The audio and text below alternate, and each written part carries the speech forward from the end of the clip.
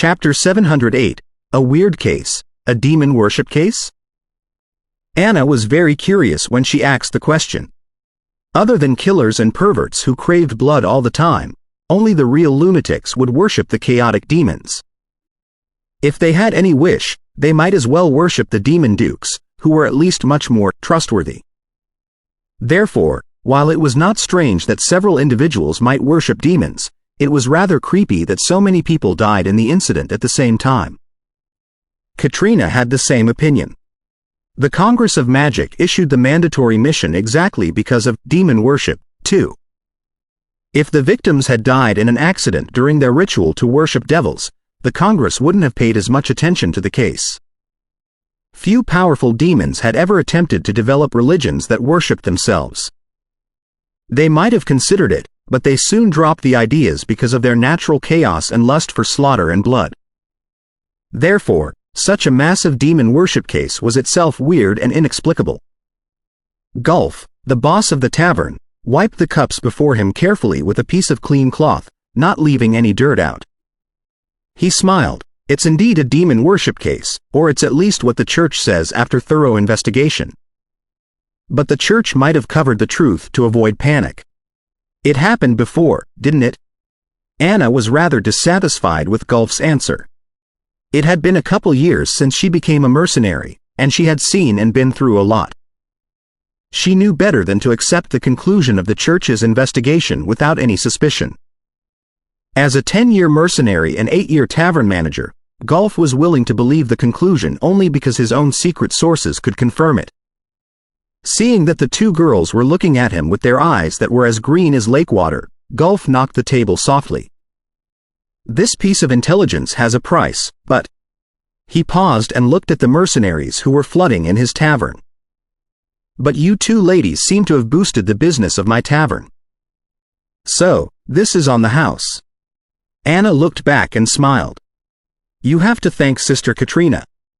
I've been a regular customer at your place, but I never saw so many wild wolves. So, your name is Katrina. That's a common female name in Calcate City. Are you also a local? Asked Gulf with a smile. Before Katrina replied, Anna said in advance, no, she is not. Sister Katrina is from a noble family in another province. From a noble family? That explains your rare elegance among mercenaries. Gulf was in deep thought. As a matter of fact, I do feel that you look familiar, Katrina. I think I saw you somewhere before. Katrina looked more or less gloomy. Her family had been passed on for 300 years. As their bloodline, she must have inherited part of the looks of her ancestors.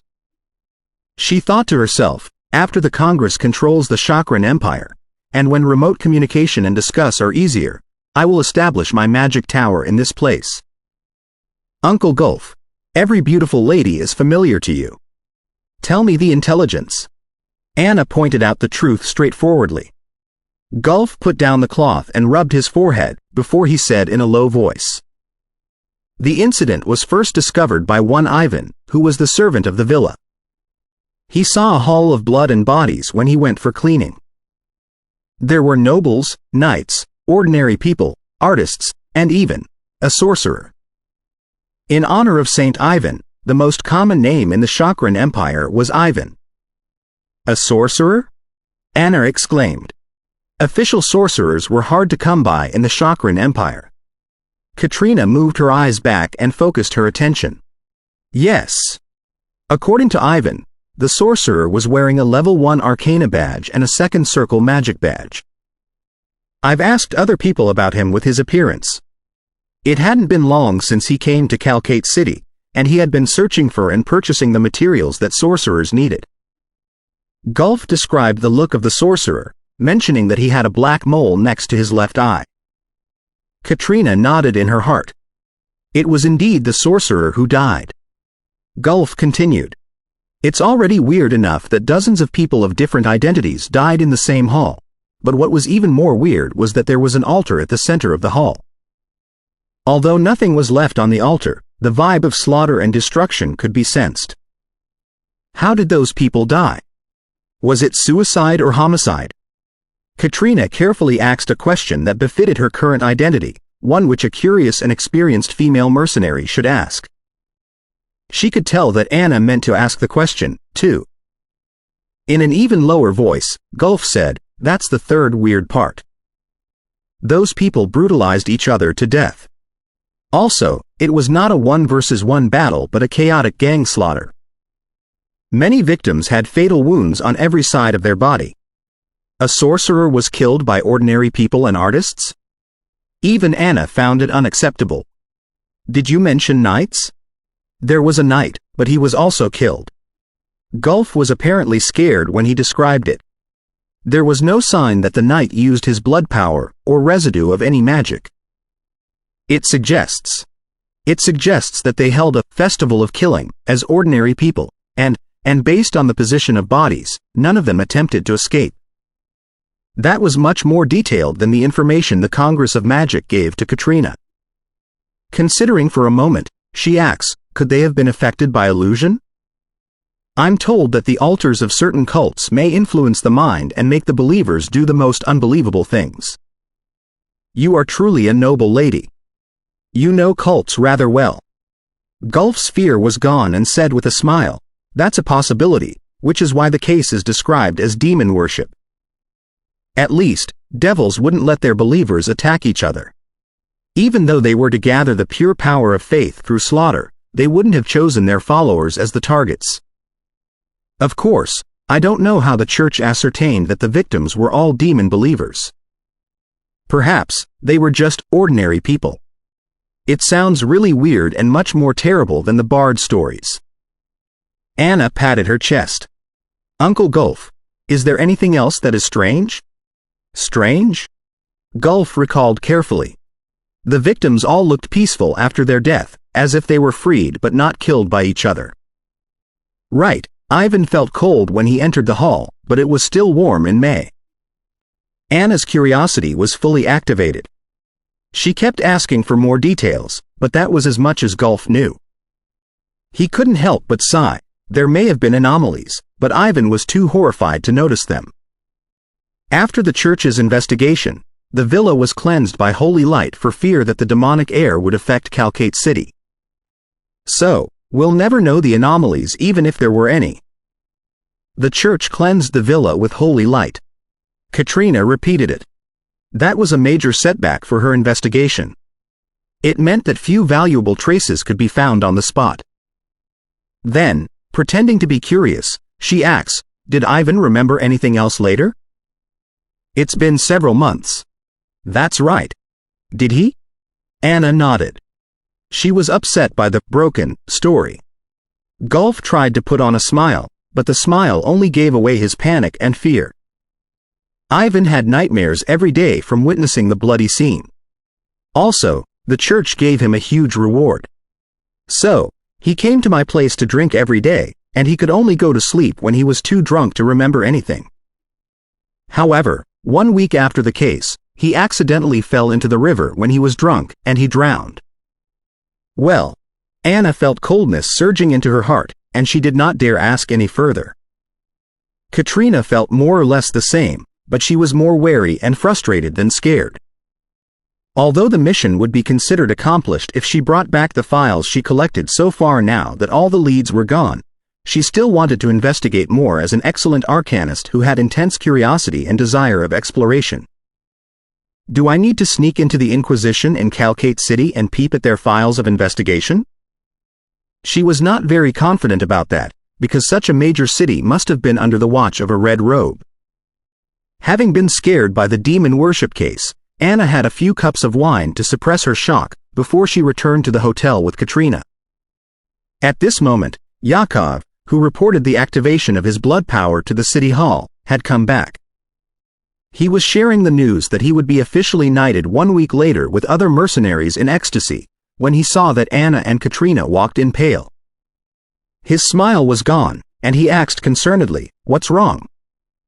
Seeing no strangers around, Anna told him the intelligence they obtained from the tavern. An official sorcerer. What did he look like? After hearing her introduction attentively, Yakov asked after a brief hesitation. Anna pointed at her eye. He had a black mole next to his left eye. A black mole. Yakov repeated and did not say anything more. Katrina looked at him and went back to her room, claiming that she was tired. When the night was dark and quiet, a shadow flashed out of Katrina's room like a cold window and snuck towards the district of nobles. Before her journey, she had exchanged for a bottle of potion that could activate her blood power, considering that it might be inconvenient to perform magic in the Chakran Empire. After the long-time modifications of the Congress of Magic, the power triggered by the potion was already as good as the power triggered by oneself. However, its effect was still limited, and the receiver could not reach the level of Grand Knights. In the hustling wind, Katrina, who had activated the blood power of Snowstorm, seemed to have been melted into the environment.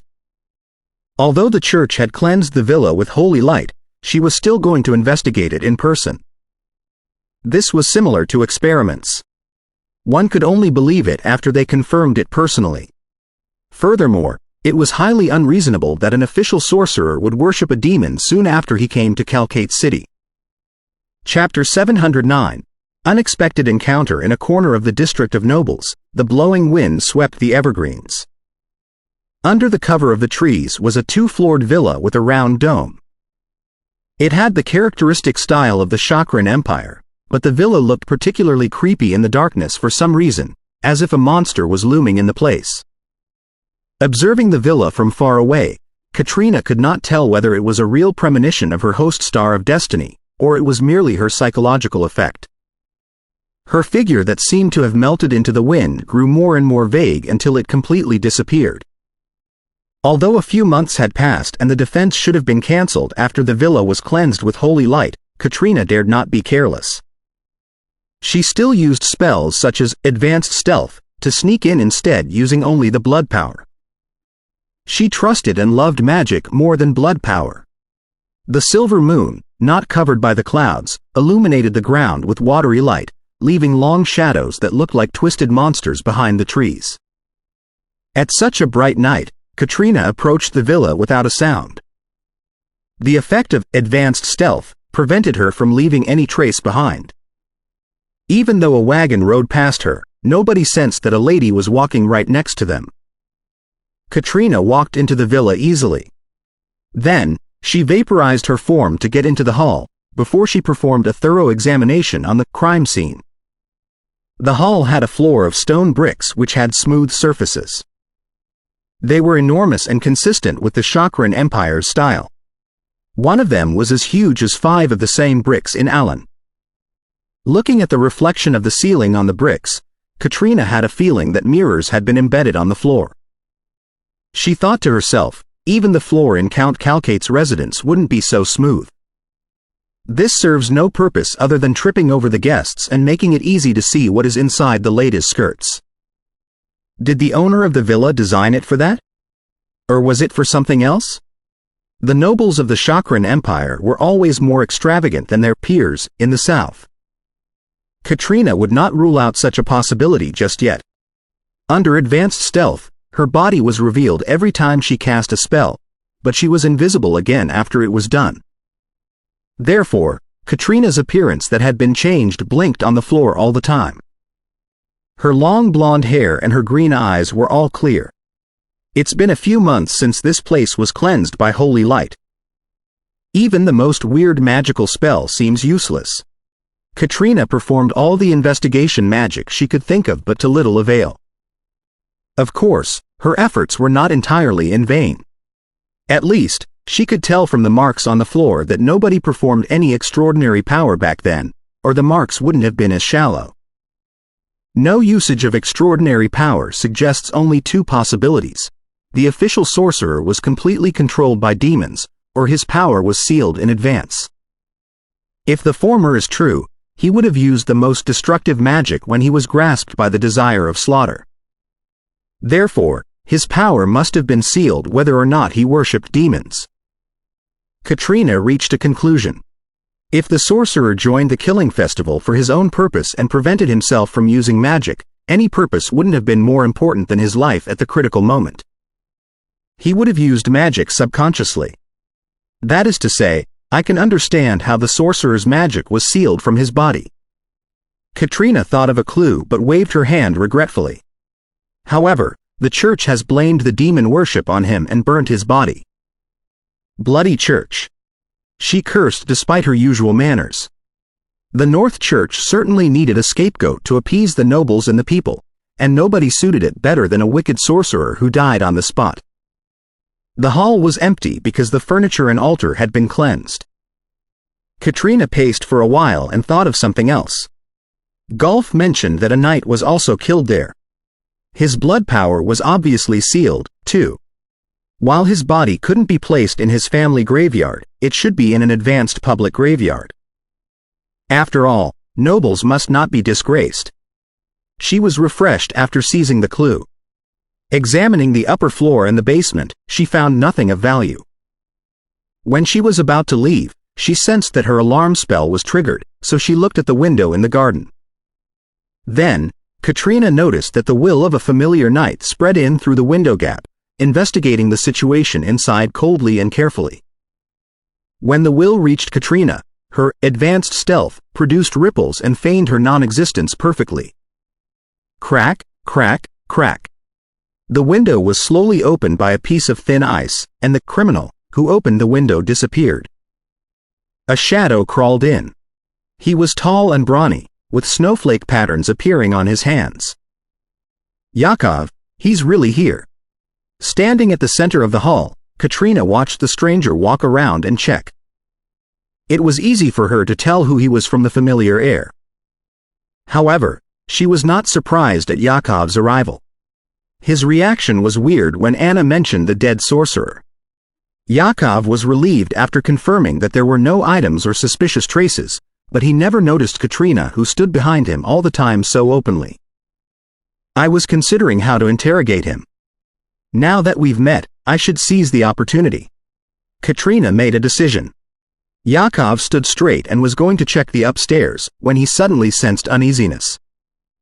Without any delay, his body began huge and was covered in frost, while he thought to himself, "Am I being ambushed?" Hardly had the idea occurred to him when his head hummed and everything became blurry. "I have a question for you." Then, he heard an unpredictable, genderless voice. Although the voice sounded weird, Yakov felt that the voice was so familiar and soft that it sounded both from the Lord he worshipped and the girl he secretly loved. Therefore, without any resistance, he replied in adulation, "What question?" "What's your relationship with the sorcerer who died here? Why did you investigate this place?" The voice came again. Yakov subconsciously wanted to refuse to answer, but the uncanny state of submission and admiration made him admit frankly, "In May, I happened upon an official sorcerer and cooperated with him for a while. I provided intelligence for him and led him to search for resources, and he offered me files about blood power in return. Thanks to those files, I corrected my mistakes and found the way to become a knight. Then, I went to the frozen land on another mission. When I returned, I was told that the sorcerer was involved in demon worship.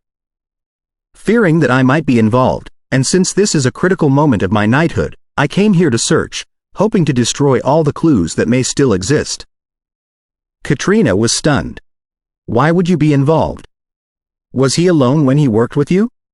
The sorcerer was already dead, and he certainly did not have Yakov's items, or Yakov would be interrogated the moment he was back. What was he concerned about? Yes, he was alone. Yakov replied honestly as if she were his liege whom he pledged loyalty to. Alone? He came to Kalkate City with a few partners, but he left them and worked with Yakov. Katrina crossed her arms and asked, "What about the other question?" Because our cooperation was facilitated by Duke Duda. Before I went to the frozen land, that sorcerer gladly told me that Duke Duda invited him for a private party, and that it was a great chance for him to join their circle. After a brief hesitation, Yakov admitted honestly, "I don't know what circle it is exactly, but Duke Duda has always been strong and mysterious as the master of Kalkate City's underworld. I fear that the sorcerer's death was related to him. If the church found out about him, the mercenaries who were in touch with the sorcerer like me would certainly be killed." I happen to know that the sorcerer had the habit of leaving secret marks. So, I came and planned to destroy the marks. Pondering for a moment, Katrina asks, is Duke Duda still alive? Yes, as alive as ever. I saw him in the city hall this morning. Yakov said, his body trembling, as if he was very scared of this Duke Duda. Katrina inquired again but didn't get any other valuable information. Therefore, she asked Yakov to tell her the secret marks of the sorcerer. Then, she vaporized her body and left the hall, returning to the hotel. In the hall, Yakov accepted Katrina's order and stood there in a daze, until a chilly wind from the wind shivered him and woke him up. He felt that he just had a dream in which he told someone else his deepest secrets. This is terrifying. Was it the fifth circle spell, dominate humans? Yakov speculated what happened to him. Has the Congress of Magic sent investigators? Thankfully, the powerful sorcerer only needed clues and did not want to kill anyone. Otherwise, Yakov thought in fear. His life could have been taken away easily. I thought that I was finally an expert after I activated my blood power and became a knight. I didn't know until right now that knighthood is just the beginning. There are too many dangerous people above me. The fifth circle sorcerer just now was already way stronger than me, not to mention those sorcerers and radiant knights. Calming himself time, Yakov hurried to leave. Under the freezing wind, he realized that his clothes had been wet by the cold sweat on his back. Ellipsis. On the second day, Yakov, pretending to be normal, went to the Guild of Adventurers for his business, and Katrina asked about the dead knight and the place where he was buried with Anna. When the night fell, Katrina entered the clean but creepy graveyard according to her intelligence and found the tomb of the dead knight. Right when she was about to open the tomb with magic, a magnetic male laughed from the crown of the tree on her back. An investigator from the Congress of Magic? Who is it? Katrina turned around warily. She didn't notice anything wrong when she checked the surroundings just now, which suggested that the man was better at hiding than she was. A gold-haired handsome man, wearing a black shirt and a red coat, stood on the top of the tree. Holding a cup of wine that did not quite agree with the atmosphere, he greeted, "Good evening, beautiful lady. You may call me Viscount Carandia." Viscount Carandia? You're Mr. Rhine's grandson? Katrina associated the male before him with the vampire Viscount that her teacher described before. Huh? Viscount Carandia rubbed his face and appeared rather surprised. Am I a celebrity now? Who's your teacher? My teacher is Mr. Adam Controller. Katrina was more or less relieved since it was someone she knew. That monster. No, I mean. Viscount Carandia blurted out. Chuckling to cover himself, he said, your teacher is a real genius that I admire very much. Right, I'm here to investigate the unusual death of my descendants. I believe that we share the same purpose. Chapter 710. Stalkers. One of your descendants died in the demon worship case, too? Why didn't the church say anything about it? Asked Katrina in surprise. Vampires were as evil as sorcerers. The church could have totally blamed the whole thing on them, too. Viscount Carandia shook the wine cup in his hands. He was a descendant that I had from one of my trips to the Chakran Empire before. He was a distinguished noble. Therefore, after his identity as a vampire was confirmed with his body, the nobles pressured the church to hide it in case the image of nobles was tarnished. After all, there were evil sorcerers who could take the blame. That explains a lot. Then, have you found any leads, Mr. Viscount? Katrina nodded and asked expectantly, hoping that the vampire Viscount who had also located the graveyard could provide more clues. Leaning against the tree lazily, Viscount Carandia did not seem to care as much about his personal image as other vampires would. Although I can sense the death of a descendant remotely, I cannot confirm who it is exactly. So, by the time I came here with enough intelligence, most of the valuable clues were already gone. Chances are that I don't even know as much as you do. Have you checked the knight's body? What sealed his blood power? Asking, Katrina opened the tomb with magic, not entirely letting go of her wariness. Just because the guy was an old acquaintance, didn't mean that he was not dangerous. It's true that I'm good at identifying the marks on bodies. Viscount Carandia hinted that Katrina had asked the right person, but then he shook his head. But you've got to have a body that I can examine. Katrina was stunned. Are you suggesting that there are no bodies in the tomb? The coffin was pulled out by magic after the tomb was opened. Then, when the cover was moved away, the coffin revealed nothing but clothes and an urn. If we know that something must be wrong with the body, how could the people who organized the demon worship party have neglected it? According to what I learned, the nobles dare not be careless about this vampire plus demon worshipper, so they cleansed the body with fire before they buried him. Viscount Carandia looked rather gloomy under the silver moonlight. Vampire plus demon worshipper? It seems that this knight is Viscount Carandia's descendant. Katrina thought to herself. I investigated his family and found nothing suspicious. His close friends are also in the circle of nobles. It's not easy for us to investigate each and every one of them. We might as well sneak into the Inquisition for the church files, said Viscount Carandia with a bitter plan. It's very similar to my plan, Katrina thought to herself. I can apply to the Congress for the aid of senior-rank sorcerers. And you can ask your father to come to help. They should be powerful vampires in the level of Duke or Count. He was my descendant. Until real danger emerges, I have to find out the criminal myself as his parent. Viscount Carandia said with unusual solemnity. Parent. Looking at Viscount Carandia's handsome face and charming gold hair, Katrina suddenly had a feeling of absurdity. Such a long-life species could see the grandsons of the grandsons of the grandsons of their grandsons if nothing went wrong, which was impossible for her to imagine. I've investigated the sorcerer who died and looked for the people he was in touch with, but nobody ever saw him except during the deals. They do not know whom he acted with. He must have changed his appearance. Do you have any leads about that? Viscount Carandia revealed his purpose. Katrina thought for a moment. She was alone in this place. There were plenty of experts in Carandia City, which was the third largest city in the North Province. It would be safer for her if she had someone to help her. Therefore, she informed Viscount Carandia of the intelligence she obtained from Yakov. Duke Duda was one of my descendants' close associates. It seems that he is truly a suspect. Viscount Carandia said that with the rhythm of a poem. The laziness on his face was gone, and his gold eyes were glittering. Most importantly, this Duke Duda was rather mysterious, and Viscount Carandia suspected him in the first place. Most of the leads are broken right now, but the existing ones all point at Duke Duda. Perhaps we should visit him sometime. Katrina, would you like to come with me? Viscount Carandia called Katrina by her name as if they were close friends. With a vague smile, Katrina said, I was going to invite you, Mr. Viscount. However, Duke Duda lives in the district nobles right now. I fear that we have to wait for other opportunities.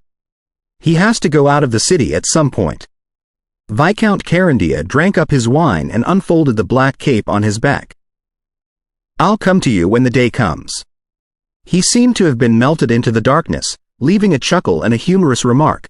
He thinks that some big shot is backing him up, but do we not have one as well? Perhaps, ours is even bigger and more monstrous. More monstrous. Katrina subconsciously repeated. Then, she looked around and patted her chest. I almost described my teacher as a monster just like him. Thank God my teacher is not here. Time flew. Both worried and expectant, Yakov was knighted and given a manor out of the city. So, he packed up his stuff and led his subordinates to his fief. Sister Katrina, are you really not coming with us? Anna seemed to be sobbing, unwilling to be separated from her sister-like friend. Her mother had died when she was little, and she always yearned for the caring of older females. Yakov coughed and stammered, as a matter of fact, you always need a place to live in, and hotels are costly. Katrina shook her head with a smile. I've found a few partners to go to the desert with me, so I'll act with them. I appreciate your kindness. I'll visit you after the adventure is over. Then, it was the official farewell. Sister Katrina, you found new partners? How come I didn't know? Asked Anna in confusion. You've been as busy as a bee recently. How could you know? Katrina and Laria were both patient and meticulous. That was why they distinguished themselves in material studies. Actually, with your conditions, Sister Katrina, you don't have to make a fortune through adventures. Plenty of people are willing to offer it to you, said Anna half-jokingly. Katrina rubbed her gold hair with a smile. That is an easy way, but not the way I want.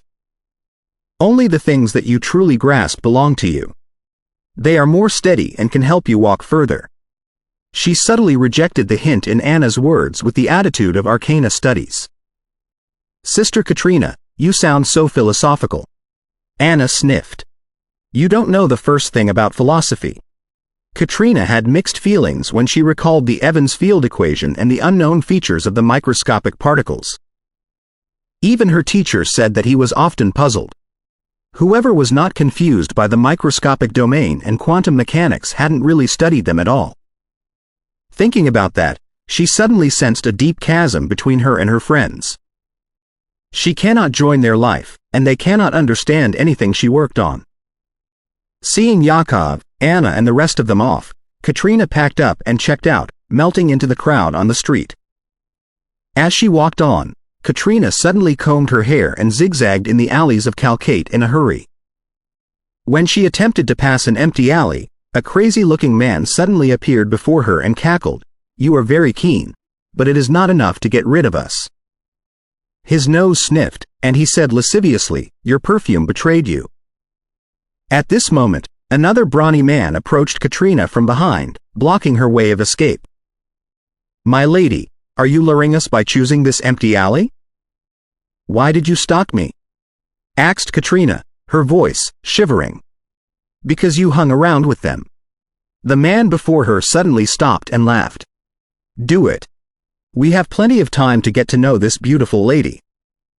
Hardly had he concluded his sentence when he saw Katrina raising her head. Her blue eyes were ripping and captivating, like the clearest lake in a forest. The man behind her grabbed Katrina's neck, but suddenly, his face hurt and his teeth flew out as he was entirely blown back into the wall. Looking at his partner who attacked him, he asked in shock, "What are you doing?" A green light glittered, and his eyes also lost vigor. He stood there in a daze. Clap, clap, clap. Somebody applauded. A gold-haired male appeared at the corner of the alley and smiled. Sometimes, magic is truly a time-saver. "Mr. Viscount, I didn't expect to run into you here." Katrina bowed courteously. "No, I came specifically to meet you, because Duke Duda left the city for his manor." Viscount Carandia went to Katrina. When he passed the brawny men, his nose suddenly twitched, and he said in disgust, "What a filthy smell. They are savage werewolves. Damn it. They are involved in this, too? Werewolves?" Looking at the two brawny men who had gray hair, Katrina identified them with magic. Ellipsis. The night was dark. Yakov suddenly woke up from a nightmare, only to discover that his body did not have the slightest strength. He looked around in shock and saw Anna and the other mercenaries who were also kept in the prison. It was not until then that he remembered that the previous battle was not a nightmare but what happened in reality. It was impossible for him to resist the Grand Knight, so he was knocked out. "Boss," Anna's tearful voice echoed. She did not understand why they were ambushed in the manor by a bunch of enemies that they could not resist when they had already got rid of the dangerous mercenary life. She was chilled and horrified just thinking about it. Would they be killed this time? Taking a deep breath, Yakov held back his fear with his knightly willpower. He pacified his partners, "Don't worry. Since they didn't directly kill us, it means that we are still useful. There's still a chance. Hee. You were not killed only because the ritual demands living creatures.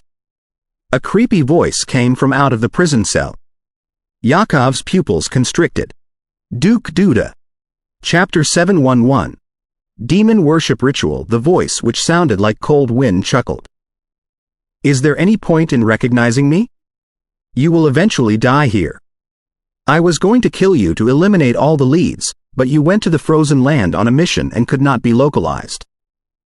That's why it has been postponed to this moment. Before Yakov replied, he burst into laughter. You should hate your boss Yakov instead of me. If he hadn't got involved in this, you would be enjoying your life, but right now, even if you don't know anything, I will not let you go. Cry, tremble, and be devastated while you enjoy the last episode of your life. After the cocky laughter, the prison cell fell into utter silence again. Yakov's curses, mockery and begging had no replies at all. I will escape out of this place. I will tear your heads off and feed them to bears.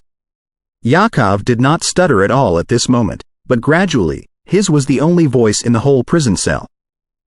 The mercenaries who cursed with him became quiet. Under their weird eyes, Yakov stopped taunting and looked around at the mercenaries, only to see their indifferent if not hateful faces. Chilled, his voice became low. Do you hate me for involving you in Duke Duda's matter? We didn't do anything, but we've been caught and may be killed any moment. Boss Yakov, do you not think we should be angry? You should at least let us know what it's about. Hack, Yakov's right-hand man, axed bitterly. Why didn't you mention that you pissed off Duke Duda? I wouldn't have stayed if you said that. **ol. You should answer for what you did alone. Enough. That's enough. Anna suddenly shrieked in fury. What did you say when Boss Yakov became knight? Boss Yakov never wanted to get us involved. It's only because Duda is too vicious a villain. In tears of anger, she could not accept that the peaceful and happy team became this. Is Sister Katrina right that one's real personalities will never be revealed until the most dangerous and desperate moment? She somehow recalled something that Katrina said to her earlier. Anna's shriek and accusation silenced the prison cell. Then, Yakov's dull voice echoed again. It's all right if you resent me, but are you going to abandon the hope of survival by fighting amongst ourselves? But there's a grand night. Duke Duda hasn't taken action yet. He must be even more horrifying. It's hopeless. Yakov said calmly but firmly, only after you try will you know if there's a chance of escape. Duke Duda said that obviously to stoke discord. As far as I know, he revels in the pain and desperation of other people. So, I wouldn't let him get what he wants even if I die. What about you? Are you going to die being mocked? Well said. Somebody applauded outside. Duke Duda said with a smile, Yakov, I remember that there was a very beautiful lady in your team. She was more gorgeous than most noble ladies, and you seem to like her very much, don't you? What do you want? Yakov clutched the bars. Anna shouted in anger and fear, it has nothing to do with Sister Katrina. She joined us halfway and doesn't know anything. I love destroying what people like bit by bit in front of them while I enjoy their countenance and reactions. That reason is good enough. Duda laughed even more crazily. 2 adult werewolves have been sent to capture her. They are both very strong. Maybe she wouldn't be able to bear them. Ha ha ha. **ol. Yakov shook the iron cage hard, his eyes bloodshot. Anna shook her head in horror. You are a demon. A real demon. In tales, demons loved slaughter and destruction most. That's the greatest compliment for me. Duda was not infuriated at all but laughed in satisfaction. Right, I'm in a good mood, but I've decided to advance your time of death to right now. In such a way, you will never have the chance to escape. Hearing that, the mercenaries all lost their momentum. The morale that was just boosted by Yakov turned into desperation. Ellipsis. Thanks to the sparse population of the Chakran Empire, the manors here were much larger than Rentado's, and the quiet manor before them was even more so. This is Duke Duda's manor. On an evergreen, Viscount Carandia stood on the end of a branch as if he were weightless, his black cape shivering with the twigs. Katrina floated next to him without saying a word. She summoned her spiritual power, and a black and white eye appeared before her. It looked mysterious and creepy.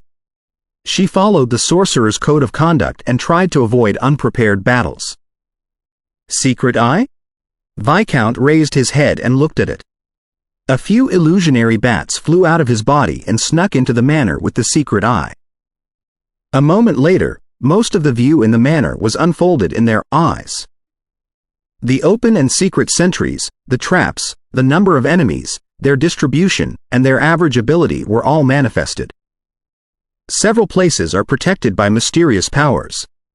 We have to approach them for reconnaissance. Katrina had always been concise in battles. Then, her body turned transparent, and she disappeared into the night sky. The patrols and guards outside cannot discover us at all, Viscount Carandia said lazily and casually, his body melting into the darkness. Right, take care of the savage werewolf's senses. The defenders and traps in the manor were knights and reverends at most, nothing worth mentioning for the two experts. It was actually the few wandering werewolves that called for wariness. They soon entered the manor. As if they were walking among a bunch of puppets, they reached the main hall of the manor. Feeble waves flashed, and Katrina performed the secret eye again, letting it enter the main house through the gap. Ellipsis. An altar made of unknown materials appeared before the mercenaries, while swords, daggers, and other weapons were placed randomly on the ground. The altar was completely black, engraved with hideous faces in all directions. They had horns on their head and twisted faces. From their protruding teeth, red blood was dripping non-stop. After the blood reached the complicated runes at the bottom of the altar, a vague bloody mist was raised, spreading a stinky but sweet smile. At the center of the altar, a fuzzy human-shaped statue was placed, but it had two pointy demon horns on the forehead. Its crimson eyes were extremely creepy in the darkness. One glimpse at it was enough to fill a person with the desire to destroy everything in disgust. Yakov, Anna, and the other mercenaries were shoved to the empty ground before the altar. They were more or less agitated after seeing the statue and smelling the scent. Duda, who appeared gloomy and arrogant even with his beard, put on a cruel smile. Those are your weapons, and your partners are your foes. Whoever survives in the end will be set free. Who will believe you? You are a demon-worshipping lunatic. Anna sniffed, but she did step on a short sword. After all, they needed weapons to escape. Duda patted his hands, and werewolves and knights walked out of the corner. He chuckled. You are free to not believe me, but as a result, your opponents will be them, 12 knight-level experts. Right, one of them is a grand knight. Do you think it is more hopeful to beat them? Looking at the strong man who had a giant sword in both hands, Yakov felt that his heart was heavy. That was the Grand Knight who captured him alive. They both had the blood power of frost giants, but he was completely overpowered. Was it possible to defeat them? Now that even Yakov and Anna were somewhat desperate, the other mercenaries were even worse. Somebody shouted, Duke Duda, Yakov is a knight. We can't defeat him even if we are combined. Hank. Anna stared at the deputy of the mercenary team angrily. Yakov looked pale. Was one of his brothers going to kill him for a chance of survival? Rest assured. Yakov's blood power has been confined. Duda smiled. The vague mist became more and more intense, and many mercenaries' eyes were bloodshot. Yes, Yakov was the one who got them into this. They would be freed as soon as he was killed. Yakov, this is all your fault. If you feel guilty, don't resist, and give the hope of survival to us. Breathing heavily, Hank took up a long sword. With clinks, the other mercenaries picked up their weapons. No! Anna shrieked desperately at their ugliness. Looking at the mercenaries who stood on their opposite side, Yakov fell into awkward silence. Yakov, don't try to be a good guy. If you are killed, I'll give your Ms. Katrina to my werewolf friends. They like pretty girls best," said Duda. His noise making obscure noises, Yakov struggled to pick up a longsword. Duda smiled in satisfaction, and the statue on the altar seemed clearer. Ellipsis. As a matter of fact, I don't think the brainless werewolves really appreciate beauty. For them, females are the same. Viscount Carandia refuted Duda's words casually. Katrina cast mechanized mind upon herself to hold back her fury. Indifferently, she said, "It seems that Duda is the host of the demon worship ritual. We'll have leads after we capture him." "Yes. There are no other experts around except 2 Grand Knights." Viscount Carandia sorted his bow tie as if he were going to a dinner. Ellipsis. In tears of pain of desperation, Anna held her short sword and intended to fight until death. Her head was dizzy because of the stink of blood, and she seemed unable to control her hate. She hoped to kill all the hideous fellows. Duda stepped back and stopped before a gate that had weird patterns. Then, he raised his hands and announced, "Let the feast of slaughter and betrayal begin." Bloody light arose, and the mercenary's lost strength was back. Raising her short sword, Anna slashed it at Hank painfully. "No. We cannot brutalize each other. Kill him. He is a wicked traitor. No, no." While she struggled in desperation, she heard a deafening explosion and sensed the scorching heat. The gate of the hall was broken by an enormous fireball. Lucian's fireball? Everyone's eyes were frozen. Due to the explosion, the mercenaries stopped the battle that hadn't started yet. They saw a handsome man walking into the hall from the dark night outside, followed by a gorgeous lady who had blonde hair and green eyes. They roamed so casually as if they were joining a ball. Sister Katrina? Thought Anna in her dizziness. Yakov and the other mercenaries could not believe their eyes, either. At this moment, dark shadows of wolves charged at the 2 intruders. The werewolves were the first to be back to themselves and performed unholy blight, because they smelled the disgusting scent of vampires. The unholy blight hit Viscount Carandia and Katrina, but they broke like mirrors. Hee hee. A chuckle echoed, and the broken shadows turned into illusionary black bats that carried the intense air of sleep. Crap. It's a trap. 1. Their eyelids turning heavy, the werewolves collapsed one after another. Chapter 712. Dazzling magic. The illusions were broken, and countless black bats spluttered out, filling the whole hall. All the knights and werewolves felt so tired that they simply wanted to lie down and have a good sleep. Those illusionary bats were mostly gathered around the Grand Knight with the blood power of frost giants and Duda Duda. Right when Katrina broke the gate with Lucian's fireball, Duda's body started to change.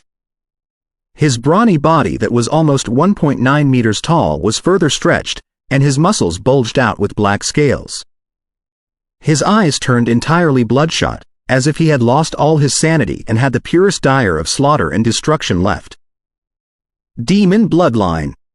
Enshrouded in the intense bloody mist from the altar, Yakov, Anna and the other mercenaries saw the scene in their dizziness. Alarmed, they were more or less refreshed. The bloody air around Duda blocked the illusionary bats. 2 wounds that reached the bones appeared on his back, from which a pair of black wings grew out. As the wings flapped, he ascended from the ground and looked down at the hall and the altar. That was exactly the advantages of the demon and devil bloodlines. They could fly and claim the commanding heights even though they were mere Grand Knights. Suddenly, a crazy wind was blown at the intense bloody mist and soon cleared it up. The mercenaries felt that their heads were clear, as if they were never woken up from the nightmare until right now. They couldn't have been more afraid by the feelings of slaughter and hate they had just now. If it had continued, they would have turned into demons who killed their partners. Sister Katrina! Anna exclaimed in shock, because it was exactly Katrina who was confronting Duda in the hall. She stood in midair on nothing, and her long gold hair danced crazily in the wind. She was also holding a staff with translucent gems in her right hand, from which a vague fog was spreading out. The fog quickly spread out, unaffected by the wind. After seeing the incredible scene, Anna felt that she was still in a dream, which had been visited by the powerful sorcerers in the Bard's Tales. They could fly with nothing, they could control the weather, and they could create fire and ice. They were the mysterious and horrifying sorcerers. As the fog spread out, except for where the mercenaries were, the hall was soon drowned in the haze. The werewolves and knights who lunged at Katrina were stunned. Their eyes lost color, and they let out meaningless syllables, while they drooled beyond their control. They seemed to have been deprived of the ability to think, and they only had a shell left. The horrifying werewolves and knights in her eyes had been reduced into idiots by nothing but the fog. Anna raised her head and looked at the ceiling in shock. Sister Katrina is a sorcerer? And a very powerful one? Katrina's current appearance fit her imagination of sorcerers, except that she was not as cunning and vicious. Mind Mist? A middle-rank sorcerer. Katrina was the terrifying sorcerer I met the other night.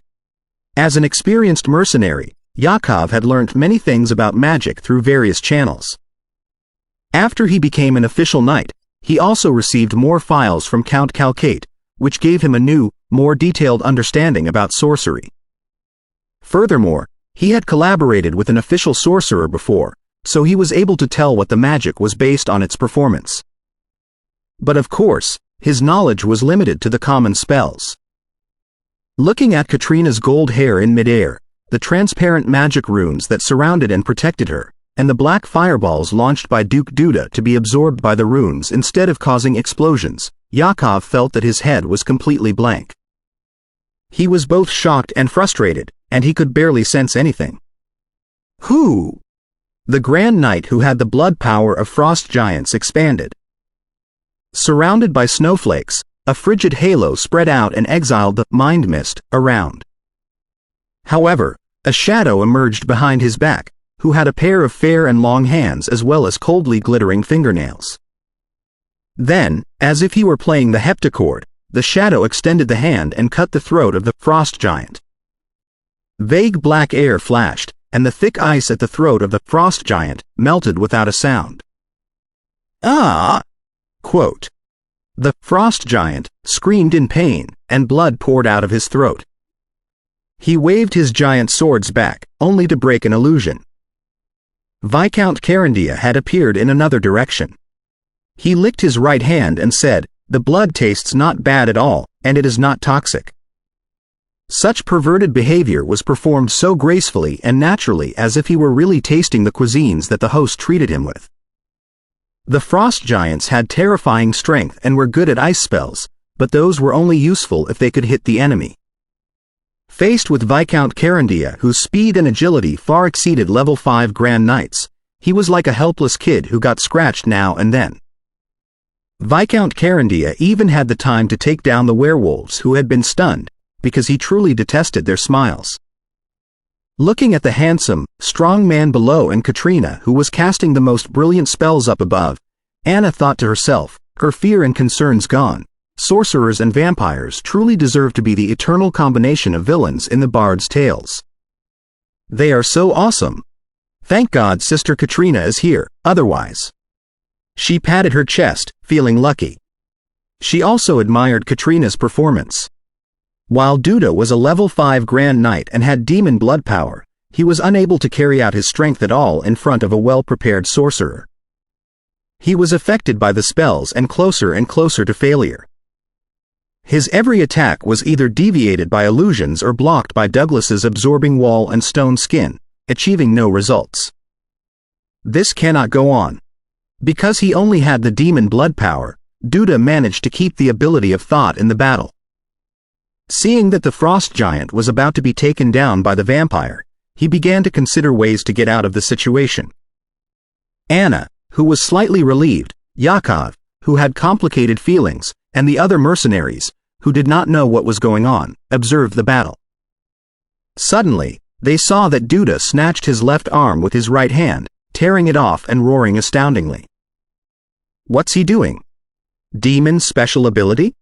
In their shock, they saw that Duda's left arm exploded into splashing flesh and blood, which neutralized the vague mist and dispersed them. The mind mist was gone, and the remaining werewolves and knights were back to normal. Some of them attacked Katrina with bows or semi-spells, and some charged at the mercenaries with swords, hammers and sticks, hoping to distract Katrina and Viscount Carandia. The mercenaries were horrified by the ferocious werewolves and knights. They could barely hold their weapons tightly. While Duda had no time to bother with him, Yakov managed to recover part of his knightly strength. He stood before everyone, holding his longsword, while he calmed the other mercenaries who were panicked. "Don't be nervous.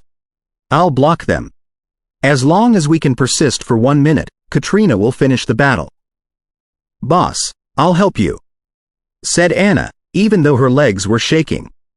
Right then, a photon of light appeared before her eyes. It seemed to be made of freezing ice, and the werewolves and knights in its range were all transformed into ice sculptures. "How powerful," Anna complimented in a low voice. Yakov felt similarly, but his abundant experience stopped him from standing still. Instead, he jumped out and hit the ice sculptures. Crack, crack, crack. The few knights and werewolves were broken into glittering pieces that looked like diamonds on the ground. "Be careful." Anna suddenly saw that a werewolf approached Katrina stealthily and leapt, trying to catch Katrina's ankle. She reminded her anxiously. Her voice was still echoing when the werewolf's shadow moved. It suddenly hugged the werewolf and dragged the werewolf into a dark well that appeared out of nowhere. Then, the werewolf was nowhere to be seen. What a marvelous spell! Anna was so fascinated by the view that she almost began to worship magic. Duda, who was in midair, took the chance to flap his wings and flew downwards. His target was the door, which had weird patterns. The door was right next to him, when he suddenly felt that his guts were rolling and his blood was surging into his head. From dizziness, he hit the ground. Professor's infrasound resonance? He thought in panic. Then, before he realized what was going on, the scales and armor that covered his body, after Katrina pointed her finger, turned into red, white, black and gold items, some solid, some gaseous and some yeti. Elemental order? Why can she cast spells so quickly? Does she not need to cool down at all? In disbelief, Duda watched his armor and his natural scales vanish into thin air. He knew that it was a unique spell of Lucian Atom Controller, Evans, and it was not strange that his student was capable of it. What was strange was that there was no cooldown between the two spells at all. There was no way that he could have avoided it. What escaped his attention was that the beautiful and cold badge of silver moon on Katrina's left chest flashed as if it were electric. Having no time to think any further, he crashed the gate behind him, his body shivering. In Anna's eyes, Katrina's hair stopped moving after the wind died down. She extended her right hand, and a fireball that was much larger and hotter than usual flew out, hitting Duda in his back. Boom! Duda was almost blown into pieces, but he did manage to open the gate. On the other side, Viscount Carandia wiped his hands with a white handkerchief. The frost giant had collapsed before him, with the eyes still widened. After the gate was opened, an identical altar appeared, except that the statue in the new altar was clearer. It was a human-shaped handsome demon with dark skin. Right below the demon stood a young man who appeared rather flabbergasted. He had all the distinctive features of the Vladimir family. "Viscount Indri?" Anna blurted out, sensing strong horror. Indri shook his head, as if he were devastated. "You shouldn't have come in. You forced me to do this. You forced me. We've caught the culprit behind the curtain so quickly?" Viscount Carandia tossed the dirtied handkerchief to the ground and said to Katrina in amusement. Chapter 713. The Old After the Young, Viscount Indri. Anna repeated the name in a low voice, with uncontrollable fear in her voice. The young man standing before the altar was exactly Viscount Indri, their future liege. He had a chiseled face, which looked tough and gloomy. Just like the other members of the Vladimir family, he had gold hair, blue eyes and a unique strongman style. It's a pity that his eyes were brimming with indescribable panic at this moment. There was no telling whether it was because Duda and the knight failed so easily, or it was because he was caught on the spot of demon worship. However, Anna did not notice Viscount Indri's face. Her mind was full of the intelligence, tales and legends of the guy, a talented knight, the future Count Calcate, a member of the Vladimir family, a grand knight at such a young age, and a student of a legendary knight. Any one of those feats would have scared a common mercenary like Anna. After they were combined, even though Viscount Indri hadn't attacked yet, and even though a powerful sorcerer and a vampire were floating next to her, she felt that her heart was trembling. There must be something unique about him. He's certainly one of the most distinguished level 5 Grand Knights, or he wouldn't have been picked by a legendary knight. He's the future Count Calcate. If our battle is discovered, the Radiant Knights to come will certainly kill us to keep our mouths shut. Also, he is a legendary knight student. There's no telling if Nicole, the Storm of Death, has given him any senior rank items and special abilities. Would Sister Katrina be hunted by legendary knights if she kills him? Too many ideas occurred to Anna. Putting the question whether or not Sister Katrina and the handsome vampire could beat Viscount Indri, his identity was enough to stop them from trying their best. Nicole would feel that somebody slapped him in the face if Indri was killed 2 months after becoming his student. Who could escape from the hunting of a legendary knight? The same fear spread among the mercenaries, and Yakov was no exception. But he soon calmed down. This was Viscount Indri trying to kill them. If they did not resist, they would die now. If they resisted, they might survive. After all, for a legendary knight and Count Calcate, they were just ants. If they ran away, it was possible that those people would be too lazy to chase them. So, it was not difficult to choose. You shouldn't have come in. You forced me to do this. You forced me. Before the altar, Indri simply repeated his words, and the bloody mist spreading from the altar got more and more intense. What's wrong with him?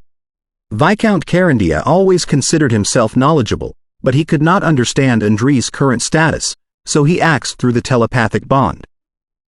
Katrina looked at the abnormal Viscount Indri indifferently and concluded, he was probably corrupted by the power of demons and is in temporary derangement because we disrupted the ritual. Let's seize the chance to take him down. While she talked, pure, brilliant colors glowed on her body, releasing dazzling light like fireworks towards the mist, the statue and the altar. When she performed arcana light, she seemed to be wearing a feathered cloak of light and looked fabulous and sacred. For Anna and Yakov, she was like an angel walking on the earth. Such spells had been created by the Congress of Magic referring to divine power. They looked very similar except for the lack of special waves of the divine power. As the light hit the bloody mist, dazzling brilliance burst out. However, the bloody mist around this altar was apparently more powerful. It was only less heavy after being hit by arcana light.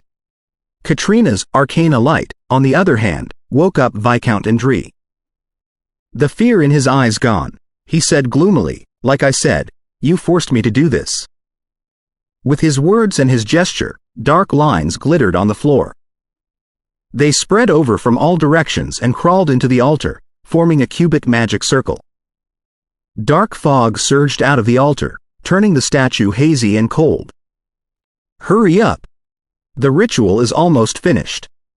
Katrina attacked the altar and Viscount Indri with Lucian's fireball and other spells while she urged Viscount Carandia to attack. She sensed great danger when the ritual was activated. This ritual had almost been completed and was only waiting for the last trigger. Viscount Carandia sniffed. And I thought that things were going well. The cape behind him flapped and turned into the deepest darkness, enshrouding both himself and the altar and corroding the magic patterns. Protected by the magic circle, Viscount Indri watched the collapse of the bloody mist and shook his head brutally. You forced me to do this. He took out a dark dagger from his storage bag. It was ivory but carried the intense air of death. This is Nicole's invitation, a senior rank dagger that my teacher gave me. Now, I'm going to use it as the sacrifice for the ritual. It will turn into the purest and most complete death storm that will consume all of you." Ndri laughed crazily and threw Nicole's invitation into the altar. "You are the master of darkness and the embodiment of desperation. You will freeze the world in the doomsday." Ndri chanted more like a cultist priest than a knight. "It's Gonheim that they worship." Having heard a lot about the Demogorgon of Darkness, Katrina was no stranger to him. She reminded Viscount Carandia. Darkness surged out of the altar and froze the environment in frost. Suddenly, there was an earthquake. A deep, devastating air mass popped up. Anna felt that she was on the verge of death again the moment she saw it. All the mercenaries, including Yakov, were attracted by the air mass. They felt that their souls were fighting their fight beyond their control. After a collision, the darkness out of the altar was raised by the air mass. Many black bats were blown into the wall and died. Death storm. Viscount Carandia reached Katrina, paler than before. He grimaced. "I hate the battles where senior rank items are involved most." As he talked, he took out a frame from his pocket. Inside the frame was a painting of the silver-haired and silver-eyed Rhine. He looked more formal in the painting than he actually was. Sensing the near-death feeling, Anna thought in desperation and fear, "Is this the power of legends? A senior rank item that only contains a slice of the air of a legendary knight is already so powerful?" She struggled to turn to Katrina, trying to ask her to flee. However, under the deterrence of death, she couldn't make a sound after she opened her mouth. "Ha! What's Sister Katrina doing?" When her head was almost black, Anna saw Katrina pressing a silver badge on which there were all kinds of mysterious symbols with her left hand. "Ha ha! You will taste the death storm very soon." Not caring about the shivering mist and magic circle, Ndri laughed crazily. Anna closed her eyes in pain. The pressure of death was so insufferable. However, she heard the high and distant voice of Katrina that was different from the way she usually talked. "The roars from space summons the atomic universe." In shock, Anna saw a boundless cosmos surfacing behind Katrina. It was deep and dark, and the stars were releasing various colors. Space arrival? Cosmos arrival? All the mercenaries had similar questions. Then, they sensed the profundity of the cosmos and the subtlety of stars, as if endless mysteries were contained inside.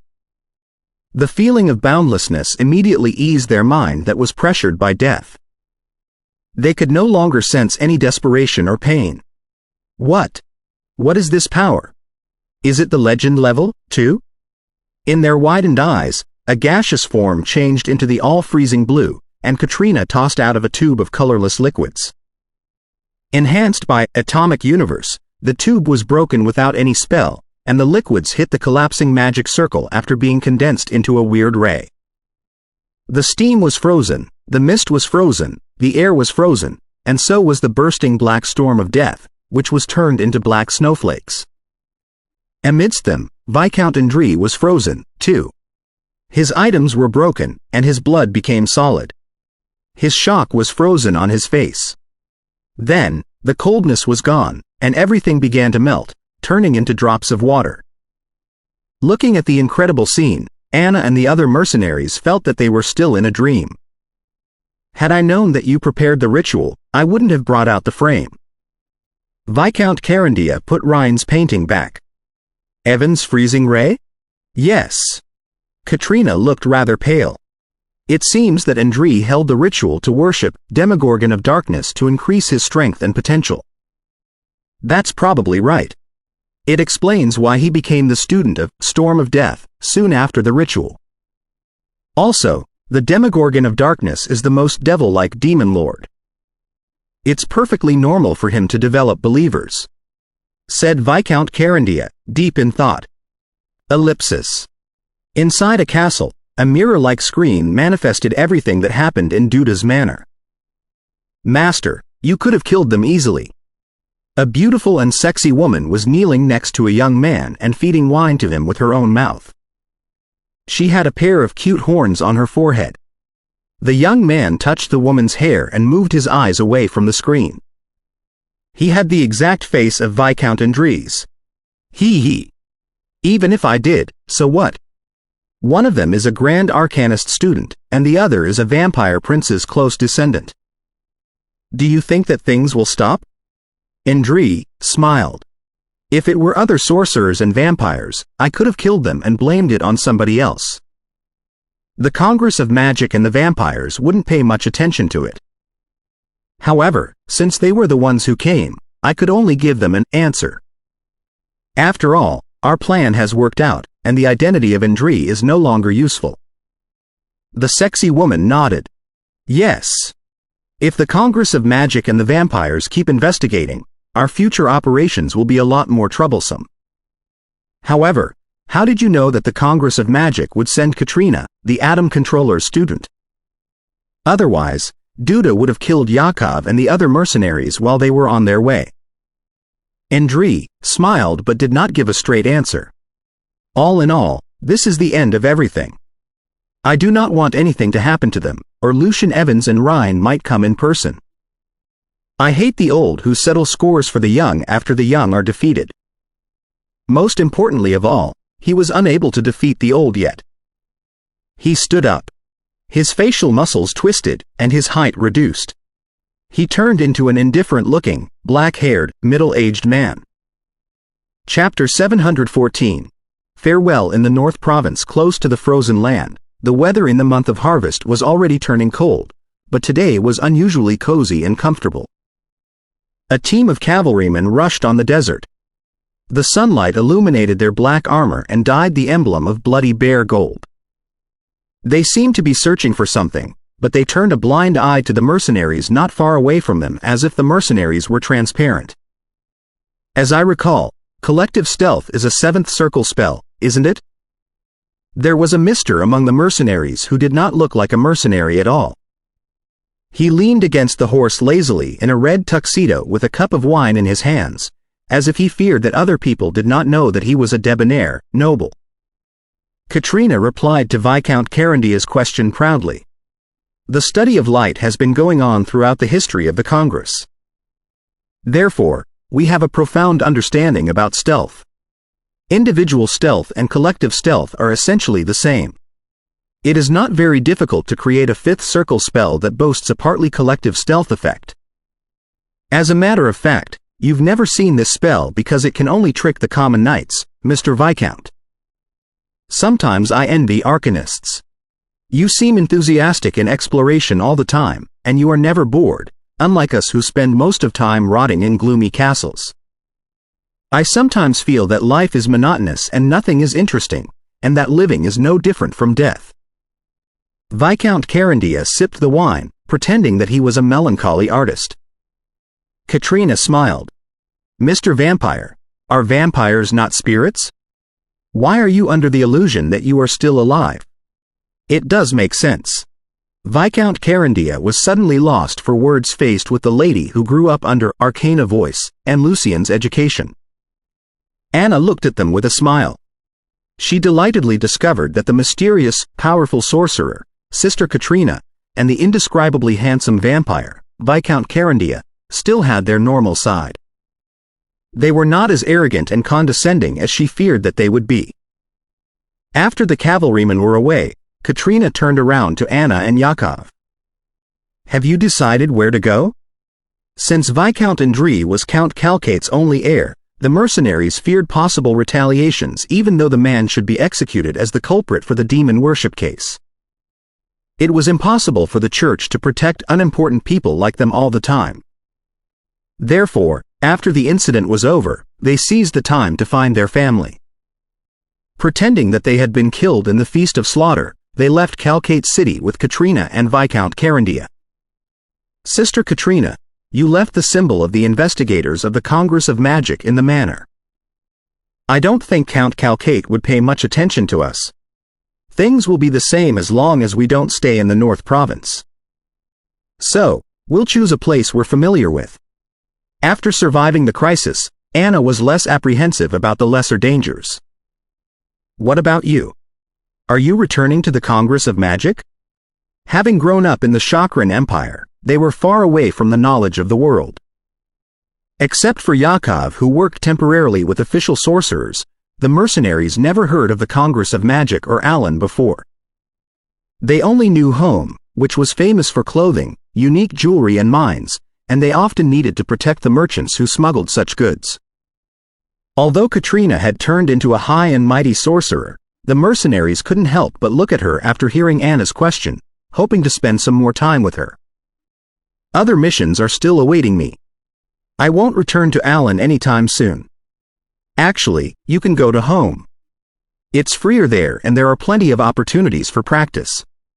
You will reach East Haven if you go north to the frozen land and then turn east. From there, it will be easy to go to home, especially when you are a knight, Yakov suggested Katrina sincerely. Anna's eyes glittered in excitement, but she soon turned gloomy. Sister Katrina, I actually thought of that before, but I've been born and raised on this land, and I love it from the bottom of my heart.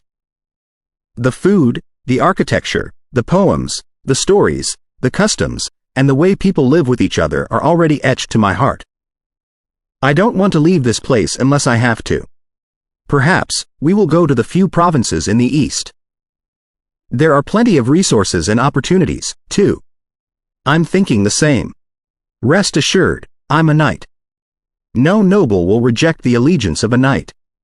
This is not one of those countries in the south which haven't fought any war for centuries. After a brief silence, Yakov said firmly. Maybe he would go to Alan someday, but that would be when he was already a level 5 Grand Knight, so that he could look at Katrina equally. Without saying anything else, Katrina simply reminded Anna and Yakov in secret. You'd better split with the mercenaries like Hank who betrayed you and not let them know your real destination, or they might betray you again in exchange for Count Calcate's reward. Although she was not vicious enough to kill them, she did have the prudence of arcanists. All right. Yakov and Anna were reluctant to accept the suggestion, but they finally nodded ruthlessly after recalling what happened in the prison. As experienced mercenaries, they had been used to death and slaughter, and they were certainly not emotional. Assisted by magic, the team soon reached the frozen land in the north. Anna held Katrina's hand affectionately, her eyes rippling with mist. Sister Katrina, I'll visit you in home sometime if there's a chance. You are welcome to come anytime. If possible, I may return to the Empire again. When that day comes, you will be able to return to your hometown without concerns. Katrina's voice became gentle. In the Chakran Empire, where there were no electromagnetism messaging, telegrams, wired phones, postal service and mailmen, since Yakov and Anna hadn't decided which city to settle in, they probably would never get in touch again after their farewell. Thinking about that, Katrina better recognized the significance of her teacher's popularization of alchemical items. Anna suddenly remembered something else. She asked in a low voice, Sister Katrina, was the cosmos you summoned a legendary power? Was it from your teacher, your father, or? It's the atomic universe, the demiplane of my teacher, Atom Controller. He's a grand arcanist and a legendary sorcerer. Katrina admitted frankly. Her teacher was certainly not an embarrassment for her. On the contrary, she felt proud to be her teacher's student. Legendary sorcerer. Just like I thought. Is he as strong as the Seraphs? Anna appeared both shocked and curious. She did not know what a grand arcanist or atom controller was, but nobody dared underestimate a legendary sorcerer. The former governor of the North Province was a female legendary sorcerer named Fisha, Empress of Snow. Therefore, marvelous stories about her had been left here. They were so unbelievable that people might think legendary sorcerers were only slightly weaker than real gods. Katrina was good at snow spells partly because of her teacher and partly because of the horror stories of this sorcerer that she grew up with. She was naturally no stranger to the ruler. This Empress of Snow, on the other hand, disappeared after the Magic Empire was destroyed. Nobody knew whether or not she was still alive. Seraphs. Katrina smiled but did not reply. For her, her teacher was certainly stronger than common seraphs and very close to the Angel King. After Anna, Yakov and the rest of the mercenaries embarked on their journey on the frozen land, Viscount Carindia finally said with a smile, "Evans is still not famous enough in the Chakran Empire." I believe they would have been more shocked if you compared him to Observer, Silver-Eyed Count, or Rhine Carindia. That was because Rhine was on the execution list of the North Church, too. Lucian, having grown too fast and barely dealt with the North Church, on the other hand, was not wanted. The North Church understood its abilities very well and did not list all the leadership of the enemy forces. They'd only chosen the enemies who committed crimes in their jurisdiction. The execution list of the North Church is not authoritative enough. The cleansing list is much more acknowledged. Katrina talked as if it were arcanist study. For a sorcerer, to be included in the cleansing list was an honor. After a little chit-chat, Viscount Carindia became solemn. "I still feel that there are a lot of enigmas in the demon worship case. The truth might not be what we guessed. Perhaps, Viscount Andre was also merely a chess piece." His suspicion came from the coincidences in the event. He did not have any proof or speculation so far. Yes. That's why I simply listed the incidents we'd been through in the report that I submitted through the artificial planet. I didn't draw any conclusions so that the misters of the affair committee wouldn't be influenced. Perhaps, they have intelligence that we are unaware of. Katrina nodded approvingly. With the artificial planet, she submitted the mission report easily that night. Sometimes, the world seemed small to her, because there was absolutely no problem in communication when Alan was so far away. It was not until when she saw Anna off just now that she realized that the world was still big, so big that two people might never see each other again after they said goodbye to each other. "I've found my father's traces around, so I need to hunt him. I have to step away from your next mission," Viscount Carindia said with a smile, but his eyes were cold. "Father? Hunt? Are you not going to take care of that, Mr. Rhine?" Katrina was very curious, but she was rational enough to not pursue any further. She left for Dumute on her own. Ellipsis. In Alan, inside the Atom Institution. Having just upgraded the moon timer, Lucian saw Heidi walking towards him with a journal in her hand the moment he entered the library. His student said passionately, "Master, this paper on elements has constructed a possible model for your speculation on negative energy and antiparticles." A possible model? Lucian had guessed what it was about based on the current studies. He axed back with a smile. "Yes, the negative energy is the ocean in the vacuum. Perhaps, that is the source of our magic? Vacuums are not necessarily empty." Heidi was quite interested in that. Anik and Sprint, also interested in the article, joined them. Lucian smiled thoughtfully. "Yes. Vacuums are not empty." Chapter 715. Ocean of Negative Energy. As they spoke, Lucian picked up this issue of Elements and glanced at the title, only to discover that the author was one Tel Aviv that he did not know. He was a level 4 arcanist and 5th circle sorcerer. He's perhaps a newly promoted sorcerer. Only such young people could have proposed the model without being burdened by experience. Lucian thought to himself.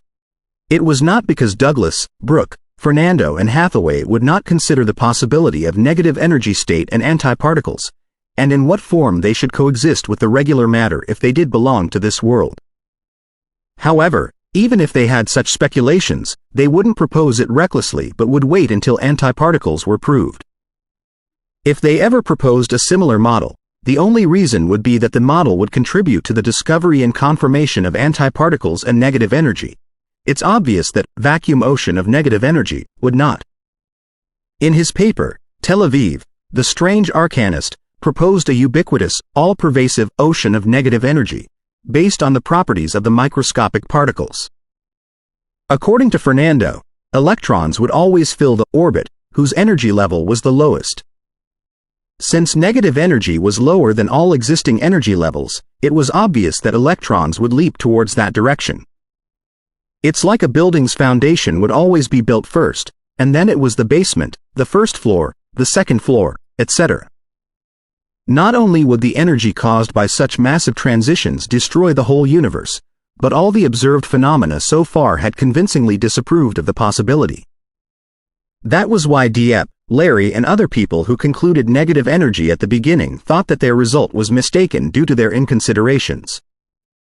After Lucian proposed his quantum equation and foretold the existence of antiparticles, many arcanists began to consider why electrons did not have such changes if negative energy did exist. Therefore, Tel Aviv reached the bold conclusion that electrons did not advance towards the negative level according to their natural instincts, because the negative energy level had been occupied by the other electrons and they could not press any further. Also, he inferred based on such a distribution of electrons that negative electrons could not be observed by the arcanists, at least not so far. Therefore, in his model, every place in the whole world was filled with negative electrons. They were so dense that humans were essentially living in an ocean of negative energy. Even the vacuum was the same. There were no real vacuums. Therefore, it was a negative ocean that drowned the universe and boasted infinite energy. However, negative electrons could be activated. After they transitioned into observable, regular electrons after absorbing energy, a hollow would be left inside the negative ocean. This hollow had the opposite electric charges and the same mass of the negative electrons, and the hollow would be the positive electrons, aka anti-electrons and positrons. After reaching that part, Tel Aviv continued his guess with the imagination of sorcerers, which was beyond the Diraxia 1 foot from Earth. He believed that the ubiquitous ocean of negative energy was the reason why extraordinary powers such as magic could exist. Spiritual power, willpower and magic patterns were essentially communicating with this ocean of energy in special ways, thereby acquiring unimaginable power that could change the world. Therefore, it was the origin of magic and other supernatural powers and provided an explanation of the conservation of energy in magic. Helen, the witch of Iceland, had tested the conservation of energy between spiritual power and magic a long time ago. The spiritual power consumed equaled the energy that a spell contained at the beginning. The reason why certain spells were much more destructive than the spiritual power consumed was that the spells interacted with the environment and triggered a chain reaction. The most typical example would be Eternal Blaze. However, the question remained, how was the spiritual power refilled after it was consumed? Replenishing spiritual power with magic potions was normal. Nobody questioned the source of the energy. However, the natural increase of spiritual power was rather strange. Neither the slow recovery in daily life nor the rapid recovery in meditation had a convincing energy source. It was not like the spiritual power was recovered based on nothing, right? When something was increased, something else should be decreased, but no decrease had been observed so far. There were two mainstream explanations regarding the question before. The first one believed that the recovery of spiritual power boiled down to the reactions within the soul. To put it simply, the soul was like a controllable fusion reactor that provided steady energy for oneself. However, this explanation was faced with the same problem. Even reactors needed raw materials. What did the soul consume to generate energy? In response to that, the most romantic, grand arcanist, Oliver, proposed a model that looked legitimate. What the soul consumed was itself. When itself was entirely consumed, it would be the end of one's life. That was why the increase of magic abilities could extend the longevity after the soul was fortified.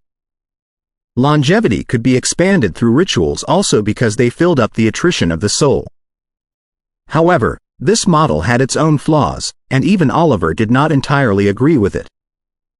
According to his theory, if one were to use less or even no magic, their longevity would be significantly improved, but in reality, the life gap between the arcanists who used magic less often and those who used magic frequently was not distinctive. The other explanation on the recovery of spiritual power was that the energy came from the truth of the world, and meditation was a way to connect the soul to the truth of the world. It could be confirmed by the fact that sorcerers could receive feedback from the truth of the world while the other classes couldn't. As to where the truth of the world was and how the energy was transmitted, it would be a different problem. However, it could not explain why knights and magic creatures could also recover on their own, unless they were also connected to the truth of the world but somehow could not receive the feedback of the truth of the world. Because little progress had been made on what the soul and the truth of the world were, the two mainstream explanations were mere hypotheses that were not supported by any theory or formula. Tel Aviv's model of negative energy, on the other hand, described a ubiquitous ocean of energy and explained the recovery of spiritual particles in the most straightforward way based on the Lucian equation as well as the verifiable negative energy and antiparticles. Meditation was the communication between the soul and the ocean of negative energy. Because it was ubiquitous and boasted almost infinite energy, the soul could absorb energy from it to recover the spiritual power. The feedback of the truth of the world would cause certain changes in the cognitive world that intensified the communication with the ocean of negative energy. By the same logic, the model of negative ocean explained why certain polymorph spells required enormous energy to sustain but little energy to be triggered at the beginning. After Lucian proposed the mass energy formula, the studies on those spells resulted in suspicion of the conservation of energy. However, Helen devised a spectacular experiment that the non-conservation of energy in the general sense did not exist. The model was so significant that Tel Aviv appreciated the Congress of Magic, Mr. Atom Controller, Lucian equation and the hypothesis of antiparticles emotionally after finishing the main part of the paper. He also nicknamed his model of negative energy as Spring of Magic and Supernatural Ocean. This is a paper of great significance. It marks that we have a whole new direction to study the nature of magic. Lucian browsed through the paper and remarked unbiasedly.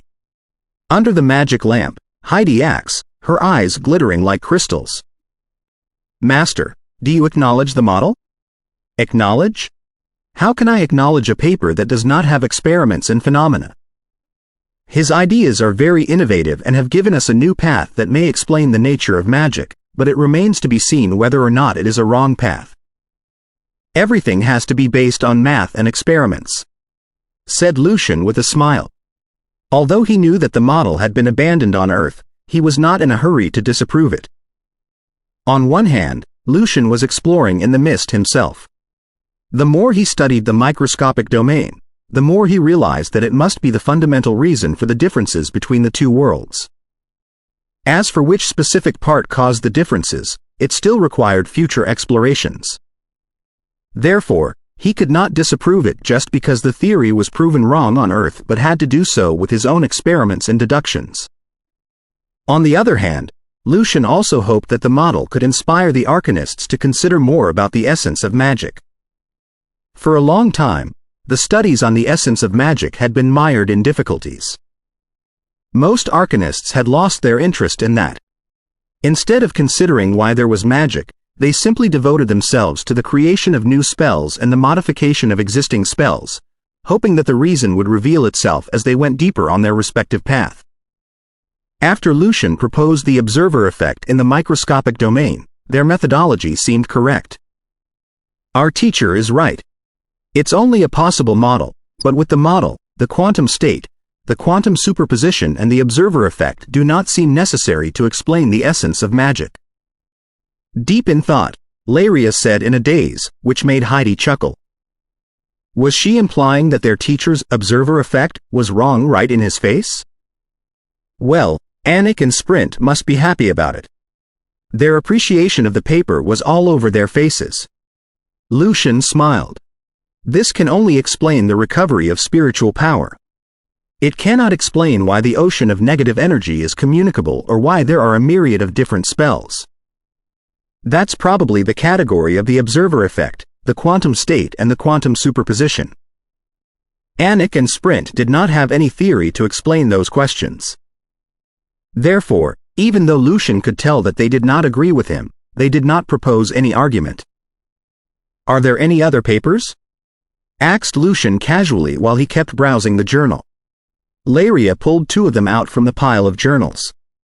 Basics of mathematics has been a heated discussion topic this month, and the Barber paradox has been drawing the most attention. People call it the big crisis in mathematics. Although Laria was also good at mathematics, she was still an arcanist who was more into element and alchemy studies, and her interest in mathematics was more for its application. Therefore, she was not at all as anxious as those arcanists from Tower. Instead, she was quite excited.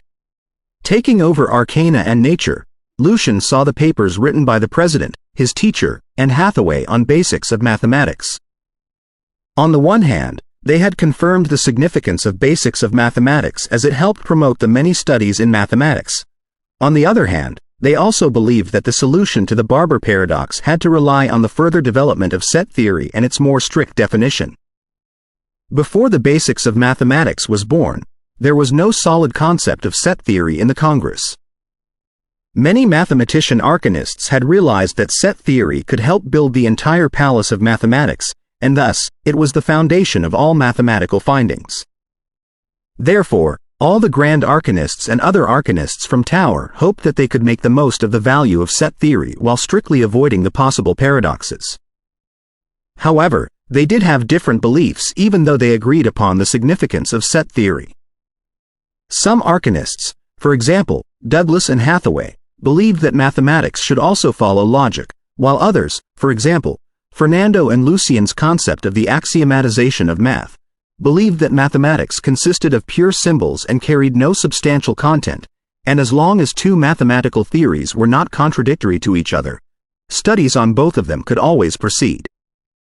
Meanwhile, there were still some other trends. Of course, it was very hard to tell which was correct and which was wrong. All of them could facilitate the development of math, although to different degrees. It seems that we haven't been frightened by the paradox. Arcanists are full of passion to solve the problem. Lucian grinned. His students were a bit speechless. The way their teacher was talking was like he wasn't the one putting forward the paradox. Lucian leafed through the journal and saw Bergner's paper on Goldbach's conjecture. Bergner admitted that the conjecture could not be proved at the moment, but it could be approached step by step. That could be done first by proving that even numbers could be written in the sum of the product of m prime numbers and the product of n prime numbers.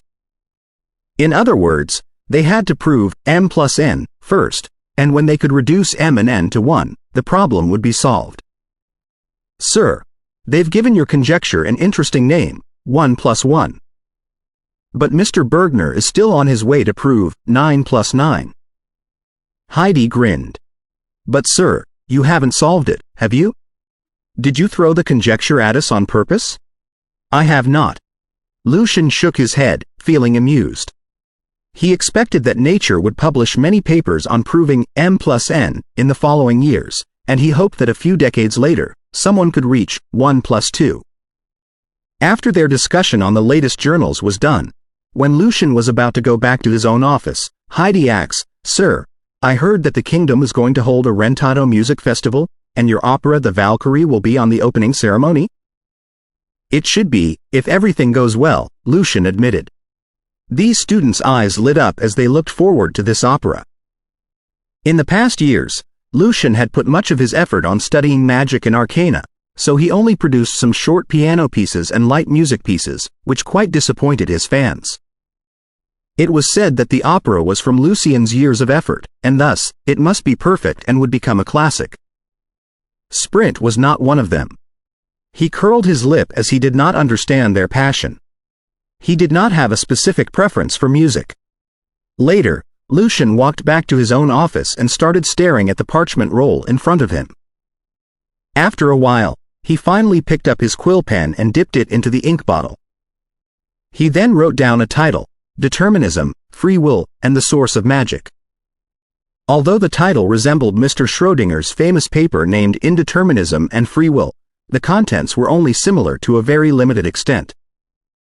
After analyzing the inherent contradictoriness of determinism, Lucian introduced self-awareness and led the discussion to the relationship between the effect of the observer and the origin of magic. Like the model of the ocean and the vacuum, there was no theoretical evidence for this. Since awareness has its influence on microscopic particles, the material basis in our world seems to be less firm, so things around us change when we add spiritual power or corresponding magic patterns to them, and magic spells are thus produced. For example, some of our transformation spells work in the way that they reform our bodies on the microscopic particle level. Most magic spells that are not cast with permanent effects have limited lifespans. In the past, we believed that this was because magic effects were rejected by nature, but now, I prefer to use the effect of an observer to explain it. Once the observer appeared, the magic effect would collapse. The change in blood powers might come from the instability on the micro level, for example, the transition of quanta.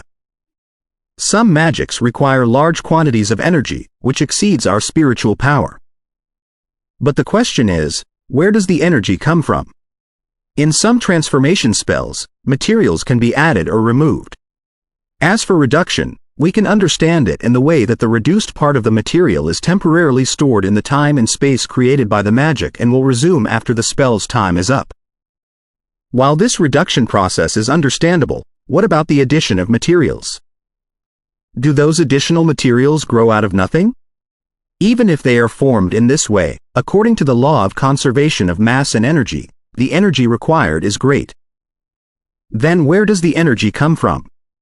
So my assumption is that when casting a transformation spell, what we get from the surroundings is not energy, but basic substances. But where do these basic substances come from?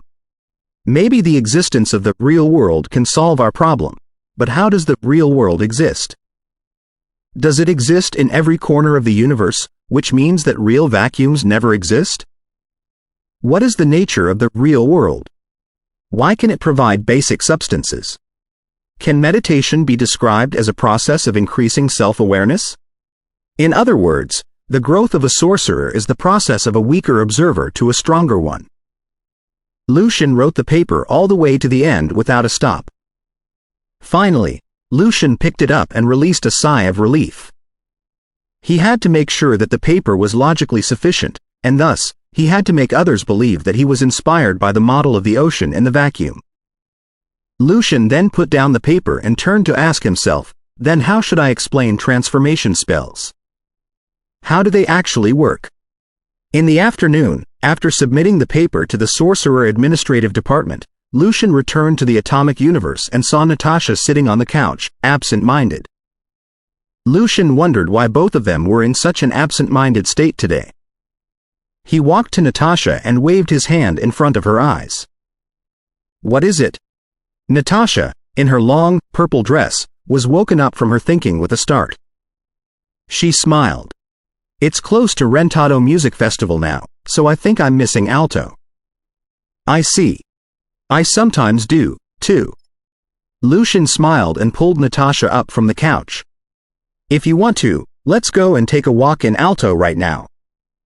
What? Natasha was a bit surprised. Since when did Lucian start taking actions without any plans? But she still grinned and said, all right. We'll enjoy dinner in Alto. There was no need to plan for a casual walk. Chapter 717. A day in Alto in October was like a piece of fruit on top of a cake, sweet but slightly cold. The broad countryside was covered with golden crop fields that formed a sharp contrast to the yellow Laval trees in the city. Together, they formed a picturesque view. Music, which was produced by diverse musical instruments, could be heard from some distance, which added the beautiful background music to the picture. Alto deserved its title, the City of Music. Melzer Black Forest always looks this dark, said Natasha. She was standing by the Bellum River and staring at the trees on the other side of the water. Autumn wind brushed her long, purple hair in the air. The Black Forest was full of memories of her earlier years. There was hard work, pain, and joy in the forest. And she would never forget what once happened to her in it. Black fir trees, unique to the area surrounding the dark mountain range. Their color can come from the contamination of a specific alternate dimension, said Lucian in the tone of a professor. Natasha was amused. I don't care why they're black. What really matters to me is that I was once chased by cynocephalises, suffered bad pain from eating wrong fruits, banged my head to the ground from paralysis due to poison, got stabbed in my lower abdomen, and then someone had to put me on his back to run for our lives. She knew that Lucian wanted her to cheer up. You got chased by cynocephalises? I thought they've never been a problem to you. Lucian was quite interested. In his eyes, Natasha must have been a little Valkyrie since she was a little girl. Natasha curled her lips. Less than 10 of them, yes, I could nail it. But the problem was that there were hundreds of them, and one of them could even cast spells. What on earth did you do to make several tribes of cynocephalises chase after you? Lucian laughed. Natasha hesitated a bit and waved her arm in the air. Can't remember. But you've been saying that you never forget anything. Not all the time. I just can't remember. Chatting cheerfully, they walked along the river and enjoyed the soft breeze. At this time, Natasha stopped and pointed at the riverside where lots of garbage piled up. Is this the place you dug your first bucket of money? Yeah. Many thanks to the princess who dropped the nightingale veil that helped me take the first step out of the slum. Lucian saw the garbage piles and got a bit emotional. On the garbage piles, a couple of poor folks were enduring the stink to look for anything that might still worth something. On the river bank stood a stocky man who was supervising them with his arms folded. Even in October, he was only wearing a thin, brown coat. Natasha sighed. This place is still under the control of the gangsters. New gangsters after Aaron gang. Lucian was not surprised. The birth of a new gang was no surprise in Alto. It was just a matter of time. The stocky man noticed Lucian and Natasha. He was about to warn them and make them walk away, but he turned to look away after seeing the fancy clothes they were wearing. In his eyes, they could be nobles, so he had to be careful. To his great relief, the couple did nothing but kept walking toward the gate of the market zone. It was time for high tea, and the guards standing by the gate were feeling very fatigued. After taking a glance at Lucian and Natasha, who had slightly changed their looks, one of the guards waved his hand and let them in because both of them looked quite decent. The market zone was still the same kind of busy, and the common tongue and Alto accent and how people dressed instantly pulled them back to their early memories. It feels like we have never left here, said Natasha. She had many times ridden through the gate and come to the market wearing a veil to find interesting gadgets, so she was very familiar with this place. Lucian nodded and then took a deep breath. The air mixed with the smell of barbecue, assorted spices, dyes, tobacco, liquor, and stinks pulled him back to the very beginning when he had to bend his back to feed himself. I was once a laborer here. Lucian pointed at one of the shops and said, but I wasn't strong enough. A single sandbag could make me fall to the ground. Natasha smiled and listened. From time to time, she pointed at a store and said, this grocery store is like 50 years old. When I first visited it, it was the grandpa who was running the place, but now, it looks like the grandson has taken over. The owner of that place recognized me when I was buying a heptacord there, and he almost passed out. Lucian also shared his experience. On this street, John and I taught the gangsters a good lesson. That was the first step for Lucian to start accepting the world. The passers-by noticed the couple dressing in fancy clothes walking through the market, but Lucian and Natasha did not care. Lucian and Natasha walked out of the market and entered the administrative district. The street started getting quieter. Only some street musicians and bards were playing wonderful and soothing music. Serenade for Strings in G Major, Moonlight, the second movement of New Country Symphony, Pathétique, for Sylvia. As Natasha listened to the music pieces, they triggered lots of her memories. She said to Lucian, you left Alto a long time ago, but your music works are still remembered by people. They're classic. Listen, your march is also being played, said Lucian. Natasha was quite proud, but she also said, if we compare it to a few years ago, I have to say that your music pieces are less popular now. There are many new pieces coming out. Both of them paid close attention to the development of music in Alto, so they were familiar with the new music works. It's good. Things are always under development and progressing. If there are no new pieces coming out, Alto's music will have been dead. Fortunately, it's not. Lucian did not mind it. Natasha and Lucian came to a restaurant where in front of the door there was a street musician playing Pathétique. It was very challenging to most musicians, but he was very good at playing it. Many people were gathering because they could appreciate his skills and talent. The first part of the music was played very well, as the depression, pain, and tragedy in it were all fully presented, and the last movement was even better. The exquisite skills had fully gripped the listeners' hearts. Loud applause followed. The young piano player was a bit surprised by the applause. He was just sitting behind the piano, looking a bit lost. He was from a small town and came to alto a few months ago. He was talented, and he had been practicing very hard since he was a kid. However, the things that he experienced in the past several months had started to make him doubt himself, and the poverty he suffered from had forced him to take such a job playing in front of the restaurant. The warm round of applause was totally out of his expectation. Good. There are true feelings in it, not just showing skills and playing. Natasha also applauded and took out a coin. Smiling, Lucian stopped her. Are you going to give him a queen coin? After driving away the South Church, the Kingdom of Home was also minting new coins. A queen coin was equal to a thael, but there was the queen portrait on it. Natasha was a bit embarrassed. Didn't notice. You've got a thael? Lucian took over the coin and gave it a gentle stroke. The queen coin instantly turned into a thael. The young player started bowing to the listeners to show his gratefulness. At this moment, he saw a shining coin falling in front of him. A thael? He was shocked. That was too generous.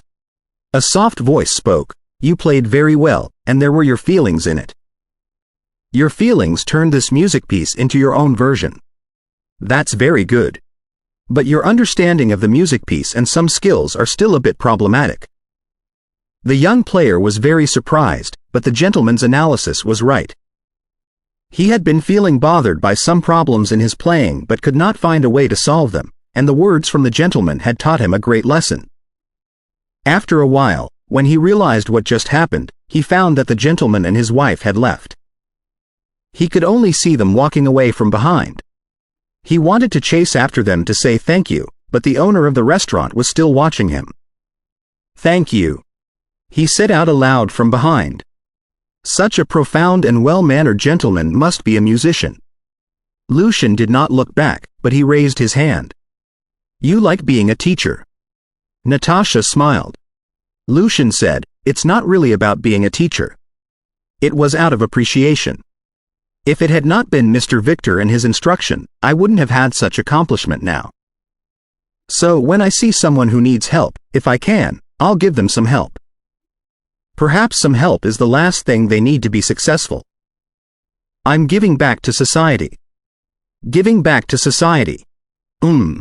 Natasha was a bit amused.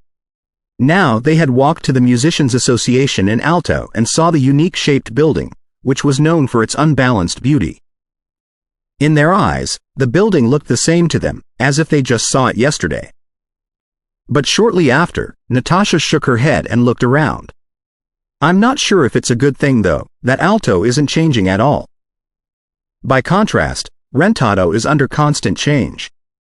Rentado was during its most rapid development period, just like how Lucian had expected.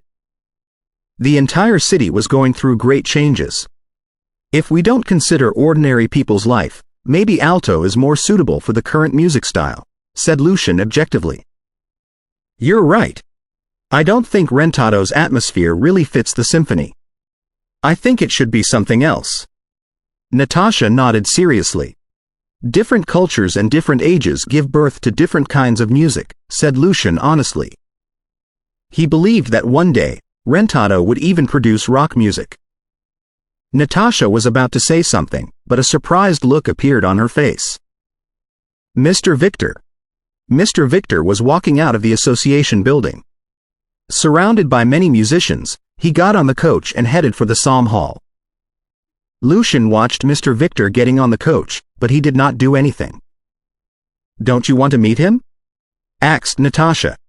Lucian shook his head and said in a low voice, it's not necessary. Showing up in front of him would disturb his peaceful life.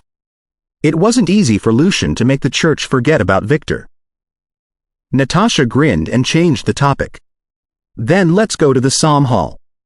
I wonder who's playing there. Sure, Lucian agreed. The anti-magic circle was of no use to a legendary. Throne of Magical Arcana Chapter 718. The wrong person. Years later, the Psalm Hall looked the same luxury and magnificent. The architecture style was very different from that of Rentado. In the hall, the waiter was welcoming the nobles and musicians here for tonight's concert. When it was getting closer to the time for the concert to begin, he was getting less busy, so he could finally feel a bit relieved. For an ordinary citizen like him, being a waiter in the Psalm Hall was a rare opportunity. If he did a good job, he might get a better job offer from a noble or a musician. Therefore, he was very careful with every single word he said and every single movement he did tonight. Seeing that some young popular musicians were adjusting their bow ties and walking toward the backstage, he was feeling even more relaxed now. Every week, there was a concert in the Psalm Hall, and rarely were there spare seats left. However, the crazy, grand occasions that he once saw 7 or 8 years ago never happened again. 7 or 8 years ago, he was only a teenage boy, but he could never forget how the young musicians' music works made the entire city crazy. He wondered if people in other countries were as crazy about music. His elder brother kept telling him that people in Alto loved music because they had nothing else to do. The waiter thought to himself, but for ordinary people, what else could they do for entertainment? Suddenly, he heard the bell ringing. A pumpkin coach arrived in front of the gate. The waiter was surprised to see a pumpkin coach, but somehow, he felt that it was okay for a pumpkin coach to be here. Before he could think much, a gentleman in a black tuxedo got off the coach. He then helped a lady in a long, purple dress to get off. "Madam and sir, are you here for Mr. Francisco's concert?" asked the waiter respectfully. "Yes, please." "We need 2 seats," said Lucian calmly. The waiter turned around and led them into the hall. He felt that he had forgotten something important. For example, did they have tickets? For example, why could they just ask for 2 seats in front of the concert hall? Why pumpkin coach? Natasha was amused by how Lucian took her here. Lucian rubbed his chin. "Don't you feel it's like a fairy tale?" Then he turned to look at the Psalm Hall and sighed. "In fact, I'm more familiar with the stage than the audience seats. I never performed here." Natasha also felt a bit regretful. As a princess, she could not. The waiter found 2 armchairs and put them in the last row. The musicians sitting in the last row did not care. As soon as Lucian and Natasha sat down, the concert started. The musician tonight was Mr. Francisco. He was wearing a fine black tuxedo tonight. He first bowed to the VIP seats, and after that, the rest of the audience. He had straight nose and thin lips, and his cheekbones were a bit high. He had the very typical look of people from the Holy Hiles Empire. And he was still quite young. I was always there. "See, that's Mr. Victor, Mr. Othello, Franz," said Natasha. Lucian also recognized Elena, Grace, and Felicia. He smiled and said, "They could never imagine that I would be here in the same hall with them for the same concert." Again, Lucian had no plan to meet them. Francisco picked up his baton. Lucian and Natasha instantly stopped chatting and started enjoying the music. According to the list, this was a piece of symphony called Growth. Starting from the music scores that were full of suspicion and questions, the melody slowly turned more and more cheerful, which presented the audience a picture of youth and love. In the melody, every listener revisited their childhood, adolescence, and first love, and then the music scores and musical instruments started getting sharper and more intense. As the pitch rose, the music was like a storm that dragged every single listener back into their most depressing and painful memories. However, after the storm, the sky had become more clear and blue, and the sun had become even brighter. It was telling the audience that the pain and sufferings would finally go away, and one's life could only become richer with these sufferings and pain. When the peaceful life reached its limit, the playing of flute was replaced by the confident march, indicating the upcoming challenge. "Very good, but different from a traditional symphony," Natasha applauded and commented. Lucian smiled. Such a branch in the symphony in alto had finally come into being. Single movement symphony. It's more like a poem. While traditional symphony values structure, it is free and focuses on its central idea. The musician sitting in front of them heard their conversation and turned around. You don't know the symphonic poem? Mr. Francisco created it.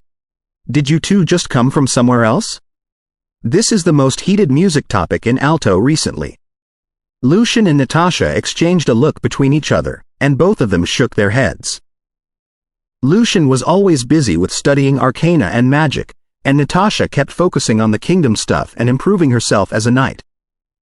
Even though they followed the development of music in alto, they did not always know the most up-to-date information. The musician continued, but even though you don't know much about symphonic poems, sir, your comment was very accurate. It's obvious that you have a good understanding of music. May I ask if you're a musician from another country? I'm not a member of any musicians' associations. I just love music, said Lucian rather ambiguously. A dead person would not be a member of the Musicians' Association of Alto. The musician did not insist on asking.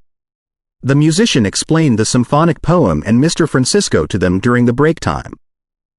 He's a musician from the Holy Hiles Empire, and he was a student of Mr. Christopher for 2 years.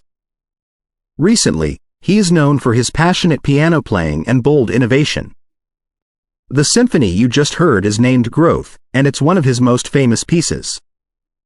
It seemed that Mr. Christopher had another student after Sylvia's death, which was a piece of good news to both Lucian and Natasha. He's very talented, for sure. You've heard him play. It's a masterpiece. After Mr. Evans passed away, people in other countries said that music in alto would gradually die, but now, they should realize they're wrong. Alto's music is in its blood. In the atmosphere of the entire city, with all the legacies left by all the masters, great new musicians will always come out. Mr. Francisco is an example. The musician was a bit excited. His eyes were shining as he looked at Lucian and Natasha, waiting for their support. Lucian smiled. He said in a solemn and casual tone, "That's right." "Yes." Natasha nodded, feeling encouraged. After the concert, when the musician turned around again to talk to the noble couple, he realized that they were gone. Only 2 empty armchairs were left. Since when did the Psalm Hall accept adding seats? Somehow, he started feeling a bit creepy. And somehow, he realized that the noble couple looked a bit familiar to him. He started thinking hard. Ellipsis. In Ratatia Palace, Paradise Corridor. Standing behind the arch window, Lucian and Natasha enjoyed the sunset glow together as the garden was dyed in red. The 24 huge mirrors reflected the view like a dream. Natasha told Lucian the stories that once happened to her here. She was known for her physical strength when she was young, and she once almost destroyed this place. We already enjoyed the dinner. It's sunset. It's time to go back now. Such a nice walk, said Natasha while stretching her arms. Lucian nodded, and he looked at the other end of the palace. I don't even know who's the current Grand Duke. Isn't he being rather low-key in the family? It never occurred to him that he could ascend to the throne, but I believe that this is just temporary. Our children, grandchildren, and their offsprings will finally come back to the throne, said Natasha confidently. After leaving Ratatia Palace, Lucian and Natasha headed for the city wall. At this time, a person in a red robe walked out of the nearby noble manor. It was their acquaintance, Gossett. Since they were ready to leave, Lucian and Natasha only slightly changed their looks and did not hide their air. Gossett saw them, and his eyes suddenly opened big. Lucian Evans. Natasha Violet? Gossett felt his body totally numb, and he could not breathe. He wanted to run away, but he was unable to. He wanted to cast divine spells, but he was unable to. His legs were shaking uncontrollably. Suddenly, he saw Lucian turning around and looking at him, smiling. His black pupils were as deep as a lake. Cold sweat covered his forehead. After a long time, when Lucian and Natasha walked out of his sight, he could finally breathe again. Gossett hurriedly contacted Philibel, the Grand Cardinal. Your Excellency, I just ran into Lucian Evans and Natasha Violet. We can still catch them if we turn on the defense circles. It wasn't until he started speaking again that he realized that his voice had completely become dry and hoarse, as if he had not talked for 100 years. Philibel was astonished, and he soon found Lucian and Natasha using the divine circle. They were slowly walking toward the city wall. In front of them, there was a boundless universe. Then Philibel's eyes squinted slightly, and he said to Gossett seriously, "You got the wrong person." Chapter 719. Model. The weather was cool and refreshing, and the sky was high with vast clouds. That was exactly the site of the month of gold in Allen. That's why I love October in Allen the most. Thompson, a member of the affair committee, stood next to the window with his teacup in his hands while appreciating the scenery outside. While remarking, he turned around and pushed the gold-edged glasses on his nose, before he asked Condon, his student, "You walked in without asking for my permission after only one door knock. Is there anything urgent?" Thompson had been amiable to his friends, students, and subordinates and cared little about protocols. Therefore, he did not blame Condon too much for barging in. As they spoke, he closed the mission report on the desk. That was a rule of the affair committee. Those who should not see it must not see it even if they were his students. This mission report was exactly the one submitted by Katrina. Because she had investigated the demon worship case clearly, the report did not receive much attention in the task zone. The senior-rank sorcerer who was supervising the task zone browsed through it and believed that the case was already evident. He determined that Katrina's mission had been accomplished. Naturally, her report went to the file room. Thompson, however, paid much more attention to the demon worship case, because it had something similar to the several cases in Rentado, Kakus, and the Northland where primeval devils were summoned or worshipped, and yet it was fundamentally different. Therefore, after finishing his work, he retrieved the report and prepared to analyze it carefully, seeing if any demon lords had also started to develop the power of faith. More importantly, he wanted to figure out whether the incident was independent, or if it was part of the series of cases that took place within the jurisdiction of the Congress of Magic so that he could find the bird of death behind the curtain. It was a pity that he saw nothing but the fact that a Grand Knight increased his strength by worshipping demons from the report. However, some of the details are too coincidental. The people involved are already dead, and a long time has passed. It's barely possible to continue the investigation. It's not like I can go to the abyss to ask the Demogorgon of Darkness whether or not Viscount Indri worshipped him, or capture Nicole, the Storm of Death, to let him confess why he recruited Viscount Indri as his student, right? Putting his right hand on the report, Thompson tapped it softly. Condon, who stood on his opposite side, was a slim and tall young man. His cheeks were hollowed, and his skin had been burnt into redness as if he had taken too much sunbathe. There was also a fashionable monocle on his right eye. He apologized quickly, "I'm sorry, master. After I knocked, the door was opened with a gap. I thought that it was a hint that you were asking me to come in." Thompson knew his student's impatience and honesty very well. He asked in confusion, "The door opened on its own? I forgot to shut it? I don't know. Well, I ran into Alferus in the hallway." He seemed satisfied. Condon suddenly remembered something else. Thompson grimaced regretfully. "Leave him alone. Can I help you with anything?" A while back, he made a bet with Alferus, thinking that it was impossible for him to be tricked by Alferus's illusion since he was close to the ninth circle, particularly in the Allen Magic Tower. Therefore, if Alferus could take away any items from his office without anybody's help, he would open the treasury and allow the dragon to pick a lot of gems. It seemed that he had already failed the bet. However, it did not seem entirely bad. At the very least, he didn't have to be on alert all the time anymore.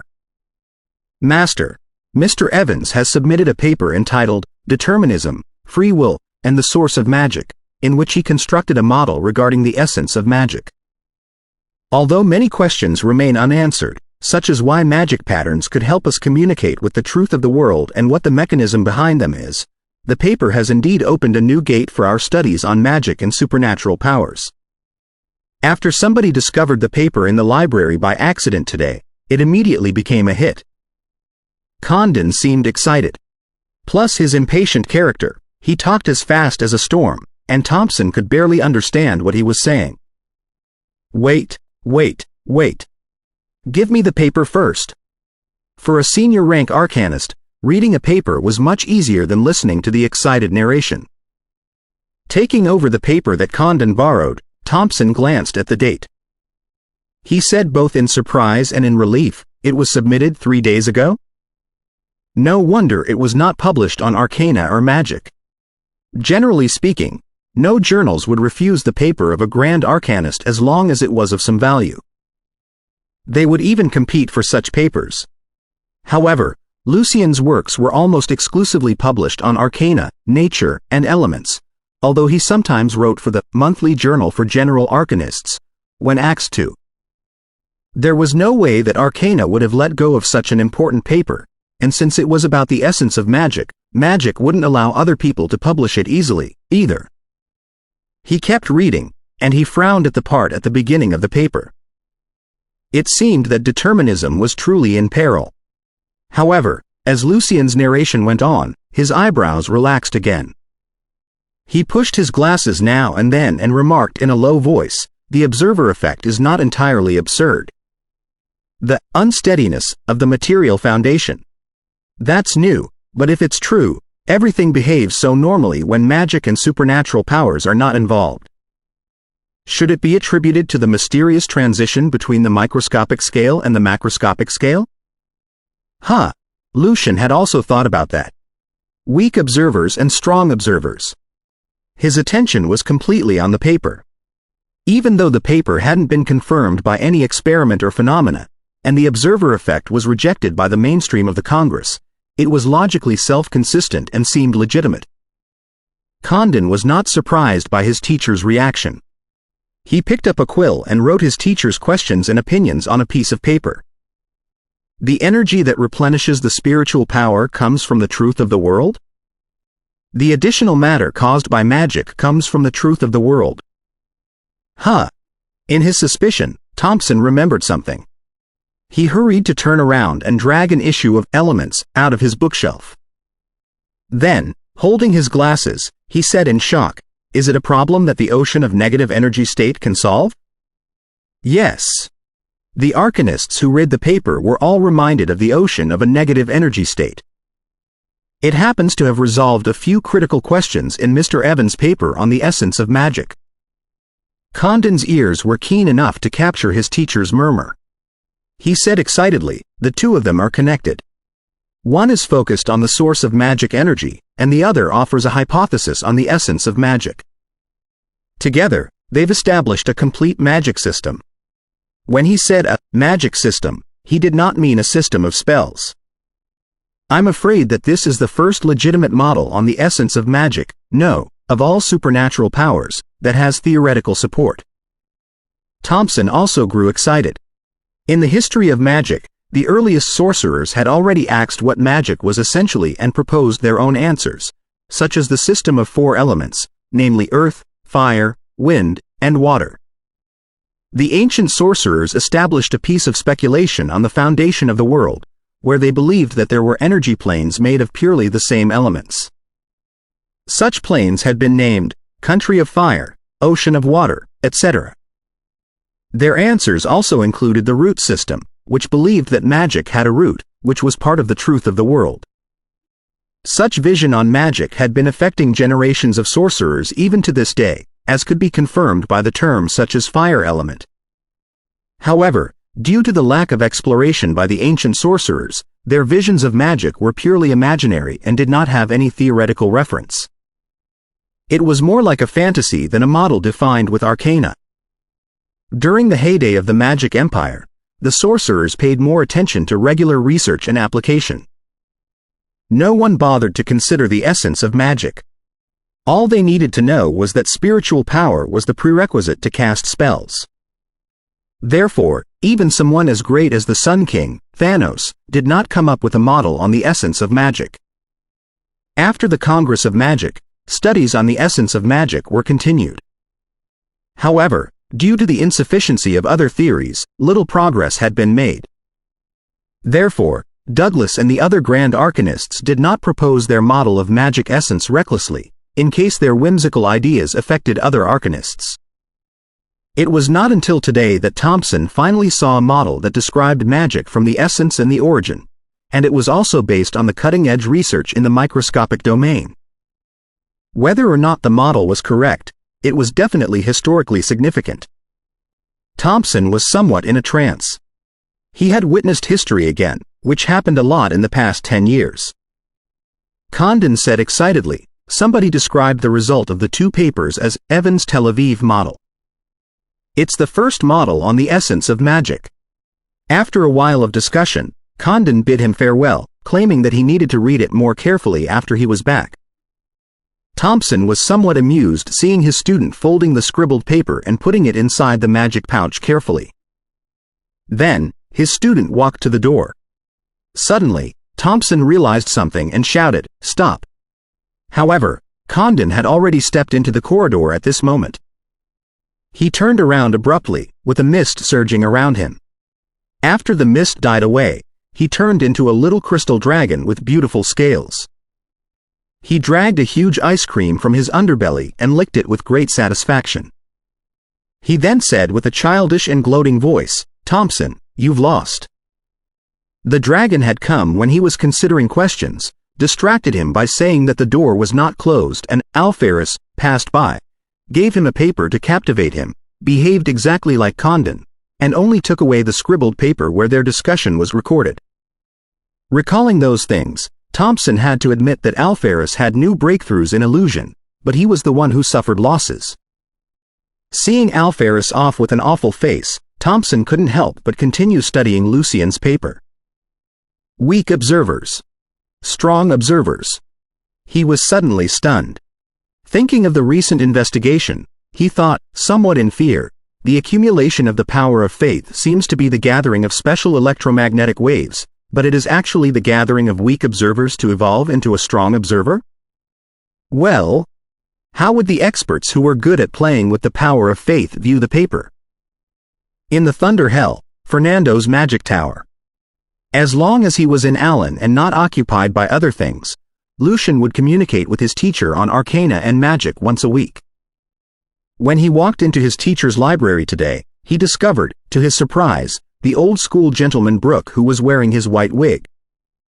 Didn't they dislike communicating with teachers face-to-face and prefer letters?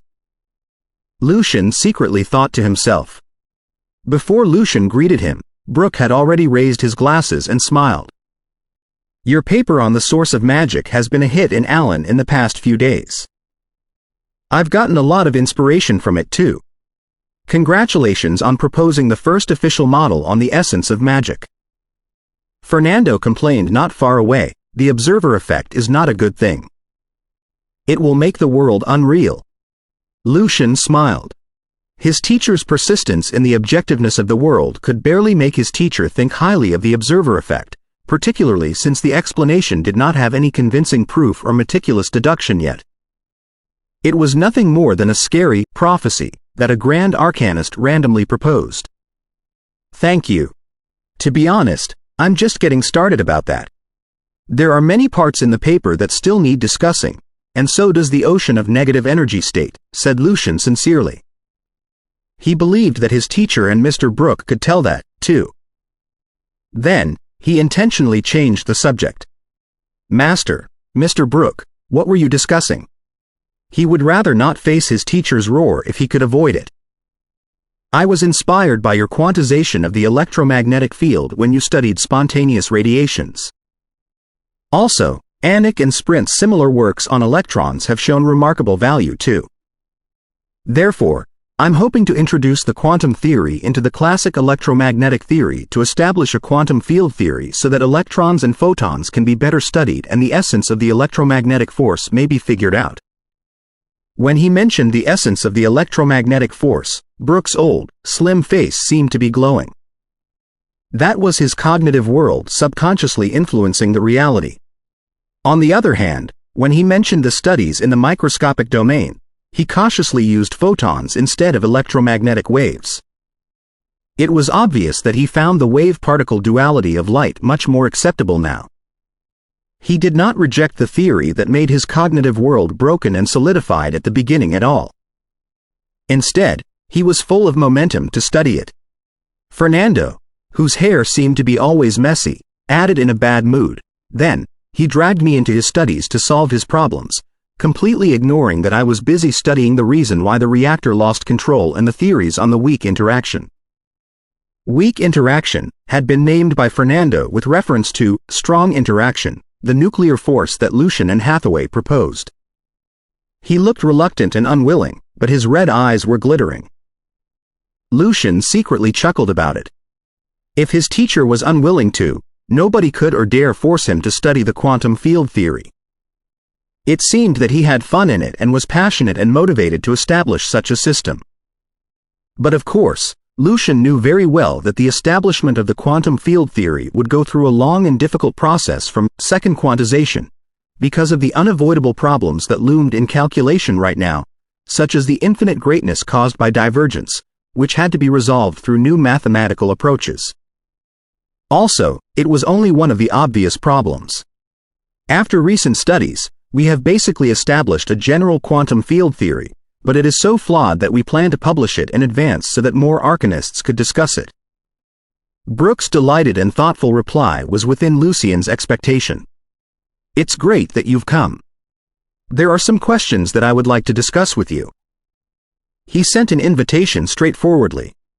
Fernando's expression slightly collapsed. He cursed in a low voice, "Goddamn infinity."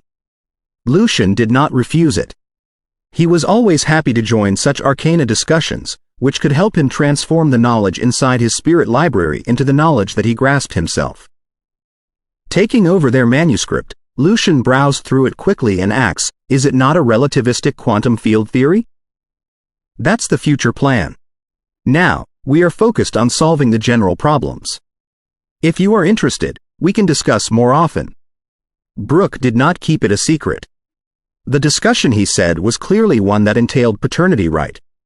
It seemed that his teacher did not invite Mr. President to join the discussion. Perhaps because he was worried about the relationship between Mr. Brooke and him? Lucian concluded.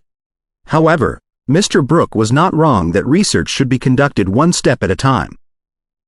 Douglas is too busy preparing for his super remote space jumps and working on his own projects to pay attention to any more fields. Otherwise, he would be happy to join our work. But right now, discovering a planet may be more important than living for him. Fernando said, as if he knew what was on Lucian's mind, not caring that Brooke was right next to them at all. Lucian had studied the problems before. Therefore, he successfully joined Fernando and Brooke's discussion and proposed many insightful ideas. Fernando and Brooke were not surprised at it. They would never believe that Lucian, who proposed the quantization of the electromagnetic field first, had never done any research in that respect. Time flew fast while they were discussing. In the end, Brooke stood in satisfaction and picked up his staff. While the most critical problem still stands before us like the Saint Truth, we have finally made some progress. Fernando, let's publish the paper by the end of the month and let more arcanists see it. Hopefully, they can come up with more creative and useful ideas. After the previous communication, he understood that Lucian did not have solutions to the few primary problems either. Of course, he was already prepared that such difficult conundrums might not be resolved in years. He had been through a lot of similar cases. I don't think there are more than 100 arcanists in the Congress who can understand and are interested in the quantum field theory. Fernando had always been famous for his vicious tongue. Perhaps they prefer the ocean of negative energy state and the source of magic caused by the weird features of microscopic particles. That fits all their fantasies. Ocean of negative energy state. That's truly a bit unrealistic. It's hard for me to imagine that I am living inside an ocean of negative energy particles but cannot sense it at all, but it's not entirely impossible. Hee hee. Maybe vacuums are truly not empty, he remarked. Lucian, what's your opinion on the ocean of negative energy state? It resolves the energy and matter in your magic design. As a matter of fact, I believe otherwise, replied Lucian cautiously. Brooke was clearly interested. You have other ideas? It's not about the truth of the world that we cannot study just yet, right? My ideas are based on the uncertainty principle. Mr. Brooke, do you remember the short enormous rise and fall of energy that I described in my paper? Lucian admitted his direction of studies honestly, which couldn't be kept a secret from his teacher. Vacuum fluctuation? As he expected, Fernando simply axed back. After a brief pause, Brooke remembered what it was about. Because time and energy are a pair of values that fit the uncertainty principle, the more certain time is, the more uncertain energy will be. In a very short time range, because of the uncertainty principle, enormous energy will flow out and suddenly disappear even in the vacuum. On average, it still agrees with the law of conservation and can barely be perceived. It was even more unrealistic than the ocean of negative energy state. Tides of energy were rising and ebbing around people all the time, but none of them sensed anything or got affected. It can be described as an unsteady ocean of energy. Lucian compared it to the ocean of negative energy state so that it could be understood easier. Fernando never objected to the uncertainty principle. What he objected to was Lucian's proposition on the intrinsic qualities of matter that it entailed. Therefore, instead of roaring at the rising and ebbing ocean of energy, he said carefully, it can also explain the source of energy. Also, it has something to do with the field theory that we are working on. I think if we work on it, we will come up with a new model that contains antiparticles. In our studies, the intensity of the electric field and the intensity of the magnetic field are a pair of values that fit the uncertainty principle, which means that they cannot be zero at the same time. So, electromagnetic fluctuations happen around us all the time too? Brooke recalled their recent studies. Lucian nodded his head. Theoretically, yes. Brooke said both solemnly and excitedly, perhaps we can devise an experiment to observe such electromagnetic fluctuations. If it's true, vacuums will be truly marvelous. After he left in excitement, Fernando finally said to Lucian, I don't think you said everything you wanted to say in the previous discussion, did you? You've seen through me again? Lucian smiled. It's mainly about the definition of matter. Since we regarded the electromagnetic field as a matter a long time ago, why can't we take one more step? Perhaps the field is a fundamental form of matter. Let me think about it. Fernando pinched his forehead. Seeing that his teacher was tired, Lucian said goodbye to him. At this moment, Fernando said rigorously, the observer effect is not a decent theory. You'd better not get addicted to it. Then, after a brief silence, he said, however, your speculations on the unsteadiness of the material foundation, on the source of energy in matter, and on the fluctuating ocean of energy in the vacuum are all significant areas of research. Lucian was immediately amused. Master, you could have been more straightforward if you wanted to praise me. 1. Weak observers. The ocean of negative energy state. Inside the holy city, Benedict III remarked in a low voice while looking at the sunset out of the window. Chapter 721, Live Stream. In Samara, a small city in Paphos of home. At the end of the month of gold, nightfall had been advanced. The time when sunset died, everything red was now dim and dark.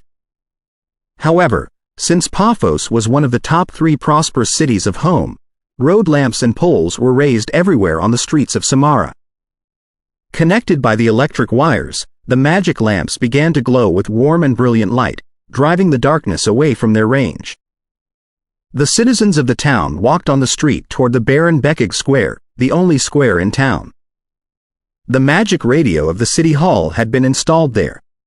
Every day, when the night fell, it would deliver the programs such as Arcana Voice to everyone aloud. Since there were more and more channels, the citizens now had trouble choosing. While Arcana Voice was excellent and was their primary choice, no program could fit everyone's appetite. There was always a program in Arcana Voice that some citizens disliked. It was a pity that the magic radio was not their property, and they could not switch channels in such cases. I have to work harder and save money to buy a magic radio from Gift from Elements. Bannis, a young man wearing a shirt, clenched his fists and declared. His friend next to him said jealously and hopefully, I'm told that in the major cities such as Rentado, whoever subscribes newspaper for a whole year will be given a magic radio for free. Really? That's much cheaper, isn't it? Do the newspaper sellers not fear that they'll be bankrupted? Asked Bannis in disbelief. He had never heard such a good thing before. His friend was a freckled big boy, who combed his hair and said, I'm told that those newspapers are all issued by the radio stations for the purpose of increasing the coverage of magic radios. Her Majesty even signed and released the Broadcast Encouragement Act that the Congress submitted. For every magic radio that the radio stations give away, they will receive certain subsidies and tax reductions. Furthermore, he lowered his voice and said mysteriously, I was told that the Congress of Magic is boosting it, too. They give enormous subsidies to the radio stations by way of S. Therefore, the radio stations barely suffer any losses. Sorcerers? Bannis grew excited. Then, he suddenly realized it. Right, magic radios were developed by them in the first place. The more it is sold, the more they will earn.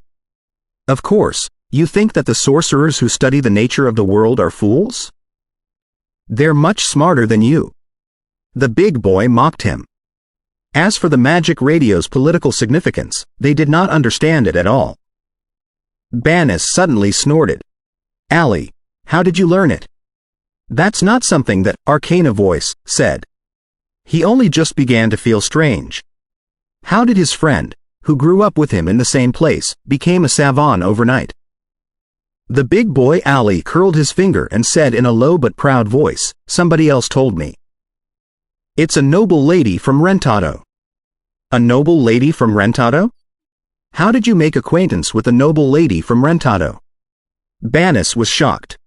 For the people who dwelt in small cities like them, even though Arcana Voice had broadened their horizon, they still revered the nobles of their city from the bottom of their hearts.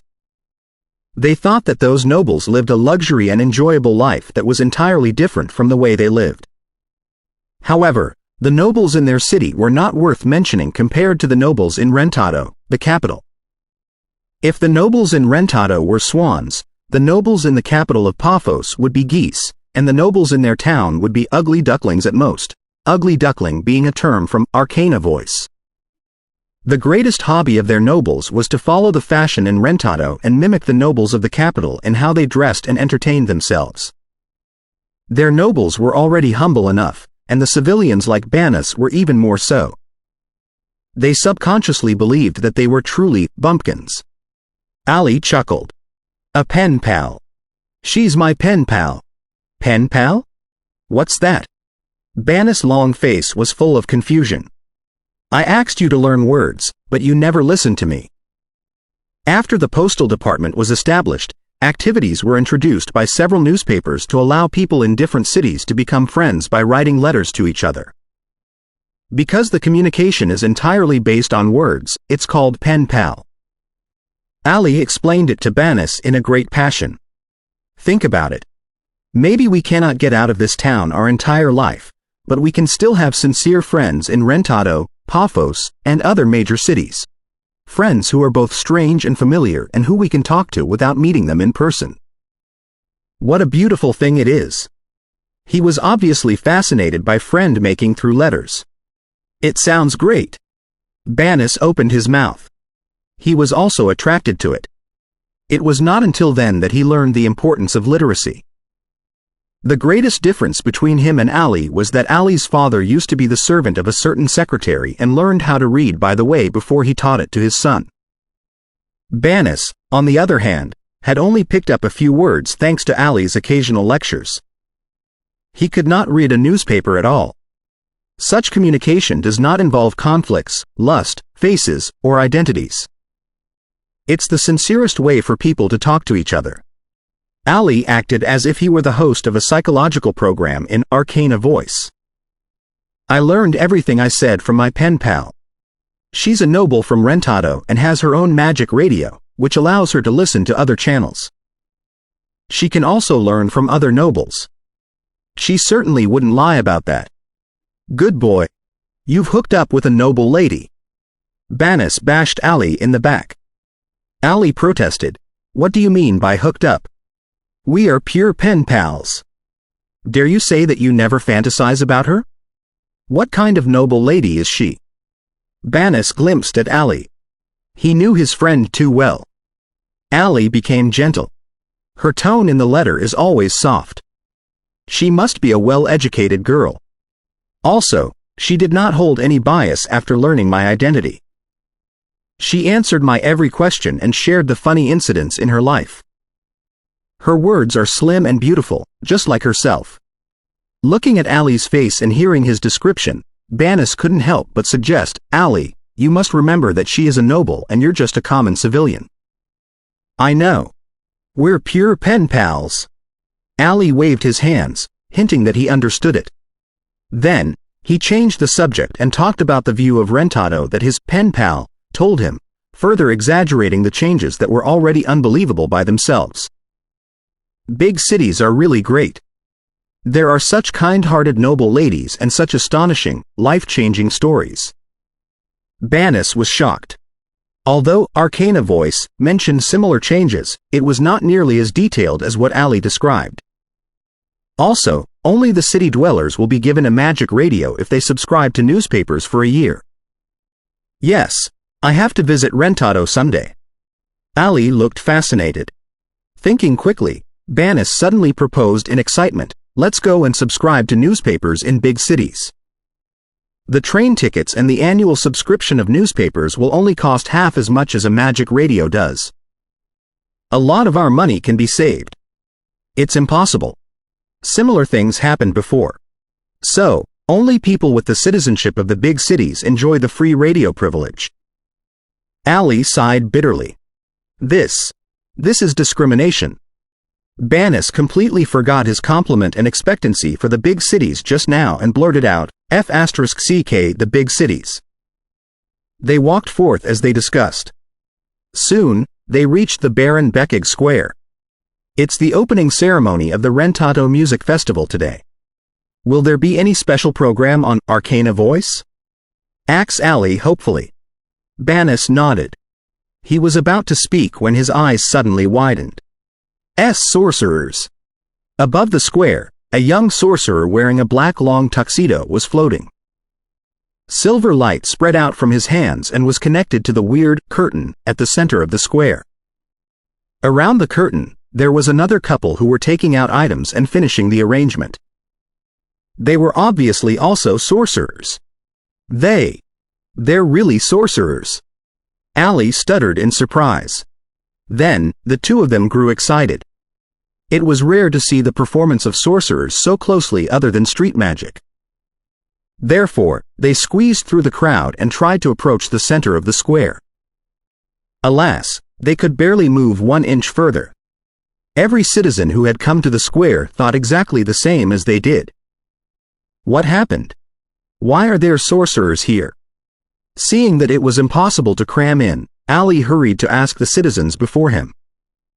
One of the citizens, who was nosy and liked to brag, replied loudly, it said that the opening opera of the Rentado Music Festival will be live-streamed.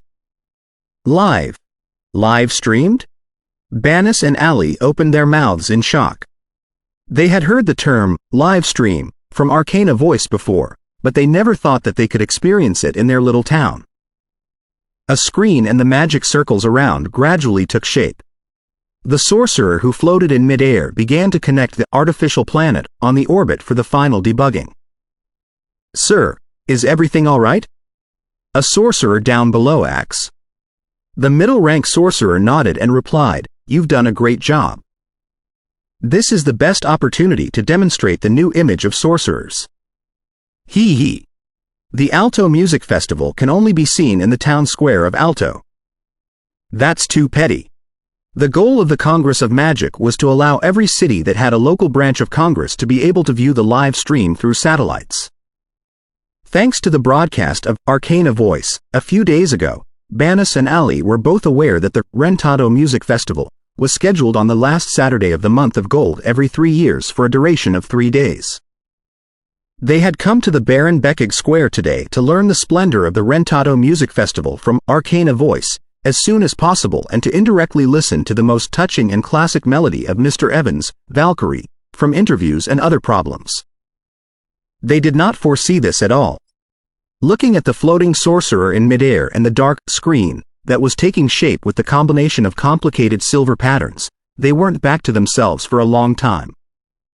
It was not until the silver lines glittered one after another, letting out a gentle but warm light, that Banis and Ali were finally woken up from their shock. They craned their heads and looked ahead excitedly and confusedly. Live stream? Is the Teletorium of Arcana Voice set in the Rentado Royal Grand Theatre today?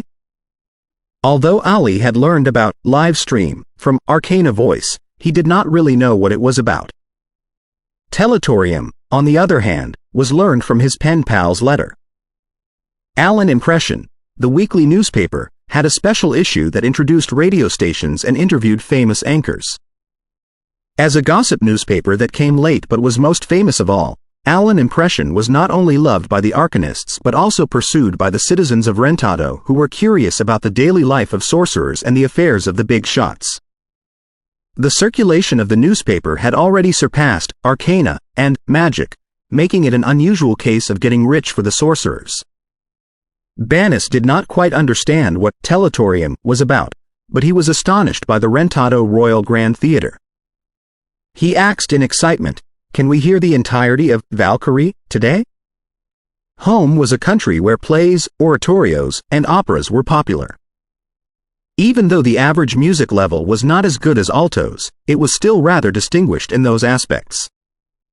In Stuart, the pearl on the ocean on the opposite side of the Storm Strait, the citizens generally believed that the operas from home were much better than those from other countries in terms of plot, content, and meaningfulness. To put it more frankly, Rentado's operas were indeed better than altos. After all, pure music was so brilliant in alto that the other fields were all eclipsed. Its playwrights and singers were not as good as Rentado's. Therefore, even though he was a common civilian, Banis had an unusual interest in operas. He had been longing for the Rentado Royal Grand Theatre, known as a holy land of operas, for a long time. Of course, due to his economic status, he and Ali could only watch plays in most cases. They mostly listened to operas on special occasions. If live stream has the same meaning as what Arcana Voice said, we will definitely hear Valkyrie today. Ali was very excited. With the duration of Arcana Voice, it could only play parts of the classic operas, but never the whole piece, and the opera singers that the Baron of the town could invite were only mediocre. Therefore, even though they could not see the performers whom they had adored for a long time, it was still a most gratifying experience to appreciate a state-of-the-art opera at the earliest chance. The best musician, the best singers and opera performers, and the best theater. It never occurred to them that they could enjoy the luxury of the nobles as civilians.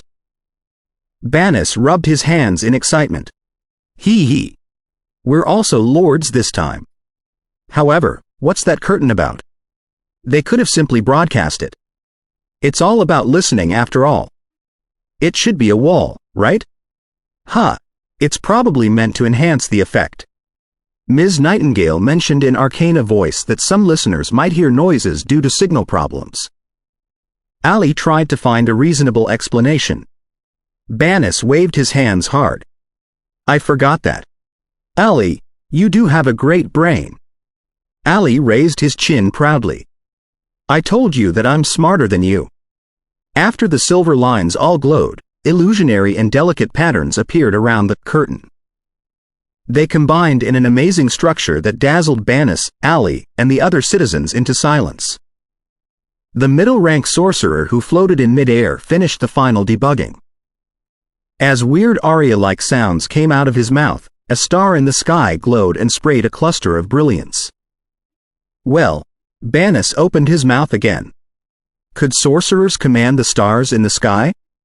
Wasn't it the power of the gods?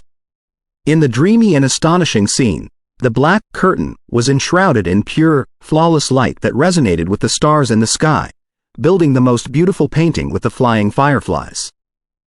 The star in the sky was less dazzling and became normal and steady, and the black curtain seemed to be turning transparent. A silver moon slowly rose inside, driving the darkness away. A slow and peaceful melody floated out, so beautiful that it sounded like a clear lake that was rippling under the moonlight. It pacified everybody's heart, bringing them vague sweetness, peace, and sorrow.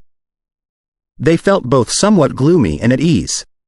Both Bannis and Allie were intoxicated by the light of the silver moon that was gradually spreading out and the dreamy melody. The whole square fell quiet. They were no strangers to Moonlight, the most beautiful piano song. Not only would the elegant restaurants hire musicians to play it, but Arcana Voice also often used Moonlight as the background music for the program. However, this performance of Moonlight was still better than any time they heard before, thus allowing them to appreciate the most wondrous side of the music. How could they not be fascinated? The cold moon grew brighter, and a white piano appeared in the darkness behind the curtain. Next to the piano, a woman whose long hair reached her waist was seated, with one side facing the audience. She was wearing a black evening dress, revealing half of her fair shoulders. Her face was delicate and peaceful. The moonlight seemed to have donned her in a silver gauze. Her long and agile hands bounced and danced in the brightness, creating the most beautiful notes. How beautiful! How touching! Bannis and Allie were so enthralled by the performance that they could think of nothing else. In such an atmosphere, even a mediocre face would have been 100% mind-blowing. In the quietness, the first movement of Moonlight came to the end. The lady turned around, showing everybody her beautiful and tranquil face. Welcome to Arcana Voice. I'm your old friend, Nightingale. A sweet and familiar voice came out of the lady's mouth. Ms. Nightingale? Bannis stammered.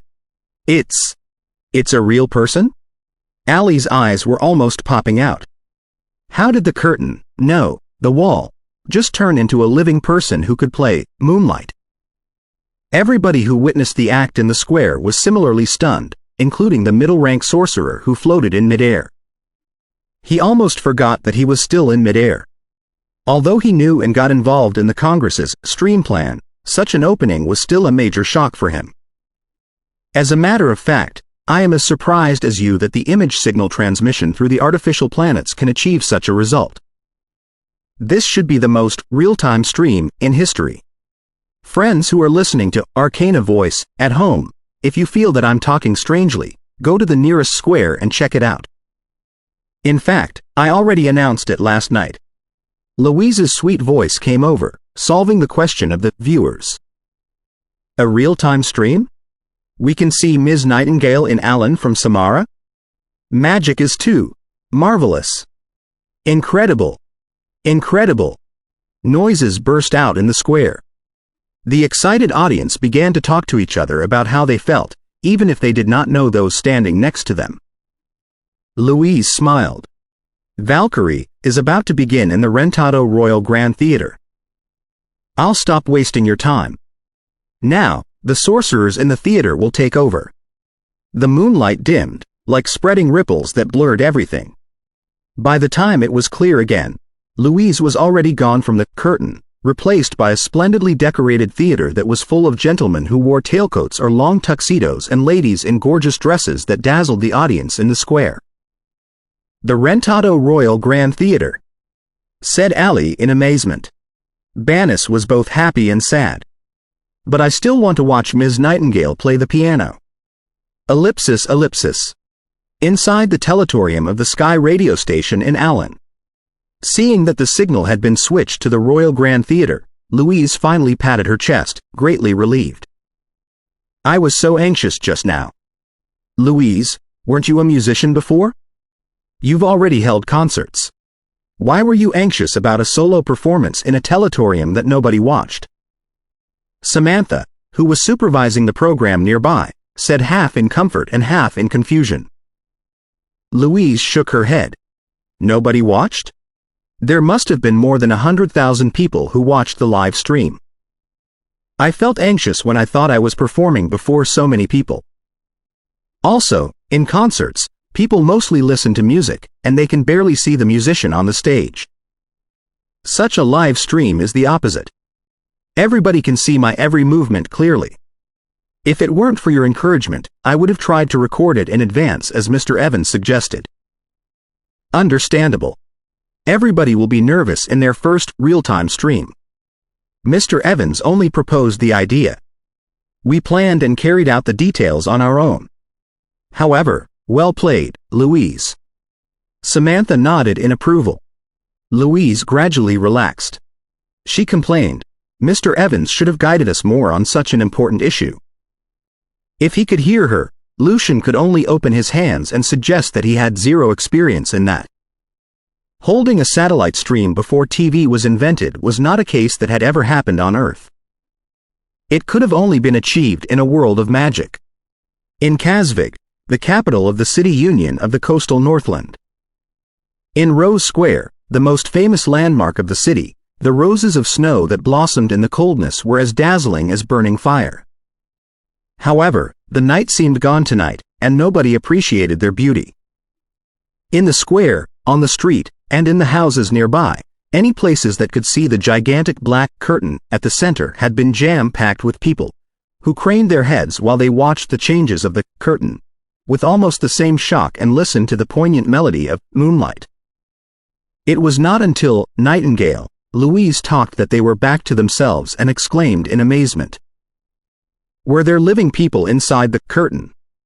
Or was it something more magical than the magic radio, something that could deliver both voice and picture?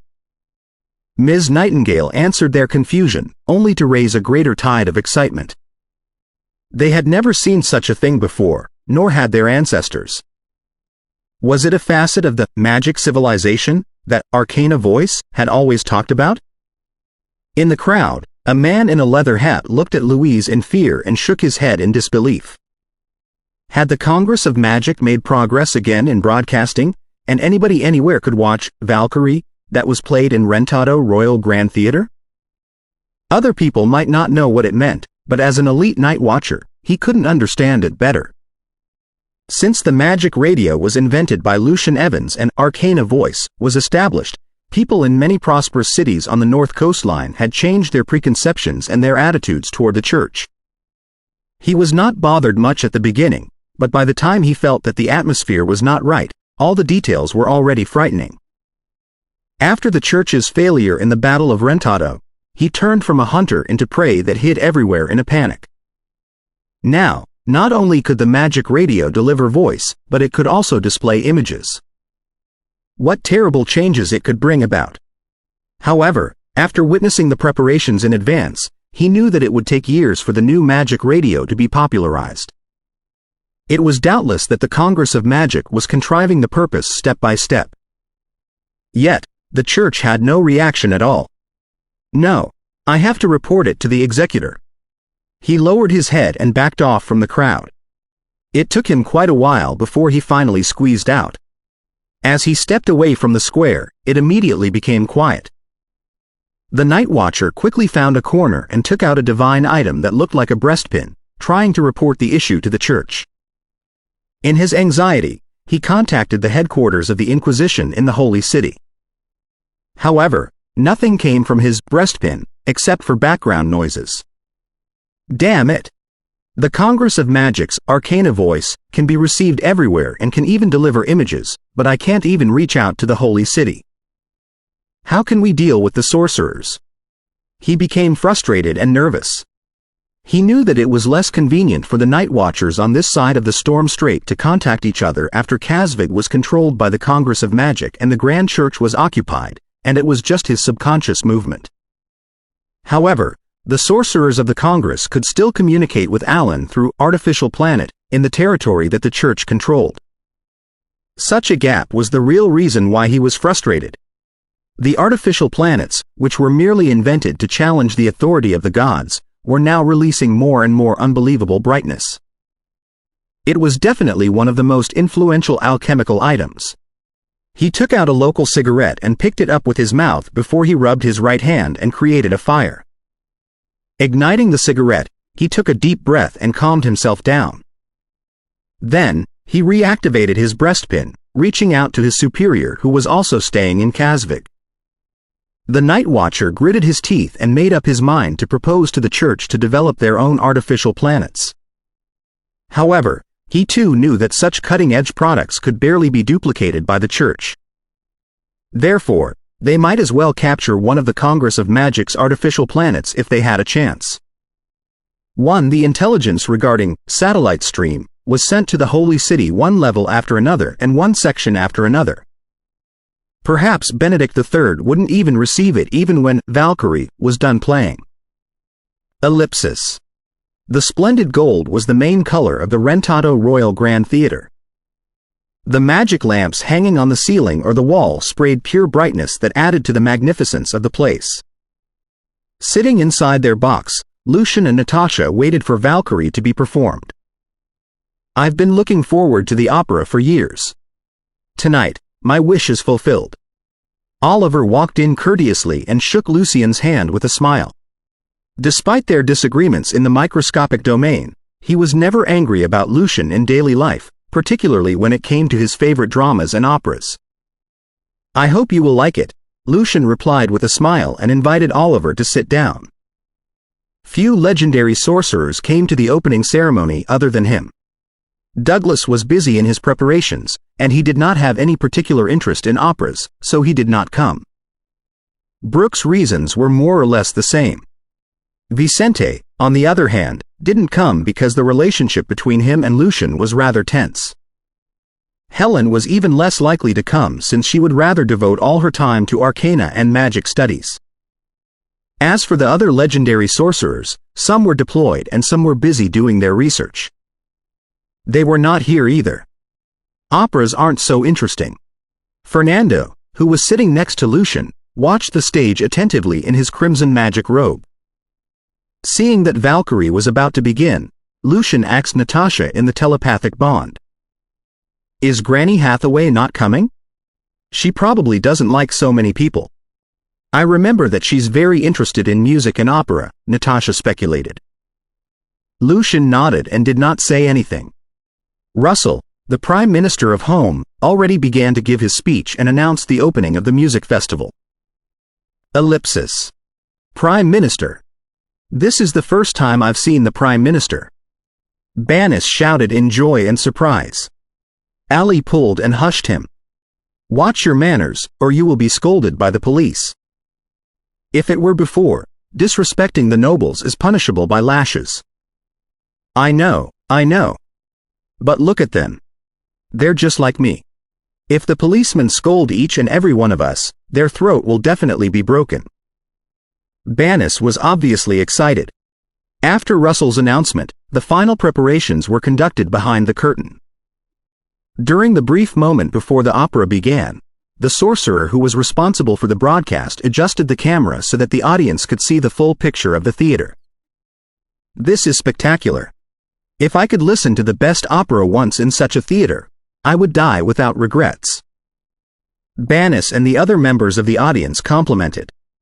Soon, the attention was shifted from the building to the nobles on the picture, and they heard Louise's sweet introduction. This is Lord James, Duke of Paphos, and this is his wife, Lady Stephine. Oh! Exclamations echoed on the square like a tide. So, that's what a major noble is like. His wife and daughters are very beautiful too. Ali complimented softly with obscure passion in his eyes. She mentioned that she would come to the opening ceremony. His description was not exactly the reality, but it was undeniable that thanks to the succession of active blood power, the ratio of good-looking nobles was much higher than that of ordinary people. When Ali examined the noble ladies, the picture was changed again and aimed at the box. Here are Her Majesty Queen Natasha, Atom Controller, Evans. Louise's introduction suddenly stopped, because she saw the same scene that Banis and the audience saw. Inside the box was the silver sword that cut the environment, the boundless and colorful universe, the surging thunderstorm, and the doomsday view where stars were collapsing. What? What is that? It seemed that Ali could not cure his stammer today. After a brief pause, Louise spoke again unhurriedly. The vibe of the legendary experts can influence the world around them. Therefore, unless they repress it on purpose, this will be what the camera can record. However, things will be different if you look at them with the naked eye. Marvelous. As expected of the legendary experts. This is truly an incredible view. It left a deep impression on Banis and the other audience. The brief preparation was soon over, and the prelude began. Gloom and intensity were hidden below the jolly and easy melody on the surface, foreshadowing the plot of the opera and making everyone emotionally prepared. Replacing overture with prelude is a popular way to create operas recently. It can be used before every act of the opera and directly followed by the songs. Ali spoke of the knowledge he learned from his pen pal. Inside the theater, nobody talked anymore. They appreciated the opera in silence. When the prelude was about to be over, the curtain was raised, and a female voice gave a soliloquy in recitative.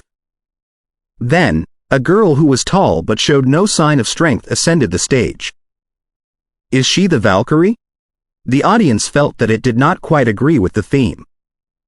The story was not exactly what they had in mind either. In the merry and pleasant melodies, Princess Amansa and the king, the queen, the maids, and the governess had a wonderful life. However, the good days didn't last. The king's nephew conspired with the prime minister and the chief of guards and murdered the king and the queen in a scheme. The queen only managed to escape to a forest under her maid's help. The gloom and intensity that were hidden under the beautiful melody burst out. The attention of the audience was immediately grasped as they worried about the princess's safety and loathed the villains. When the first act was over, during the intermezzo, Oliver looked at Lucian in surprise. Is this an opera? Right, I admit that it is an excellent opera, but where are the numbers? Why do I feel that it's more like a symphony? Until then, the operas in Rentato had been divided into numbers. A series of numbers, including solo, duo, trio, quartet, and chorus, would constitute an opera. To put it more simply, music and singing were the main points, and the plot was at their service. Lucian's opera, in comparison, was more like a play.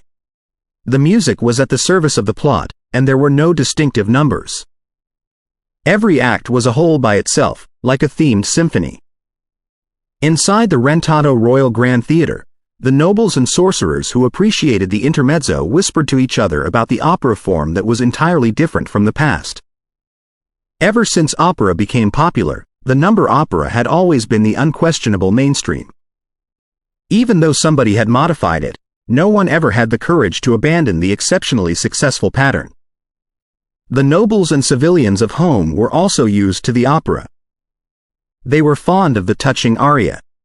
As for the plot that the opera intended to represent, they generally did no more than enough for them to perceive the feelings behind the music.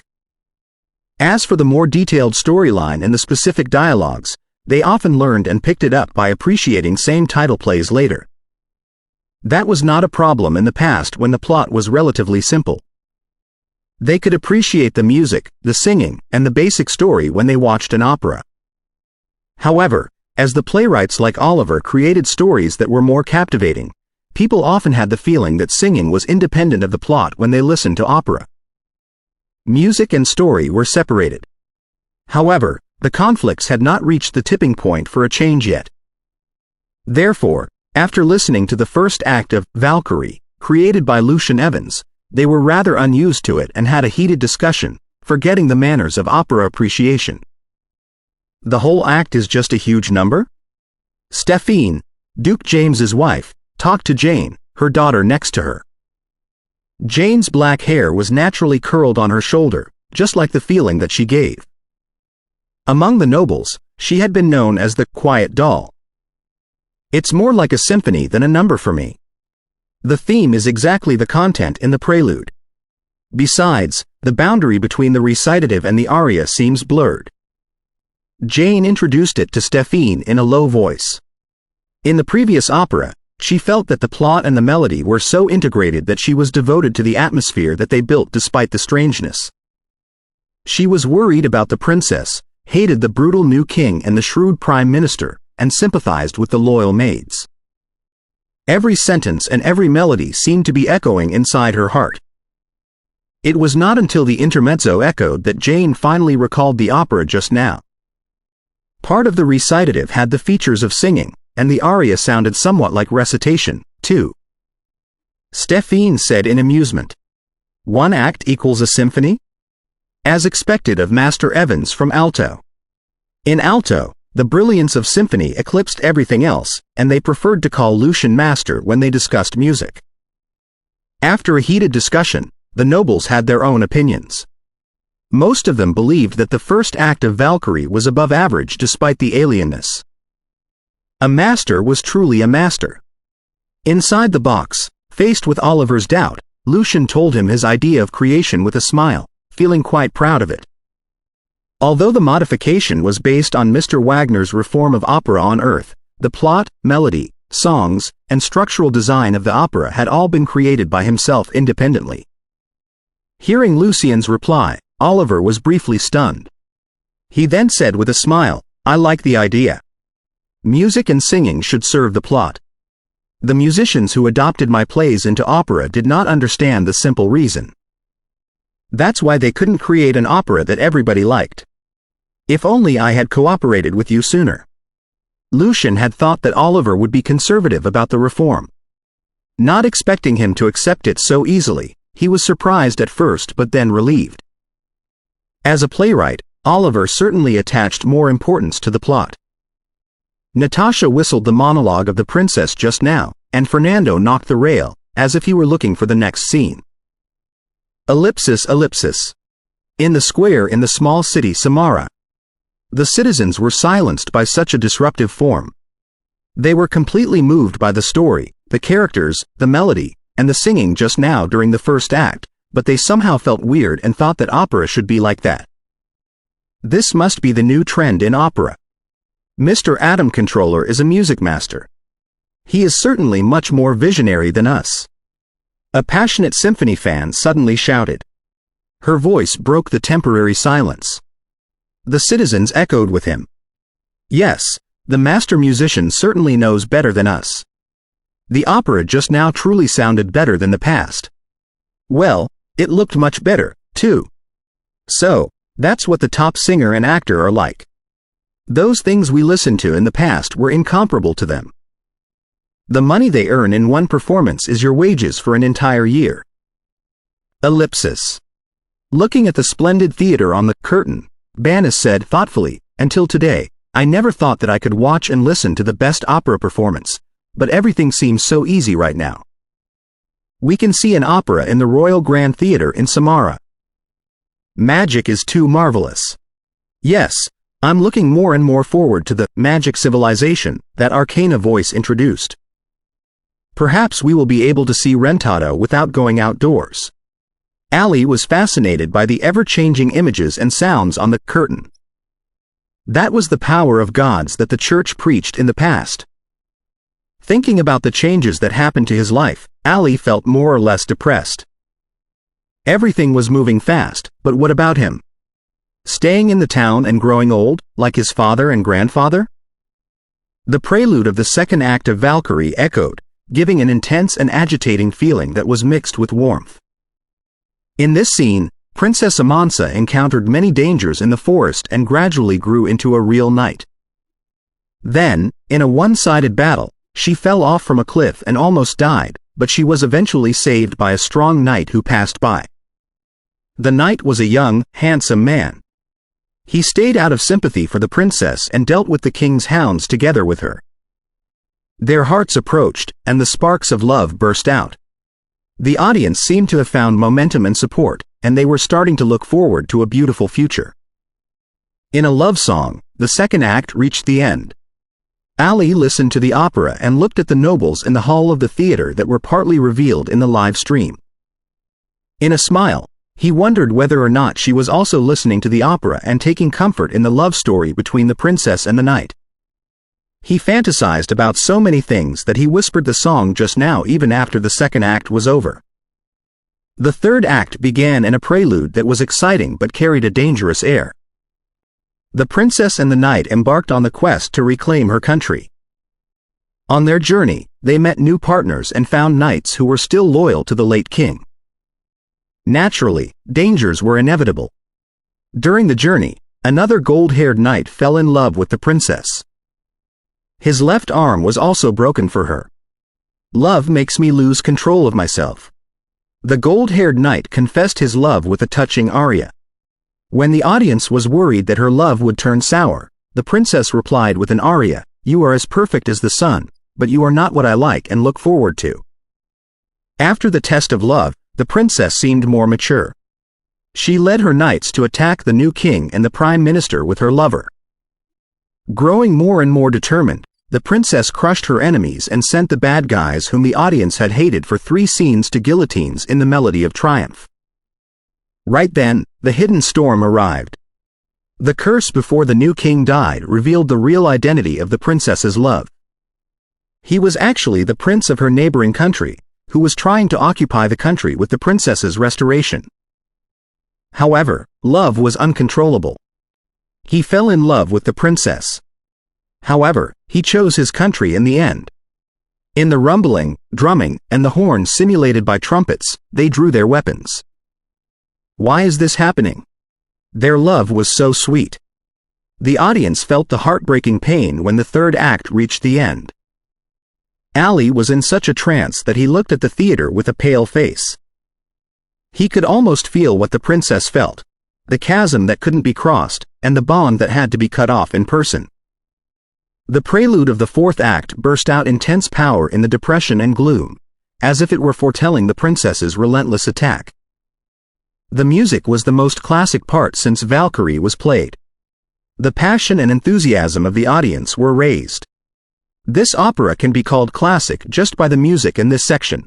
Oliver nodded approvingly. The battle between the princess and the prince was over.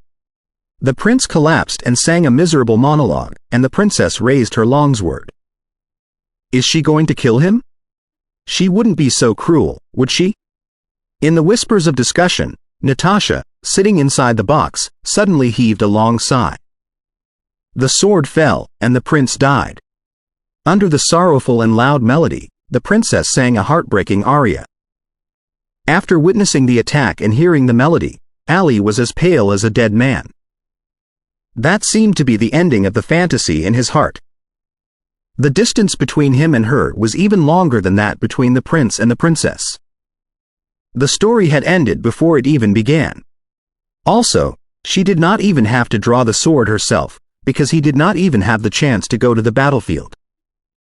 A love tragedy was always most devastating, but the princess left a deep impression on everyone when she waved her sword in the end. At this moment, the following knights of the neighboring country had arrived. As it turned out, they had been captured by darkness and became servants of a vicious dragon. They wanted to occupy the princess's country just to steal treasures for the dragon. Holding back her grief, the princess led the knights to counterattack. Right when they were about to win, the wind simulated by instruments began to blow, and an enormous monster descended on the stage. It had a lizard-like head and a strong body that was covered in transparent scales. A pair of equally beautiful wings were opened on its back. Under the light, they were all emitting the cold and dreamy brilliance. The unimaginable intimidation from the dragon caused the legs of all the opera performers to tremble. Their singing became intermittent as if it were a real scene. A real dragon? The nobles in the theater felt that their eyes were popping out. Banis and Ali could barely close their eyes in their shock. Was the dragon part of the performance? The dragon's fingers and toes were wearing different gem rings. There were also a crown on its head and a gold cape on its back. It seemed that the dragon had just ransacked a treasury. Hand over your treasures, the dragon said as if it were singing. Inside the box, Lucian smiled. I paid a huge fortune for Little Crystal to join the performance. He must be the most expensive opera actor in history. Chapter 725. Hero's Monument inside the Rose Square in Kazvig. When Little Crystal suddenly arrived and released the dominance of a top creature, exclamations and shrieks immediately burst out of the crowd. They backed off as if they were being blown by a tide. Their panic and fear were almost concrete. Monster. D-Dragon. Screwed. We're screwed. It's so terrifying. In only one moment, a large room was cleared around the curtain. Although they knew that it was happening inside the Rentado Royal Grand Theatre, their subconscious reaction of fear came from their natural instincts. No, special effects worked better than a real-life dragon. In the cities of Kakus, Salavaor, Paphos, and Samara, similar cases were happening. Somebody backed off in fear, some were stunned, and some felt that they were dreaming.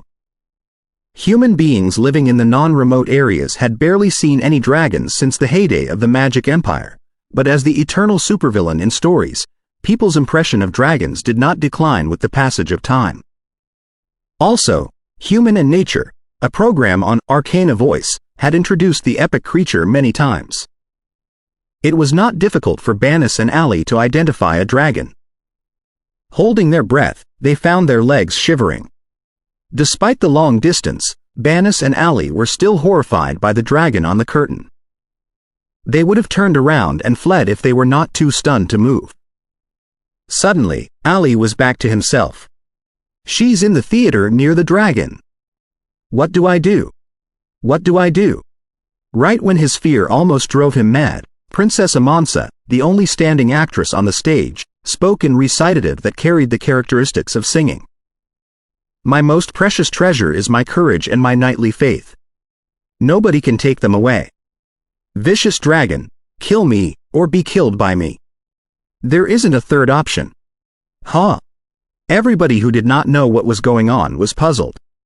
Lady, you are an opera actress, not a real knight. Dragon slaying is best left to the professionals. Huh, could it be? Finally, Banis and Ali sensed something. When the princess sang, the unaffected orchestra was also playing. The agitating, uneasy, rapid, and poignant melody made everybody share her feeling. The singer and actress who played the princess glared at the dragon before her as her heart pounded. Because they rehearsed before and the dragon intentionally curbed his deterrence, she managed to control her body and her voice and continued her performance. Also, the subconscious fear resulted in the secretion of her adrenaline and made her feel that she had never performed better. The shivering nobles down there proved that her feeling was true. The orchestra was not affected by the dragon either. That was why they could continue the performance.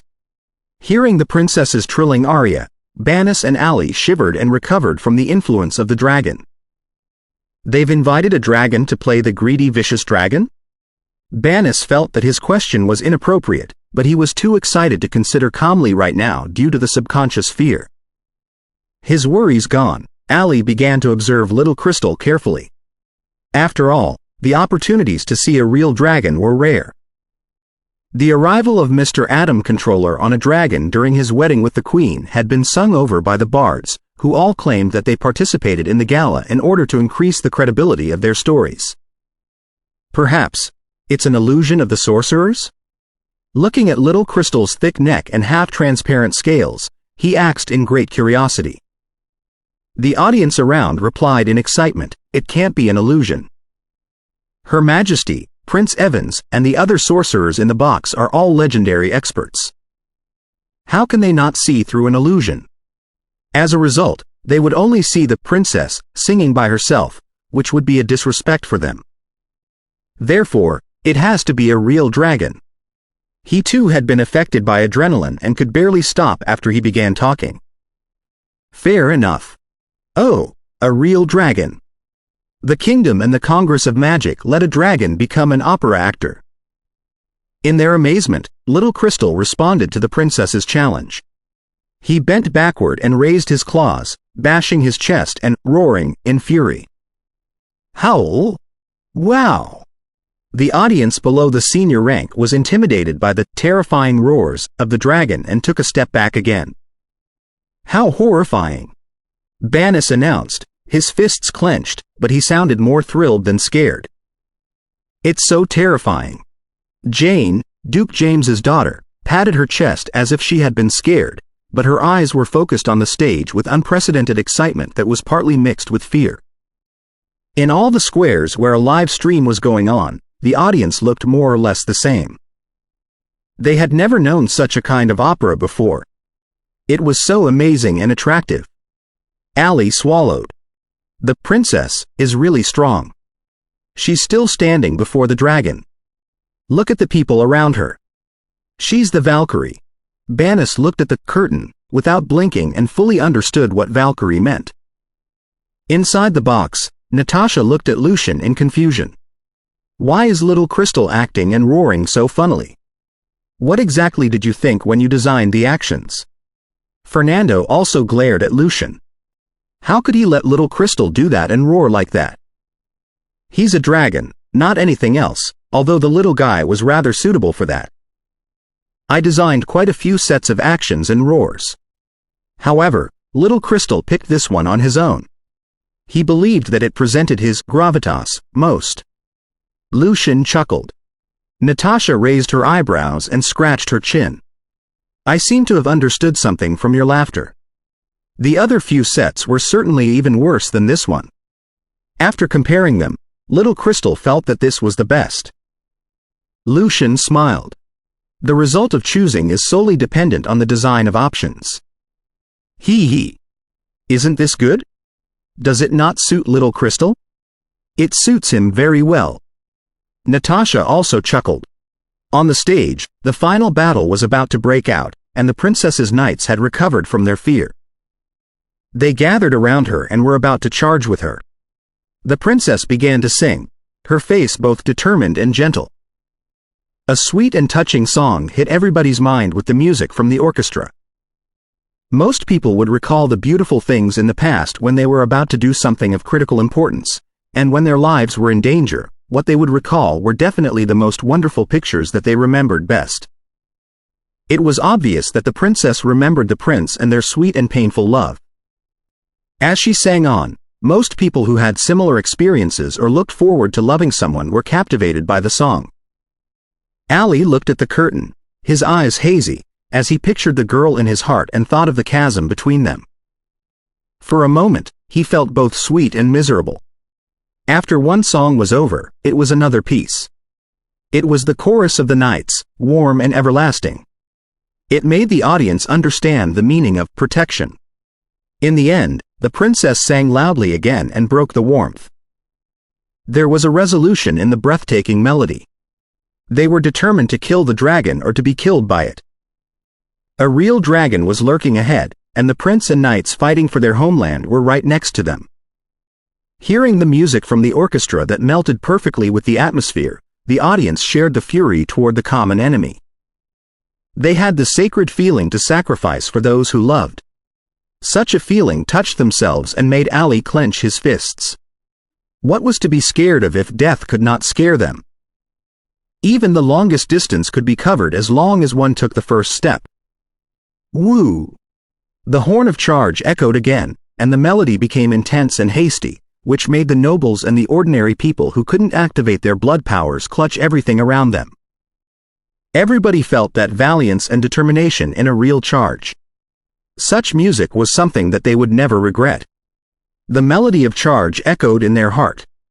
In every act, they had discovered music that was more classic than the previous ones, but they finally realized that charge was the most central and classical part of the opera. An intense battle began, and in the horns of charge, one knight fell another, and fewer people were left by the princess's side. Finally, paying one arm as the price, the princess stabbed the dragon in his heart. Little dragon held his stomach and writhed on the floor in pain, making the stage scrunch. Clinging to her longsword, the princess looked around, only to discover that all her partners had collapsed and stopped breathing. The melody changed again, wistful and miserable.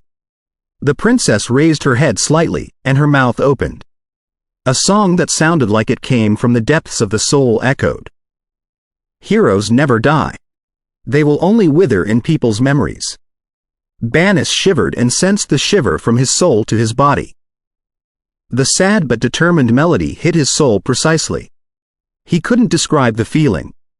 He only knew that the song astounded him so much that he completely forgot everything around him and was completely devoted to the world that the song built. Ellipsis. Bury my bones, but do not set any monument. For this prosperous city is the best monument for us. Tears quietly dropped from the corners of most people's eyes. The princess plucked her longsword and struggled to walk backward, leaving an unwavering and unbent back. The curtain slowly fell. This is the best opera that I've ever heard. Nothing can be more amazing than it. After a long time, Oliver congratulated Lucian in excitement. Natasha blinked her eyes. I think so too. Lucian, thank you for your gift. Right. What's the name of the last aria? Oliver acts in haste. Lucian replied with a smile, Hero's Monument. It was not until then that most of the audience was finally really back to themselves. Intense and enthusiastic applause burst out in the Royal Grand Theatre, in the squares of the cities large and small and home, and in the major cities in the other 3 countries on this side of the strait and on the north coastline. Inside a library on the top floor of the Home Royal Magic Tower, Hathaway was sitting at her desk. Before her was a water screen that displayed the scene inside the Rentado Royal Grand Theatre. Her whistle echoed in the room, but her singing sounded rather poor. Throne of Magical Arcana Chapter 726. Difference Choices in the Great Age inside the Baron Beckig Square in Samara in Paphos County. People were still dwelling in the song that seemed to have burst out from their souls. The whole square was quiet. Even the innocent kids were awed by the atmosphere and did not dare make any noises at all. The place seemed to have been caged in time. They had never experienced the feelings that touched their souls before. For the operas in the past, music and plot were independent of each other and could not build up each other. Therefore, even though many classic arias had appeared in the history of opera, most of the audience found it impossible to resonate with the music when their emotion hadn't been activated. Naturally, it was impossible for them to have a wonderful feeling that their soul was touched. Valkyrie, this time, was an exception. The plot was built one step after another, and the melody that sounded like a whole orchestra was fully rendered. The effect when they were combined was much better than either of them could have achieved independently. As a result, the audience completely melted into the story and the music, feeling the same as the characters felt. That was why when Charge was played, they felt that they were following the princess as she charged into the battlefield. That was why they could personally feel the sorrow, regret, and determination when the princess sang Hero's Monument, to the point that their blood was freezing. Lucian dare not say that the story of the plot was perfect and better than any playwright's works, but he could announce proudly that its blast on the audience was unprecedented. It was not until a long time later that low voices echoed in the square. Heroes never die. They will only wither in people's memories. A girl couldn't prevent herself from singing the aria in the end. Although she did not have the pleasant voice of the singer who played the princess, and her imitation was hardly accurate due to the high difficulties, she sang with such devotion and such love as if she had witnessed her comrades and friends collapsing next to her. The vague song broke the silence in the square and raised a chain reaction. Banis, Ali, and the other members of the audience all opened their mouths and whistled. Bury my bones, but do not set any monument. For this prosperous city is the best monument for us. The song echoed in the Baron Beckig Square again and again, as if the heroes' souls were staring at their beloved home, reluctant to leave.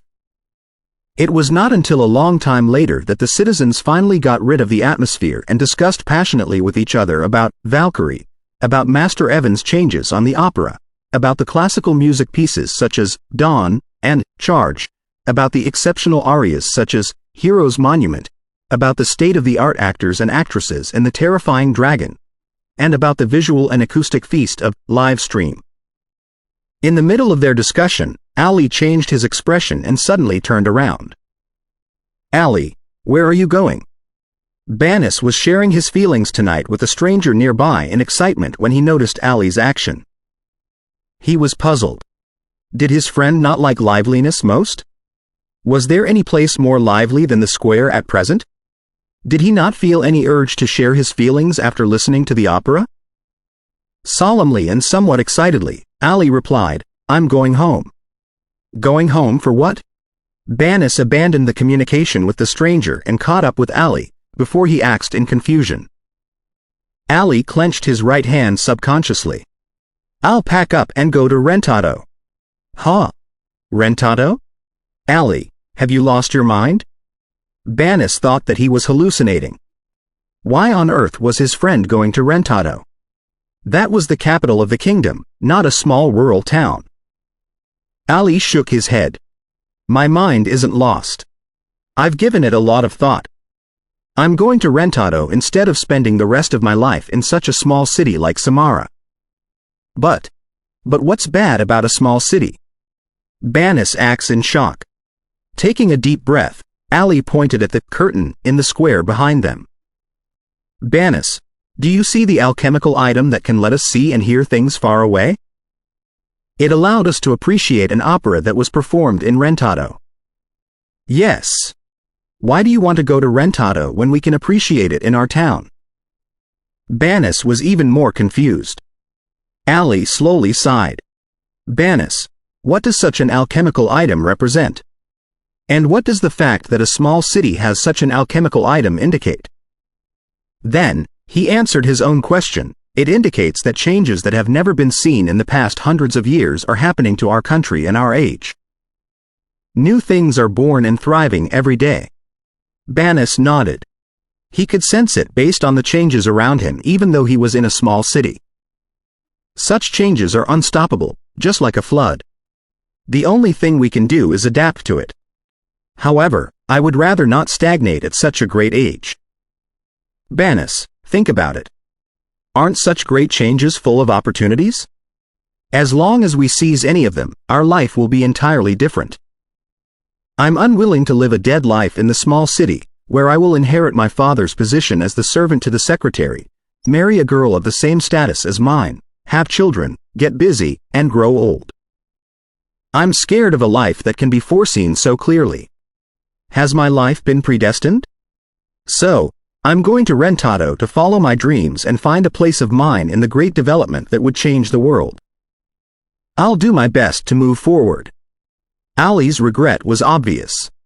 But Samara is also changing. Also, getting married, having children, getting busy, and growing old. Everybody will experience these. It will happen to you even if you find your dream. Banis tried to calm him down. That's truly a process that everybody will experience, but the process can be full of wonders too. Banis, it's true that Samara is changing, but it is too slow. Only in Rentado can you feel the powerful pulse of our age and find an opportunity to change your life. Therefore, I'm going to Rentado. Whether to study in a generic school or a Lanxiang, or to find a job in the newly developed industry, I think I'll pick up things that will change my life. Ali's tone became peaceful but determined. He used the pulse of the age that he heard from arcana voice to describe the necessity to go to Rentado. Looking at Ali's eyes and sensing his insistence, Banis fell quiet. He then attempted the final persuasion. Uncle Balsa will not agree. Although there are plenty of opportunities in Rentado, they are too tantalizing for ordinary people like us. It's possible that you will die in a shabby house, poor and cold, without anybody knowing it. I know that I may fail and return to Samara without achieving anything, but it is the most hilarious and meaningless thing to admit your failure without trying. Compared to the past and the future when the development stagnates, now is the time that the opportunities are closest to ordinary people like us. If we don't fight for them now, are we going to wait for the future when it is even more difficult? His correspondences with his pen pal had allowed Ali to learn a lot of things and had a new understanding of the world. As for my father, I will explain it to him. Even if he doesn't support me, I will not change my mind. I'm already an adult. It's my own responsibility to feed myself. Whatever becomes of me in the end, it will be my own choice. Banis, come with me. We'll create a bright future together in Rentado. Banis felt that his heart was hot after hearing Ali's words. Metropolis, capital, what beautiful worlds. It had the most prosperous boulevards, the greatest changes, the most numerous opportunities, and the brightest prospects. It was possible that he might be spotted by a sorcerer on the street and became his student, which was certainly not an impossible dream but a case reported by Arcana Voice before. But very soon, he thought of himself, who had absolutely no advantages except for his physical strength.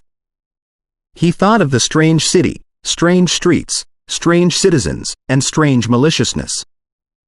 His heart was immediately chilled. Looking at everything around that he was familiar with, he shook his head and said, Ali, I prefer Samara.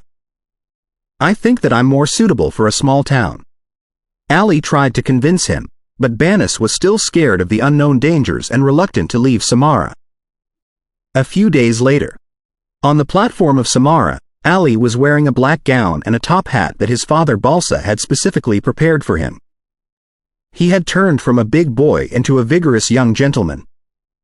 Holding his large suitcase, he said goodbye to his parents and strode toward the door of the magic steam train. He then looked back at the platform with mixed feelings.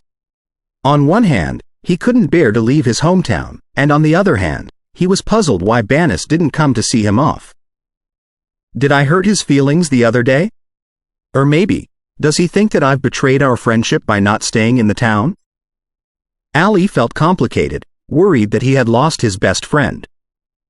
He looked back after every step, but Banis never showed up, so he grew more and more frustrated. After boarding on the carriage and finding his own seat, Ali craned his head out of the window and waved his hands at his parents again. His eyes grew moist, as it was the first time that he had left his parents. Ali! Banis' voice suddenly came from far away. He waved his hands fast and ran over in a hurry, with a blue and purple fruit in his left hand. Banis squeezed through the crowd to below the window and said loudly, "Damn it! I remembered the time wrong. Here, this is your favorite Samara fruit. I don't think you will get to enjoy them again after you reach Rentado." The Samara fruit was a local specialty of the town, which matured at the end of October and the beginning of November every year. Ali's eyes became wet. Banis was truly as rash and careless as ever. Woo! He picked up the fruit. Before he was able to say anything, a deafening siren suddenly echoed. Covering his eyes, Ali shouted, "Banis, I'll bring you to Rentado after I succeed." Banis waved his hands. "All right. Don't forget Samara. Woo! Clang! Clang! I'll come back after I am successful." Ali secretly clenched his fists. The magic steam train was activated and became faster and faster, gradually getting away from the platform. Ali's eyes became misty, and he could barely see anything clearly. He kept waving his arms, but Banis and his parents were further and further away. Chapter 727. The Church's Thoughts Inside the Pope's Library in the Holy City. The Rentado Music Festival was live-streamed?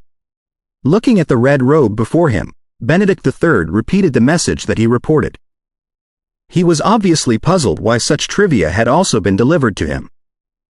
If he had to deal with such insignificant matters in person, why would he need so many red robes?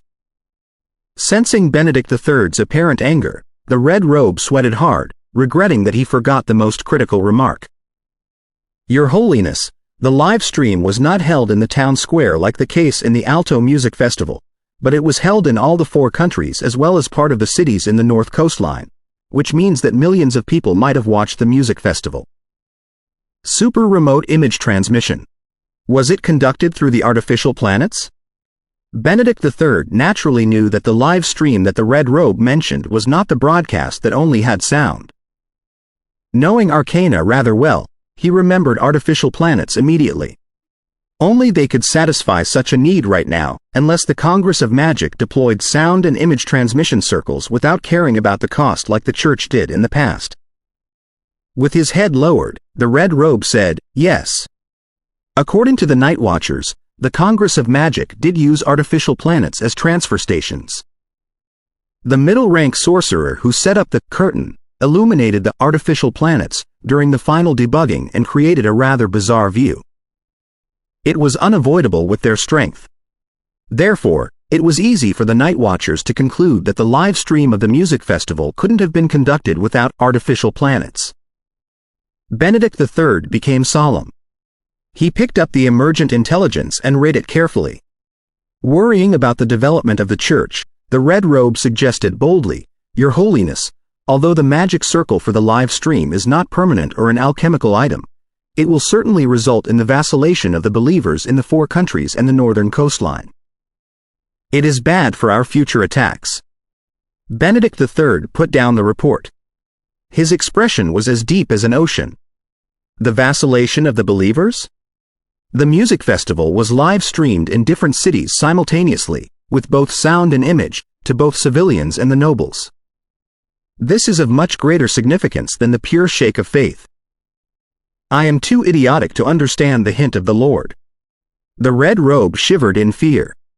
He was so desperate to win the Pope's appreciation that he opened his mouth when he shouldn't. Benedict III nodded his head and continued, "Of course, for us, the greatest influence is truly the vacillation of believers. Sorcerers are corrupt people with extravagances and entertainment. The world is now full of filthy dirt. But that's all the more reason why we should save every lamb who still has kindness in his heart. This will be a difficult and dangerous path, and every cleric must be prepared to sacrifice. Are you ready?" Having been approved, the Red Robe was so excited that he drew a cross on his chest. "Only truth lives forever. Give my order. Summon the Grand Cardinals for an emergency meeting." Benedict III sighed. Half an hour later, all the Grand Cardinals except for those who were on missions gathered in the Bright Hall. Before Benedict III brought out the platinum staff, they had already learned about the meeting from the Red Robe. "Your Holiness, artificial planets are highly dangerous. We have to destroy them completely." Melmax, the captain of the Temple Knights, offered a suggestion straightforwardly. He did not know much about arcana as the Grand Cardinals did, but he could see the hazard of artificial planets even more clearly as an observer. They had given eyes and wings to the sorcerers from the sky. After the second artificial planet was launched, the Church had tried many ways of attack and counterattack. Their achievement was that 2 artificial planets were destroyed. However, after Lucian proposed the general theory of relativity, the Congress of Magic had been launching artificial planets every year, so such losses were affordable. Saint Maria was a brown-haired girl, but she was at least 300 years old. She suggested in a soft voice, "For the Congress of Magic, creating and launching artificial planets is not very difficult. Even if we shoot down one of them, they will only launch more in a few years. Also, the Congress of Magic is almost on par with us except for the lack of demigod. Can we afford a total war right now? The heretics in the north and the evil creatures in the Dark Mountain Range are looking forward to our mistakes." Astera, the Angel of Wind, continued, "The Congress of Magic couldn't have neglected our reaction when they decided to live stream Lucian Evans' Valkyrie, could they? This is perhaps another trap. They're perhaps waiting for us to destroy the planets. Then, what do we do? Can you launch similar items and resist the sorcerers' artificial planets with our godly eye?" Belial was dissatisfied with their complaints. They needed a viable suggestion. Philip, the newly promoted Grand Cardinal, said, "It's not our strong suit to directly create a similar item. However, we can try to capture an artificial planet. With enough time, we should be able to duplicate them. By then, with the grace of the Lord, the item we create will be more creative and destructive on the orbit than artificial planets." The past experience had suggested that divine power was more convenient than magic, because God was ubiquitous, even on the orbit. The sorcerers had to use the help of magic circles to utilize the power of gravity or solar energy, which reduced the aggressiveness of artificial planets. That was why the Congress of Magic attached such importance to fission reactors and controllable fusion. If they could be minimized, the gap between magic and divine power in that regard would be no more. We need a complete and safe plan. We must not fall into the trap of the Congress of Magic. Melmax acknowledged Philip's opinion and became less radical. All right, you've all shown your loyalty to the Lord. Benedict III made the final decision and asked Maria, Melmax, and Philip to draft plans. Ines, another Grand Cardinal, added, however, we cannot slow down the destruction of artificial planets, or the whole sky will be consumed by artificial planets one day. We'll never see the sun. Although it was a hilarious vision, every Grand Cardinal still gasped hard. Ellipsis. In San Ivensburg, Belkovsky and Romanov, the emperor of the Chakran Empire, both received the message from their spies. Then, they almost raised their heads and looked at the blue sky out of the window at the same time, as if they saw the artificial planets through the white clouds. They did not have any doubt about the strategic significance of artificial planets, but they both sighed because they could not manufacture them. They wanted to capture one, but they feared that they would fall into a trap. They certainly could not afford a war against the Congress of Magic under the pressure of the South Church. Therefore, they had to wait for an opportunity to capture one without causing a massive war, in which case the Congress of Magic could only swallow their anger because they also could not afford a war against them while resisting the South Church. Inside the dark mountain range, a luxury castle that was mostly made of gold stood next to a cliff. A strange male leaned against the chair with a cigar on his mouth. Looking at his butler, he said, "What you said is very interesting. If only the live stream item of the Congress of Magic were smaller. In that case, I can have a lot of fun inside the castle. That's the best invention for a vampire who is too lazy to go out like me. Mr. Prince, even if you have such a thing, you would have to count on the Congress of Magic's radio station if you want to see anything," the butler replied solemnly. "Rest assured. The Congress of Magic will certainly work on it now that they already achieved such a level. I can sponsor them if they lack resources. Isn't Rhine very close to Lucian Evans? The old man can't be angry at me if I sponsor through him." The vampire prince waved his hands. "I'm told that Mr. Observer went to the Temple of Spirits with the primordial ancestor." The butler said something else. After a brief silence, the vampire prince scoffed, "The old man will burst into fury again." Ellipsis. Inside the Sky radio station in Allen. After the Rentado Music Festival was over, Lucian came to thank the arcanists who were responsible for the broadcast. Heidi, who was interested in live stream, arrived with him. "Mr. Evans, this is our job, and you don't need to thank us. However, the members of the audience have been sending us letters, asking us to keep the live stream going on in the future instead of only broadcasting sound. What should we do?" said Louise, upset. Lucian smiled.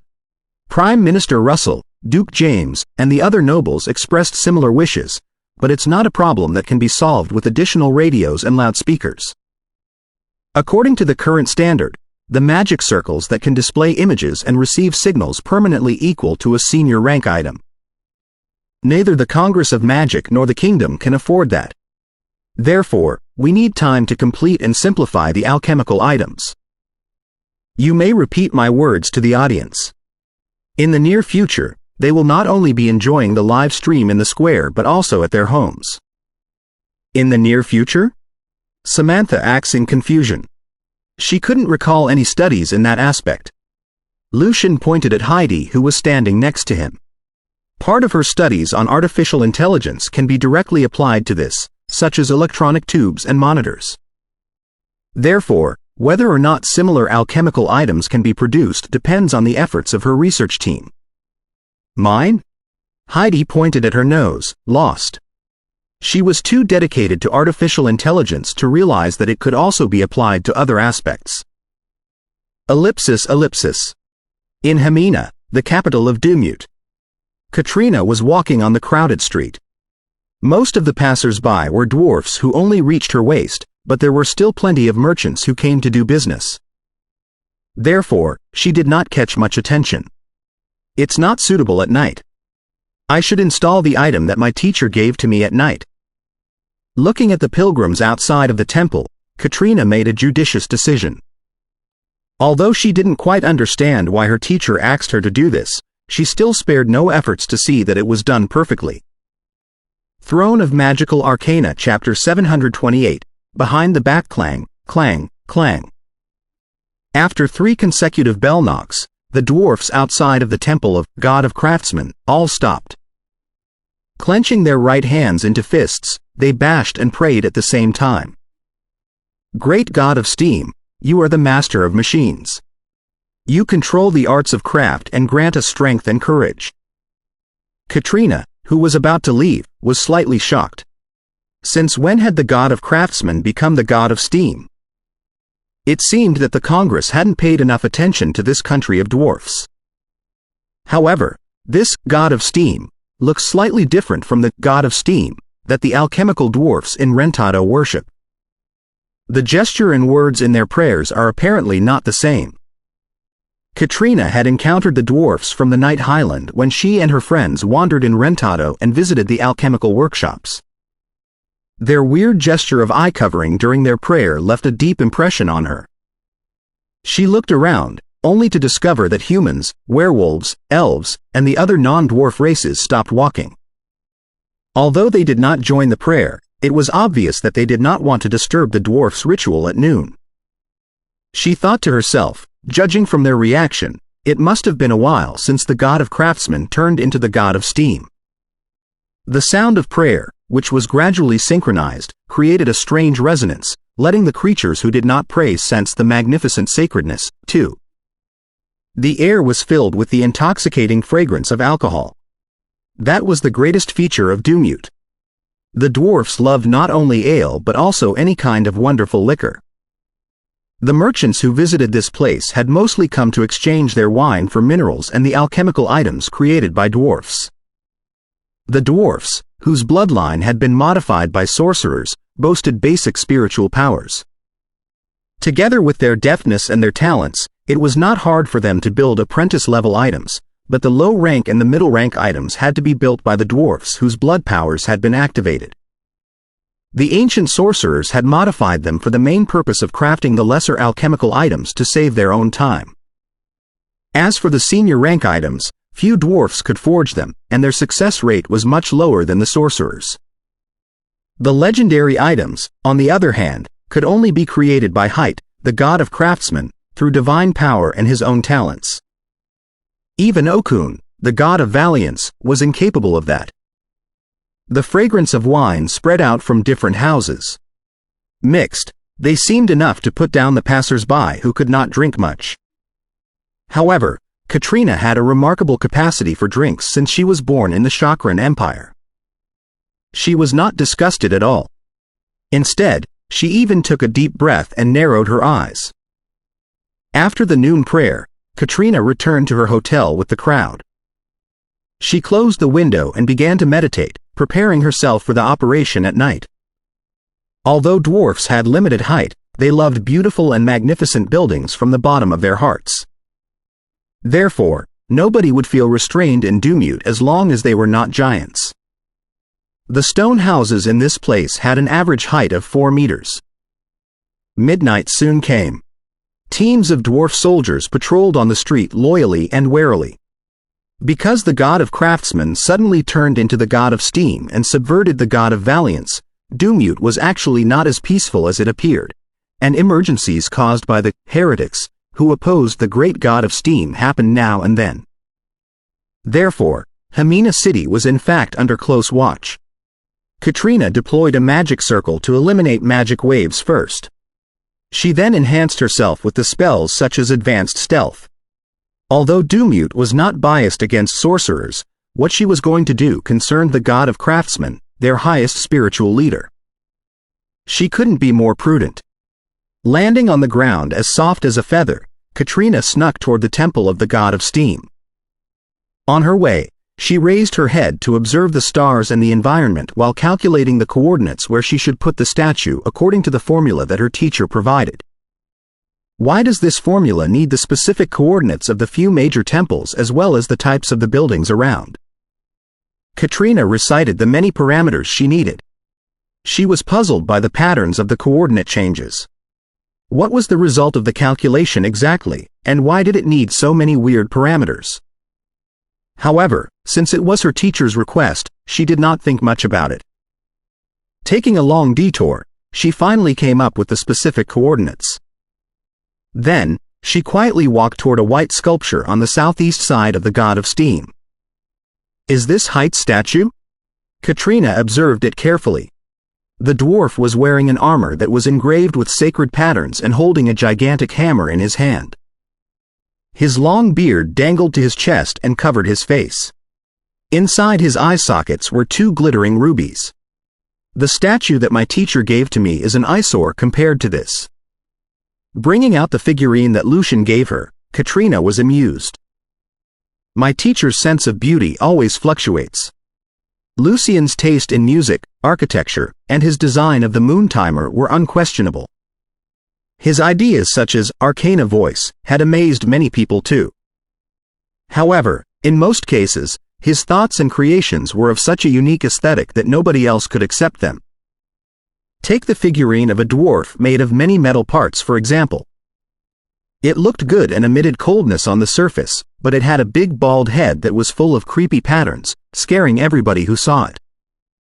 Her smile gone, Katrina focused her attention and let the figurine of the bald dwarf float at the heart of Height, the god of craftsmen, according to Lucian's request, before she chanted the long and sophisticated spell. The spell was written in the language of the ancient magic empire, but it carried a strange feeling of holiness. Gradually, a silver light protruded from the dwarf's body. It spread out like a gigantic web that controlled human hearts. You are the master of mind, the emperor of gods, the great god of steam. Allow me to summon your name. Supreme Yuri, please grant me the power to control everything. In her spell, the silver glittering lines stretched into the heart of Height's statue, and the rest of them integrated with the void, raising quakes. In the quakes, the pure and holy light showed up like tiny angels. Singing, praising, and praying in pleasant sounds, they danced up and down around the Yuri statue. The noises seemed to have been frozen. There was no reaction from the temple far away. The quakes in the void suddenly grew intense, and the tiny spots of light were melted into the Yuri statue. Then, the Yuri statue was gradually blurred on the spot, until it was nowhere to be seen again. It has melted with time and space? Katrina was deeply astounded by the scene, which she had never seen before. Is this the subtlety of legendary power? But why does it carry a tiny hint of divine power? She shook her head and calmed herself down. Erasing the traces around carefully, she returned to the hotel. When Katrina's back disappeared at the end of the street, a bird that was absolutely black, with a cluster of hilarious and cold feathers on the head, swooped from the dark night. Hovering, the bird stopped on the head of the god of craftsmen and let out an obscure voice that nobody could hear. Lucian Evans is truly gathering faith in secret. It seems that he is very confident about his theory. He's bold enough to steal Height's power of faith. And he sent a student for the mission. It would have fooled everyone if it weren't for me. No, I have to find a way to remind Height. Lucian Evans cannot be allowed to collect the power of faith smoothly, or he will step into the level of demigods faster than everybody else. The bird flew down from the statue and circled it while uttering weird, appalling tweets as if it were informing every living creature of their time of death. Ellipsis. On the third day after Katrina left Hamina City, a team of dwarf soldiers discovered cultists who slandered the god of steam during their patrol and were engaged in a fierce battle. As it happened, there were senior rank casters among the cultists. The dwarf soldiers suffered heavy losses. Thankfully, the Temple of Height was around, and a few priests soon arrived, surrounding those cultists in a square not far away.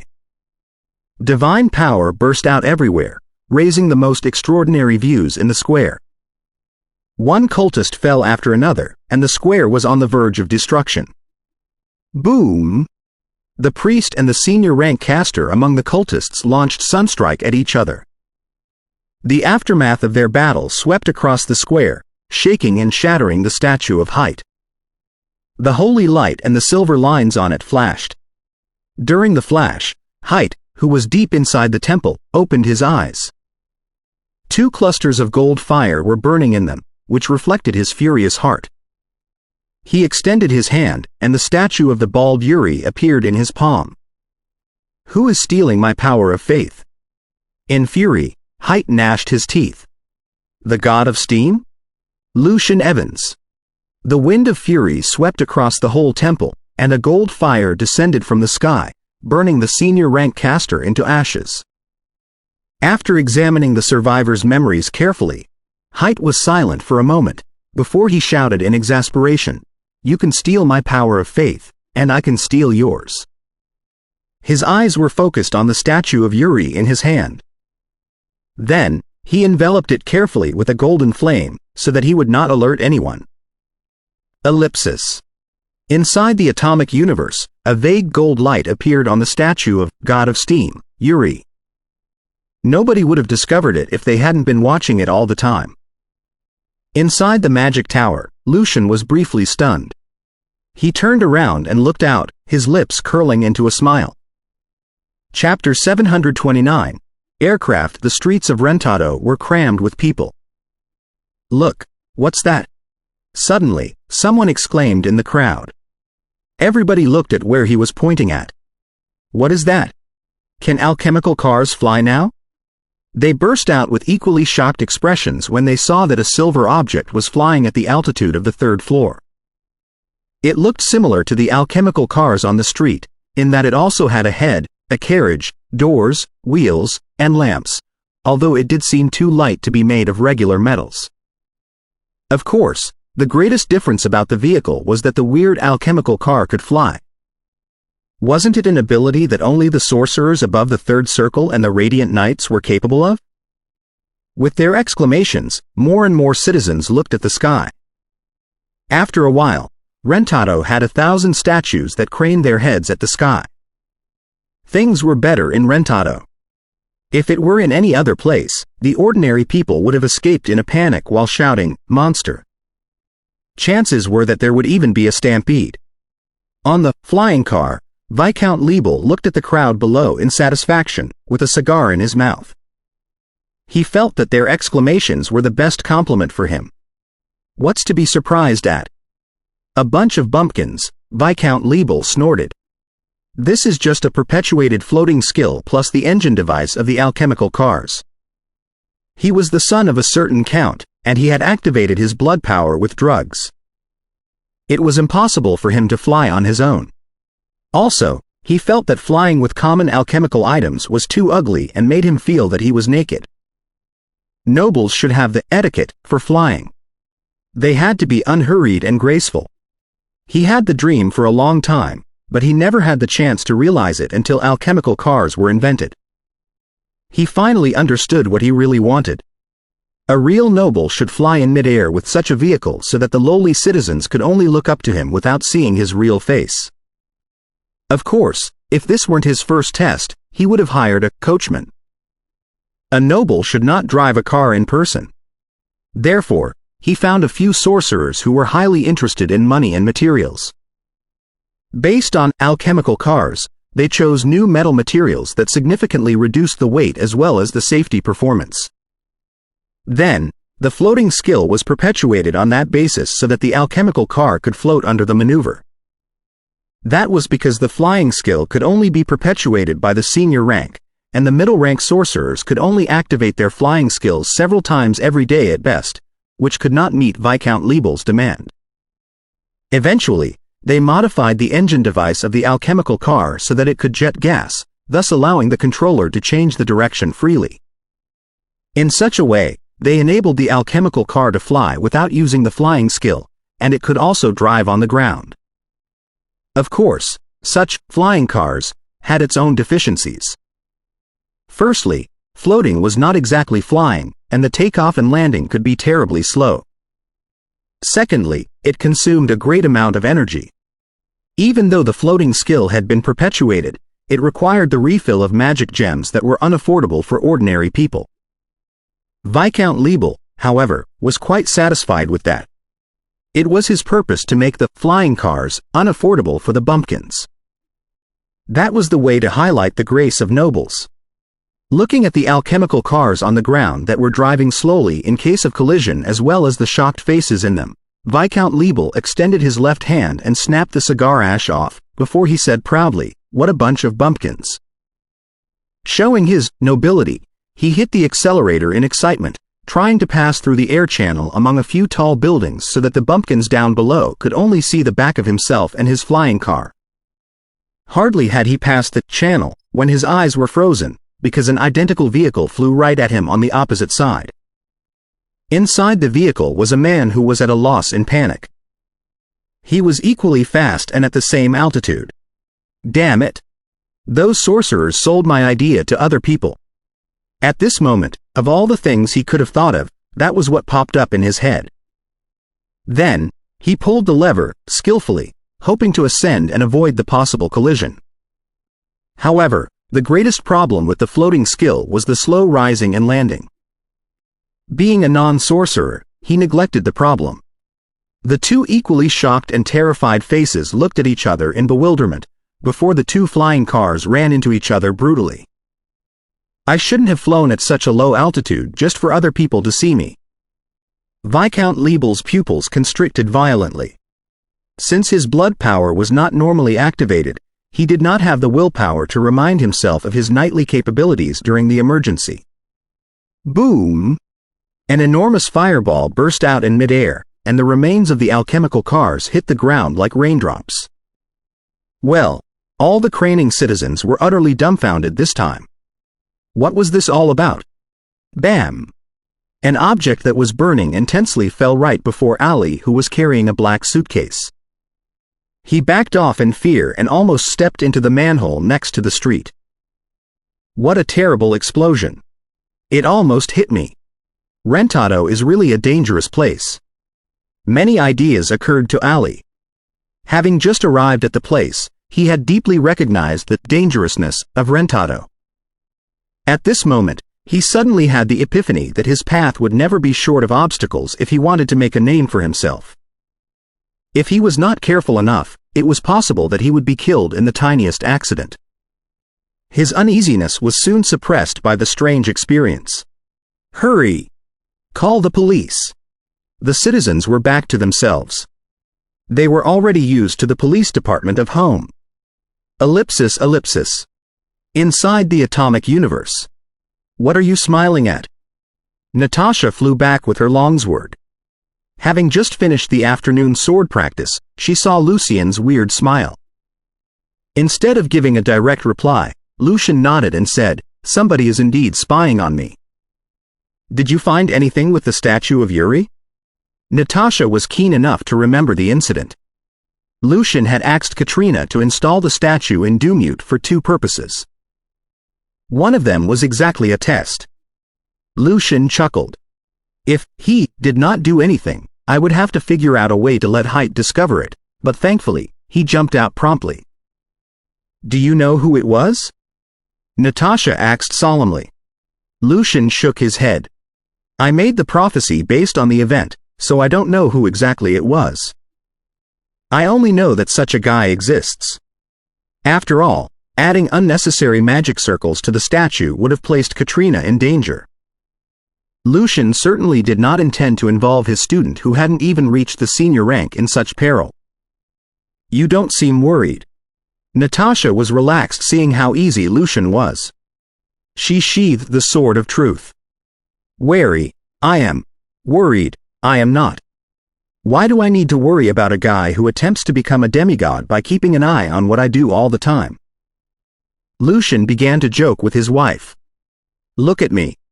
I always research and explore on my own and never care about what other people do. That's the demeanor of an expert. Tisk. If you are an expert, turn into a legendary knight and have a sword exercise with me. Natasha raised her eyebrow. Lucien replied, fearlessly, not a problem, as long as you don't use the sword of truth and the shield of truth. After joking with each other for a while, they discussed the mysterious guy and the god of craftsmen again. At this moment, Butler Leo walked in. "Madam, a maid from the Nexo Palace asked for you." He always addressed her as Madam instead of Your Majesty. "Me? Is there anything important?" Natasha walked to the library in confusion. There shouldn't be any emergency that the Queen had to deal with in person recently. After a while, Natasha was back. She said to Lucian with a weird face, "The car accident you mentioned constantly has happened, but it's in the sky." In the sky? Having come from Earth, Lucian knew very well about the danger of car accidents. After the alchemical cars were invented, he specifically advised speed limits and other safety measures in the city. No car accidents had taken place yet because alchemical cars were still rare. He never expected that the first car accident would happen in the sky. Natasha explained what had happened. The dead Viscount Liebel was certainly a creative man. A naughty kid who liked playing and got killed because of it, Lucian secretly remarked. The nobles and sorcerers of this world were truly practical. They had even created flying cars that he had never thought of. Natasha patted her hand. "I have to host a meeting in the Parliament of Nobles. The deaths of 2 nobles have prompted the conservative old men to propose a ban on flying cars. If their reason stands, wagons should have been thrown into the ocean a long time ago." As the wife of an arcanist who was good at inventing all kinds of bizarre items, she was rather interested in the idea of flying cars. "That's right. It's better to regulate the things that will eventually appear than to ban them. We should establish rules on aircraft and road safety. It will be better if the police department can set up special units to enforce the rules," Lucian suggested. "Ha ha. Should we forbid sorcerers from flying in the city like Alan? Well, the Bill of Flight Management of Sorcerers?" Natasha joked and returned to the Nexo Palace through the portal in the hall. Lucian shook his head with a smile and walked to the Thunder Hall, ready to discuss arcana with his teacher and Mr. Brooke. He had barely entered the Thunder Hell when he heard an intense explosion. Fernando's magic tower glowed, and an energy swept out while consuming everything as if it were the end of the world. Then, everything was curbed by the magic tower. Damn it! Another explosion. Fernando appeared before Lucian, with his hair in a mess. Lucian said helplessly, "Master, you'd better be careful. If it were any other arcanists, they would have been long dead."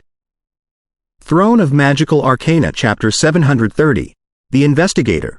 What exactly was wrong that caused the series of explosions in the fission reactor? Fernando paid absolutely no heed to Lucian's reminder. As long as no other top legends or third-rank sorcerers were behind it, even if he did not have the time to take any reaction, the trigger and passive magic effects on him would have been enough to ensure that he survived the fission explosions without being affected by the curses. His hair was so messy that a huge wind seemed to have just blown it. His red magic robe was also full of wrinkles, which was an indication of the catastrophe just now, but he noticed none of it. All his attention was devoted to the possible problems of the fission reactor, and he sounded agitated and extremely puzzled. According to his studies on fission and his reverse engineering on atomic fission, the legendary spell, there shouldn't be a problem at all. However, it was indeed a fission reactor that was going on when the uncontrollable explosion took place. How many times has it exploded? Lucian gasped hard. Judging from his teacher's tone, it was not the second meltdown, but the third, the fourth, the fifth, or even the sixth. No wonder he ran into the explosion by accident. It was no accident at all. It was not until then that Lucian finally realized why his teacher hardly let him and the other students do experiments. The only experiments that they did were the simple ones, such as black body radiation. As it turned out, it was very dangerous to be involved in his teacher's experiments, and any researchers who were not legendary could be obliterated any time. Fernando frowned. It doesn't matter how many times it has exploded, what matters is why. It has no contradictions whatsoever with the model and mechanism of fission. Thinking for a moment, Lucian said, "Atomic fission is an uncontrollable, massively destructive spell, and the reactor demands steadiness and controllability. That's probably the source of the problem. Do you think I am a fool who simply made arrangements according to the model of atomic fission? Fernando said. It was apparent that he wasn't in a good mood. You saw our reactor model and the detailed arrangements yourself. You should know that we added a lot of magic circles to facilitate the utilization and control of energy. However, it doesn't mean real steadiness and controllability. I think we have to study fission better in order to solve the problem. We have to figure out the role that neutrons and the other particles play and their possible reactions under different circumstances. Lucian had considered the reactor accidents himself and suspected that it was because the current research was too crude. The design of the reactor mostly depended on reverse engineering. The different roles of slow neutrons and fast neutrons hadn't been discovered, not to mention their different effects in different fission reactions. Fernando never ignored the helpful advice, but he never gave in verbally either. Do you think I never considered those problems? But it will take a long time to experiment on neutrons by hitting different elements with them. Well, Hathaway and I are already on it. Neutrons couldn't be accelerated by a magnetic field, so the experiments were much more complicated. I'll also try to work on those experiments. Lucian smiled. The sooner we develop portable fission devices, the more useful our artificial planets will be. It will be impossible for the Church and the other enemies to imitate us. The mechanisms of the artificial planets, such as their orbits and their relay of electromagnetic waves, were not complicated and could be mimicked. But when it came to fission reactors, if they did not have a profound study on fission, the enemies would only encounter the explosion accidents that were happening to his teacher recently if they tried to duplicate the devices. If they did not understand which magic pattern functioned and how, it would be impossible for them to combine or abandon the patterns when they transformed the patterns into symbols of divine power. Any error in the procedure could lead to a serious accident. That was exactly the difference between the cutting edge and the bleeding edge of arcana. After all, launch was too simple in this world. Fernando nodded. As long as a steady fission reactor is developed, minimization shouldn't be a problem. In this magic world, many technical problems on Earth were no longer problems. For example, the fission reactor that Fernando and Hathaway built directly used magic circles to transform the released energy into electricity. No external components were needed at all. But of course, the cost of minimization would still be very high. Unless the Congress paid to install them on the artificial planets, only the archmages and the legendary sorcerers would be able to afford them. Also, the highest council did not have a consensus on the promotion of minimized fission devices, because it might be a safety hazard. It could cause huge casualties and pollution that would take forever to be cleaned. Seeing the confidence in his teacher, Lucian smiled. Fission reactors and minimization is just our first step. Controllable fusion is our real goal. When the goal is achieved, we will be able to proudly declare that we are the Sun Kings. Controllable fusion. Fernando repeated hopefully but frowningly. That was significantly more difficult than fission reactors. He, Douglas, and Hathaway had absolutely no clue where to get started, and Lucian could barely offer any useful suggestions. Let's focus on the fission reactor for now. He paused and mocked habitually.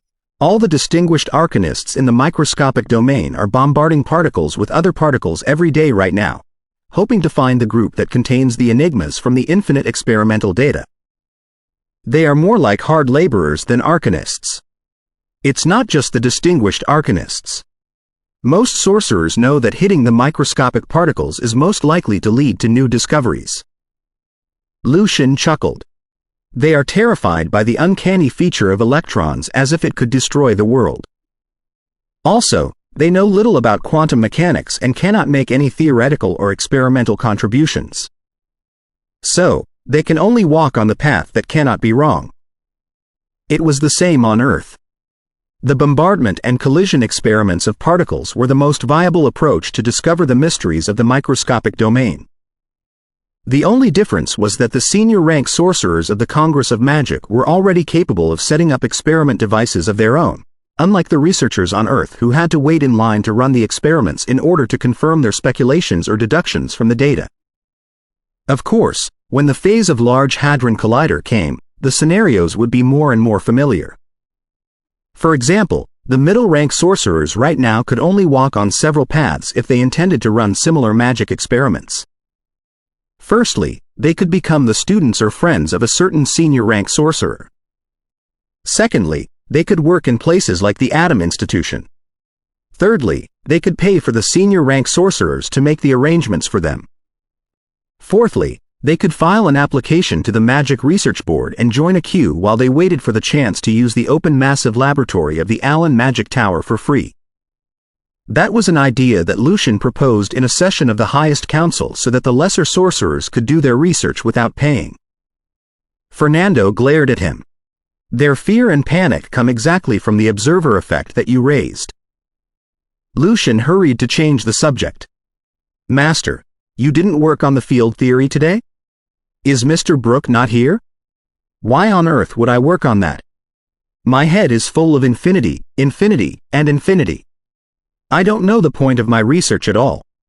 Lucian asked the perfect question, which detonated Fernando like a stick of dynamite that had been ignited. Lucian meant to comfort his teacher. Every person who worked on the field theory had millions of infinities in their room. That was unavoidable when the studies in the microscopic domain were pressed on. For example, Mr. Dirac, who proposed the Dirac equation, as one of the founders of the quantum field theory, was one of the top 10 if not the top 5 physicists in Lucian's eyes. He held different opinions on infinity. He believed that there were an inevitable reason and a deeper meaning behind infinity and that the classical theories were wrong. Therefore, he opposed reorganizing it through mathematical approaches. As a result, he was gradually left behind. Or maybe, his cognitive world was broken and solidified? After roaring for a while, Fernando also fell quiet. Brooke will come later. However, even if infinite appears in the calculation of higher approximation, the field theory we've established has indeed described the interaction of charged particles, which is the essence of the electromagnetic force. He was rather satisfied with the joint study of himself, Brooke, and Lucian, except for the goddamn infinity. Based on the field theory they established, Fernando and Brooke maintained that the electromagnetic force was realized when charged particles exchanged photons in many different processes. However, the photons were different from the photons that people usually studied. They could not be observed and were only a mathematical conclusion. The two of them had called such photons virtual photons. After discussing the quantum field theory for a while, Fernando suddenly said, Stannis told me that the Dark Mountain Range hadn't been quiet lately. Those gloomy guys seem to have re-recognized us after the Battle of Rentado and begin to consider whether they should cooperate with or fight against us. Aren't they a bit too slow? Lucian said in amusement. Fernando snorted. Those guys are all species with extremely long lives. Our decade might only be 10 days in their eyes. Plus, they are no more interested in arcana than the church is. That is why they've reacted so sluggishly. Tell Natasha to pay attention to the safety of Rentado, which will probably be frequented by many dark creatures. All right. Lucian nodded solemnly. Ellipsis. Inside the Dark Mountain Range, a young man with silver hair and gold eyes said solemnly, Nasdell, you will sneak into Rentado and Allen as soon as possible and take a look at the changes that the Congress of Magic has brought forth. Your observation will be the basis on which we make a decision later. Yes, sir. The werewolf before him retracted his fur and turned into a brawny man with the same silver hair. Throne of Magical Arcana Chapter 731. Nasdell and Rentado night fell rather early in this cold winter. Rentado, the city in the north, was shivering in the freezing cold wind. Every pedestrian walking on the street had pulled up their collars and accelerated their pace.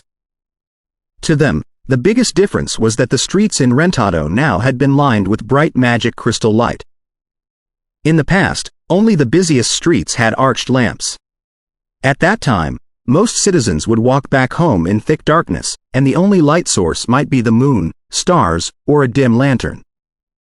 Nasdell got off the last train following the stream and stepped onto the smooth floor of Hexagram Station. Rentado City still had the city gates and walls for the purpose of defense. Therefore, magic steam trains could not drive into the city after nightfall. After the gate closed, the trains could only stop at the temporary station outside of the city. Nasdell enjoyed his trip very much.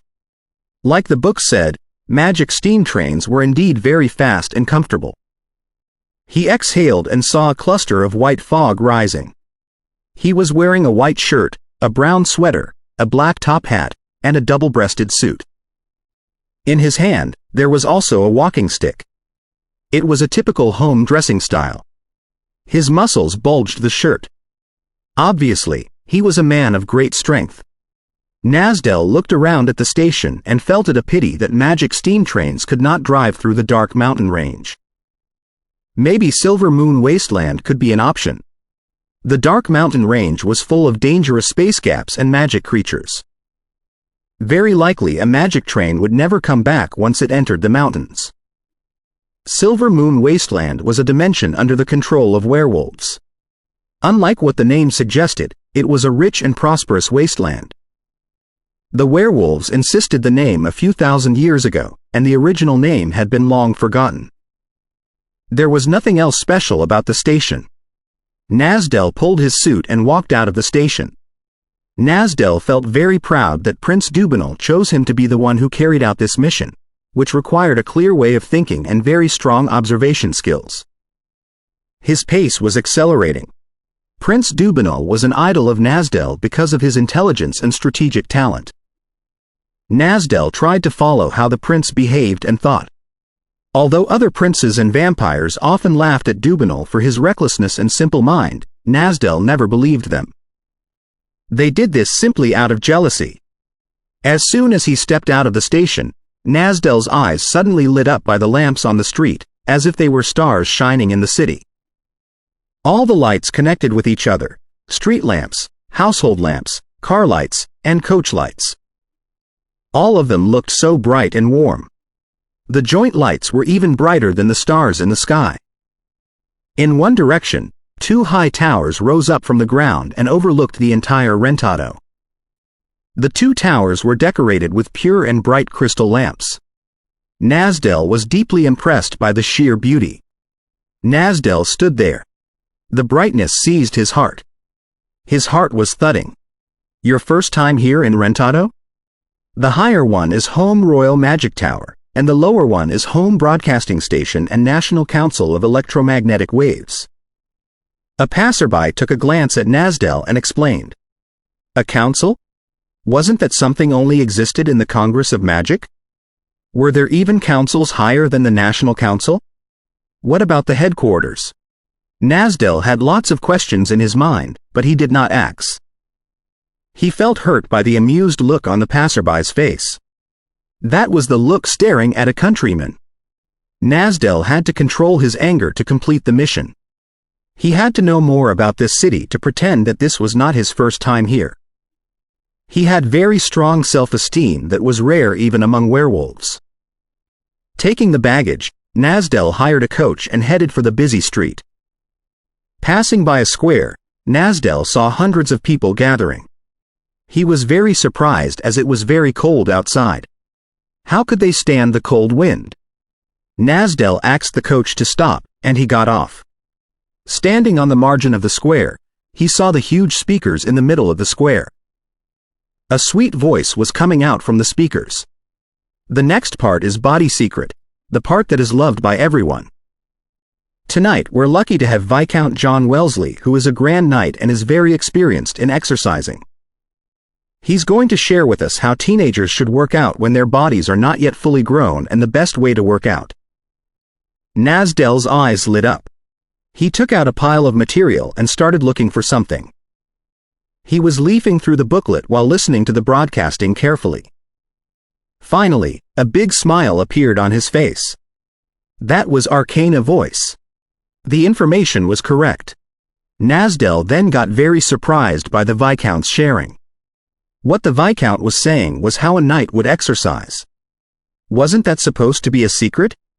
He was shocked as this never happened even in the most open-minded alto.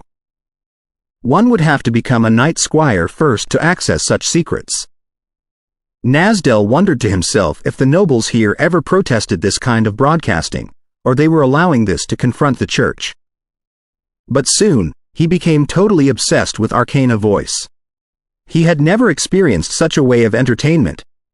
In the dark mountain range, because of the harsh conditions, it was very hard to receive the signal of arcana voice. Nasdell listened to the radio attentively. He was glad that he had this opportunity to listen to arcana voice here. Obviously, the radio program was very interesting to him. After the crowd dispersed, Nasdell sneaked up on the big speaker but found nothing special other than some wires and simple devices. Following the wires, Nasdell walked around the corner and came to the other side of the wall. He saw that there were over 10 strange holes in the wall, 3 in each group, 1 above and 2 below. Nasdell had a close look at them but could not figure out the usage of the holes. He wanted to ask someone, but he did not want to be looked down upon. So he decided to figure it out on his own. Growing up in the dark mountain range, Nasdell knew that he had to be cautious with everything he did not know well, even if that thing looked very ordinary. Therefore, in great alert, he took out a steel stick from his luggage to use it as the extension of his fingers. The holes were right in the wall without any covers or protection. Thus, Nasdell believed that they wouldn't be too dangerous. Looking around, after making sure that there was no one around, Nasdell poked the holes with the steel stick. Buzz! Electric currents shot out along the needle stick and hit Nasdell right away. There was no chance for him to avoid it. Nasdell's body was covered with electric currents and was shaking fiercely. Something smelled burned. He tried to pull the stick out, but he just could not. After a while, Nasdell had half returned to his werewolf look. His muscles bulged, and a mist of black air surrounded him. He suddenly used his strength and finally got rid of the steel stick. Lightning. Magic circle. How could the nobles and sorcerers in Rentado allow such dangerous things to be here in the wall in a public square? Nasdell could not even speak, and he felt extremely annoyed. If he had not been an adult werewolf, he would have been killed. Just after he returned to his human look, a young man in fancy clothes walked to him. He took out something connecting to a wire from his pouch and plugged in the holes, and then he plugged the other end in a fine alchemical item in the shape of a rectangle. Seeing that there was a man lying on the ground and looking at him in great confusion, the young man grinned and explained, "This is the latest mobile communication device. It no longer requires a permanent magic circle for electricity because it can now save the energy. The price has been greatly lowered because of it. I'm not super rich, but now I can afford it." Then he smelled something burned in the air. He took a glance at the man on the ground again, and the man's face also looked burned black. "My friend, you don't look very well. Did you just touch the electric current magic circles?" "No, no." Nasdell hurriedly denied. The young man grinned. "Good. Arcana Voice and the Council have been promoting people's awareness of using electricity safely. Even kids in Rentado now understand how important this is, unless it's someone who has never used electricity before." Even kids knew it? Nasdell was glad that he instantly denied himself earlier. Nasdell decided to leave the square as soon as possible out of the feeling of embarrassment. Dragging his half-numb body, Nasdell walked slowly to the quiet street. As he was walking, somehow, he suddenly lost his footing and fell into a hole. Bang! On the square, the young man heard something. He turned around but saw nothing. After the charging was done, he recalled something. The broadcasting had been warning citizens that they should avoid remote and quiet streets and use extra caution when walking, as recently some thieves were stealing sewer lids. Chapter 732. Misfortunes never come singly in Rentado, on a dark street. Carrying something heavy, 2 small men were moving stealthily on the street. Suddenly, a couple of people jumped out and fiercely pushed them down to the ground. Bang! That heavy thing fell to the ground. Black dogs on Granlund Street. the small man blurted out. Then he got a crispy slap on his face because of what he just said. A man in uniform walked out of the darkness and squatted down in front of the man. I prefer policeman or sir. Since the headquarters of the Home Police Agency was located on Granlund Street, the gangsters had been used to calling the agency Granlund Street. The slap made the small man afraid. Yes, sir. He was told that the black dogs on Granlund Street had some kind of special alchemical item that could torture them with horrible paralysis and pain. So never be reckless in front of a cop. Caught right on spot, stealing the lid. You'll be sent to the court for your sentence and you will face the charge of endangering public security. If nothing else, you too will be spending the rest of your lives in the mines. Of course, if you too are willing to become some experiment subjects, you might be able to come back to Rentado after a year, said the senior policeman while smacking the small man's face. The small man was totally shocked. Endangering public security. Sir, we didn't mean it. We did it just for money. The charge sounded very serious to him. I've told you jerks multiple times to listen to the radio to know the rules and laws.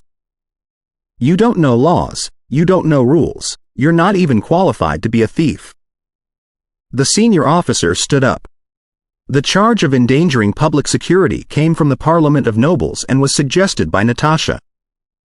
When they were discussing the regulations on aircraft and road safety, Natasha suggested that there should be a law preventing people from using aircraft or cars for murder. It was a lid. Only a lid. The two thieves almost burst into tears. They could not imagine how it would be like laboring in the mines. As for becoming a sorcerer's experiment subject, this option would never happen. That would be even more horrible than death. The senior officer sneered, "You stole the lid. You would make other people fall into the sewers. That's how you too endangered public security. Repent when you're in the mines." "No, please, sir. This is the last time. We wouldn't have done it if we knew it." They too hurriedly begged. "Sir, I've got big information. Big." One of them cried out loud. They would do whatever they could do to save their lives. The senior officer nodded with satisfaction and said to the other cop, "Take them back for interrogation.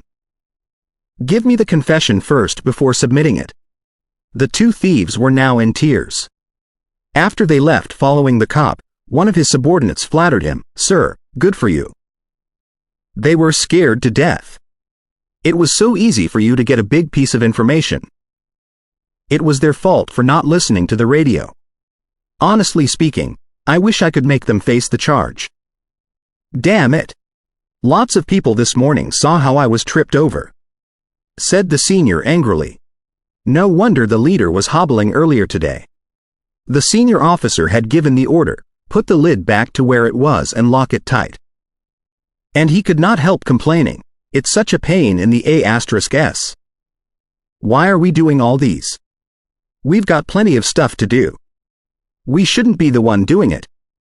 After the rest of the several policemen put back the sewer lid, one of them said to the others, "I wonder if anyone's down there." The lid went missing for at least a couple of minutes. "Impossible. It's already very late, and it was only a few minutes," said his colleague lightheartedly. Then he pulled out a tube of apprentice-level alchemical potion and poured it into the edge between the lid and the ground. The potion would glue the lid tight in the cold night and gradually melt in the daytime. Some sorcerers helped them with this potion. The policeman then hurriedly went back to the office on Granlund Street. They needed some hot tea. After a while, someone started knocking at the lid from below. However, the lid would not move because of the special glue. In the dark sewer, the veins in Nasdel's head were pounding. He was furious, and he could not figure out why there was such a big hole in the middle of the street. What was wrong with this city? When he fell in the sewer, he still wasn't able to control his body very well from the paralysis. Now he was covered with blood down here, and somehow he could not even get out. Fury, annoyance, and confusion were mixing in his guts.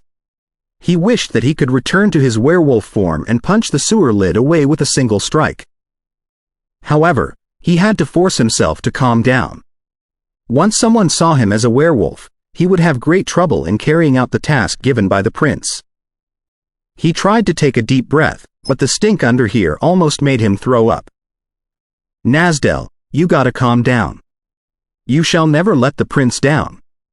Don't act like those reckless idiots, he said to himself while hobbling along the sewers. After a while, an angry roar burst out again from down in the sewers. Damn it!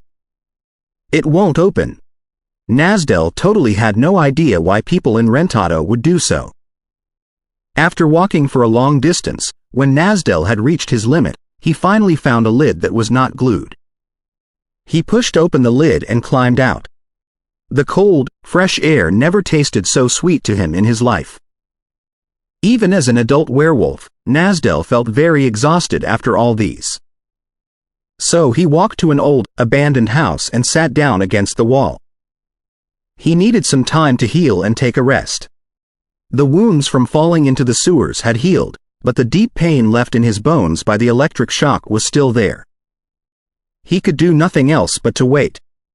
Nasdell murmured to himself, "There are good things about Rentado, but also very dangerous things. How could they dig such a huge hole in the middle of the street and place lightning magic circles right on the square without any protection?" He would not admit that he did not know how to use electricity safely, as he believed that those sorcerers were too reckless. The night was quiet. Nasdell gradually calmed down. He comforted himself that things would get better soon. However, as soon as the thought emerged, his sharp intuition made him sense the great danger. Without a second thought, he jumped forward with all his strength. However, his body had yet to fully recover from the electric shock, so his movement was a bit slower. Boom! The abandoned house suddenly exploded and then completely collapsed. Are you guys nuts? You even F***king blow your own house? Nasdell was totally clueless about what was going on. What just happened was totally beyond his expectation. And obviously, the explosion wasn't coming for him. Nasdell would have sensed it way earlier if it had been. Boom! The explosion blast hit Nasdell fiercely, and he was instantly buried by bricks and dust. Why? Murmured the werewolf.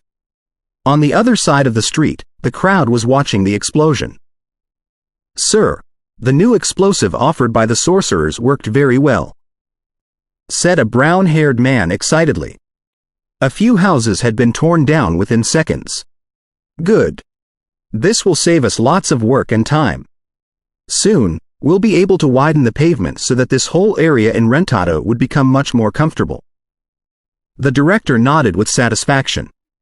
To get the new explosive, their boss had paid a special visit to Alan to have a specialist come over to guide the work. One of his workers asks, "Why are we here at midnight though?" People are sleeping. So you mean we should block the street during the daytime? This street connects the market zone to the city gate.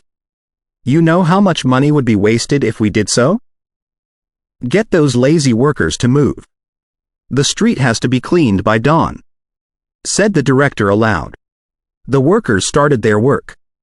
One of them said apprehensively, "Sir, we didn't check before the explosion to make sure no one was in it." There was no one in it. We've blocked the street in all directions and used magic crystal lamps as signs. We've been watching all the time, unless someone just popped out from the ground. The director yelled at him. Ellipsis.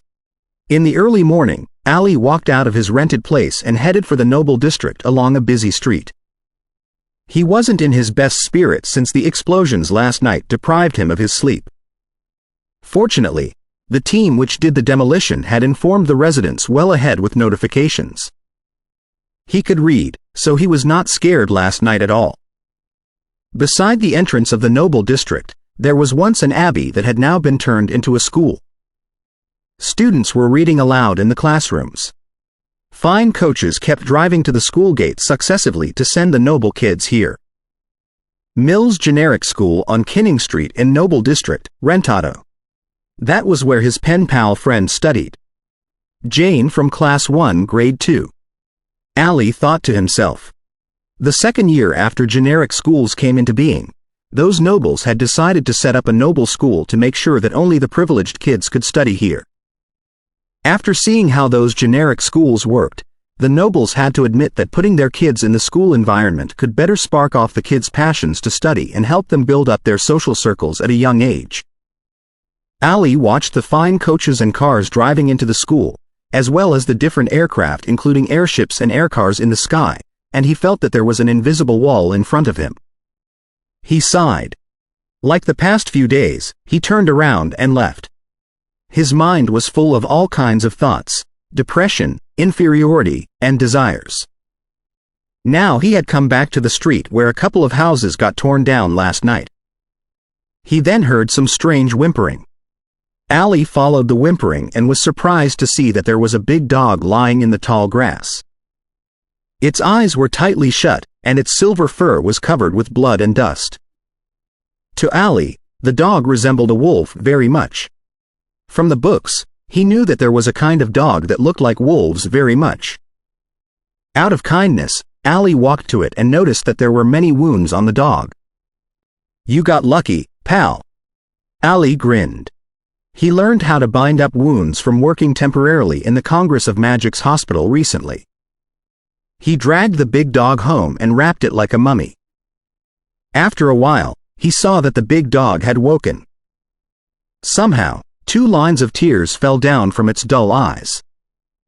It was the first time that Ali saw something like this. He hurriedly comforted the big dog like he was talking to a human being. "It will get better. There's no need to be this emotional. I just did what I should. Don't cry. Our lives will get better in Rentado." Hearing the word Rentado, the big dog cried even harder. Throne of Magical Arcana, Chapter 733. Rentado, such a dangerous place. In the early morning, the cold wind kept thudding the windows. Anyone would feel very lucky if he or she was now in their warm beds. But Ali could not fall asleep. He had a night shift in the hospital and just came back home an hour ago. His head was full of all kinds of thoughts. How could he make his life better? What would be the best way to make achievements? Would he ever have a chance to own his own aircraft? He could not stop these thoughts. Ali released a long sigh and sat up on his bed. Putting on his coat, he walked to the small table in his narrow room and pulled himself a couple of tasteless ale. Ali would not call the liquor good, but that was still the only enjoyment he had in life. Holding the cup, Ali walked to the window and sat right down on the floor. The table was the only piece of furniture he had in his room except for the bed. Watching the leaves shivering in the wind outside of the window, Ali's heart also felt cold. His rented place faced a quiet street. Rarely was there a coach or a car passing by, and the sound of wheels grinding the road made the atmosphere even colder. There was no garden, as this place was located in the worst area in the district. But Ali knew it well that the owners of these buildings were in fact quite wealthy, and their lives were much more leisure than most people. They had good insight into investment. So, when more and more people flowed into Rentado for job opportunities in those alchemical workshops, they had altered their houses by cutting them into more rooms. Even though they were renting out the many rooms at a relatively low price, they were still making a lot. After the alchemical workshops made lots of achievements, the textile industry finally felt the crisis and started inviting sorcerers who were good at using golems to improve their spinners. After 2 to 3 years, the productivity of the spinners had been greatly improved and more jobs were created. Meanwhile, people in home could finally afford more clothes as the prices of fabrics had become much lower. Gulping down the ale, Ali pushed the window open. The freezing cold wind made him feel the chill down his spine, but he also felt better because of the refreshing wind. The beautiful, cold moon was still in the sky. At this time, Ali saw that the big dog he saved was also attentively staring at something out of the window in the direction of the city gate.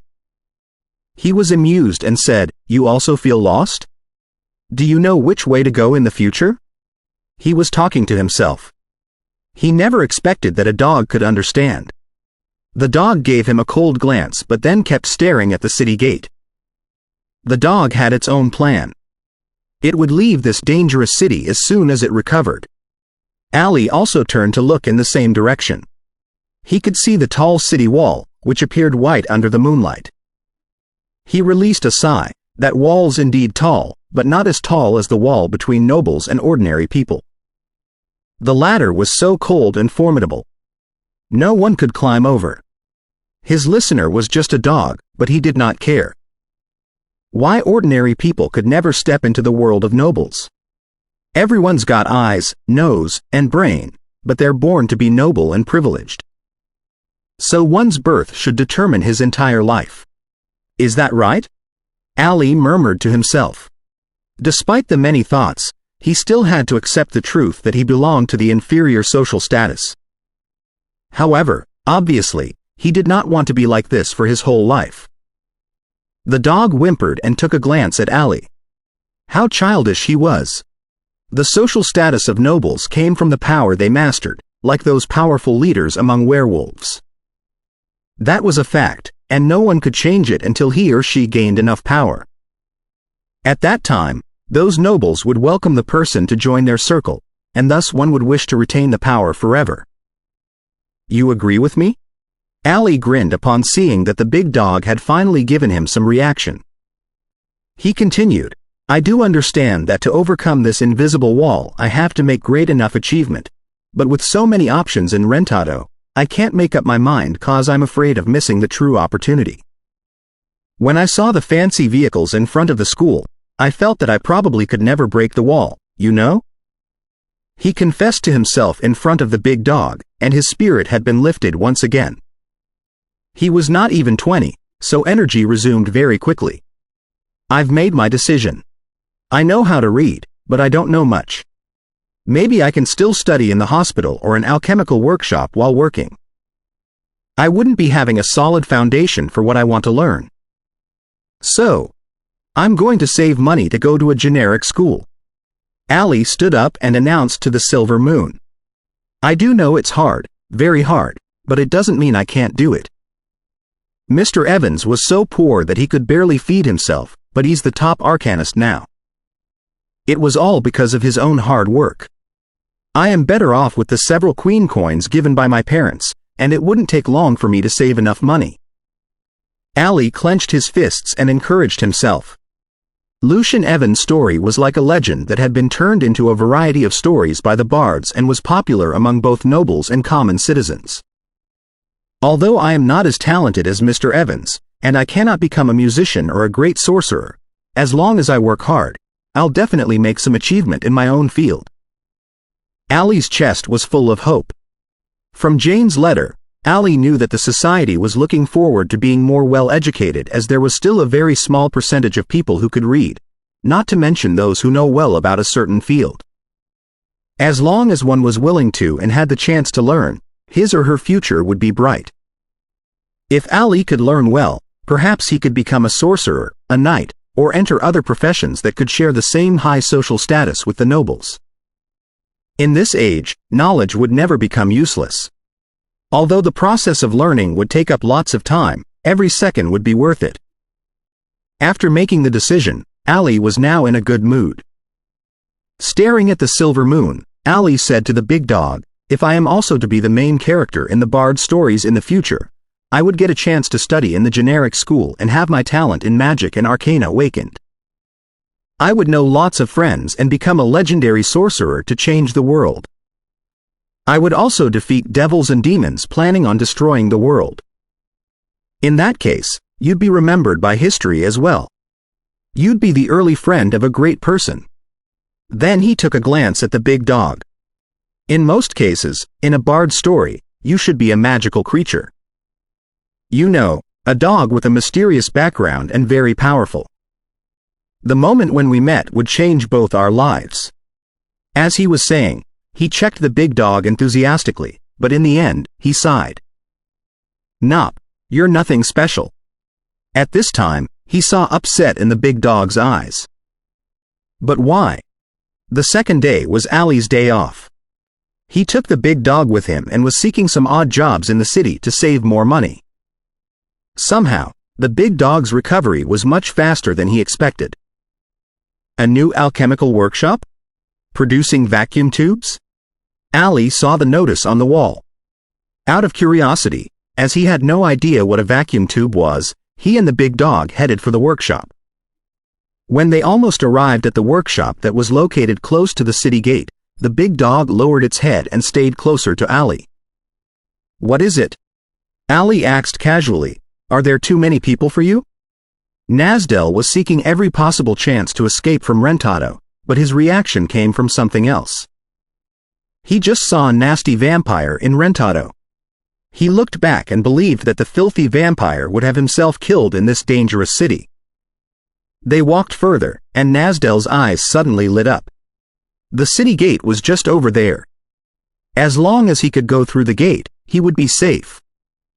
Nasdell thought that he should give this young man some recompense for his help, if there was a chance. The desire for freedom had filled up Nasdell's heart. Although he had yet to fully recover, he suddenly jumped out and started making a dash for the city gate like a fish trying to jump back to water. 50 meters, 20 meters, 10 meters, 5. Nasdell's heart was beating faster and faster as he was getting closer to the city gate. Bang! A car that was speeding ran right into Nasdell. When the car stopped, the owner of the car got off and asked purposefully, "Whose dog is it?" It suddenly jumped out. For what? Murder? Quote. One. When Ali realized what happened, blood had gushed out from the big dog's mouth. After several twitches, the big dog then completely stopped moving. Ali hurriedly went up and apologized. The car owner was, in fact, the one at fault, so he just asked Ali to pull the dog away after a short complaint. Seeing the body of the big dog, Ali sighed. It looks like we're not partners who can change each other's life. But thank you. Because of your company in the past 2 days, I've regained my confidence. I shall bury you well. He dragged the body of the big dog to the wood outside of the city and buried it very carefully. He stayed there for a while to adjust his mood and then left. After a while, the tomb suddenly split open, and a half-dead dog climbed out. Luckily, I know how to play dead, Nasdell murmured in low voice. He looked back at Rentado at a distance. It was such a dangerous place. He was going to report these all to the prince. Ellipsis. In Lance, the holy city, Benedict III said to Philip, "There's no response from the Angel King?" Chapter 734. The Pope's Senses. Yes, we tried to summon the Angel King through a ritual to ensure that the artificial planets of the Congress of Magic could be captured, but he gave absolutely no response, not even the symbolic light of refusal in the past. Your Holiness, did anything happen to the Angel King? Philip told everything that had happened. He couldn't have sounded more worried. After the Battle of Rentado, the strength of the South Church had greatly declined. As a result, the influence of the Angel King became of paramount importance for them, helping them to stabilize the panicked and suspicious clerics. Also, an expert at the peak of legendary who could command 3 level 3 legendary seraphs of Mountain Paradise was himself a great weight that could change the balance of the situation. Of course, for Philip, the most important question was whether or not the Angel King's lack of response had anything to do with His Holiness. Was it because of the secret dissemination of the way to gather the power of faith? Did an accident happen when the Angel King tried it? After hearing Philip's reply, Benedict III did not show any emotional change. He slowly closed his eyes, and the holy light emerged behind him. The ivory light spread out, building up the sacredness and vastness. Then, embraced by the light, a gate seemed to have been opened in mid-air leading to Mountain Paradise. The hollow and unpredictable hymns echoed, and infinite brilliance surged out, constituting a projection of Mountain Paradise that was almost concrete. The angels and holy spirits inside the projection seemed to have sensed something. They all bowed at Benedict III solemnly with respect. He was the Lord's spokesperson and embodiment on earth. Until he returned to Mountain Paradise, He was even more honorable and closer to the Lord than the angel king was. After he returned to mountain paradise, he would be directly melted into the light of the Lord as part of the Lord. After the greeting, the angels and holy spirits began to pray, praise, and sing. The projection of the seventh floor was clearer than at any time in the past. The seventh floor of mountain paradise was the infinite, transcendental pure light that was devoid of impurities. It gave so much pressure that the God inside seemed truly capable of destroying the entire world. Even Benedict III could see exactly what was inside as a demigod. He could only vaguely notice that a lofty angel with 36 wings on the back crouched at the periphery of the light with a vintage and divine book in his hands. Nothing is wrong with the angel king. He has simply fallen asleep for some reason. Benedict III smiled at Philip. Although his God's guard is very suitable for such operations, can't we achieve our goal without him? He looked peaceful, but his eyes squinted. How could Macantron have been so weak?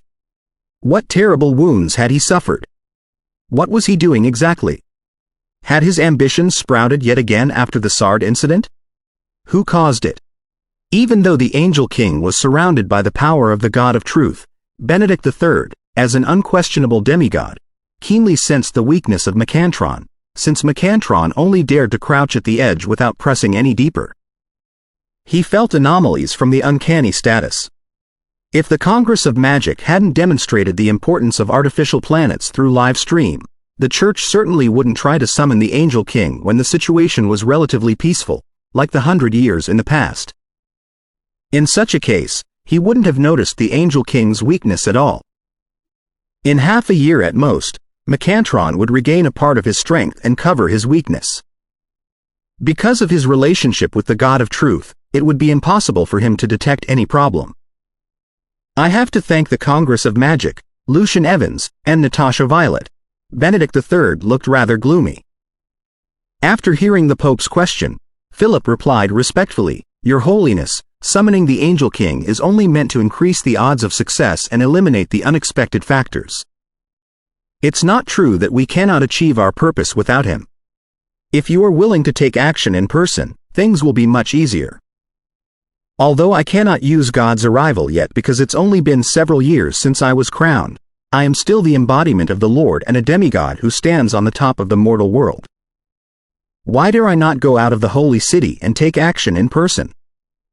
Viken, who appeared as Benedict III right now, spoke in such a casual tone as if he were discussing what would be suitable as the dinner tonight. If the evil fake god Alterna weren't staring at the ground from the sky all the time, I could have stopped all the top legends of the Congress on my own. It was a sublimation of life advancing from top legends to demigods. Even though it was barely possible for Benedict III to eliminate any top legend when he was unable to use God's arrival, his enemies still couldn't defeat him no matter how many top legends they had. Philip said in delight, "If your Holiness takes action in person, our plan is already 90% successful. However, I can only attack once. The Silver Moon, the Lord of Hell, the Will of Abyss, and the other evil fake gods must be waiting for an opportunity to heavily wound me before I could perform God's arrival. For that purpose, the enemies might even let go of their grudge and detestation against each other and collaborate," said Benedict III peacefully. He was not sure if Lucian and the other sorcerers detected the real secrets of the monster and mountain paradise in the realm of gates, but there was no doubt that they must have found something. While the story in Arcana voice was exaggerated, it was still partly true. If they looked through the phenomena on the surface, they would vaguely notice the connection between him and the monster and realize that God's arrival could not be used frequently, not only because it was too much for the physical body. Therefore, he set up his plans on the premise that Douglas, Fernando, Lucian, the god of Silver Moon, and the Lord of Hell already knew the two big secrets. Once will be enough. Philip was delighted. As a matter of fact, we could have captured it through our method to destroy artificial planets in the past, but since the Congress of Magic revealed it actively, we have to be careful that they may have set up traps. Therefore, we have to revise our plan. A few years back, since the Church was unable to establish similar items on the orbit, their attacks had always been conducted through the legendary experts alone. The measures through which the artificial planets protected themselves, such as hiding and orbit changing, were barely useful for the well-prepared legends. The main concern was that magic circles had been established on the artificial planets to facilitate legendary sorcerers' reinforcement and to feed the situation back to Alan. Therefore, their plan had always been simple. They would confirm that the legends of the Congress of Magic were out on missions first and wait for an opportunity to outnumber the enemy. Even though the surveillance magic circles delivered the intelligence back to Alan, and the legendary sorcerers in Alan could reach the artificial planets to join the battle, they still wouldn't be able to stop the destruction.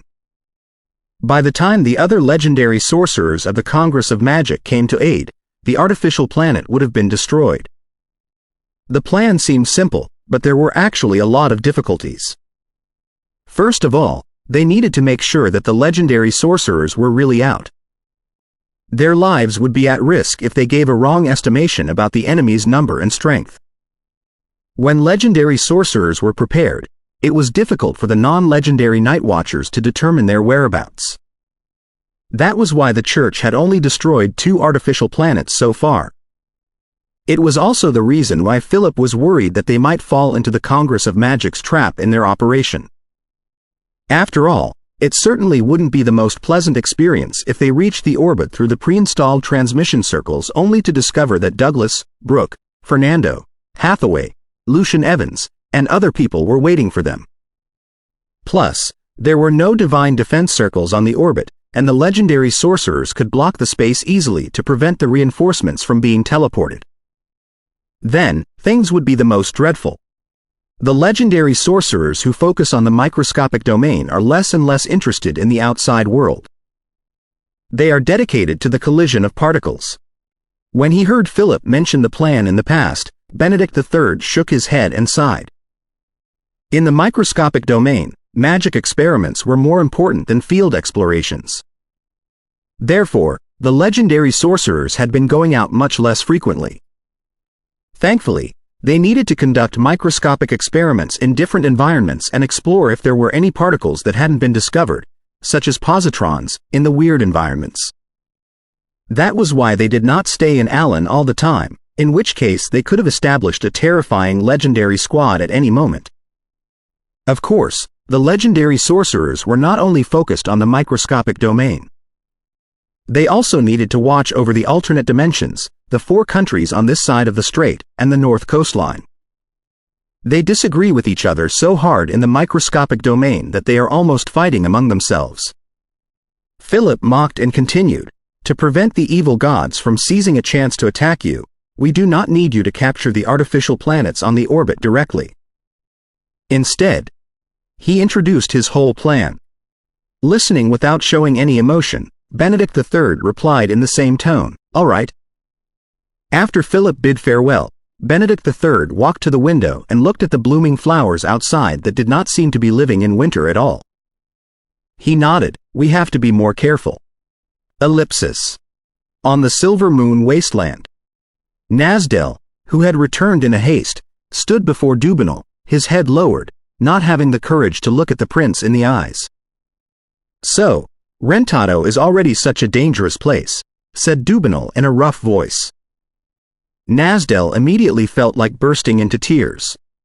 Everything that happened to him was not entirely worthless. It helped the prince to see the dangerousness of the Congress of Magic and Rentado. Those guys who laughed at him the moment they saw his wounds couldn't understand his enormous contributions at all. Therefore, working with the Congress of Magic is an option that is worth considering. Among the werewolves, some princes were close to the Congress of Magic, and some, including Dubinal, were hostile. Therefore, Nasdell thought that he could change the prince's attitude with his investigation. "No," said Dubinal firmly. "Huh?" Nasdell looked at his prince in surprise. "We should attack the Congress of Magic. Since they are already so powerful and dangerous, working with them will only result in a new Saint Truth," declared Dubinal confidently and proudly. Stunned for a moment, Nasdell said with much admiration, "Your Highness, you are truly the smartest expert among the werewolves. Your wise eyes have seen through the nature of things. I didn't realize that at all." "Ha ha ha." Dubinal laughed aloud in a great mood. He had always thought highly of Nasdell because the guy was very honest and not clever enough, which made the guy a good contrast for himself. Throne of Magical Arcana Chapter 735. Arrival of Chaos. The north of the north coastline was a bleak land. The hardy trees and the bizarre terrains had turned the place into a paradise for werewolves and ice bears. There were even powerful magic creatures that wandered in the depths of the vast land, such as silver dragons, white dragons, or frost giants. Therefore, although the path to the East Haven had been built bit by the adventurers of many generations who avoided the most dangerous areas, the business teams and passers-by who walked on the roads suffered all kinds of attacks now and then, which dyed the Northland in bloody, chaotic colors. It had been known as a heaven of desperados. In the month of ice, the area had already been covered in white. Even the evergreens had been donned in pure gauzes. One could not see any color as far as their eyes could reach. If they stared at the snow all the time, they might not be able to open their eyes again. However, on the road where tracks had been covered by the snowflakes, devastating blood was spreading out.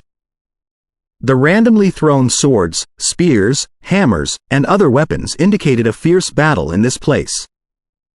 Leaving the main road and heading north along with the footprints on the road, one would see a boundless old-growth forest.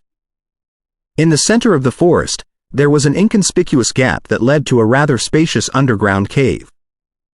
The torches on the wall of the underground cave illuminated the place. However, the fire on those torches was in the most bizarre, pale color as if it did not carry any heat at all. There was nothing but dead silence. Pale light emanated from the torches and sprayed on the black-robed guys who were crouching inside the cave, making them look even more creepy. Those black-robed guys stuck their foreheads to the ground.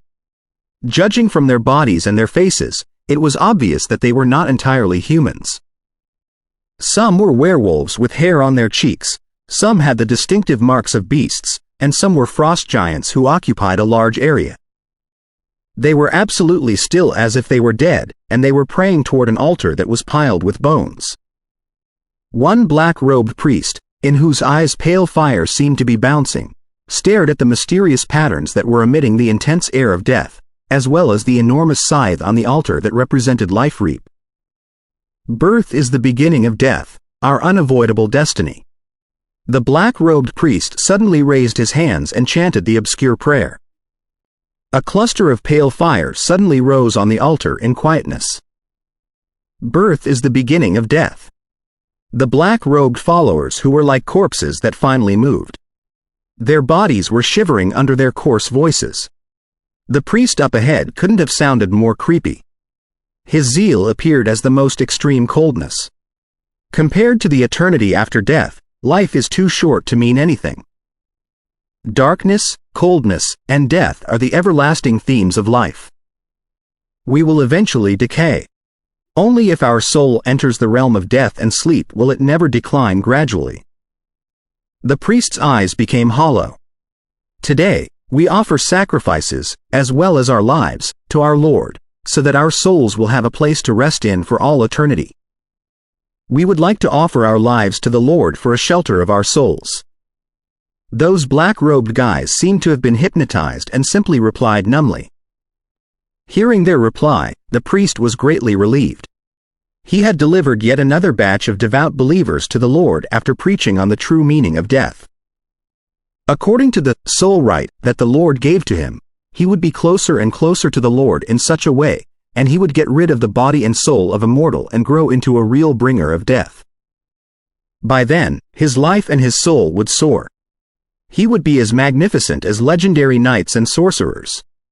Thinking about that, he felt that the pale fire of death in his heart was burning even more intensely and weirdly. It seemed to be creating a vague world of death inside his brain and around, a world of extreme peace that was brimming with undead creatures. This is truly a sign that I'm closer to the Lord. I can already sense the great and sacred paradise of death. By the time I can sense it clearly, it will be the time for my ultimate advancement. At this moment, the human beings who were in a coma around the altar were back to themselves. Some of them were in fancy clothes, and some were wearing leather armor. They looked no different from any merchant team on the Northland. What? What are you doing? Somebody accused in panic. Damn you, bandits. You'll pay for your assault today. Somebody was still enraged. Please, let us go. You can have all the goods and money. Killing us is useless for you. Somebody else was shaking in fear after sensing the anomaly in the environment. The priest raised his head. From his gloomy and dark eyes, a really pale fire jumped out. The moment they saw the fire, those human beings were paralyzed and could not utter a word anymore. Go to the center of the altar and offer your life to the Lord, the priest let out a dull, unemotional command. The merchants and mercenaries looked pale and terrified, but they could not resist the priest's order at all. They stood up as if they were possessed, and they walked to the center of the altar beyond their control. The man who walked to the pale fire first picked up the black scythe, his hands shivering. His eyes were brimming with fear, desperation, and madness, but his hand still cut his own throat firmly with the scythe that did not seem to carry any weight. A scary wound appeared on his throat, but not a single drop of blood spurted out. His whole body withered into a dry corpse very soon. Something transparent seemed to be floating out of his body into the pale fire. The pale fire immediately rose higher, and a mark, which was so red that it was almost black, could be found on the edge of the black scythe. The priest felt the delight from the bottom of his heart. It was an experience that was beyond any entertainment. Even without the improvement of his strength or the reward from the Lord, the delight alone was enough to motivate him to proceed with the ritual. The world of death in his head and around himself was clearer. My sublimation is higher, and I'm closer to the Lord, the priest moaned, but nobody noticed his lack of self-control. The sacrificial offerings reaped their own lives one after another. The pale fire was more and more exuberant, until it was almost jumping out of the altar. Come on. Show your devotion. Life is short, and death is eternal. The priest turned around and announced most sacredly. The black-robed believers all changed their voices and shouted zealously, "We would like to offer our lives to the Lord for a shelter of our souls." The scythe of death seemed to have sensed the zealous atmosphere. Humming, it rose from the shelter and hovered at the ceiling of the underground cave. "We would like to offer our lives to the Lord for a shelter of our souls." The black-robed believers echoed their prayer again, but it was no longer a response but a sincere request. The gigantic scythe, whose edge was in deep red, absorbed all the light and reduced the whole underground cave into darkness. Only the pale fire at the center remained unaffected.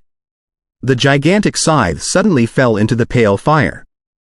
At this moment, all the black-robed believers shook hard, their eyes losing all the colors, as if something important was absorbed from them into the fire. The pale fire expanded and drowned the whole underground cave again. The skin of those black-robed believers began to decay, and dark red fire leapt out of their eyes. They had turned into undead creatures all of a sudden. The priest was even more delighted. He could no longer tell the material world from the paradise of death and simply felt that his soul had been greatly purified. "Great Lord of Death, please enjoy your sacrifices," he shouted in a high voice. The undead creatures in the cave also raised their arms, which made the cave look like a dense forest. The pale fire was reduced and condensed into the size of one person, but an illusionary gate appeared at the center. The gate was opened, and a monster in black cape showed up in the fire. Behind the monster was a plain where countless specters wandered, and below its feet were the temples made of bones.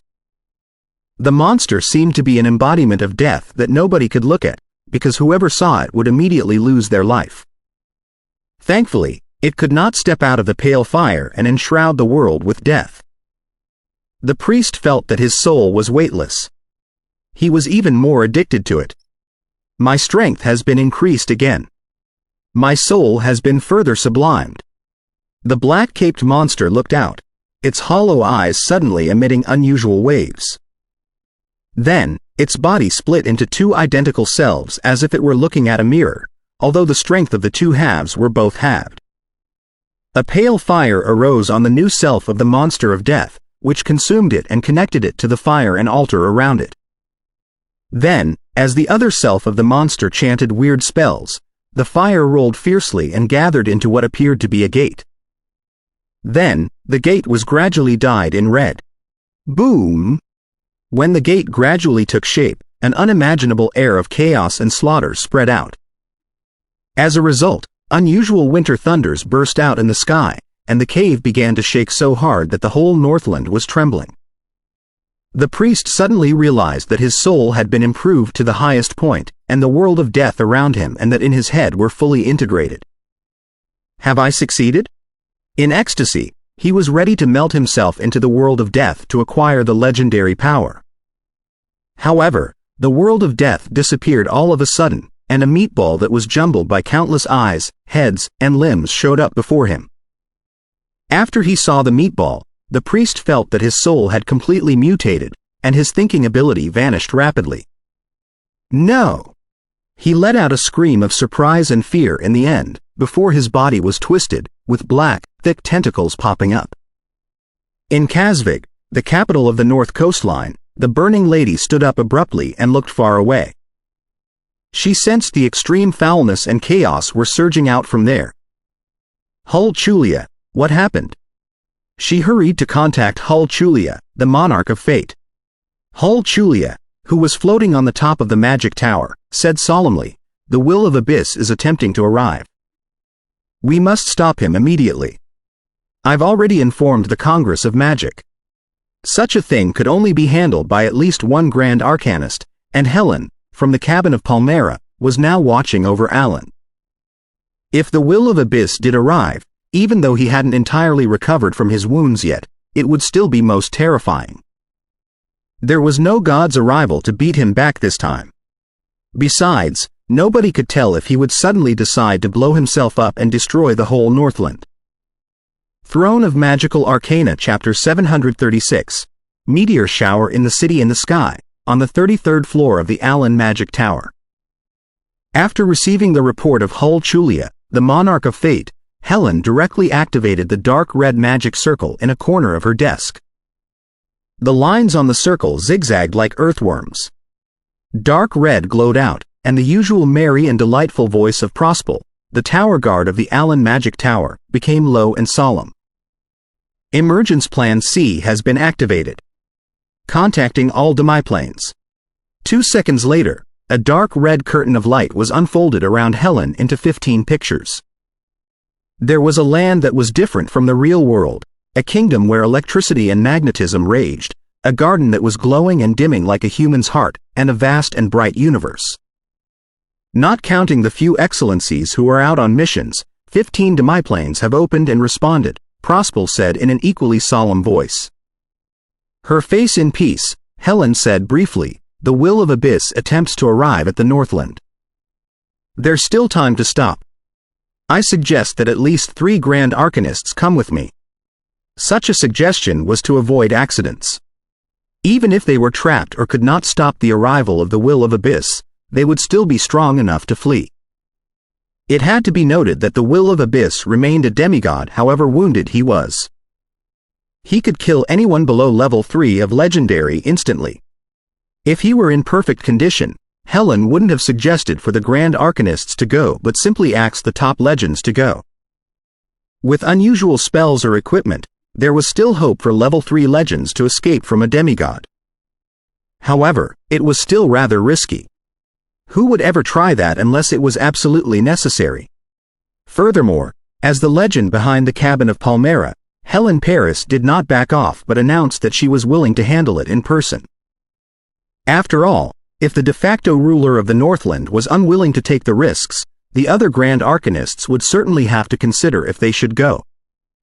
Helen's decisiveness prevented the possible debate of responsibility in the emergency meeting of the highest council. Douglas said peacefully, "Since the enemy is the will of Abyss, we need at least 2 top legends. Also, I fear that there are schemes behind the abrupt incident. So, Fernando, Hathaway, Helen, and I will go to the Northland to stop him. Brooke and Hathaway will replace Helen to watch over Alan, and the rest of you will stay where you are on alert. Keep in touch with each other. All right. Lucian did not hesitate, and Fernando had already reached Helen's library. He had always been impatient. Because the north coastline was far away from Alan, the transmission magic circle was faster than space jump. Therefore, Douglas, Lucian, and the other reinforcements were directly teleported to the branch of the Congress of Magic in Kasvik. On the top of the tower, Bergner looked at the darkening sky and thought to himself, "Does the meteor shower tonight indicate anything?" The meteor shower landed into the depths of the boundless ocean, so Bergner did not pay much attention to the horoscope at the beginning. He threw it away after interpreting the symbolic meaning behind it for a while. However, now that he recalled it again, he felt that his heart was somewhat uneasy. Ellipsis. The burning lady had a very female name, Elaine. She looked as gorgeous as a rose, but after she put on the armor that seemed to be made of rose petals and picked up the fiery short swords, all her frailty and femininity were gone. She was like a bouncing fire that released the scorch that could keep anybody away. Nobody could look at him in the eyes.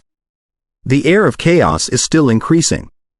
It means that the will of Abyss hasn't really arrived. There's still time for us to stop him. We cannot wait for and depend on the reinforcements from Alan. Perhaps the opportunities will be gone while we wait. I do not wish to see my hometown turning into an abyss of chaos and blood. She and Hull Chulia had already approached the old-growth forest. Since the distance was not long, the space transfer and rapid travel that the legendary knight's talents brought were as fast as the legendary sorcerer's demiplane jumps. She made the speech mainly to express her determination. In terms of protecting their homeland, legendary knights were much firmer than legendary sorcerers, because it was their creed.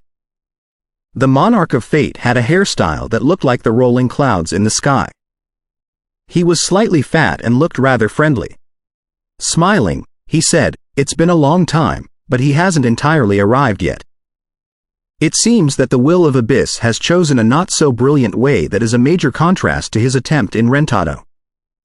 In the Battle of Rentado, thanks to the blood sacrifice after Paradise on Earth was destroyed, the will of Abyss was able to arrive completely in a very short time, not giving Benedict II any opportunity to react. His arrival this time, on the other hand, had taken almost 3 times longer than last time, and it seemed that he hadn't finished half of the process yet. It was clear that he had chosen a relatively underdeveloped and unpowerful approach. Hull Chulia was not very suspicious about that. If the will of Abyss knew how to weigh the pros and cons, choose the timing cautiously, and take action only after he had recovered, he would be no will of Abyss, but Lord of Hell. Hull Chulia did not bother to consider why he would take such an approach at all. If he could guess it, he would have suspected that he had been contaminated by the air of Abyss and lost the wisdom and rationality that he had always been proud of. It was impossible for a normal person to understand the Abyss. At the center of the forest, a cluster of darkness that was as black as ink covered the land. All the trees in the range had been contaminated by the disgusting and unbelievable blackness. Red eyes were opened on the trunks, and the branches were as active as tentacles. A forest of monsters, the burning lady remarked with her impression. Then, she noticed a bloody gate at the darkest place. On the gate was the patterns that were enough to dizzy even a legend. Around the bloody gate, a pale and crimson fire was rising unpredictably and could not fully take shape. Not bad. We can avoid the tragedy if we can destroy the portal to alternate realm that can allow the demigod to arrive while it hasn't been built yet. Hardly had the monarch of fate's voice died down when an evil and chaotic roar burst out behind the gate. Who? Crack, crack, crack. Hull Chulia's passive spells were triggered. Clouds with flashing lightning surrounded him and stabilized him, who almost fell from the sky.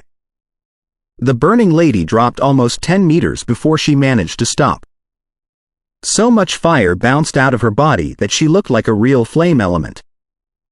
Drops of fire landed from her body onto the ground, igniting the darkness and the trees. She had obviously been hurt. Hull Chulia and she looked at each other in shock. Was it the power of demigods? They had been wounded by a chaotic roar even though the enemy had not completely arrived. If he did arrive, would they lose their mind and become demon lords? Having been through many battles, the two of them held back their fear. One of them began to cast legendary spells, and the other turned into a fire that burnt everything around them. The fire enveloped the bloody gate and made it burn in cracking noises. A few thick black tentacles suddenly extended from the underground world and whipped at the fire. They were surrounded by the corrupt and chaotic black air. However, Hul Chulia's esoteric spell echoed at the best moment. A wind rose in the forest. The air masses in both high and low pressure created a tempest and resulted in glittering bolts of lightning. Crack! The tentacles were destroyed, and the soil was plucked, revealing the monster inside the cave. He had absolutely no sign of a human being right now. There was nothing but protruding lumps, wriggling tentacles, and countless eyes on his body. Boom! The clouds were tightened, and the monster whose soul and life had been sublimed was obliterated in the lightning. Who? The extremely chaotic and foul roar echoed like a spell behind the bloody gate. Fire immediately surged out, blowing the burning lady back to midair and reducing her to her original appearance. She couldn't have looked paler. Right when she gnashed her teeth and was ready to charge forward again, she heard a gentle voice. Paradise of stars. A weirdly shaped celestial globe flew to the top of the bloody gate. Brilliant and pure light drifted out like the dust of stars, and a deep and dark cosmos arrived, enshrouding the whole area. In the infinite coldness, the bright stars were joined into different magic circles according to the horoscope. The wriggling darkness stopped, and the trees full of eyes and lumps withered. The roars that came from behind the bloody gate were suppressed to the minimum. The Emperor of Arcana has come. The burning lady was greatly relieved. She knew that Douglas and the reinforcements of the Congress of Magic had arrived. It was certainly impossible for the Will of Abyss, who hadn't completely arrived, to fight a top legend who was closest to a demigod from a different realm. Whatever his purpose was, he was destined to fail. When her concerns were gone, she heard another gentle voice. Snow Goddess Forgiveness. A transparent pillar of light brushed past her eyes. Thanks to the help of Paradise of Stars, it hit the bloody gate that was mired in pale and crimson flames. Electric currents and lasers that were barely visible for the naked eye appeared, constructing a web of snow and ice whose grids were too dense to be seen. The air within the web was frozen, the trees were frozen, the burning pale and crimson fire was frozen, and so was the bloody gate. Everything was reduced to the lifeless coldness and darkness. Witnessing the scene, the burning lady and the monarch of fate felt that their eyes were frozen, too. The extreme, unparalleled coldness made them shiver from the bottom of their hearts. Lucian Evans has such a terrifying snow spell? Helen slowed down the casting of her spell. She looked at the area that had been caught in a frighteningly low temperature with the passion that she only had when she studied arcana and magic. Ellipsis, ellipsis. Outside of the orbit of the planet, an ivory holy light slowly glowed, and Benedict III appeared in the dark vacuum. He raised his platinum staff high. Looking at the enormous remnants that were running at him, he spoke mercifully and pitifully, when the world is dirty and filthy, you will cleanse everything with your fury. In the airless universe, his voice spread out in weird ways. Those meteorites came to a halt miraculously. Then, they turned their direction and left a burning, bright path in the atmosphere. Their remains collapsed toward Alan like a torrential storm. Chapter 737. Punishment of the God. The burning furnace in the hall drove the freezing coldness of the month of ice away. Heidi and her friends leaned against their chairs lazily with different books in their hands. They read the books while they enjoyed the special sweet food. Although magic air conditioners had been installed in their rooms, making the winter warm and the summer cool, Heidi preferred furnaces, because the fire in the furnace brought warmth to her heart. It was the symbol of a real family for her. Magic is truly great. I don't worry about getting fat no matter how much sweet food I take. Heidi patted her stomach in satisfaction. Fat burning did not only work on the enemy. It was rather popular among the sorceresses when it was controlled well. Sensing something, she blinked to the side of the window and looked at the high sky, only to discover that shooting stars were passing the sky and falling like rain. It was truly beautiful. Look, a meteor shower! Heidi could never resist such a wonderful view. She exclaimed at her companions. However, her eyes were suddenly frozen at this moment. According to her knowledge in the horoscope and force field, the landing spot of the meteor shower would be Alan. She blurted out. The sorcerers who observed the stars on the tower also opened their mouths. Shouldn't the meteor shower land in the boundless ocean according to the previous observation and prophecy? After that, a lot of sorcerers would go out and search for the meteorites as materials for their studies and alchemy. Why had the trajectory of the shooting stars been changed, making them attack Alan like a storm? Alan, Brooke and Hathaway, who watched over the city in the sky in replacement of Helen, noticed it earlier than they did. Brooke intended to fly over and shatter the meteorites while they were still in the sky, but the meteor shower was unimaginably huge. Also, since the landing point of the meteor shower had been weirdly changed, he had a terrible feeling and did not recklessly go out to block it. Level 1 Alarm. The defense of Alan is fully activated. Hathaway activated the corresponding magic circles calmly. We will focus on defense and destroy any shooting stars that might hit Rentado or any populated areas nearby with rays and lasers. The weirdness of the matter prompted her to increase the level of alarm. Otherwise, such a natural accident only deserved a level 2 alarm at most. Brooke, on the other hand, spoke to his demiplane that remained connected. Fully activate the defense circles of the magic towers in the local branches. The supervising legends will expand the range of alarm. The other legends will return to Alan immediately and be prepared for attack and reinforcement. Try to notify the legends who are out on missions and gather all our forces. Hathaway added. The two of them calmly carried out the countermeasures and informed Douglas, Lucian, and the other sorcerers in the Northland of the matter. Gigantic raindrops, in glowing light and leaving a bright trail behind, rushed and smashed at Alan. At the same time, an intense fog spread throughout Alan, making the city in the sky appear to be in a dream instead of reality. Glimmering stars rose from the fog and connected each other into a vast starry sky around Alan. Each of them took up a certain spot and circulated according to specific trajectories, forming different magic circles.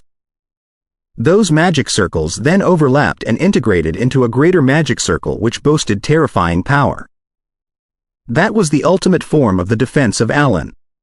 The raindrops were brighter and brighter as the burning, gigantic meteorites hit the foggy, starry sky brutally. The stars were even more brilliant, and ripples spread out in the fog, but the meteorite was nowhere to be found. The raindrops of stars fell non-stop with the world-destroying air. The fog in the defense of Alan fluctuated, and part of the stars even died out. Faced with such a pure natural accident, Brooke and Hathaway could have adopted another magic effect, anti-gravity and deviation. In such a way, the meteor shower wouldn't be able to cause any harm to Alan at all. However, such a way of processing would transfer the harm of the meteor shower to the ground, and since the populated Rentado was not far away, they decided to resist it the hard way. At the edge of the torrential storm, the meteors flew past the defense of Alan, falling on the villages around and Rentado. At this moment, in the foggy starry sky around Alan, a pillar of crimson, thick light suddenly darted out and hit one of the meteors precisely. Without a sound, the meteor was nowhere to be seen as if it had been burnt up. Crimson lasers and greenish rays shot out of the defense, destroying all the meteors that might hit the ground. At this moment, the citizens in Rentado had already discovered that the defense circles of the city had been activated. They looked at the sky in astonishment, only to catch the scene where shooting stars were falling and lasers were darting at them. They were too astounded to say anything. That was 10,000 times more spectacular than the magic battles as described by the bards and the plays. Even the greatest number of meteors could not power a long-lasting storm. After the first wave, the meteors became sparser. Right when the sorcerers in Alan were slightly relieved, a shooting star that seemed to be burning its life passed through the atmosphere. The ivory, holy light on the shooting star illuminated more than half of the sky. The power contained in the shooting star was greater than all the shooting stars before combined. It was like a punishment of heaven and the god. Benedict III, Viking, Brooke, Hathaway, Brooke, and Oliver called out different names. Such a powerful attack could have only been launched by a demigod. Even the pontiff of the North Church, who was capable of God's grace, couldn't have achieved that. Elemental protection. Magnetic collapse. Annihilation ball. Anti-gravity field. Ellipsis. Shocked as they might have been, their reactions were not slowed at all.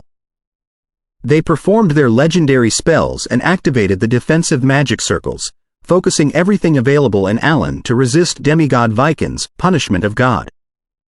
Suddenly, a magic circle before Brooke and Hathaway was triggered and manifested a screen. Inside the screen was the scene on the planetary orbit. Points of ivory light appeared and turned into Melmax, Philip, and the other Grand Cardinals. They were flying toward Brooke and Hathaway quickly. That was the perspective of the artificial planet. Therefore, their target was not Brooke and Hathaway, but the artificial planet. Create chaos to distract and disperse the enemy's forces, and then attack the enemy quickly so that there would be no time for reinforcement when they realized what was going on. That was exactly Philip's plan, simple but effective. Nobody could ignore a demigod's attack. Of course, the emergency of the will of Abyss in the Northland made him even more delighted and confident of his victory. The shooting star seemed to be carrying the will of the god. It arrived unstoppably, swearing to destroy everything. Brooke and Hathaway were completely occupied and could not get out of the defense at all. Boom! The shooting star hit Alan, raising an enormous explosion. The colorful layer of elemental protection was immediately shattered, an anti-gravity field vanished into thin air under the ivory holy light. The dark, twisting magnetic field was broken. So were the brilliant stars and magic circles. Even the fog had been separated into several parts. Although no significant damage was caused to the defense of Alan and the two top legends, their reactions were indeed limited. Brooke looked at the sky, as if he could see the Pope who was standing at the periphery of the planet through the atmosphere and the darkness. The man walked slowly with the platinum staff in his hands, disappearing before the silver moon glowed. Inform Douglas and the legendary sorcerers who are watching over the branches. As indifferent as before, Hathaway axed Prospel without the slightest frustration. Inside the old-growth forest in the Northland. After Lucian cast the super-freezing ice spell and consolidated the bloody gate, the whole forest fell quiet, as if even the sturdy Northland creatures had also sensed the coldness that did not belong to the normal world. They dare not act recklessly at all, fearing that the coldness might spread out. It was difficult to maintain such an extremely low temperature. The frozen darkness gradually thawed and vaporized into a pure mist. The mutated trees, the underground cave, and the pale and crimson fire near the bloody gate all became mist and disappeared, and the bloody gate was so narrow that it was barely visible. It was about to completely disappear, too.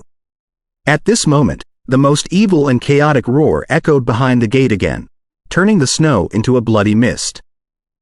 The bloody gate, on the other hand, was contaminated by the disgusting, wriggling blackness. It expanded quickly and exploded all of a sudden. Boom! As if a whole abyss collapsed in this place, the rolling chaos and blood buried the surroundings. The gate was completely obliterated, but it still created a daunting attack in the end. This lunatic! Lucian and the other sorcerers cursed. The will of Abyss was truly unreasonable. He had truly detonated a layer of Abyss, not considering how much power it had left after crossing the realm and how much damage there was left. Space Staff. Ripples of light gathered next to Lucian's hand into ripples, placing himself and the Monarch of Fate next to him in many universes away. Chaotic evilness devoured the place, announcing the arrival of the most dreadful silence. Ellipsis, ellipsis. On the orbit, the few Grand Cardinals dispersed and stayed on alert, in case anybody blocked the space and attacked them, while Philip and St. Melmax flew toward a silver artificial planet. The artificial planet was fully engraved with complicated, obscure magic patterns, which seemed to have reached the central part. "Let's bring it away." Delighted as Philip was, he still took out a truth cross prudently. The cross did not glitter, and it looked as unattractive as if it were made of random stones. The emblem of the Saint Truth and the stars that represented angels had been carved on it. Elimination. Philip raised the cross. Vague blackness glittered on it with a certain air of sacredness. The darkness, which was entirely different from the darkness around, sprayed on the artificial planet, immediately eliminating the magic waves and putting out the silver magic circles. It was a legendary item that corresponded with the blood power of elimination. Philip feared that other traps were installed on the artificial planet and decided to get rid of them all at once. However, as the last magic circle died out, something seemed to have been activated. Its core was not affected by elimination at all and began to react on its own, resulting in an instant explosion. Boom! Dazzling light that felt like the sun glowed, and a storm of energy consumed the environment. Well, Philip had no time to react at all when he saw Melmax blink to his front to resist the attack. Ellipsis. In the forest of the Northland, Lucian and the sorcerers finally cleansed the chaotic power of the abyss. At this moment, something glittered in the night sky. Looking at the unusual light, Lucian smiled at Fernando. A nuclear reactor that loses control every time it is activated has its own usage. The only problem is that the artificial planet was not large enough. With his expression remaining graceful, Fernando did not offer any remark. Throne of Magical Arcana Chapter 738, In Vain in San Ivensburg. When the shooting stars passed the sky and hit Alan like a storm, Belkovsky, the pontiff of the North Church who was inside the cathedral, sensed something although he did not see anything. Looking at the ceiling, which had beautiful embossments, he said to himself in shock, "Has Viken taken action? They're planning to capture an artificial planet?" He and the Grand Cardinals of the North Church had already made a plan to claim one of the artificial planets when the South Church was capturing them. They were even scheming to bolster the progress behind the curtain in case the South Church procrastinated and gave the artificial planets a better opportunity of performance. However, when it really happened, he remained absolutely still and did not even summon the saints and the other Grand Cardinals. That was because the South Church took action too fast for the Congress of Magic to react. Naturally, the huge battle that they envisaged did not take place at all. If they were to jump to the orbit through the pre-installed transmission circles at this moment, they would see nothing but the back of the Grand Cardinals of the South Church who were leaving, encounter the reinforcements of the Congress of Magic who had come late, and bear the fury of the Congress of Magic instead of the South Church. Who would ever take somebody else's blame without earning any benefits from it? The Congress of Magic cannot so inert, can they? However strong Viken is, he cannot stay out of Lance for long, or how can he suppress so many top legends and grand arcanists? Belkovsky frowned as he sensed the anomaly in the matter. Under normal circumstances, Viken should have attacked Alan to stall a few top legends and most grand arcanists, but since he could not block all of them, the remaining arcanists would lead the other legendary sorcerers into the orbit and fight the Grand Cardinals such as Melmax. Although they could not stop the South Church from taking away the artificial planet because they had been slowed, a huge battle that the North Church looked forward to would inevitably break out. However, as it turned out, the sky was absolutely quiet at this moment. Where were the Grand Arcanists of the Congress of Magic? Without the navigation of Grand Arcanists, it was impossible for the other legends to arrive at the orbit through projections because they were 2 levels away from Melmax and would be crushed. If Melmax had Purge Cross with him, they would probably be killed. A prophecy, divine power, was performed immediately. Since the thing was happening, and nobody tried to interfere with or cover the trajectory of fate, Belkovsky immediately understood what was going on. The Will of Abyss had arrived at the Northland without a sign. He's working with Viken? Belkovsky felt as hilarious as if he had seen his own death notification. Not believing it at all, he knew that there was only one way to cooperate with the will of Abyss, which was to establish a ritual that could summon him and open the barrier of planes, and if the ritual happened to be near the enemies that needed to be dealt with, the will of Abyss would not hesitate to kill them. Therefore, Belkovsky would rather believe that Viken took advantage of the brainlessness of the will of Abyss, but how exactly did he summon him? Allowing a demigod that did not belong to the main material world to arrive had a great cost. However, there was no sign before the incident, and there were no disguises such as paradise on Earth on the surface. Belkovsky considered Viken's approach in case he was dealt with in the same way in the future. Suddenly, his heart of faith rippled again. The strange feeling prompted him to blink to the window and look at the sky.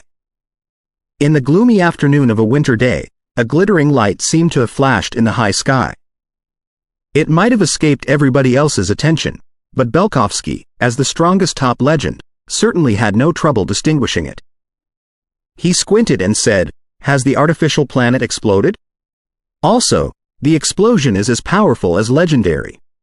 Those heretics of the South Church did not even cast any divine power to eliminate the effects? They couldn't have been that dumb, could they?"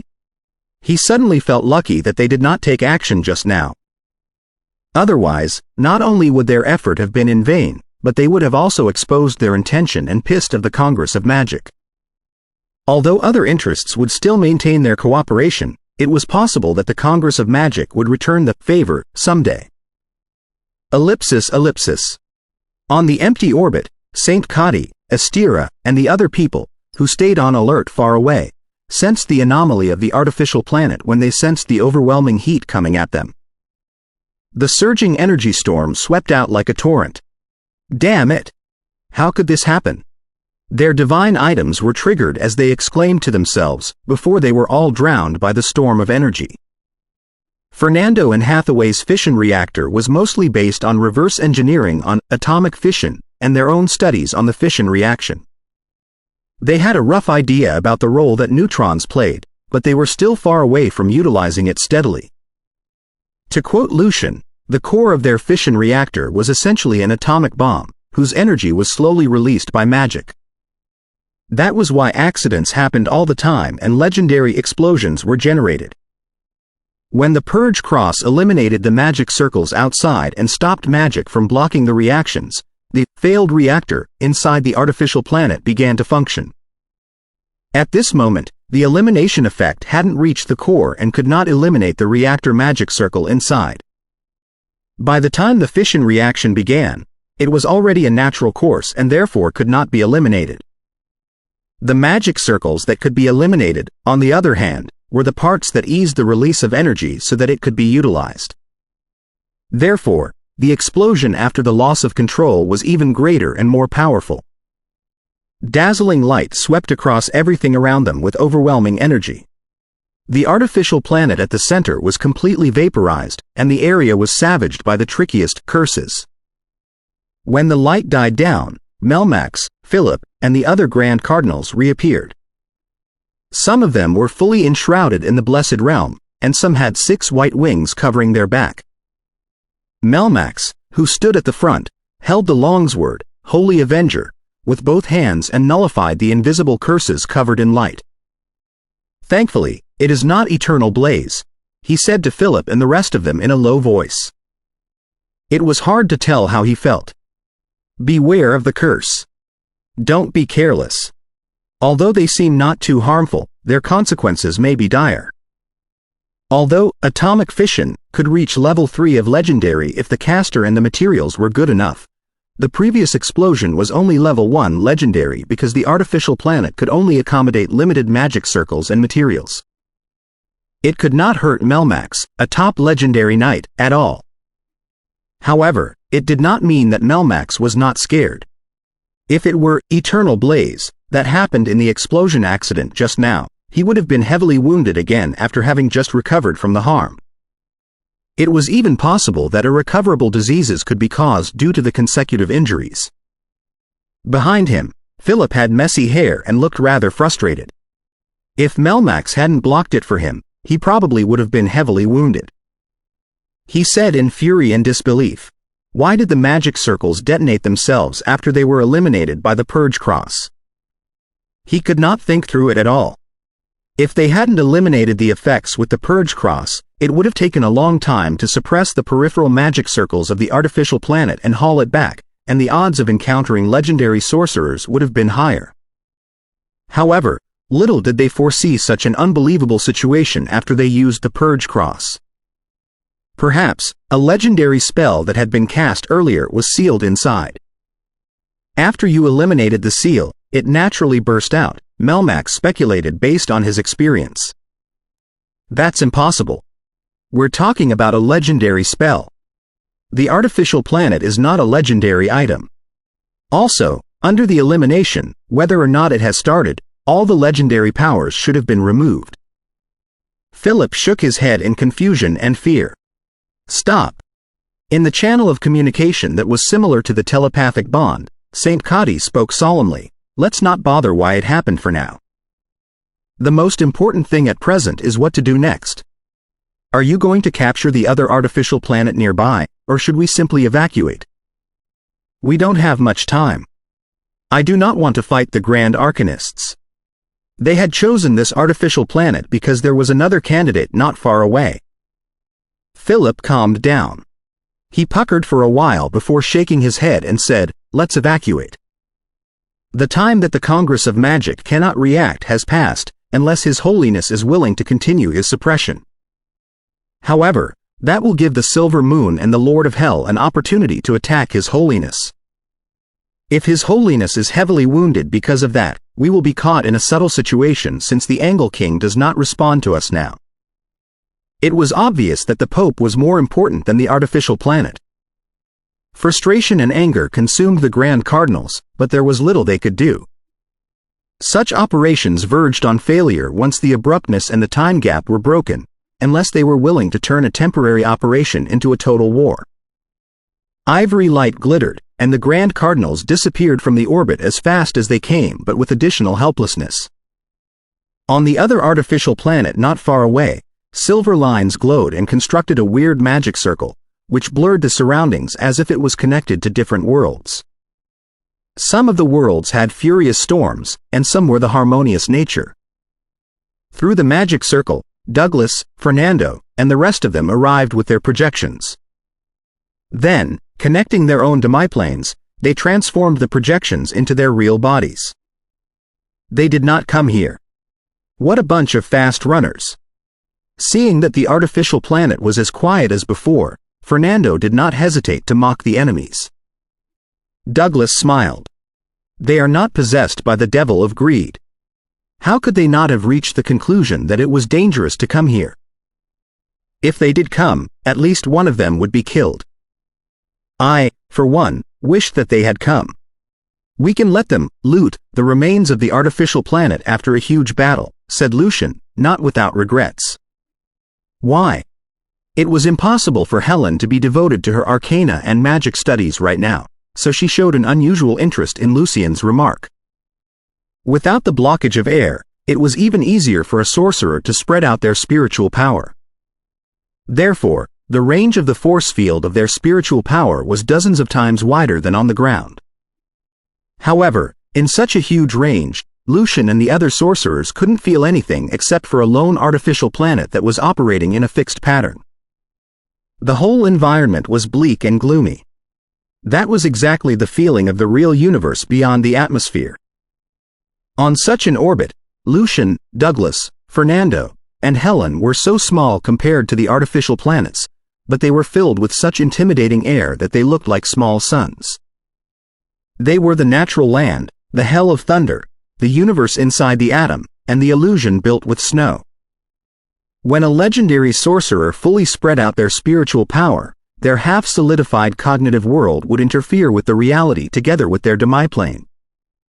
In such a quiet and gloomy environment, Lucian replied to Helen's question with a smile, "Because I prefer the church to imitate us, chase us, and compete with us in the domain that we are good at, than to focus their attention on their theological studies, in which case they might find a way to fully apply Mountain Paradise at some point." Helen nodded her head.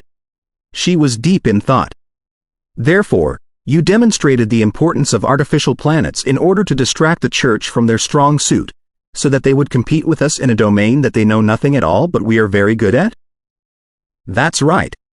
Although they might be unable to unravel the mysteries of mountain paradise, we'd better avoid accidents as best as we can until we have overwhelming advantages. Lucian nodded. Are you not worried that the situation would escalate quickly after the church grasps the secrets of artificial planets? They play an important role. As strategic weapons, they have turned the common commanding heights into a planetary-level orbit control, asked Douglas with a gentle smile. Commanding height was not a difficult term for the Congress of Magic to understand. The city in the sky was a product to command the height, except that nobody summarized it in such a way before. Lucian said unhurriedly, it's true that artificial planets are very important, but we have only developed part of their possible usages. Until the power problem is addressed, they can only help with signal transmission, surveillance, and prospecting. They are not the key to victory. The most important of their usages is the signal transmission. For the Church, since image transmission circles have been widely established, the middle-level clerics can already achieve the effect that is similar to what artificial planets can present in the territory on the opposite side of the storm strait. In the places that are occupied by us and the North Church, they could in the past but not now. As for the live stream and other media, how could they let ordinary people enjoy that? For them, the less the people know, the better. What they value is the potential value behind the signal transmission of artificial planets. However, the parts that are currently usable can help them recover to the status before the Battle of Rentado at best. For us, that is not too bad a change. Also, knowing the mechanisms and details of artificial planets so well, do we not have ways to restrain the artificial planets of the Church? Can we not hack them and steal the secret communications? That is the domain that we are familiar with and good at. Talking about that, Lucian suddenly remembered something. He smiled and said, to put it simply, we are dragging the enemy into the field that we are familiar with before we beat them with our abundant experience and profound studies. Divine power is based on the power of Thanos and more convenient on the orbit. If they successfully duplicate artificial planets, their attack and defense will be much better than ours. Are you not afraid that they will surpass us? Fernando had been looking awful ever since Lucian made fun of his uncontrollable reactor. Lucian chuckled. If the Church were another Congress that has its own arcana system, its own arcana credits, arcana points, etc. to encourage studies, its own hundreds of years of knowledge, its own profound studies in the macroscopic and microscopic domains, I wouldn't have proposed the suggestion at all. Of course, that was not absolute.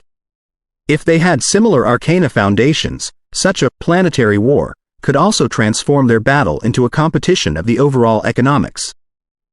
The bottom line was that they should compete with the enemy in whichever aspect they were better at, and not the opposite.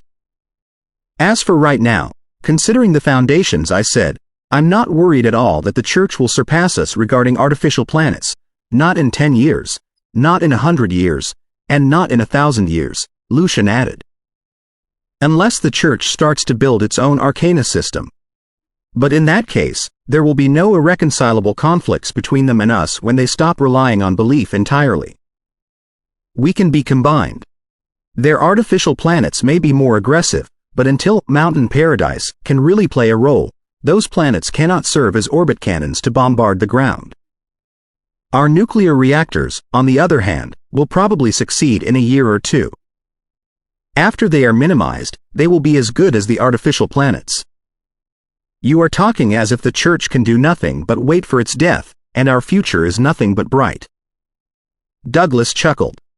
Lucian replied, our future is bright, but the road ahead of us is difficult.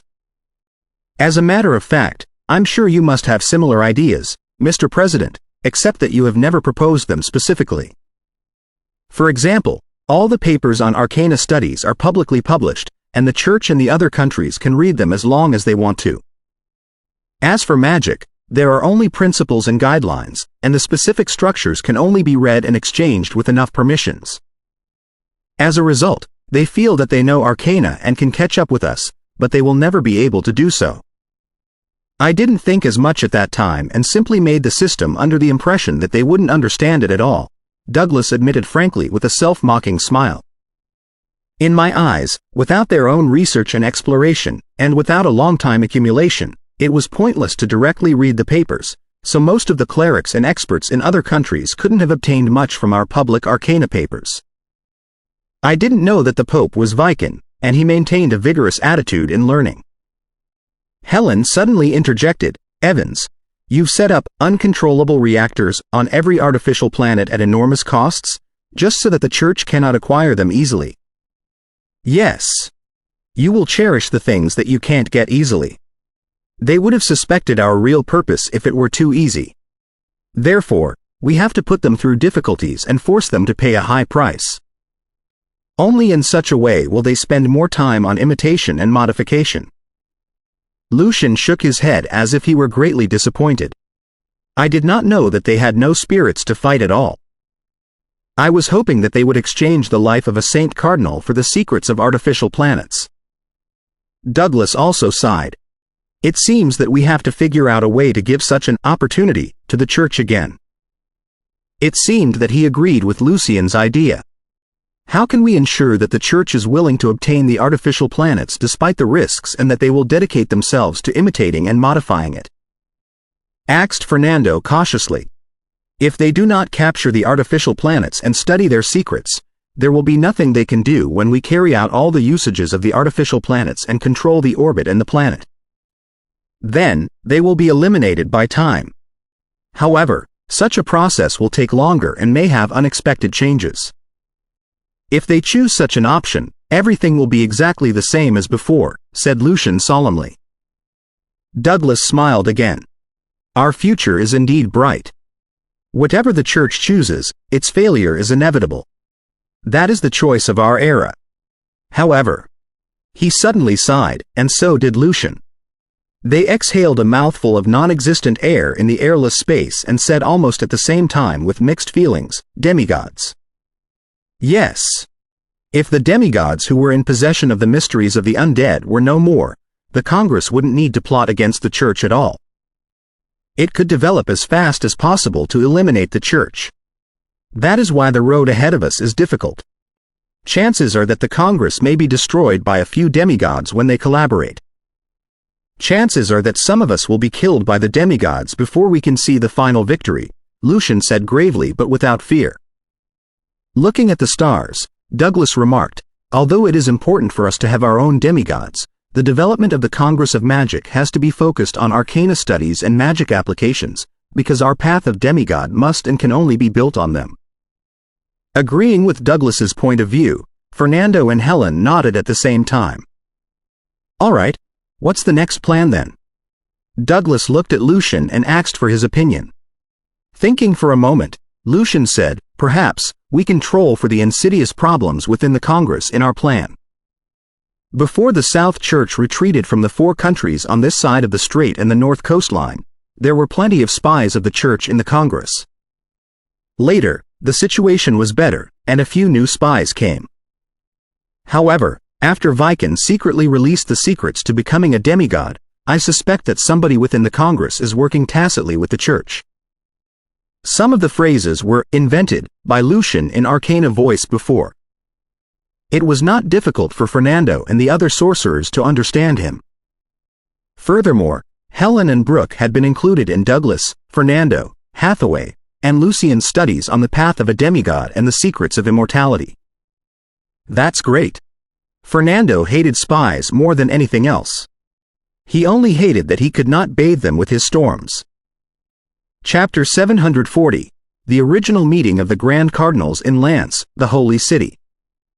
The whole bright hall was caught in awkward silence as if it had been frozen. Whether or not they were involved in the operation to capture artificial planets, all the Grand Cardinals lowered their proud heads, ready to embrace the fury of His Holiness. The operation this time was too great a fiasco. It had been destined to be a failure since the very beginning. The risks that His Holiness took were pointless. Somebody had to be held responsible for that. Compared to the legendary sorcerers of the Congress of Magic, the Saint Cardinals and Divine Knights of the Church enjoyed less immunity. Their positions and the powers under their control restrained the increase of their strength. The higher their position was and the greater power they had, the closer they would be to the Lord and the faster their strength would grow. The dependency was fundamental. Therefore, the punishment that they suffered was not insignificant and simply symbolic. Also, before they grasped the mysteries of faith, the previous popes had the divine method to cut off the connection between the punished Saint Cardinals and Mountain Paradise. They could only use their own heart of faith without being able to replenish it. Very soon, they would turn into the legends who were in a high level but lacked the corresponding strength. The legendary sorcerers, on the other hand, were purely based on their own strength. Even if they lost their identity as a member of the highest council, nothing would be changed. They relied on the Congress of Magic for the combination of resources and an environment of arcana and magic studies. Therefore, they enjoyed much more impunity, and their punishment wouldn't really hurt them. That was also one of the reasons why the Congress had been divided into many factions, and the internal conflicts could never be completely ignored. The supremacy of legends had both advantages and drawbacks. Of all the Grand Cardinals, Philip was the most uneasy one. He was the one who came up with the plan. Benedict III gave him the greatest freedom and even personally took part in it, but he had screwed it up. The intense explosion when the artificial planet detonated itself sounded like the mocking and malicious laughter of the Congress of Magic, which echoed on in Philip's heart, making it impossible for him to relax. Even though he was a newly promoted Saint Cardinal and a young man, who had the potentials to be a saint, he had to consider how he should bear the fury of the Pope and avoid losses as much as possible. After Pope Viken had united and stabilized the Church by introducing the ways to transform the body status via the feelings of believers and the ways to make use of the power of faith, they had all achieved a thing or two. They were able to steal the power of faith on their own, and their strength had been greatly increased.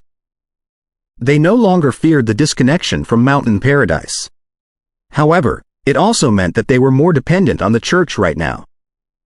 With the saint truth behind them, they were much happier than the experts who had to gather the power of feelings and disseminate faith on their own stealthily and arduously. They could openly steal the power of faith from the parish under their control according to a certain ratio without doing any extra things. If they were punished and dispatched to a remote parish, it would be a severe loss for them. With the holy crown on his gray head and a platinum staff in his hands, Benedict III looked at the Grand Cardinals indifferently and did not say anything for 5 minutes. He did not release the intimidation of a demigod, but the invisible pressure from him still froze the hall. None of the Grand Cardinals dared to speak. Suddenly, he heaved a sigh. The accident this time had nothing to do with you. It was not your fault. Your plan was almost perfect, and the Grand Arcanists were distracted and stalled. Our only mistake was that we did not foresee that the evil sorcerers were so cunning that they set up such weird self-detonation devices on the artificial planet. His peaceful tone and his interpretation of the matter immediately thawed the grave atmosphere. Philip heaved a long sigh of relief from the bottom of his heart in sincere gratitude. His Holiness was indeed broad-minded, far-sighted, and reasonable. Your Holiness, what are we going to do now then? Plan a similar operation? Philip intentionally asked a question with an answer he knew in order to shift the focus of the discussion from the previous failure. As if he did not know what was on Philip's mind, Benedict III said with an equally peaceful voice, "Until we figure out the weirdness of the self-detonation device, no similar plans will ever work out." His Holiness is right. When the magic effect is eliminated, it may result in such a powerful explosion. That's not something to be underestimated. If we cannot figure out the reason, it's possible that somebody will be killed next time. Astera, the Angel of Wind, said somewhat in fear. If the power of the explosion was close to eternal blaze, they probably wouldn't be obliterated. Since an artificial planet, which was not a legendary item, could generate an explosion on the same level of atomic fission, there was certainly a small chance that it could give an eternal blaze. Melmax also nodded his head. Unless the godly eye arrives in person and controls it with the divine power such as sacred hourglass, I cannot think of another way to capture it by brute force. Also, capturing them by force will take too long, and the operation will escalate into a total battle. Godly Eye, Arvin, one of the 6 seraphs, was one of the only 2 experts who were capable of time-stop divine powers in the Saint Truth. The other expert was, naturally, Pope Viken. His ability to control time and space seemed to be a gift from the God of Truth. Therefore, even the knights who inherited his blood power and Astera, who had the power of the Angel of Wind, could not create the real time stop. The best they could do was to slow down or accelerate time. We can choose ways that are more indirect and inconspicuous. Philip looked at Benedict III. Your Holiness, the ways to become a demigod that you released in secret must have shaken some of the high-level sorcerers, right? We can make use of them. He did not finish, but every Grand Cardinal on the spot knew what he meant. It was no different from stealing secrets and carrying out assassinations through spies as they did in the past. In the emergency meeting at the beginning, Benedict III informed them of the origin of the Saint Truth. He described Thanos, the Sun King, as the holy son of the God of Truth on earth.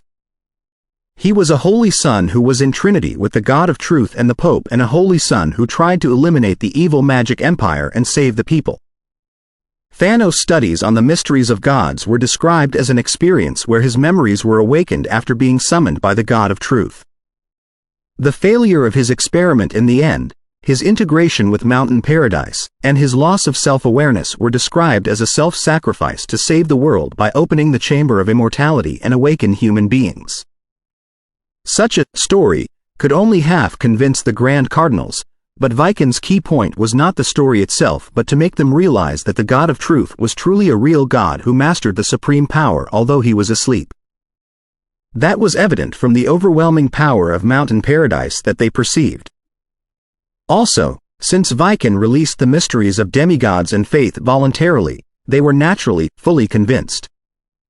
Viken did not keep it a secret that he had been secretly disseminating the ways to become a demigod, and the Grand Cardinals were not too reluctant about that. After all, they had a huge territory of faith that was under their control, and they did not have to compete with anybody else. They could watch other people fight each other as bystanders and even intensify the competitions by aiding different forces that would be in their favor. If other people joined their hands, they still had a pope who could perform God's arrival on their side. Benedict III shook his head.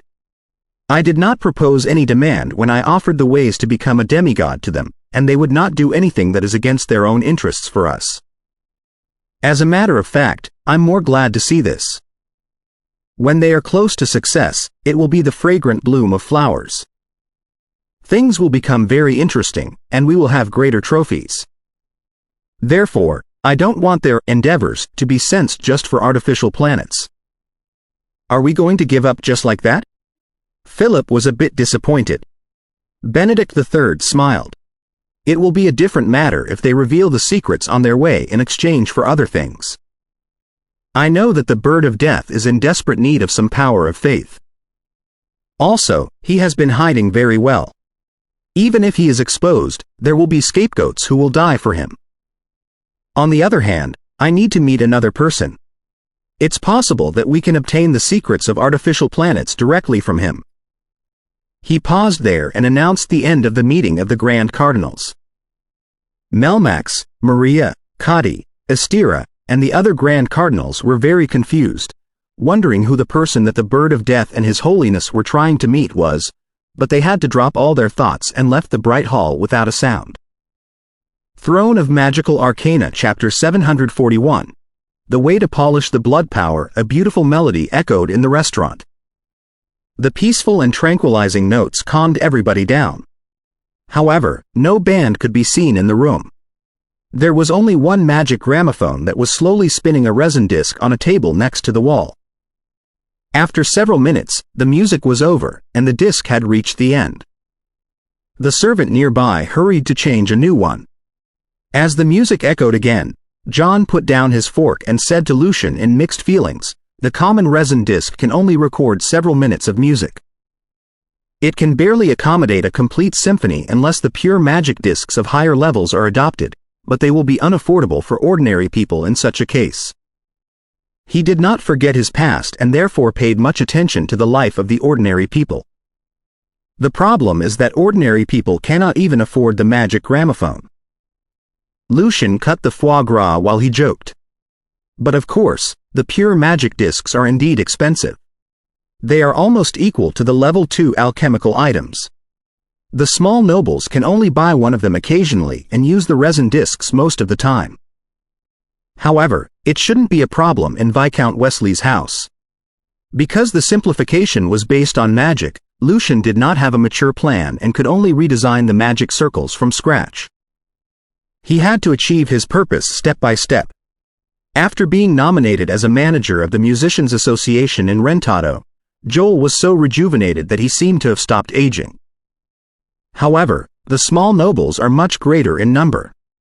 Also, since most restaurants are using them, the resin discs are the unquestionable mainstream nowadays. It is an important source of income for most musicians. Therefore, it appears to me that they are more and more inclined to create simple songs with only a duration of several minutes. It is both easy and pays well. Unlike in alto, the musicians of Rentado did not have many concert opportunities. Their income mostly came from the service for the nobles in the past as the music consultants or teachers for the nobles. After the magic gramophone was invented, they got another important source of income, which was song royalties. According to the sales of the resin discs and magic discs that recorded their music, they would earn a certain ratio of money. Thanks to the patent fee that was applied to magic exchange and usage earlier, and since Mr. Adam Controller was himself a great musician, the sorcerers did not quite reject the royalties. Besides separating the musicians into different levels, which were given different ratios, the Bill of Intellectual Property that the Parliament of Nobles passed and the Queen signed was regularly carried out. Although the magic gramophone was only an entertainment for nobles right now, it was quite expensive and added significantly to the musicians' revenues.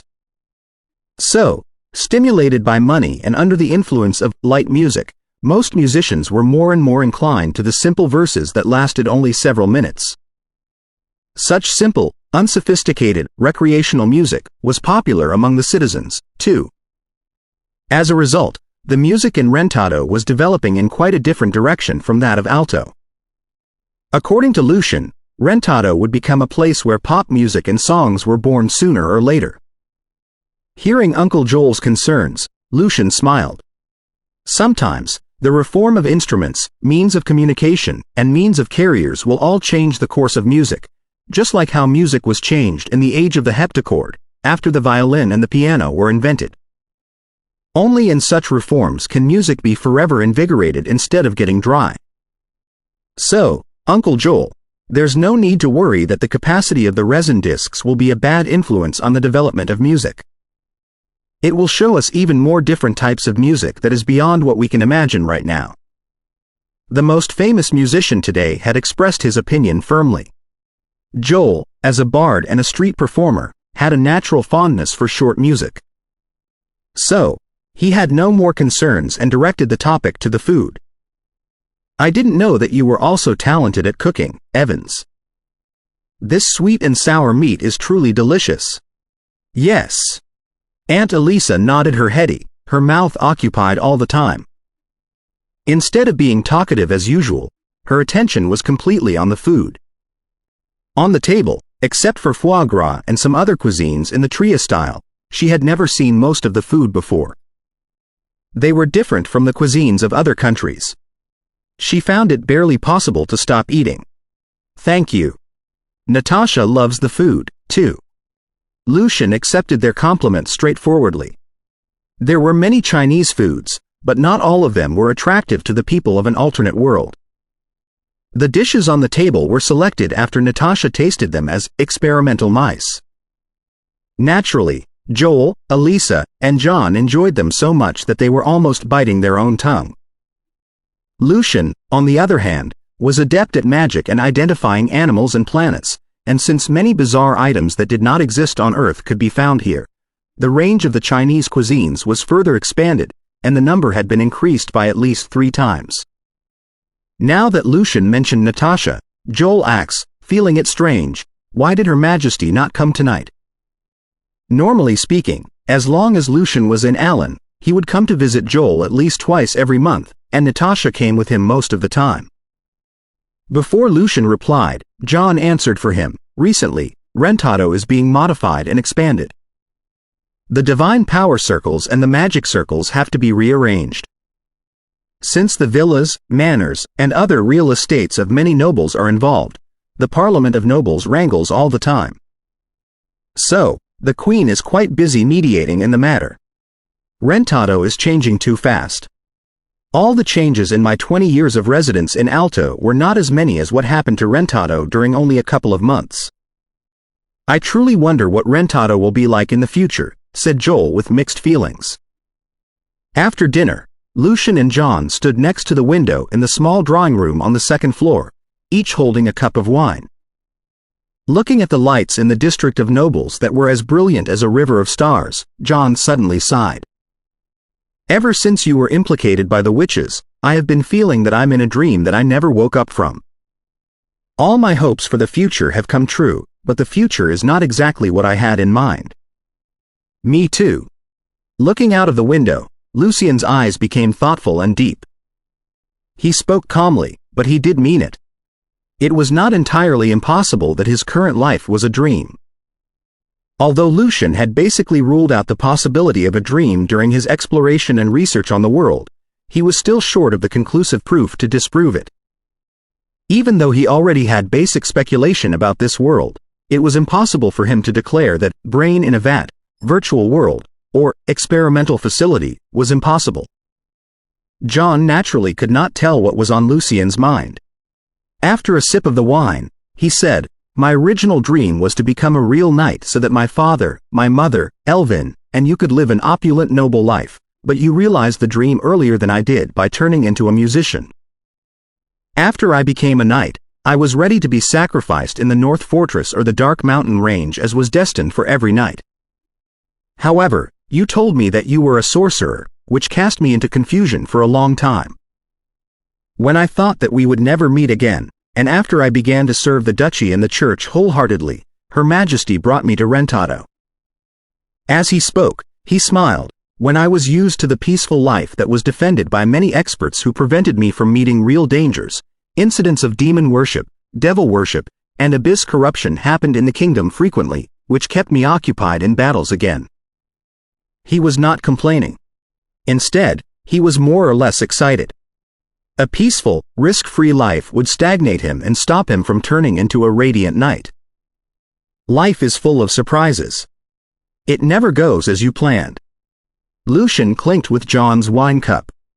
Also, it is very difficult for you to become a radiant knight with your blood power of elimination. There are not enough files in the kingdom for you to learn. The bloodline nobles, after their generations of inheritance, or thanks to the tests of a certain legendary knight, had their own ways to polish their blood powers and improve their willpower.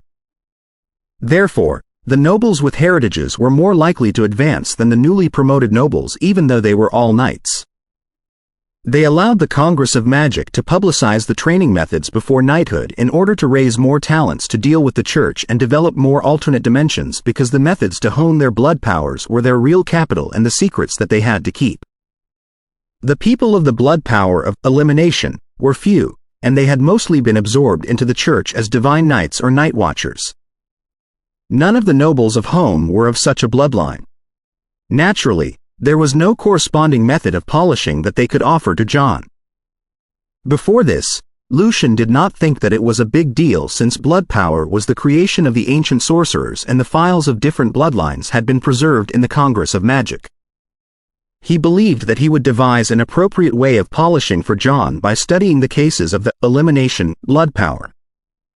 However, none of the files that the Congress of Magic collected were about the elimination blood power, which made Lucian suspicious of the origin of the bloodline. He wondered if it was a product of Viken's research. John smiled, not thinking that it was a big deal. All the previous methods of polishing were figured out by knights too. I am no more stupid, lazy, or cowardly as they were. Can't I figure it out on my own? Also, didn't you always say that we should not be restrained by our experience? It is possible that this is actually a good thing for me. He made a joke humorously. Ellipsis, ellipsis. After he left Joel's house, Lucian roamed inside Rentado City casually with his hands in his pockets and his black top hat lowered. Watching a city evolve according to his ideas filled him with a sense of achievement.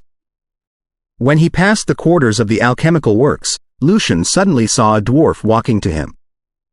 The stranger covered his eyes with his right hand and paid respect. Steam above. Then, he smiled. Mister, would you like to join our steam church? Preaching in daylight? That was completely against his instruction given to the dwarfs. His eyes turned grave as Lucian asked solemnly, Who are you? He. The dwarf smiled. Although we never really met, we sort of met before. He spoke in a strange way, but Lucian narrowed his eyes all of a sudden. Viken? Throne of Magical Arcana Chapter 742. Righteous Lucian the dwarf had a thick beard, which made him look manly and barbaric, like most adult dwarfs did. However, he did not have the slightest shortage of manners. Instead, he smiled sophisticatedly like an erudite human scholar. I've been meaning to meet you since a long time ago, but I couldn't determine your traces. It was an indirect admittance that he was Viken. Or at least, it was Viken who dominated the body of the dwarf right now.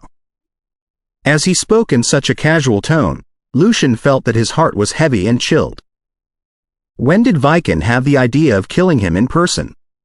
Was it when he proposed the general theory of relativity and became a legend? Or was it after he met with Monster Viken in the realm of gates?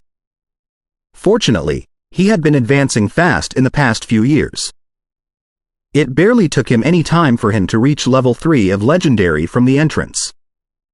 Also, the places he went to were either the Elven Court, where he had a top legendary ally, or the Abyss, where Viken's demigod nemesis resided.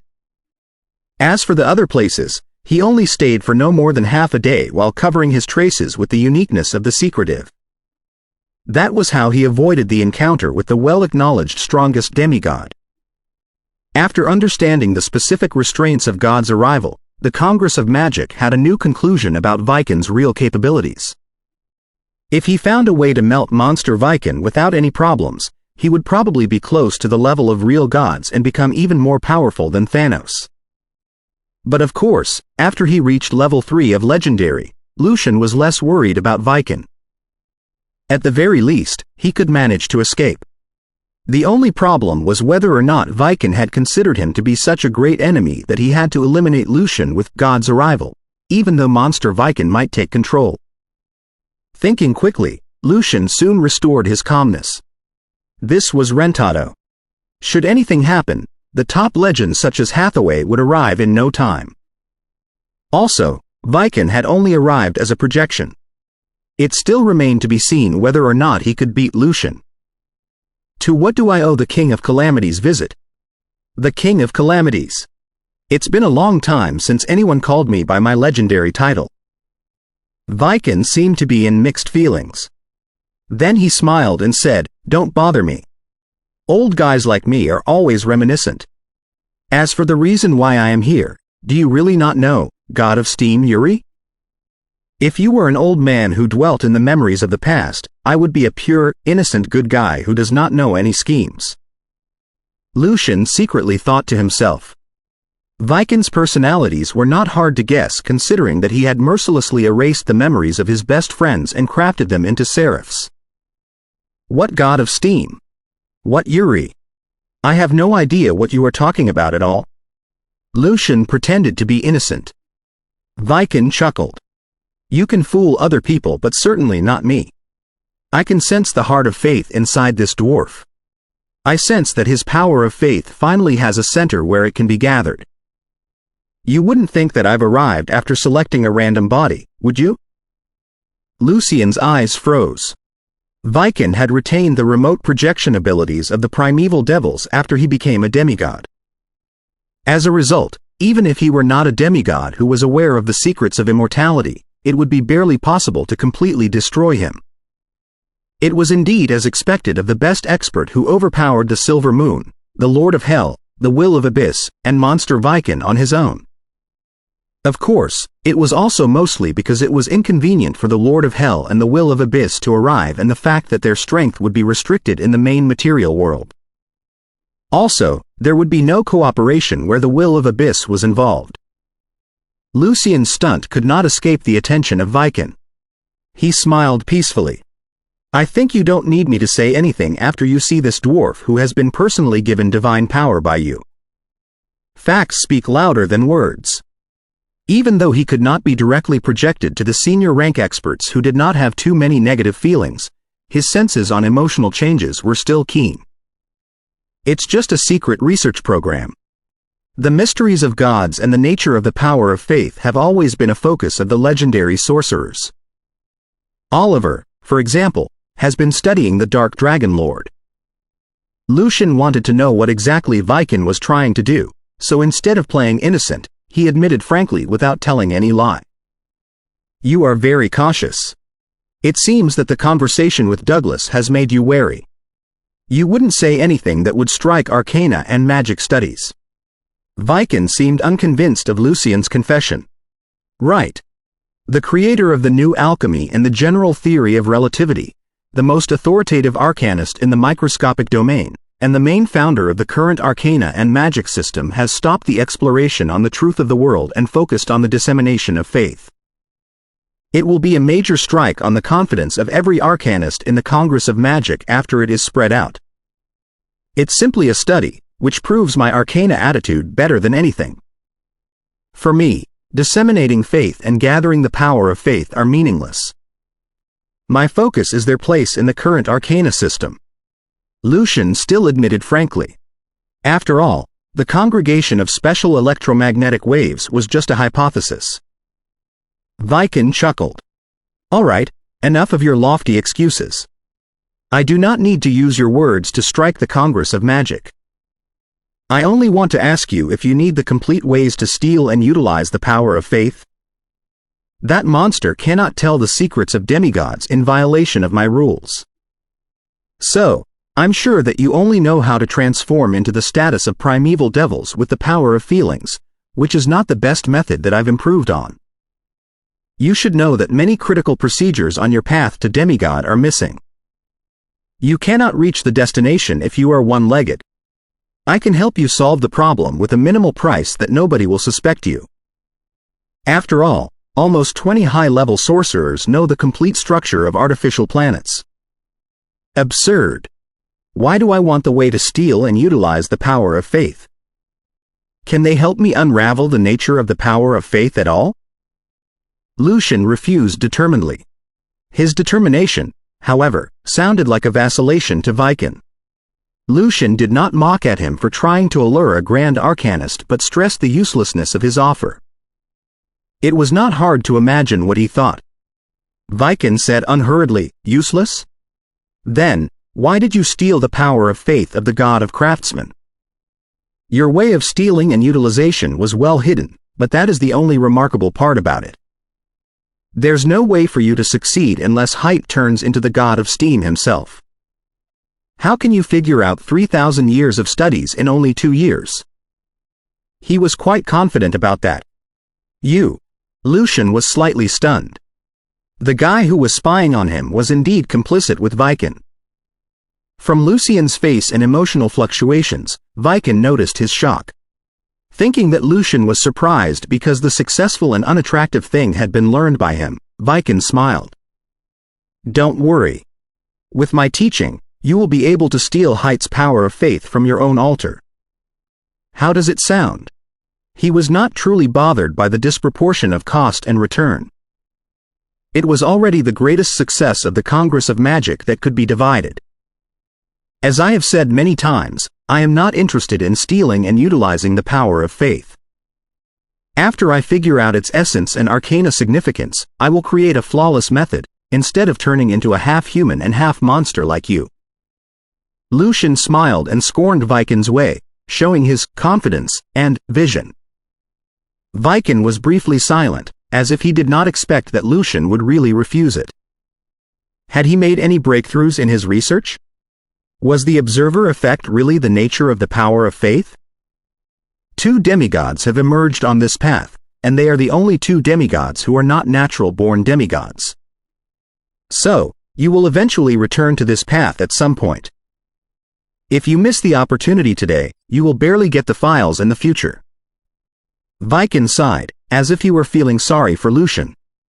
Lucian smiled warmly, but he still said firmly, "I believe in myself." That was the confidence as expected of a distinguished arcanist at such a young age. So, Viken was not surprised at all. He smiled, and the dwarf narrowed his eyes. "I hope that you will not regret it in the future." The strange air was gone, and the dwarf collapsed as if he had lost all his strength. Looking at the air before him, Lucian smiled casually. "I was speaking nothing but the truth. Why couldn't you believe me? Do you only believe me when I tell you lies?" Seeing that the dwarf was gradually back to himself, Lucian disappeared from Rentado after one step. Ellipsis. Viken came to you? In the land of truth, Douglas frowned at Lucian. Lucian did not hide the matter and told it to his teacher and Mr. President quickly.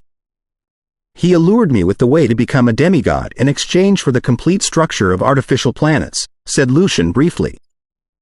Thinking about what they discussed before, Douglas asked, "Did you agree?" That was a good thing. They were planning to give the church the intelligence in that regard in the first place so that they would compete with the Congress in the field that the Congress was best at.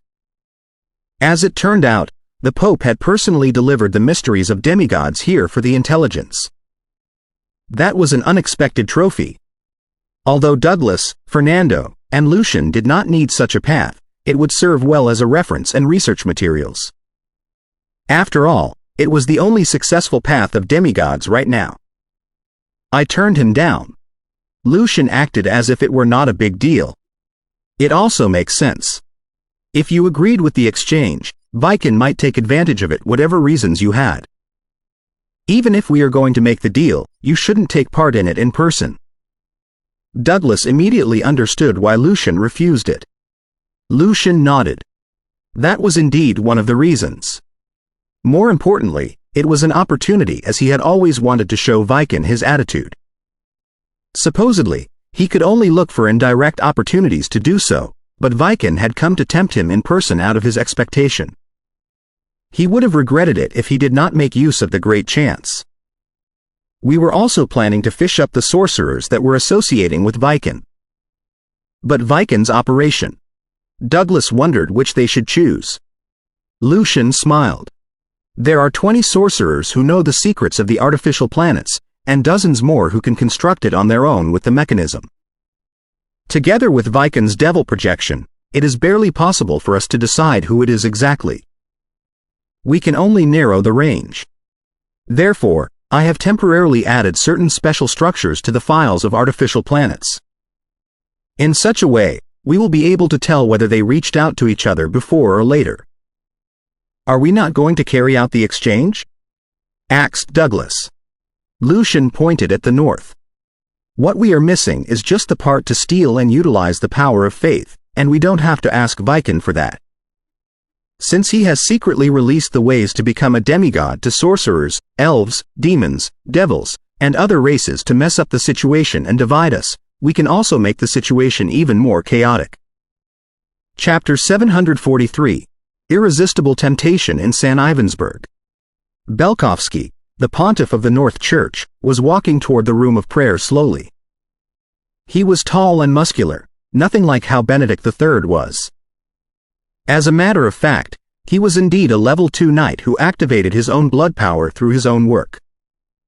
Even though he chose the path of divine power later, he had paid special attention to the exercise and maintenance of his body. After all, performing God's grace was a heavy burden for the body too. He extended his right hand and pressed the door of the room of prayer with his eyes focused. He did not have the habit of considering problems while walking, like what the other high-level managers did. For him, one thing had to be done with full attention when he did it. Only if he was not distracted could he expect the best result. Therefore, when it was time for dinner, he would have dinner. When it was time to walk, he would walk. And when it was time to consider. He never let go of the tiniest detail. Suddenly, his right hand that was about to open the room of prayer stopped on the bronze doorknob. His eyes squinted, and a holy light vaguely rose around him, connecting to the barrier of the divine power of the whole cathedral. Who's here? Although Belkovsky would not perceive everything in the whole St. Ivan Church all the time, he maintained the basic alert. If a certain expert approached the cathedral without him knowing it at all, it would be too great a humiliation for the pontiff of the North Church. Also, most importantly of all, the expert just now briefly revealed himself as if he were announcing his arrival. Belkovsky was actually more puzzled than scared about the mysterious expert. Even if Benedict III arrived in person with his God's arrival, recovered, it was not entirely impossible for him to survive in the Cathedral of St. Ivan Church. God's grace, plus the core of the defense that the North Church had been working on for hundreds of years, was enough to offset God's arrival, preventing it from causing fatal wounds. It was just like why the previous popes never attempted to bombard Alan with God's arrival. That could have knocked down the city in the sky but wouldn't have been able to heavily wound the legends inside. Without including the attacks of other people, at least Douglas and Brooke, who were at the peak of legendary, wouldn't worry about getting killed. The legendary wave appeared and disappeared again, at exactly the same spot as just now, which slightly confused Belkovsky, who was ready to attack. He smelled something unusual. Then, the holy light on his back turned from a hollow into concrete, giving birth to an angel who had 6 wings on the back. Then, the angel lunged into the void and disappeared before Belkovsky. Outside of the St. Ivan Church was a spacious square that was in the wild and primitive style that was adored in the Chakran Empire. In an alley near the square, the darkness before dawn had completely shrouded the place, making it appallingly quiet. It was a major contrast to the magnificent cathedral nearby. Holy light arose in the alley, and the angel whose eyes were closed showed up and turned into the appearance of Belkovsky. Hee. Creepy laughter came from the darkness in the alley. It did not sound to be from a human being at all and carried the intense air of death. There were few experts that Belkovsky was scared of, and Douglas was the only one among them who was not a demigod. Therefore, he showed no courtesy to the stranger who was pretending to be mysterious.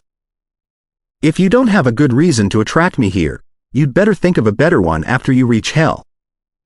In the laughter, a little bird that was purely black flew out. There were pale and hilarious feathers above its head, and the bird's body seemed to be made of the purest death. It had come with the worst news. Belkovsky observed it carefully, only to discover that the mysterious bird had disguised it so well that his projection could not see through it at all. He could, if he arrived in person and examined with divine power, but in such a case, the bird would probably collapse and disappear, not leaving any clues for him. You may call me Bird of Death, but I brought you a piece of good news this time. The bird perched in midair as if it were on a branch. Belkovsky snorted, not taking it seriously. Good news? There's little good news for me nowadays. Is that so? Is the discounted bundle of the ways to transform into primeval devils through the power of feelings not good news for you? The bird of death cackled creepily. What? Belkovsky's eyes constricted as he stared at the weird little bird for the first time. Even his non-existent breath seemed to become heavy now. After a brief silence, he looked at the bird of death and asked, Do you know the ways? Over the past 2 years, many uncanny accidents had taken place in the territory of the North Church, and the results of the investigation all pointed at the primeval devils. Together with the intelligence that Belkovsky acquired from the Dark Congress and the Boundless Ocean, he had more or less guessed that somebody was trying to collect the power of feelings in order to transform into primeval devils. Furthermore, the Congress of Magic made it clear in their broadcast that transformation into primeval devils was Thanos' creation, and that he had successfully become a demigod in such a way. Although Belkovsky was not entirely convinced by the open broadcast, he did have a theory after hearing it. The pontiffs and saints in the past could not find a way to be demigods and were only able to steal and make use of the power of faith because they were missing a critical procedure. Therefore, he was quite tempted by the method as described by the Bird of Death. "Do you not know that Viken secretly announced the way to become a demigod?" said the Bird of Death in mockery. "What?" Belkovsky exclaimed again. He was surprised more times today than he was many years before. It was not because he was not calm and focused enough, but because the Bird of Death's message was too shocking. The Bird of Death let out horrible laughter again. The Elven Queen knows it, and that's why Lancashire went missing. The Demogorgon of Darkness knows it, and that's why the former Prince of Demons went missing. Legends who hardly perished except in major battles in the past have gone missing one after another. Have you sensed nothing wrong? That explains a lot. Belkovsky was not blindly believing the Bird of Death's words. He had been suspicious about those cases all the time and vaguely inferred a terrifying fact based on his secret intelligence. Today, the truth of the cases had been offered to him. What can Viken get from doing this? It was what confused him most. What can he get? Let the enemies brutalize each other, stabilize the internal situation, and buy more time for his recovery. Do they not count? Also, those people are sort of Viken's experiment subjects. Their experience will help Viken find the problems of his method and the ways to solve them so that he can see the gate to a real god. After all, he is a demigod, and his life can be preserved in the worst scenario. There's still a chance for him to start all over again. The Bird of Death chuckled. Besides, the candidates he chose are all the legends who do not have a stable source of faith. No wonder he didn't tell us. Belkovsky nodded softly. As the pontiff of the North Church, he had a stable source of faith and had been stealing power from it. If he had the way to become a demigod, he would make significant progress very quickly. Since the North Church and the South Church were of the same origin, it was more than easy for them to steal each other's power of faith. Viken certainly would not reveal it to his mortal enemy unless his brain was broken. Calming himself down, he asked straightforwardly, "What do you want?" For a big shot like him, the decisiveness at the critical moments was indispensable. Therefore, instead of rambling on, he went to the center of the problem. Besides, he was not worried that the Bird of Death would trick him with fake information. Such a clandestine deal certainly had to be completed part after part. With his knowledge, he could easily tell if the information was true and could cancel the deal any time if he determined that it was false. I only have the way of status transformation, but not the way to steal and utilize the power of faith, or the secrets to combining them to break into the level of demigods. However, I know for a fact that you have acquired the way to steal and make use of the power of faith from the world of souls, and it has been improved by many generations of pontiffs. So, let's make an exchange, the Bird of Death said coarsely in a low voice. Belkovsky's eyes turned cold. He knew the secrets of the pontiff? Who was he? Did Viken tell him? Holding back his confusion, Belkovsky said, pretending to be disappointed, "There's no complete information?" "No, but this is your last chance. Other people certainly would not expose it. Nobody wants to have more competitors. If you are unwilling to accept the exchange, I'll go and look for your saints. I don't think they will turn it down." The Bird of Death's pale and hollow eyes were full of mockery. Belkovsky was a bit angry, but the temptation was much greater. Weighing the pros and cons, he nodded. If we are only talking about the way to steal and make use of the power of faith, that's not a problem. The most important secret of the North Church was still the way to pass on strength via godhood. Right. You also need to give me the files of the bloodline of elimination. I'm quite interested in that. The Bird of Death mentioned it casually, as if it were just an unimportant issue. After the schism, the Night Watchers of the North Church had plenty of knights with the bloodline of elimination. They had plenty of files. Belkovsky thought that it was an unimportant issue as well. The files regarding the elimination blood power were not confidential, but he still believed that it was necessary to show his attitude. No other requirements, unless you can offer other valuable things. The Bird of Death chuckled. All right. The two of them quickly exchanged their files before they bid each other farewell, both in satisfaction. Looking at the statues of the previous pontiffs and saints in the room of prayer, Belkovsky was suddenly full of ambitions. Although he did not have the last and the most critical files, he had made much more progress. Also, he had picked up a source of files. The experts who were aware of the secrets such as the Demogorgon of Darkness had to be careful later. Inside the atomic universe, Lucian opened his eyes and the black bird of death suddenly collapsed.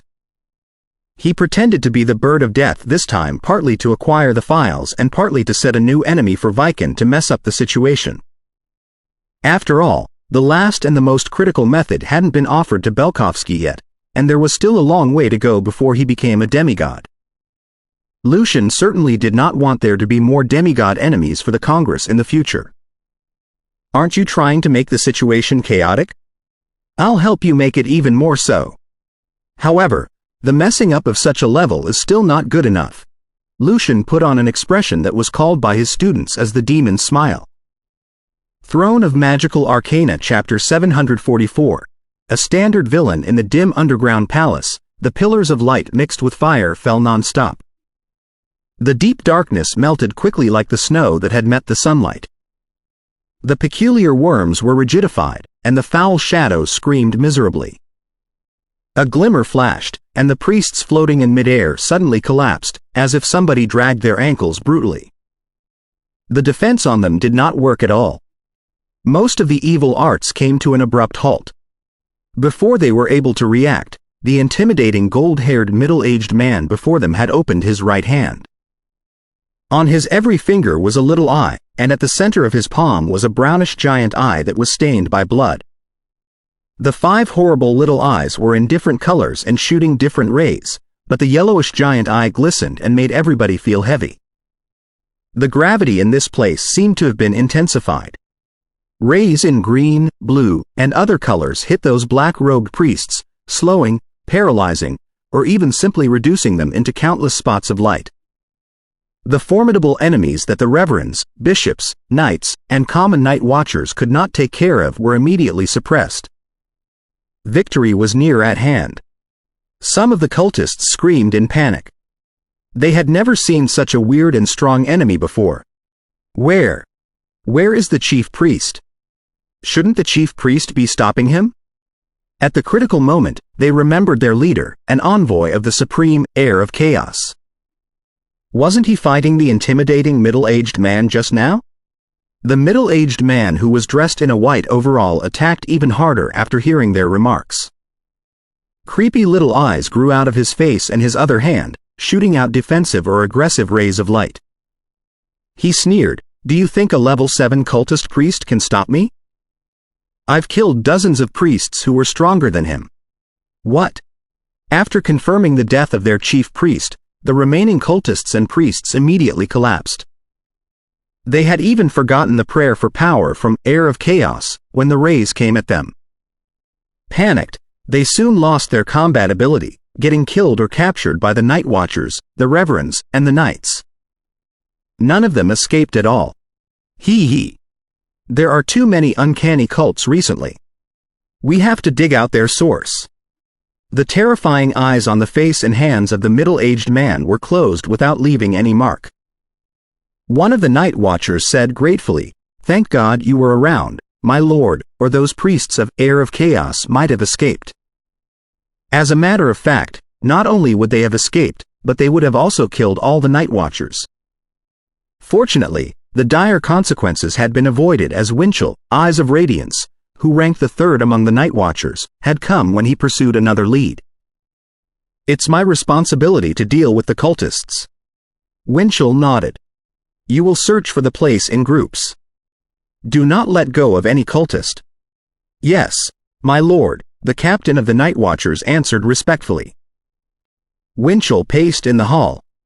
He looked at the messy altar, which was engraved with naked men and women, and searched for clues worth investigating.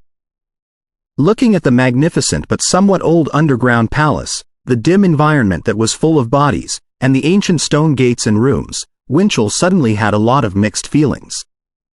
He had encountered such a scene far too many times. In both his careers as an adventurer and during the operations to purge cultists where he became a night watcher, he seemed to have always been visiting and fighting in underground establishments. Those goddamn ancient sorcerers always like to dig holes. Winchell cursed. Suddenly, he sensed something. His eyes turned into rubies and shot out 2 rays of light, breaking one of the walls nearby and revealing the hidden door inside. Having no time to call the other clerics, he flew into the narrow channel and chased after the enemy. After taking a turn, Winchell found himself before a bunch of astonished cultists who were crawling into a secret chamber in turns. Hee. Winchell chuckled. Are you trying to get away from me? The dense eyes were opened again, and the cultists fell one after another. Winchell broke into the chamber and pressed forward, chasing after the enemy in the lead. Those behind who had been immobilized would be taken care of by the following clerics. As he pursued on, fewer and fewer cultists were before him, until he could see none. However, Winchell did not stop. His intuitions told him that a big fish was up ahead, one that was as important as the envoy, just now. Bam! A stone gate that was full of patterns was broken by the rays, and Winchell entered the deepest part of the chamber. He looked around warily, but there was nothing in the place except for the statue of Queen of Chaos, who was holding a burning torch. Why isn't there any enemy? Winchell looked around, slightly dazed. As a gold knight, he was quite confident about his guts. Suddenly, a cold wind passed him, and Winchell shivered even though he was a gold knight. He sensed danger for the first time. The feeling was not too strong. Winchell did not run away immediately but cast out defensive rays, surrounding himself with an iron wall. Looking around, Winchell saw the lifeless wall, the quiet and empty room, the ordinary and crude statue, but no source of danger at all. However, the chilling feeling still terrified him. He couldn't help but step backward. Exactly at this moment, the fire on the torch that the Queen of Chaos held suddenly rose high and burnt fervently in evil laughter. Instantly, Winchell sensed the indescribable danger that was hundreds if not thousands of times more intense than previous. Even though he had been wandering on the verge of precipices before as a night watcher, he still couldn't help but tremble. He understood that his previous intuition had obviously been affected, and that someone who could affect his intuition so effectively was absolutely not someone he could resist, just like the priest just now who could not resist him. In his shiver, Winchell's magnificent willpower stabilized his mind, and his abundant experience allowed him to notice the anomaly. It was more than easy for such a strong being to kill him, but the being had spent a lot of time alluring him away from his team and tempting him to enter the chamber. It was obvious that there were other purposes. Who is it? He asked tentatively, with dirty fluids flowing out of the eyes on his hand. The fire rose into the shape of a human and said in a coarse voice, "It doesn't matter who I am. It's what I can offer that matters. He. I am the Lord's defender in the darkness. I would rather die before I deal with demons." Winchell ruled out the possibility that the enemy was a devil from the rational speech. In the empty chamber, the laughter of the fire echoed. What if it will make you closer to your Lord so that you can contribute to him more easily? What do you mean? Winchell felt absurdly hilarious, but he was also deeply puzzled. The tone of the fire became grave. Have you never found it odd? As the devout believers and defenders of the God of truth, reverends, bishops, ascetics, and part of the knights are granted divine powers, but most of the night watchers who were not reverends at the beginning can only fight with your blood powers. Also, most of the knights are far weaker than reverends of the same level in terms of divine powers. Why is that? Why does the fair and selfless God of truth treat his defenders so partially? Nonsense. There are original sins on our backs. We can only win the Lord's blessing through selfless devotion. Winchell's anger was not entirely authentic. Is that so? The fire mocked. Considering your contributions to the God of truth, your knight level should have been increased even though you are never given divine power, right? Right when Winchell was about to refute in fury again, the fire continued. As a matter of fact, it has nothing to do with the God of truth. His blessings to you have been intercepted by the Pope and the Grand Cardinals. Since he is still asleep, he is absolutely unaware of that. What? Winchell was less angry now that the Lord was not guilty of that. You may take a look at this file. This is a reward from the God of truth. You've earned it. Words jumped out of the fire and constituted an article that was full of sophisticated symbols. Winchell was rather wary that it might be a temptation of demons, but his confusion still prompted him to read the article. After all, he would never betray the church. That was his stance. The moment he saw it, he found it impossible to move his eyes away and was completely fascinated by it. This is. He shook his head in both fear and excitement. As the Almighty God, why would the God of truth demand the dissemination of faith? Is it necessary for him? The power of faith is actually a reward for loyal defenders like you so that you can polish yourselves with it and be closer to him. However, the Pope and the Grand Cardinals have intercepted all of it without leaving any for you. Now, you understand why they are so strong, don't you? The fire's voice became gentle, but Winchell was shivering under every word. I don't believe it. He shook his head hard before asking in disbelief. You've shown me such an important method just like that? The way to steal and make use of the power of faith had been etched in his brain. Now that you have sincerely asked, I'll give you a candid answer.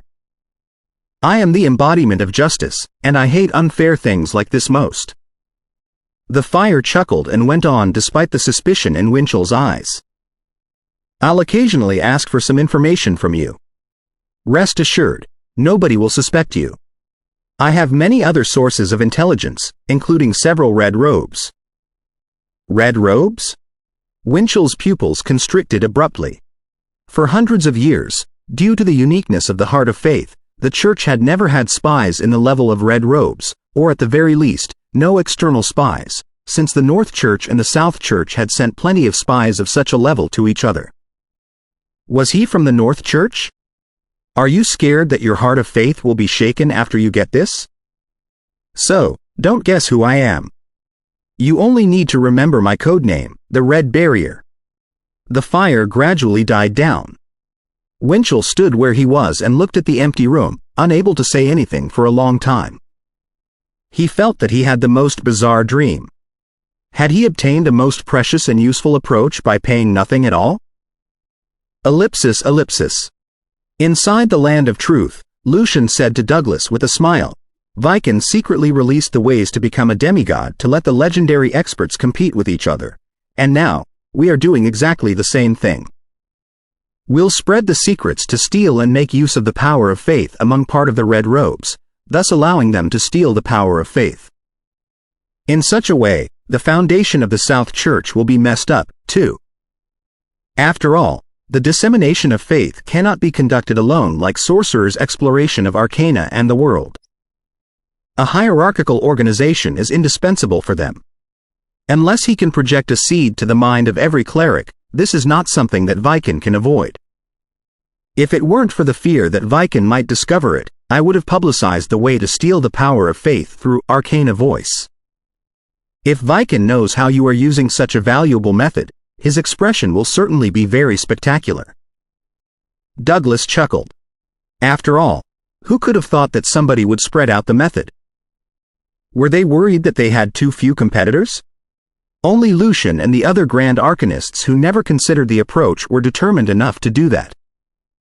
Lucian opened his hands. Perhaps he would curse that I am a lunatic. Douglas patted the sofa and said, Ever since the Congress of Magic was founded, because the heart of faith has to be constructed on the devotion to and the faith in the God of truth, sorcerers have been secretly worshipping the God of truth or compromised by the Church with money and materials, and the bishop-level clerics have never become the spies of the Congress before. Finally, we do not need to take the hit passively all the time in terms of intelligence. Viken would never believe that some of the red robes are secretly serving the Congress. He had a lot of mixed feelings.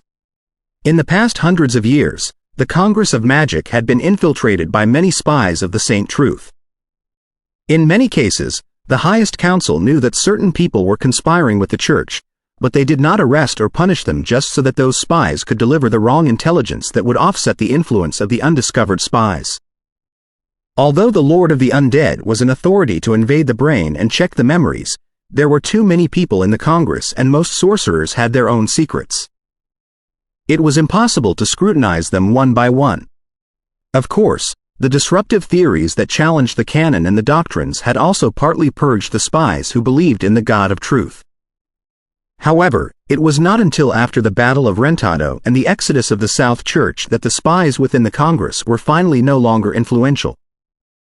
Correspondingly, no matter how many clerics lived a corrupt life, and no matter how they hated their superiors or colleagues, they would be betraying the God of truth whenever they cooperated with the sorcerers. Their heart of faith would inevitably shake, and they would be swallowed by the holy light. Therefore, the Congress of Magic could only set up spies that were in the level of reverence. Those spies could not be promoted to bishops because of their impure faith. In most of the cases, they had to collect intelligence through brain infiltration and other spells. I was very curious before why Sard and the Pontiff and Saints of the North Church could cooperate with us without being affected, and why they liked to swear with the heart of faith. Lucian had vaguely guessed it when he knew that the power of faith could be stolen, and he completely understood it after he acquired the real method. The connection between the heart of faith and mountain paradise was partly under their own control thanks to the help of godhood, which allowed them to change the rules partly. When they believed that they did not break their faith, they would not be breaking their faith. Douglas nodded. We have to set up certain cardinal-level spies in the North Church too. Pondering for a moment, he said, our control over them will be reduced if we offer the way to steal and make use of the power of faith to them without asking for equivalent things in return, but they certainly wouldn't believe us if we do not do that. Only when they obtain substantial benefits from it will they be mired deeper and deeper on this path, never to return. That's exactly what we hope. As for our control of them, the first method is a threat. At the very least, until they become legends, they are not qualified to steal and make use of the power of faith. Once they are exposed, they will certainly be burnt by the Grand Cardinals for corruption. Although those Grand Cardinals have the big picture in their mind, this is something that concerns their own strength. They certainly do not want more people to share the power of faith. For the people who had become Saint Cardinals or Divine Knights honestly step by step, the Grand Cardinals would not give them a hard time but share the methods with them. After all, they were quite alarmed about the rapid rise of the Congress of Magic, and they knew that they had to increase the strength of legends and restore their number. As he spoke, Douglas looked at Lucian. The second way of control is allurement. We have controlled the 4 countries on this side of the strait and the north coastline. A huge number of believers live in our territory. As long as they are willing to work with us, we can help them steal the power of faith of the Holmish Church and other religions. That is a safe and copious resource that will certainly tempt them. After all, when they steal from their own people, they have to be very prudent in case they are discovered by the Grand Cardinals. The Holmish Church was closely dependent on the Kingdom of Home. Therefore, Douglas asked Lucian's opinion when he proposed the suggestion without using an affirmative tone. That's not a problem. The Holmish Church is only a tool for us to stabilize the believers. It will not be in our favor or the favor of Home if it grows too strong. 1 or 2 Saint Cardinals and Divine Knights should be enough. Also, I fear that Viken has secretly told the archbishops of such branch churches the ways to become a demigod. Lucian nodded and said, there were only 2 legendary knights in Home right now. It certainly wouldn't be a good thing if the Holmish Church outnumbered the state in terms of legends. Douglas agreed with Lucian's judgment.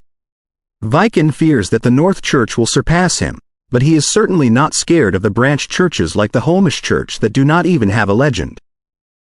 As a matter of fact, the power of faith in your Steen Church can also be transformed and provided to those red robes. Your research project does have a lot of purposes. You didn't plan it beforehand, did you? He suddenly mentioned the Steen Church, as if he had understood another purpose of Lucian's research. I had a rough idea about that, but I could only explore on my own due to the lack of files. It was actually Viking's operation that inspired me. Lucian chuckled. He was not entirely so visionary. Otherwise, he would have exchanged the files with the North Church a long time ago. Suddenly, Lucian was stunned. He brought out a green non-legendary puppet that he built, only to discover that a hue of redness had been dyed on it. A red robe is contacting me? Already? Lucian was surprised. Douglas reacted rather normally. Perhaps it's important intelligence. Maybe. I'll project myself over and take a look, Lucian said to Douglas. This was his demiplane, and he had to ask for permission in order to project himself to somewhere near the Holy City. Ellipsis. A wagon moved on the broad road at the suburb of the Holy City stably and did not stop until it reached a manor at the edge of the forest. Bishop Myers, thank you for hosting our baptism ritual in our house. The owner of the manor, a viscount, bowed at the red robe who was getting off the wagon with respect and apparent excitement. His late father was very close to the red robe, but he knew that the position between him and the red robe was too huge. He did not expect that Myers would really come to baptize his little son. However, his invitation was accepted. Your father and I were good friends who grew up together.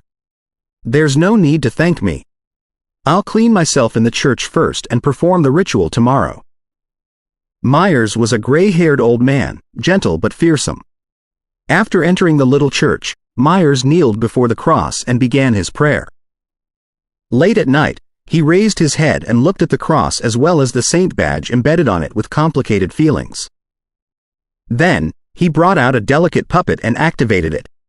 The puppet suddenly glowed in redness and waved its arms as if it were alive, before it leapt forward and looked at Myers with a hilarious face. Did you summon me? Myers was deeply disgusted by the puppet, which was only the size of his thumb. He took a deep breath and said, We've already obtained the secrets of artificial planets. This is the file you need. While the duplication of artificial planets was supervised by the Saint Cardinals, it could not be achieved without the participation of red robes. However, they were not like the Grand Arcanists who equaled to a whole team of researchers and who could do everything on their own. Therefore, the targets that Lucian allured with the power of faith included Myers, who was from the highest school of theology. Okay. Job well done. I think very highly of you. The red glow from the puppet swallowed the file that Myers presented. Gloomily, Myers said, I've fulfilled your request. You can stop bothering me in the future. Is that so? Then, should I bother Philip, Astera, Maria, or Vaharil? The puppet chuckled. The first three names were the Grand Cardinals who were responsible for theology, and the last was the giant of the Inquisition. Myers shouted angrily, Devil, didn't you say that you would not threaten me? And you believed everything I said? I know that you are well aware that I will never be able to threaten you if you do not use the method, but if you do, it will be your connivance that I can threaten you. The puppet's face was even more hilarious as it continued, Don't blame me for the choice you made yourself. Devil, goddamn devil. Myers gnashed his teeth, but he did not put up any resistance. After he tried the method and succeeded, he already realized the price that he was willing to pay. I warn you, don't propose requests that are too outrageous, or I would rather confess everything to His Holiness. After he became a Saint Cardinal, he would be able to get rid of the devil. By then, everything he did would be forgiven by the Church. That's right. I like to cooperate with the people who know exactly what they want best. Rest assured. Threatening is the last thing that I would like to do. I have always been a friendly man who believes in reciprocity, the puppet chattered on. If the intelligence that you provide in the future satisfies me, I will consider offering you additional power of faith. What? Myers' breath turned heavy. Then, he saw the spots of divine hair around the puppet that seemed to be different from the holy light. Do you need to ask me what this is? The puppet chuckled. Myers fell silent. He finally understood why the allurement of devils could even corrupt the angels according to the canon.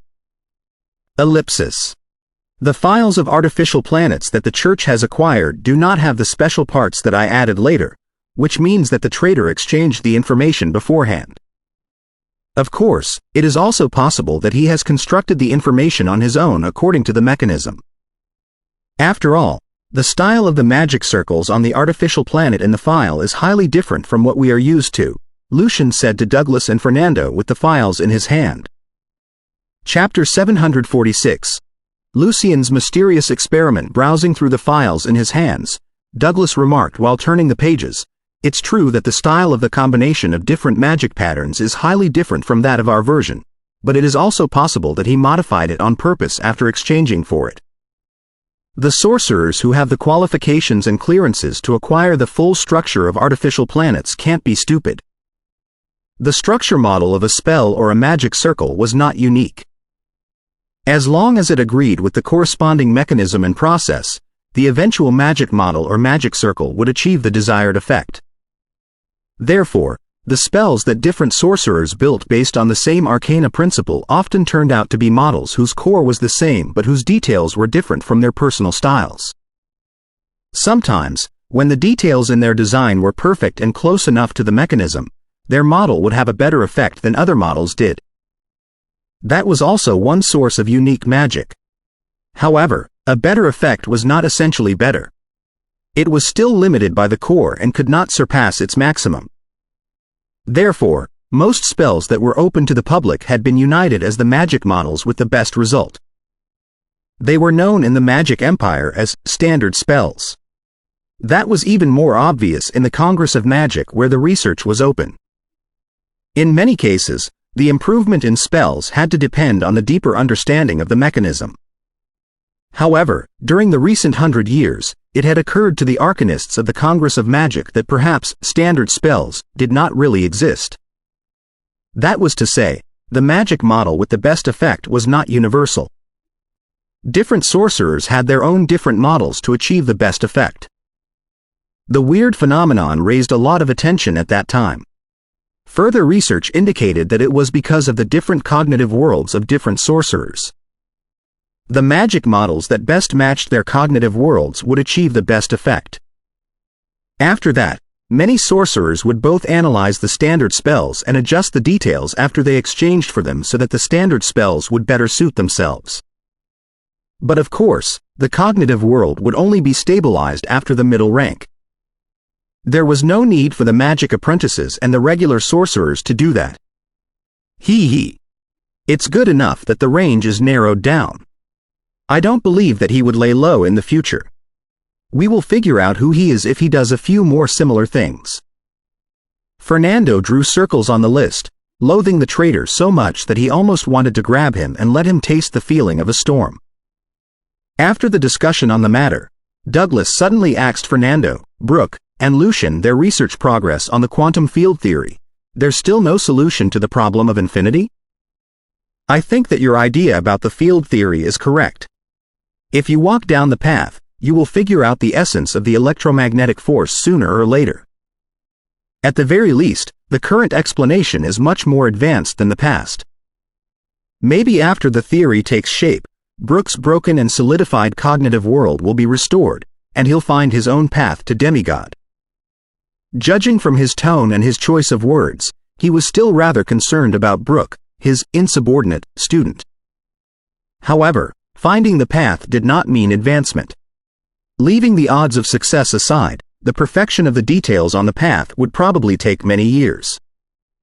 For example, Douglas had seen the path to demigod through the general theory of relativity for many years, but he was still far away from finding his path. He would have to wait for the feedback of the truth of the world based on planets or black holes. Infinity. Fernando repeated in a low voice as if he were trying to swallow it. Lucian replied with a smile, We've decided to submit the papers recently so that more arcanists could work on them. It's possible that their ideas will give us the inspiration to solve the problem. Yes. Arcana studies are not like magic. With enough fundamental knowledge and talents, the middle rank and senior rank arcanists can also make enormous contributions. Over the past decade, Many achievements in the new microscopic domain have been accomplished by the young arcanists whose arcana level is not very high. This is an era of the young. You are the most distinguished representative of them, Douglas said in mixed feelings. Lucian smiled. A major part of the studies were completed by Mr. President and Master. Mr. President, how is your preparation to search for planets going? Better than I thought. Probably in 1 to 2 months, I'll be able to conduct a super remote space jump. I hope I can find the little guys who have been giving me a headache for hundreds of years, Douglas replied with unusual humor. 1 to 2 months? Lucian was rather surprised. Didn't the president estimate that it would take 1 to 2 years? Douglas chuckled. I've changed my plan. I have postponed searching for the planets that are far away because it may be easier to find the sun which is closer to us, although no one has ever succeeded before. During the Magic Empire, the legendary sorcerers had tried searching for the sun through space jump, to no avail. Therefore, they believed that the sun was the symbol of a certain demigod and could not be located without his permission. Also, based on the comparison between the sun and the silver moon, it was possible that the god of sun was not a demigod but a real one. After all, until Douglas proposed the system of celestial body motion, the sun that illuminated the earth and radiated light and heat was generally worshipped. Great significance had been attached to it by the sorcerers, making it one of the special, influential celestial bodies in the school of astrology, just like the silver moon. Guided by such ideas, no legendary sorcerers attempted to locate the sun until Douglas became legendary, but he failed to find the sun, too. So, he acknowledged the theory that the sun was a demigod and aimed for the stars further away in his cosmic exploration later. Mr. President, you have to be careful. Our calculation might not have taken all the factors into consideration. It could be quite dangerous if you land on the surface of the sun after the teleportation, Lucian reminded concernedly. Lucian never considered the possibility of teleporting onto the sun because the terrifying heat and the enormous gravity would stop the space-time gate from being opened. That will be a good thing. I would die without regrets even if I'm killed on the spot, said Douglas with a smile, as if it were really a good thing. Fernando did not say much. It was not so easy to kill a top legendary sorcerer. He looked at Lucian with his red eyes. What have you been busy working on in the last half of the year except for the field theory? Analyzing legendary spells, improving my magic capabilities, and trying to reach the peak of level 3 so that I can try to advance to level 4. Lucian seemed unclear about what his teacher meant and answered, frankly. However, he was not lying about the focus of his life recently. After Snow Goddess Forgiveness and Elemental Protection, 13 legendary spells had been engraved into his soul, and the number would probably reach 15 in a year.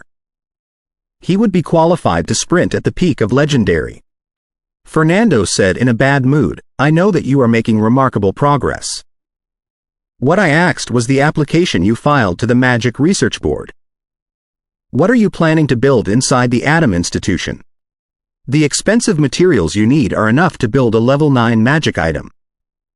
Somebody mentioned it before he came here, and he did not know the details. I've devoted more ancillary materials to it than what I applied for. Lucian shook his head with a smile. The main reason is that many areas with lousy environments could only be visited by high-level sorcerers. Some places even demand archmages. Therefore, the common sorcerers with arcana gifts do not have a choice to explore and study such areas, which is a major restraint for the development of arcana. After all, many of our achievements today depend on the collision of particles, the unusual tracks during the experiments, and the screening of abundant data.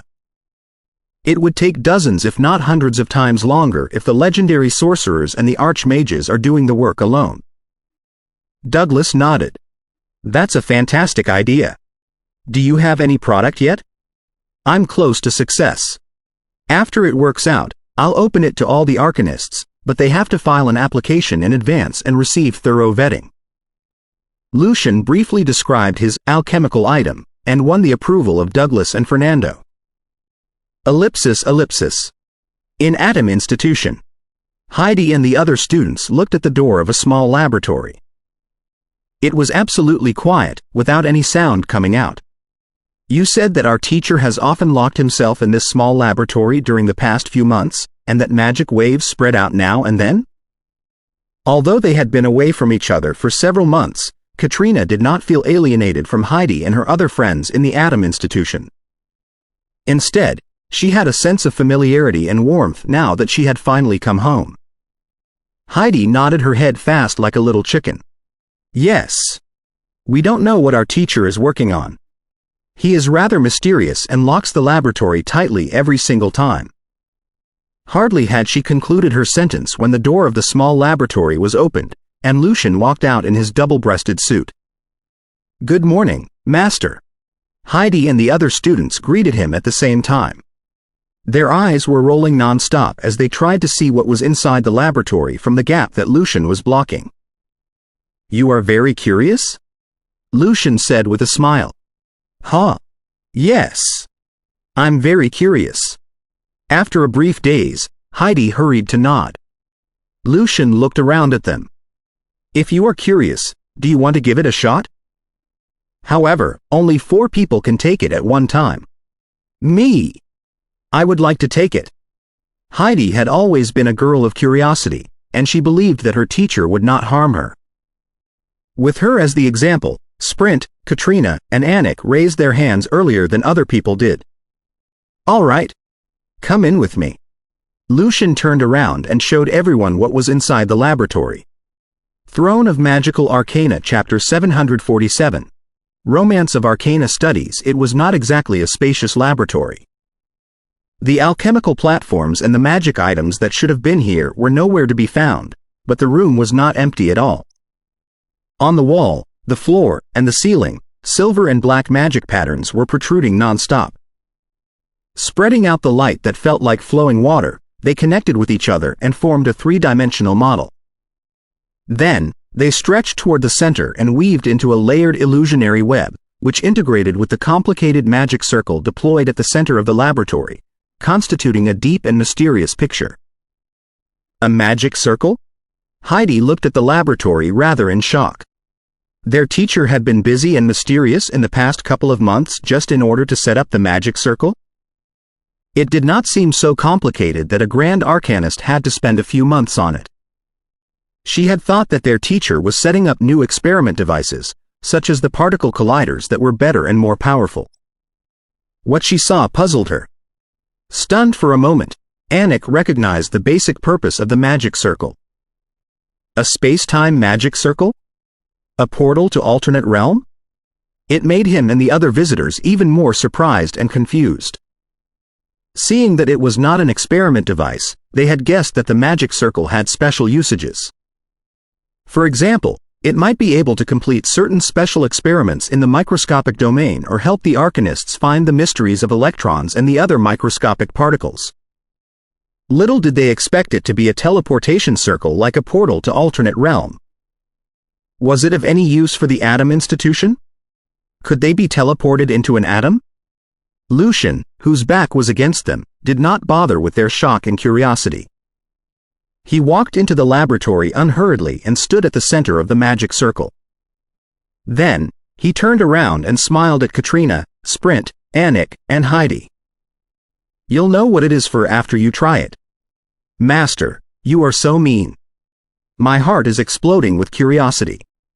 Heidi said in an exaggerated manner. In the meantime, she hopped into the laboratory and stood next to her teacher. Sprint and the other visitors were full of questions, but they dare not delay, fearing that other people might steal their opportunity. So, they followed her into the laboratory. Heidi, you must tell me everything you see and feel later. Laria raised her voice in admiration. She had raised her hand too slowly just now. Lazar, Rock, and Jerome stood not far away and stared at them. Although they were rather curious themselves, they felt that it would be too embarrassing if they were to compete with the students since they were Lucian's friends and sort of uncles for Heidi and the other students. Even though the students had caught up to them in terms of arcana level and magic level, the feeling in the heart was difficult to change, unless they became a legendary sorcerer or a grand arcanist in only 10 years, just like Lucian did. Lucian snapped his right hand, and all the magic patterns around them glittered.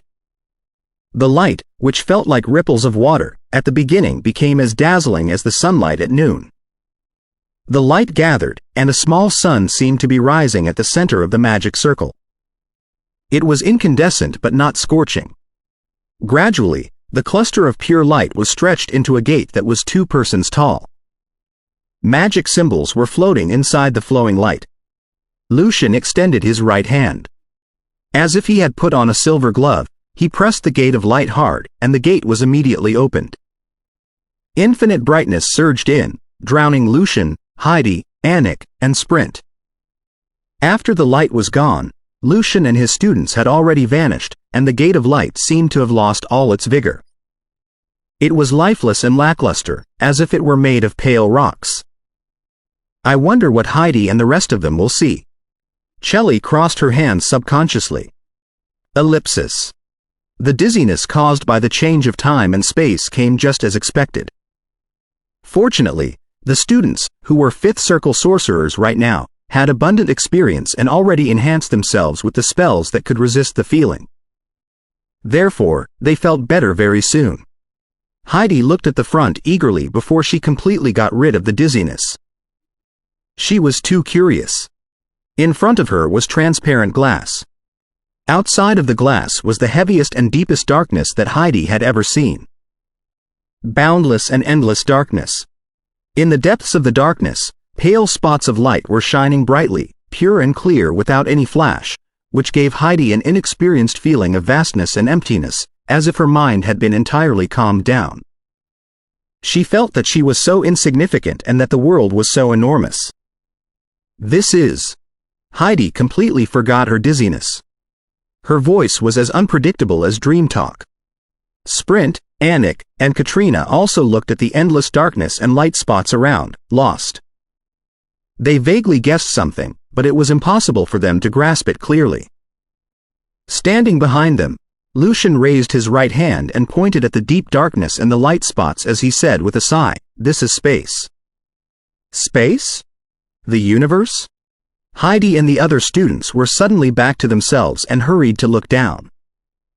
It was still transparent glass under their feet. On the glass were layers of tiny magic patterns that were rippling now and then, as if they were offsetting and resisting something. Beneath the glass, on the other hand, was no longer a solid ground, an azure sky, or a blue ocean, but the darkness that was exactly the same as the surroundings. In the middle of the deepest and heaviest darkness, white and pure spots of light were embedded. Surrounded by identical vastness and darkness in all directions, and looking at the clear, unblinking stars far away, every human being here found it impossible to hold back the loneliness and the sense of insignificance in their heart.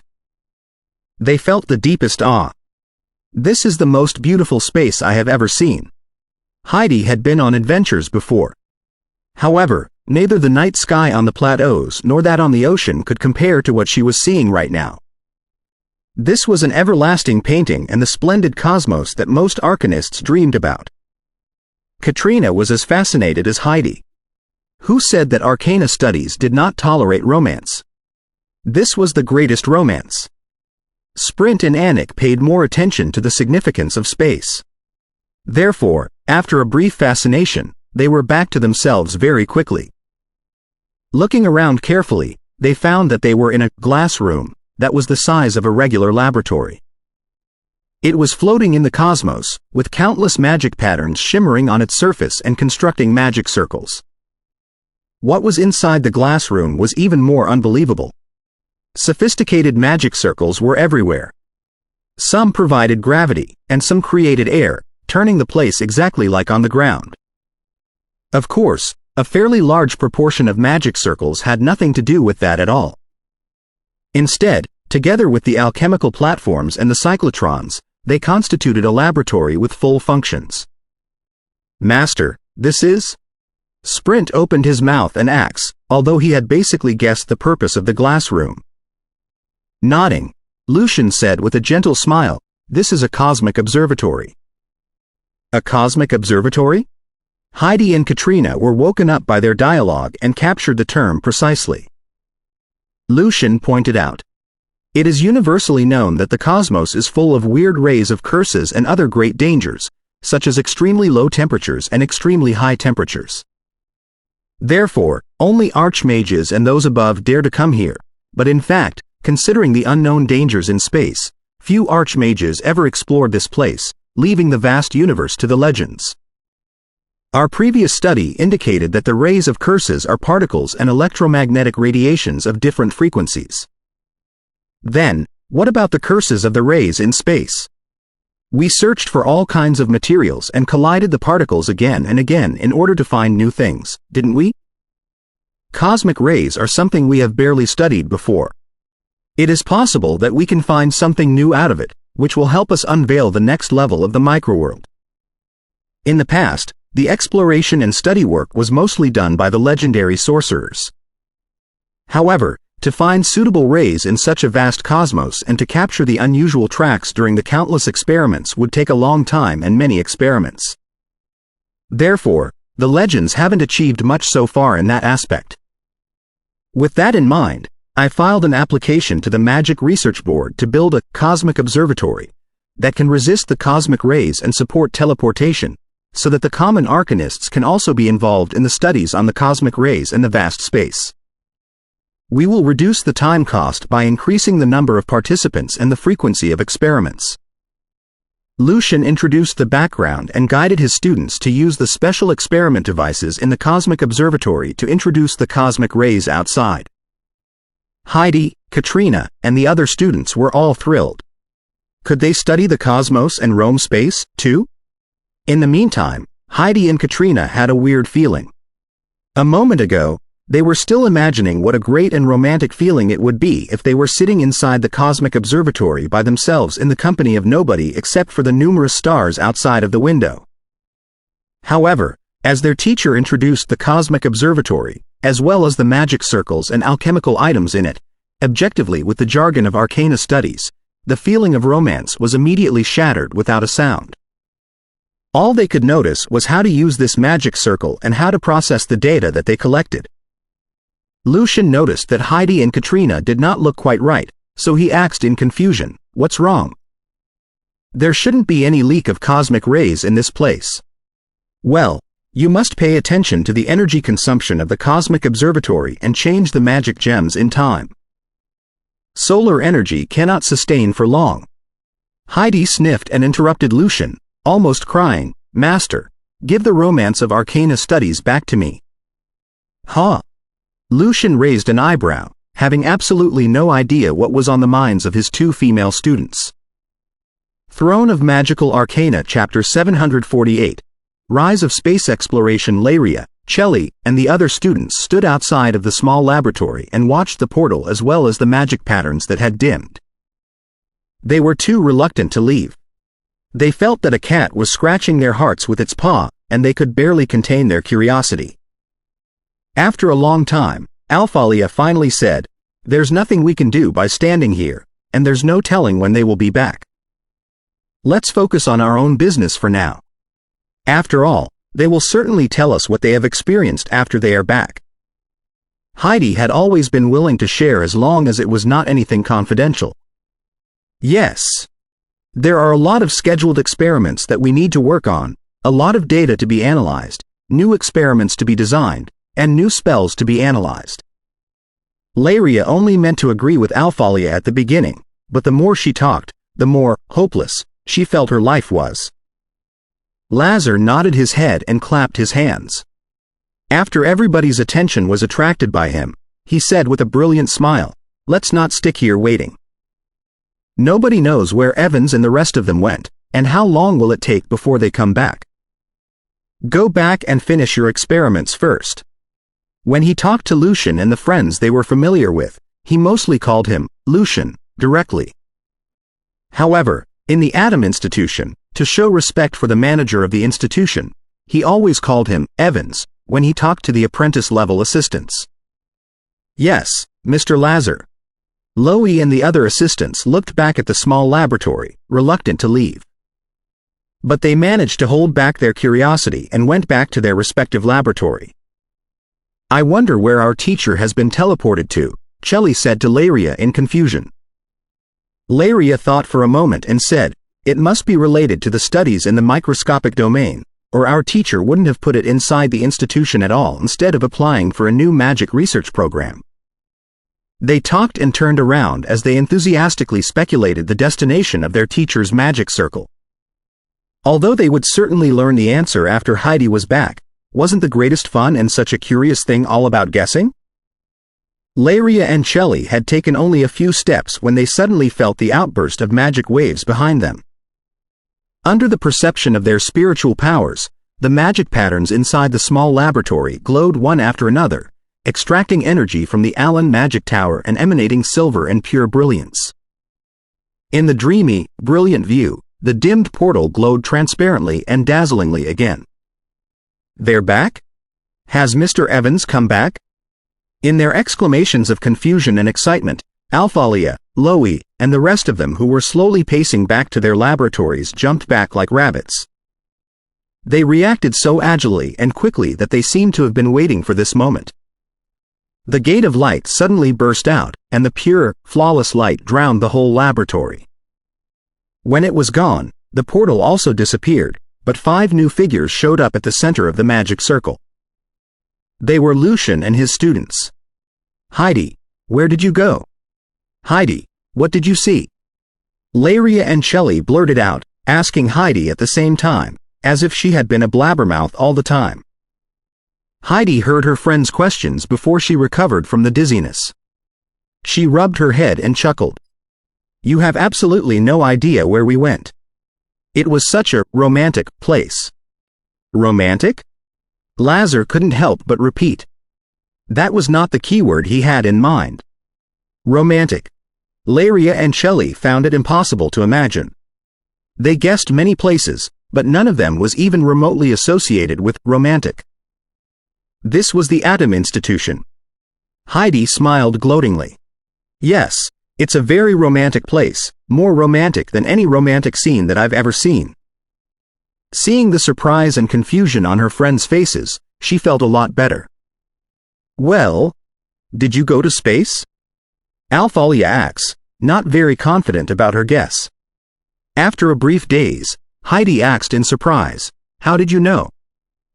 "Did you really go to space?" Laria asks in shock.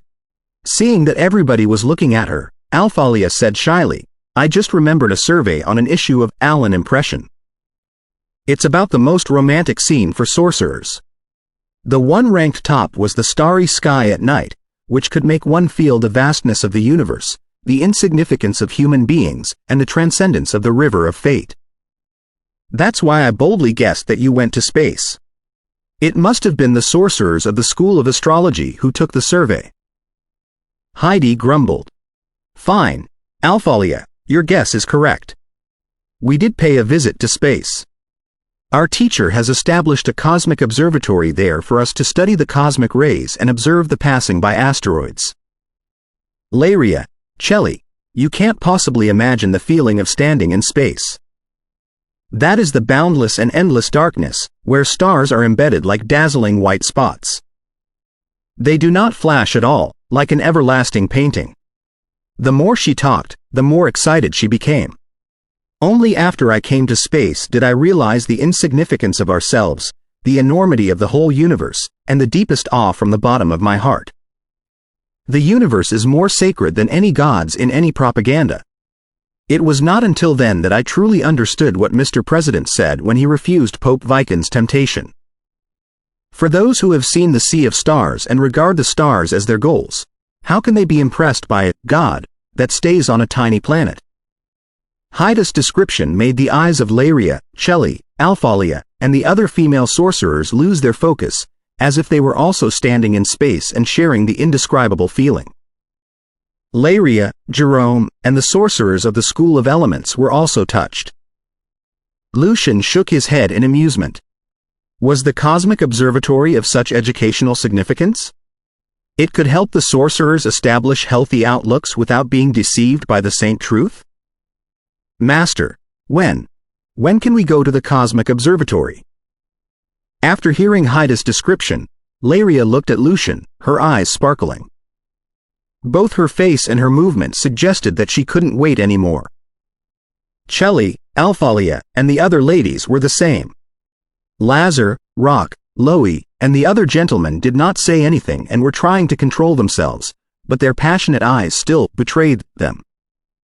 Lucian chuckled. This is meant for you to run experiments. Also, to save the cost of commutation, you have to stay for a whole week up there every time. 1 or 2 hours in space can be quite romantic, but what if the duration is longer? The overwhelming darkness, the absolute nothingness, and the everlasting loneliness will drive you mad even if you have 5 partners. It is not a feeling that can be offset by romance. You can only be slowly adapted to it. Also, you have to be mentally prepared for the adventure, or I will not allow you to go up there. Master, rest assured, I can stay silent for a whole month. Anik showed his attitude first.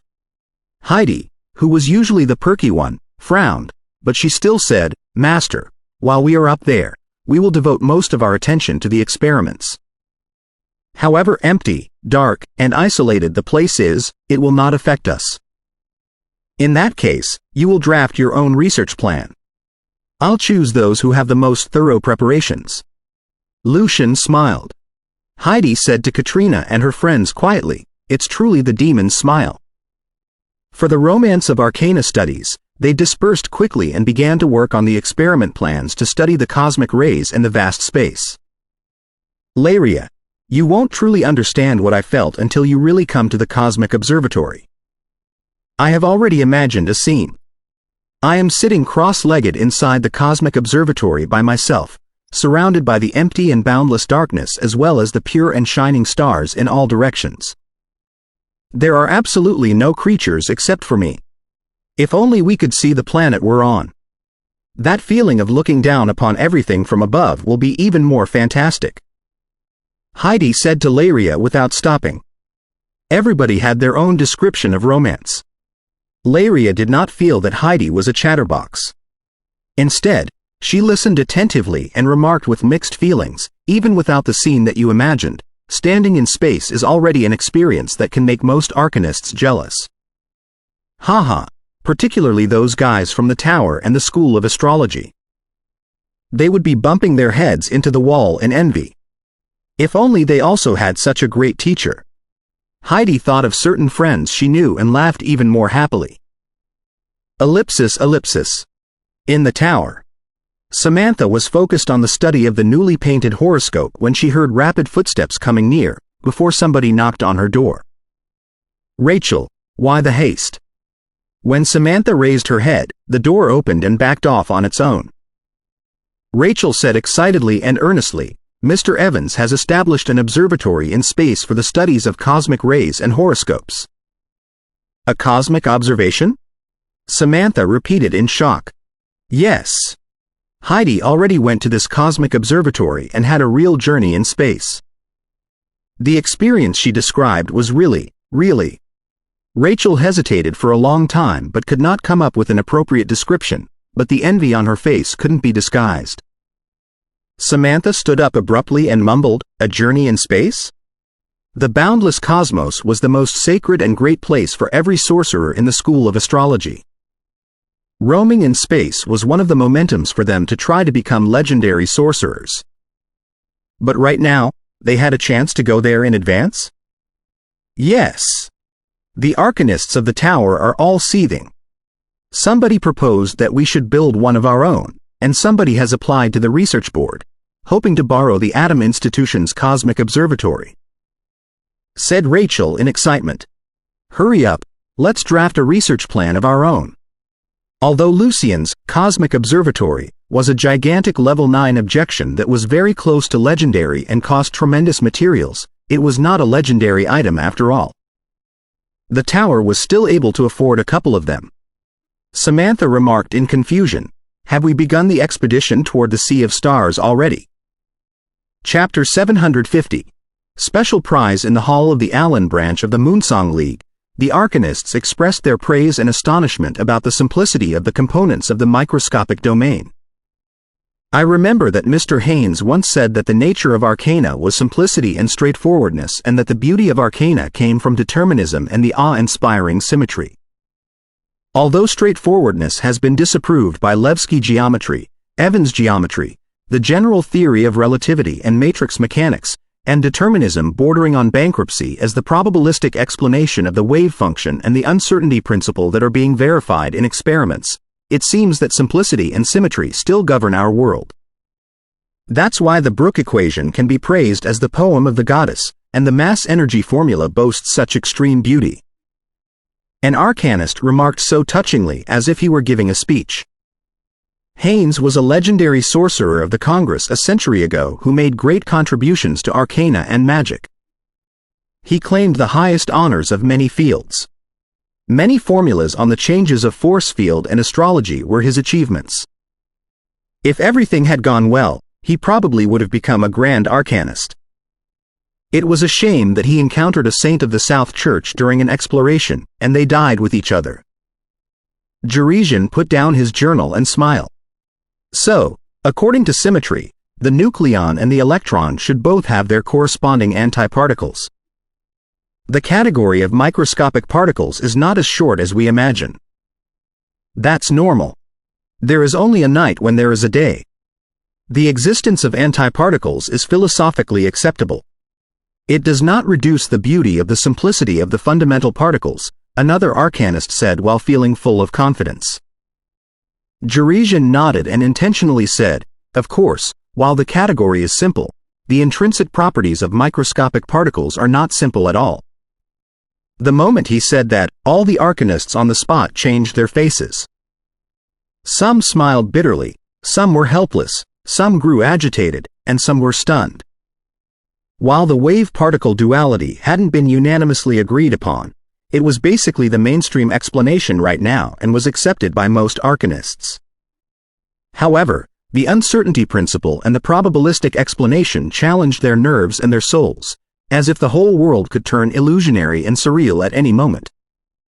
As for the double-slit experiment with electrons, the quantum superposition, and the ensuing observer effect, the arcanists had no choice except to flee from those tricky questions.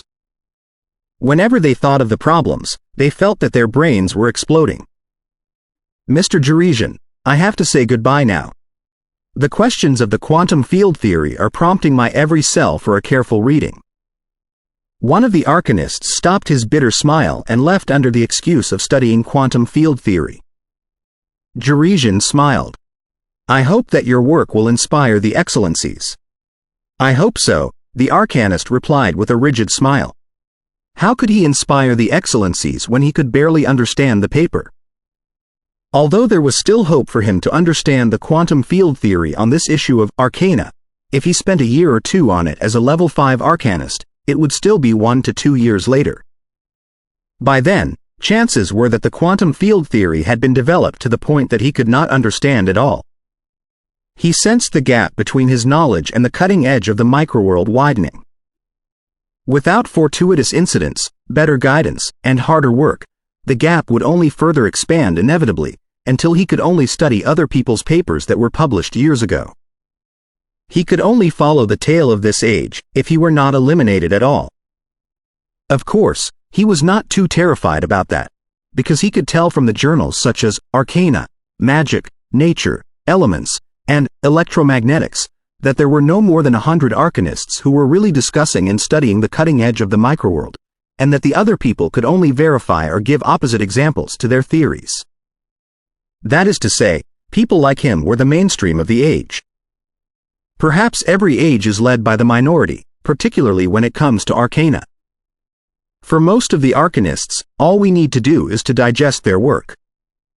The arcanist shook his head and abandoned his previous self-consolation. Ellipsis. The third generic school of Rentado had been established by the Kingdom of Home and the Congress of Magic after the two generic schools operated well and the students were well acknowledged by the citizens of Rentado with their performance in daily life. Since the first batch of students hadn't finished their 5-year curriculum and graduated, and their real performance hadn't been revealed yet, the generic schools were still only founded in Rentado and not introduced to other major cities yet. Under the freezing wind, Ali trembled hard. His wool vest, his thick shirt, and his even thicker double-breasted suit did not make him feel any warmth. He kept his hands in his pocket and lowered his head into the collar as he walked forward quickly. Rentado is really much colder than Samara. He had never experienced such bitter coldness before because Samara was located on the south side of a high mountain, which blocked the cold air from the north. Supposedly, Ali had to wait for the entrance exam next June in order to be admitted by the generic school, and he had to take the prep classes that were hosted by various scholars and magic apprentices until then. However, the establishment of the third generic school gave him a chance. Because of the increased number of magic apprentices, the unclaimed missions in the past were now taken. Also, many workers had flooded into Rentado. As a result, the third generic school was established half a year earlier than it should have been. The City Hall of Rentado, which was having financial difficulties during the expansion of the city, was unwilling to see the new school left unused for half a year. Therefore, a special entrance exam was held in advance, and a batch of new students was admitted before the new year. "Grandpa Shaw, is there any letter for me?" Ali stopped at the gate of the school and asked the muscular, gray-haired old man. It was said that he used to be a squire to a senior rank knight until he was wounded in a battle against demon-corrupted creatures. He had been recommended to work as the janitor of the third generic school. Shaw shook his head. "Ali, there is no letter for anybody today." "Thank you, Grandpa Shaw." Ali left in disappointment. After he came to Rentado, he felt humbled and stopped writing to his pen pal, Jane. It was not until he was admitted by the third generic school and settled his life that he finally wrote a letter to her about his updates and his new mailing address. He had been waiting for her response since. After he returned to the classroom, he was immediately greeted by the warm air. The coldness was gone, and Ali felt unprecedented coziness. Every classroom has the ventilations of the magic air conditioner. It's so much warmer than furnaces. Ali found that he loved his life in Rentado more and more.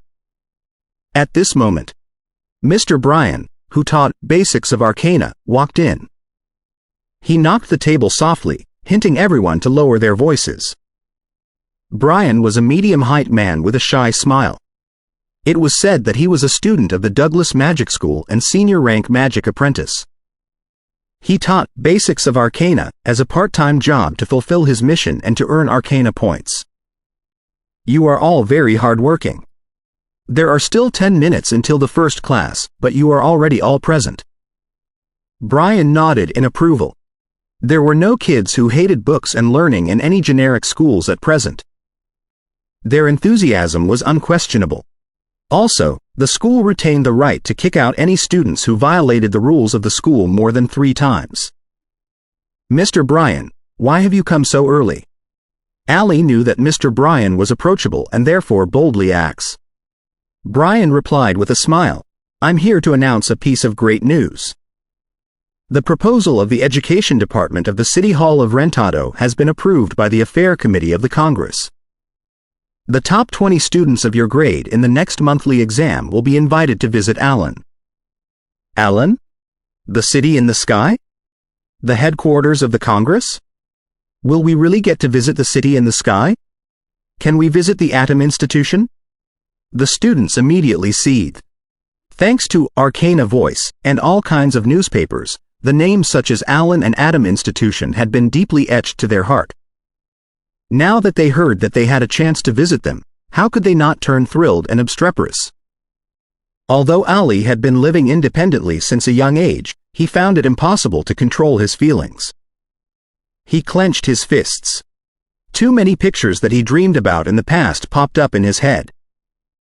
Do I have a chance to go to the city in the sky and to take a lot of at the world-famous Atom Institution? Yes, you may visit the city in the sky and the Allen Magic Tower, talk to Prospel, and take a look at the Heredity Laboratory, the Laboratory of Life Matter Synthesis, the Research Center of Psychology, the Library of Arcana, and...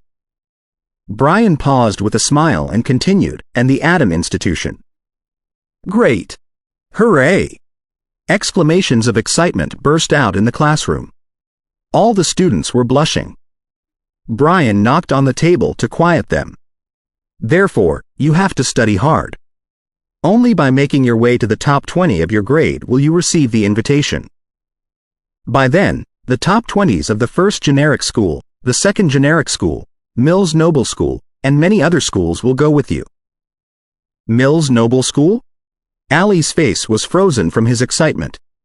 Too many thoughts were rolling in his head, but they were all about a simple name, Jane. Will she go there? She always says that she's one of the top 3 students of her grade. Should I introduce myself? How should I talk to her? Ali thought further and further until the bell rang and announced the beginning of Basics of Arcana. Brian's smile was gone. He said solemnly, "Today, we will focus on the basic concepts in the microscopic domain." It was not a detailed interpretation but only meant to let them know the basic ideas. Ever since Mr. Evans discovered the electron and opened the gate to the microworld, we have discovered 4 fundamental particles up until now, namely proton, neutron, electron, and photon. Protons, neutrons, and photons cannot be further divided and are the most basic structure for any matter. Also, there shouldn't be too many other fundamental particles. The foundation of the matter is definitely simplistic. Brian taught fluently. The most basic structure for any matter cannot be further divided. Ali wrote notes carefully. Chapter 701. Lucien's Plan in the Seething Ocean. Gonsheim's mind had instantly made it take actions. The darkness contracted and an invisible net of dark and ice started forming on the outside to protect itself. During the process, the Ice and Snow Lady was fighting against the darkness at full attack to prevent it from retreating back into the darkness. The falling snowflakes had frozen the boiling lava and everything they had touched. The Ice and Snow Lady had used the power from its demon core, as this was a perfect chance for her to kill her biggest enemy and ascend to the throne of Prince of Demons. Now she had totally been controlled by the desire of devouring and killing. Such great effort from the Ice and Snow Lady prevented Gonsheim's power from contracting further, while the voice of casting the top legendary spells was already sounding in the air above the seething ocean. Gonsheim was furious, but it still managed to make the correct choice. The real Gonsheim in Frozen Fortress suddenly looked half-transparent as most of its power had been infused into its projection, which was facing the great danger in the seething ocean. Gonsheim did so because both the legendary sorcerers and Natasha were able to kill his real self in the fortress by tracing the projection back. In the sky, the right hand with dark nails suddenly turned totally black. The black was like from the deepest, horrifying night. The super low temperature it brought to the battlefield even had instantly frozen Ice and Snow Lady in the air and turned her into a crystal statue. Gonsheim could have severely hurt the Ice and Snow Lady at this time, but it had to defend itself. Gonsheim had to make its choice. The entire freezing world started cracking because of the spell, and meanwhile, the universe could keep growing back. Luxury cracking managed to penetrate the dark and ice net by several layers, but not all of them. Gonsheim remained safe under the net, together with its many legendary extraordinary items. It was one of the rare occasions that luxury cracking failed to sweep over the entire battlefield. In the abyss, Gonsheim had very strong resistance to magic and it could even be partially immune to luxury cracking. The roaring storm drew the black right hand in and then bolts of lightning lit up within. Stars rose up into the air and they had turned the sky above the seething ocean into a magnificent starry sky. The dazzling stars then shot at the right hand of Demogorgon of Darkness with great momentum, and they hit the black right hand almost at the same time. Boom! The storm exploded. Flame and sparks were everywhere. It looked like the black huge hand was bleeding, but it wasn't blood coming out. Instead, it was the intimidating black drops of liquid which were of extremely low temperature. Anything that the black drops touched could be turned into solid ice. Under the joint attack launched by the 3 top legendaries, and with the distraction by the other 2 demon lords, the layers of defense of Demogorgon of Darkness had finally been broken. Gonsheim was injured, If it had not managed to pull back most of the power from its true self, the Demogorgon would have been much more severely injured, or even have fallen. In the pale sky above Frozen Fortress, the Lord of Spectres wielded its sickle of death. The power in the sickle could wither everything in space. And with this endless power of death, the sickle hacked all the way into the fortress. It did not take an illusionary form, so now Apsis, which was a few hundred meters tall, was even bigger than the fortress. Frozen Fortress appeared like a small miniature in comparison to the huge sickle of death, which was even bigger than Apsis. This one single hack filled with desperation, agony, struggling and cursing had directly gone through the outside defense of the fortress. Because Gonheim had just taken the power away, this one single layer of defense was now all the fortress was left. The huge left hand with dark nails had to reach out from the fortress to block the blade.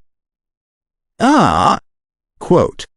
When the sickle cut the left hand, the bitter and furious crying burst out from within the fortress. There was now a deep cut in the palm, and the dark blue blood gushed out.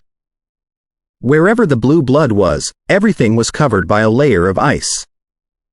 Losing most of its power, although Frozen Fortress was its home, Demogorgon of Darkness was still extremely weak. It was already a very bitter fight for it to keep the Lord of Death out. Apsis had no facial expression. However, a cluster of white flames appeared in each of its eye sockets. Its demon nature had been triggered, and thus the following rounds of attack were getting more and more violent. Lucien's left eye was as pure and red as a ruby. A ray shot out from his left eye and hit Gonheim's right hand, which just reached out from the darkness at unrivaled speed. The darkness could not stop or freeze the ray. The red ray went through the darkness directly through the hand. The crisp penetrating sound was very clear in the space. In Gonheim's right hand, there was a deep hole. The heat of the ray had burned the skin and flesh black. When Gonheim's defense had been completely removed, Lucien's vengeful gaze plus hand of uncertainties worked very well. This wasn't the end. The paralysis in the right hand did not slow it down from blocking Natasha's hacking. The tiny fine electric currents together with the extremely cold ice prevented the blade of Sword of Truth from cutting deeper. Then another round of attacks had been launched by the Ice and Snow Lady and the Lord of Spectres on both sides. In this situation, even Gonheim started feeling a bit disadvantaged. Gonheim knew that it should not let the situation get any worse. Even at some cost, it had to return to Frozen Fortress. As the most cunning demon ever, Gonheim had made its decision. The joint effort of Douglas, Fernando, Hathaway, Natasha Violet, Lucien Evans, and Ice and Snow Lady could rival a demigod in its away battlefield. However, at this time, to its great shock, Gonheim saw the starry sky disappearing, the lightning storm dying, and the gorgeous figure fading away. Were those all fake? No. That was the power from Top Legendary. Were those summoned demiplanes? But why did the summoning take such a short time? There were so many thoughts flashing through Gonheim's mind. But it knew one thing for certain: it had been fooled by Lucien Evans. This 1-second distraction had a cost. Apsis had cut in the left palm further and the right hand had been trapped by Ice and Snow Lady. Gonheim saw Lucien and Natasha smiling at itself, as they gradually looked more and more transparent. Lucien took off his top hat and put it on his chest to show his appreciation, while Natasha had a big smile on her face and saluted in the manner of knight. The two figures then disappeared. When they appeared again, they had directly entered chaotic cosmos. Damn it! Gonheim's was outraged by Lucien's slyness, but was prevented from chasing them by Ice and Snow Lady and the Lord of Death. It would not be able to get rid of them within 30 seconds, but 30 seconds were already enough for the two legendaries to find the core of one of the demiplanes. Also, its entire plan would be in danger when Lucien was free in chaotic cosmos. The presence of Demogorgon of Darkness was the reason why Lucien had prepared so long before entering chaotic cosmos. Although the presence of chaotic cosmos was a big secret to sorcerers and saint cardinals, a few demon lords in the Abyss knew it, not to mention the second leader of the Abyss, the Prince of Demons. The previous Prince of Demons was too obsessed with slaughtering to pay much attention to some legendary material like time plate. Therefore, Lucian believed that the plate would always be there when it was under the control of the previous prince. However, the new demon prince was Gonheim, Demogorgon of Darkness, the most demonized demon ever. Even if it did not need the plate, Lucian believed that it would take the plate away for trading and exchange of interests. Gonheim would not leave such a good thing idle. Therefore, after making sure that the plate was still in chaotic cosmos using astrology, Lucian assumed that Demogorgon of Darkness had come up with such a plan. Then Lucian contacted his allies and prepared the summoning rites for legendary demiplanes, which was the research result from his student, Heidi. While most sorcerers could only use a small part of the summoned demiplane's power, since Lucian had told Douglas, Fernando, and Hathaway his plan, all of them had agreed to lend him the top legendary power through the summoning rites. Of course, the summoned demiplanes could only afford launching one single round of attacks. After that, they would all disappear. But that was all Lucian asked for, to hold Gonheim back so that he and Natasha could have enough time to get time plate and then leave. Lucian did not mind using the borrowed power to kill Gonheim. However, the last thing he wanted to do was to piss off the Will of Abyss. In the Abyss, if he had asked the three legendaries to come here and kill the prince, the Will of Abyss would probably have arrived. Also, if Lucian had wanted to have the three legendaries here in person, he would have to use other methods instead of the summoning rite, and then very likely Gonheim, the extremely cunning top legendary, would have noticed it. Therefore, after weighing the situation, Lucian had made this decision, although he personally did prefer to kill the prince to save future troubles. As for if the Lord of Spectres and Ice and Snow Lady could achieve their targets, Lucian did not care. He had helped them kill the Fire Lord and severely hurt Demogorgon of Darkness, so he had kept his promise. In the boundless night sky, the stars were shining dazzlingly. However, their orbits were totally contradictory to the arcana theories. As if some unknown power was pulling them away and thus they had been placed in sheer chaos.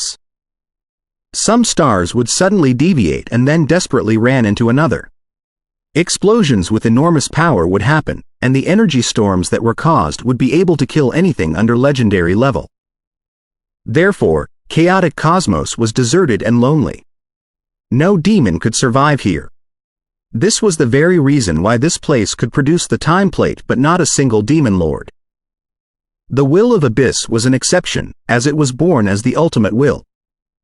The rest of the demons had to kill and devour each other from the bottom to finally ascend to the higher levels.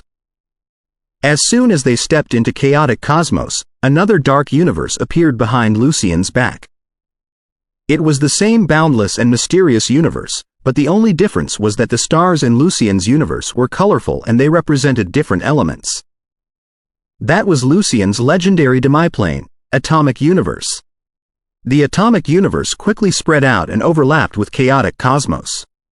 And then every single element planet started shaking as if they were those microscopic particles. The shaking made the entire Atomic Universe thrilled, which also rippled chaotic cosmos. This was a normal phenomenon when two demiplanes overlapped. Lucian was the center of the ripples, and the ripples spread out very fast all the way to the farthest end of the starry sky.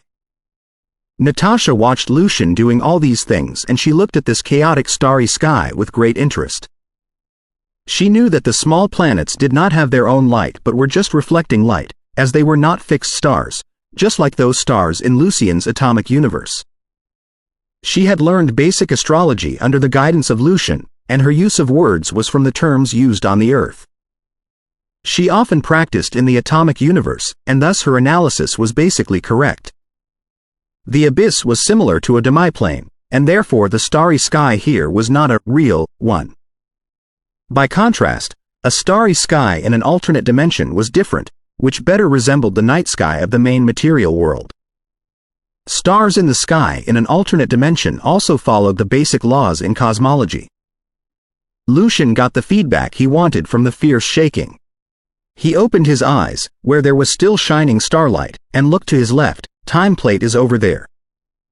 The coordinate is The core of this place shook in a different scope, and this was how Lucian figured out the coordinates of the plate. It was risky to do so because his demiplane could possibly be contaminated by the air of the abyss. Although Lucian could always clean it up, it was still a problem. Wow! It was less than 5 seconds. Natasha was very impressed, her purple eyes shining in admiration. In front of Lucian, she never hid her feelings. Besides the Will of Abyss and the Prince of Demons, only a legendary sorcerer could do so. Other legendaries would take much longer. Lucian's demiplane slightly disappeared to avoid the contamination from the abyss. Before that, Lucian grabbed Natasha's arm and did a space jump using the demiplane as a transfer station. Chaotic Cosmos was only one of the levels in the abyss. It only took them a couple of seconds to come to this creepy space. It looked similar to Chaotic Cosmos, but with closer observation Lucian had noticed the hiding black swirls in the space. The entire place was like a dangerous ocean filled with unpredictable fatal whirlpools. Lucian was not afraid of any oceans, but this place was different. The swirls were naturally from the power of the plate, which had changed the time and space in this place, preventing Natasha and Lucian from reaching the plate easily. However, this had also confirmed that Lucian was correct. Time plate was right here. Careful, Lucian reminded. He started casting defense spells on both of them and then summoned his space staff. Natasha also lifted the shield of truth in her left hand. Although their movement would lower the defense of the shield, its power was still enough for them to pass through this space. With great caution, they walked into the space.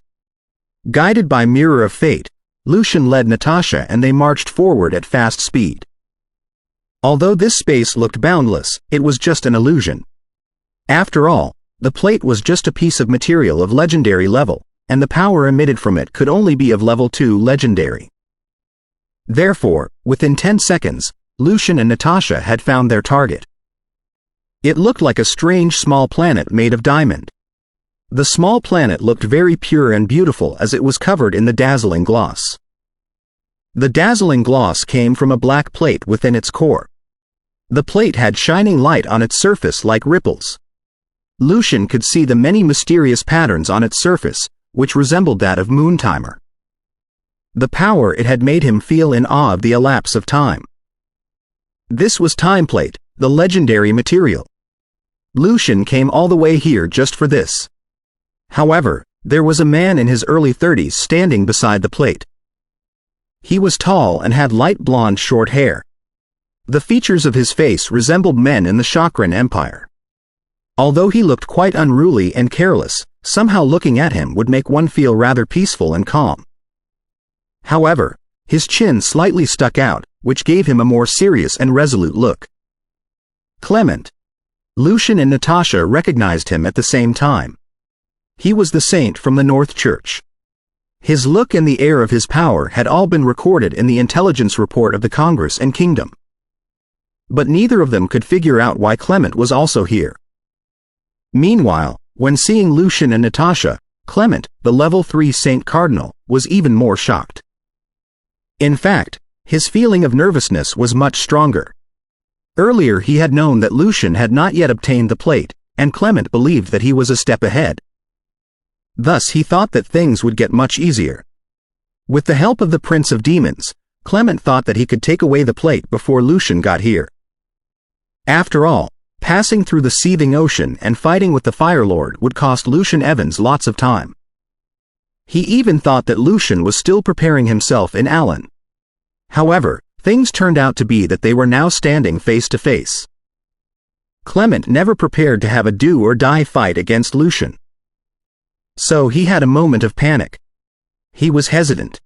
The plate was just by his side, but Lucian and Natasha had come within the range of attack.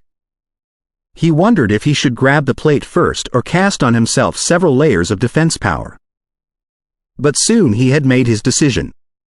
It took him so much planning and preparation to come all the way here, and for sure he would not give the plate up at this moment. Unfortunately, Lucian never planned on giving him the chance to decide. Clement heard the clear ticking sound. There was a fine silver pocket watch in Lucien's right hand. The gem constellations on the surface were symbols of time. Like the monocle Lucien was wearing, the pocket watch had the same pure light in reflection. Then Lucien pressed the button. Click. All the colors that Clement could see had all gone, only gray, white and black were left. Then Lucien started enchanting, singing the strange spell. Luxury cracking. Snow Goddess's Forgiveness. Luxury cracking was a very difficult legendary spell, and Snow Goddess's Forgiveness was a top legendary ice and snow spell, so the casting time required was quite long. Within the given time, Lucien also added Hand of Uncertainties and Magic Delay.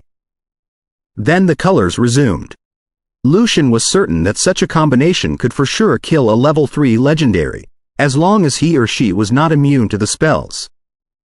The shocked look was still on Clement's face, and light burst out from within his body.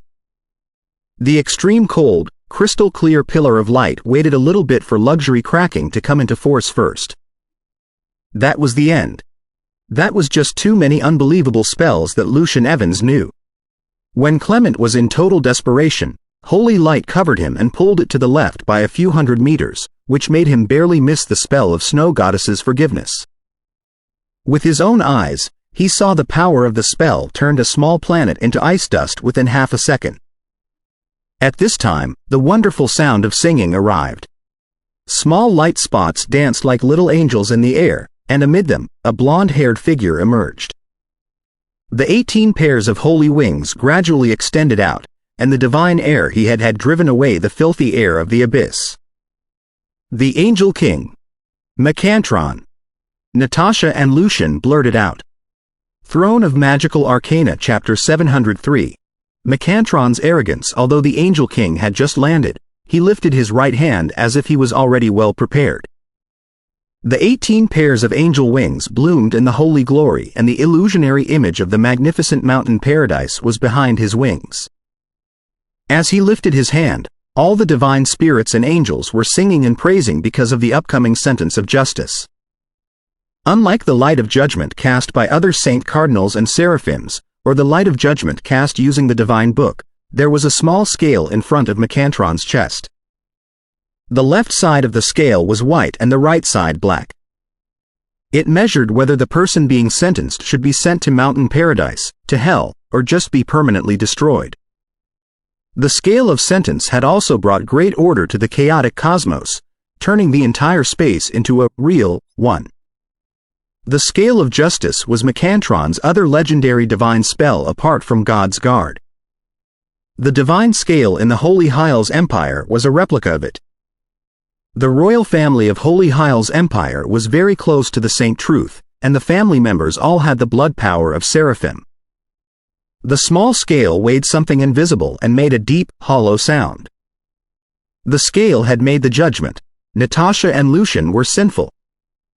Then the light of judgment directly shot out from the projection of the paradise. The darkness had been driven away. Anything that was incompatible with this holy light had been driven away. This was the ultimate sentence of life and death. Lucien was on full alert. Abrupt magic reverse. He instantly cast. A mirror drawn with countless complex and sophisticated patterns formed between them and the Angel King. It seemed that the mirror was connected to a different world. The light of judgment hit the mirror and left a deep crack, and then it was reflected back. This one single strike had almost completely defeated Lucien's mirror. That was the difference between a level 3 legendary and a top legendary. But that was already to Lucien's surprise. He expected that the Angel King's power was in the top ranks even among the top legendaries, so he was quite encouraged to see that his mirror could not only take this one strike but also reflect the power back. Lucien wondered why this happened. Maybe it was because the power of the abyss had influenced him, or the landing was in a hurry so that he could not take all the power with him. However, at this time, Clement had seized the chance and cracked the small diamond-like planet into pieces using St. Cross. Now the time plate had been completely revealed in front of them. The Angel King was here. Clement was going to take the plate away. Suddenly, A streak of silver-gray swordlight had reached in front of him through the time and space swirls. The formidable power of destruction had prevented him from grabbing the plate as Clement had subconsciously used Blessed Realm. It was no joke to be hacked at by the Sword of Truth. There were ferocious blades hiding in the swordlight, and they silently cracked the realm. Clement had no choice but to blink away from the plate and almost got devoured by a swirl. The swordlight was from Natasha. Lucian had sent the mirror closer to the Angel King and blocked the second light pillar. Meanwhile, his left eye shot a scorching red ray, which forced Mechantron to fold his bright wings, and thus Natasha's swordlight could reach Clement without any barriers. However, now the mirror had completely cracked. Although the spell was very powerful, and within the same level, the mirror could reflect a spell 5 times, it also had some disadvantages. One of them was that the cooldown time for casting was too long. Although Lucian was wearing the robe of Grand Arcanists, he would not be able to cast the spell a second time within a couple of rounds.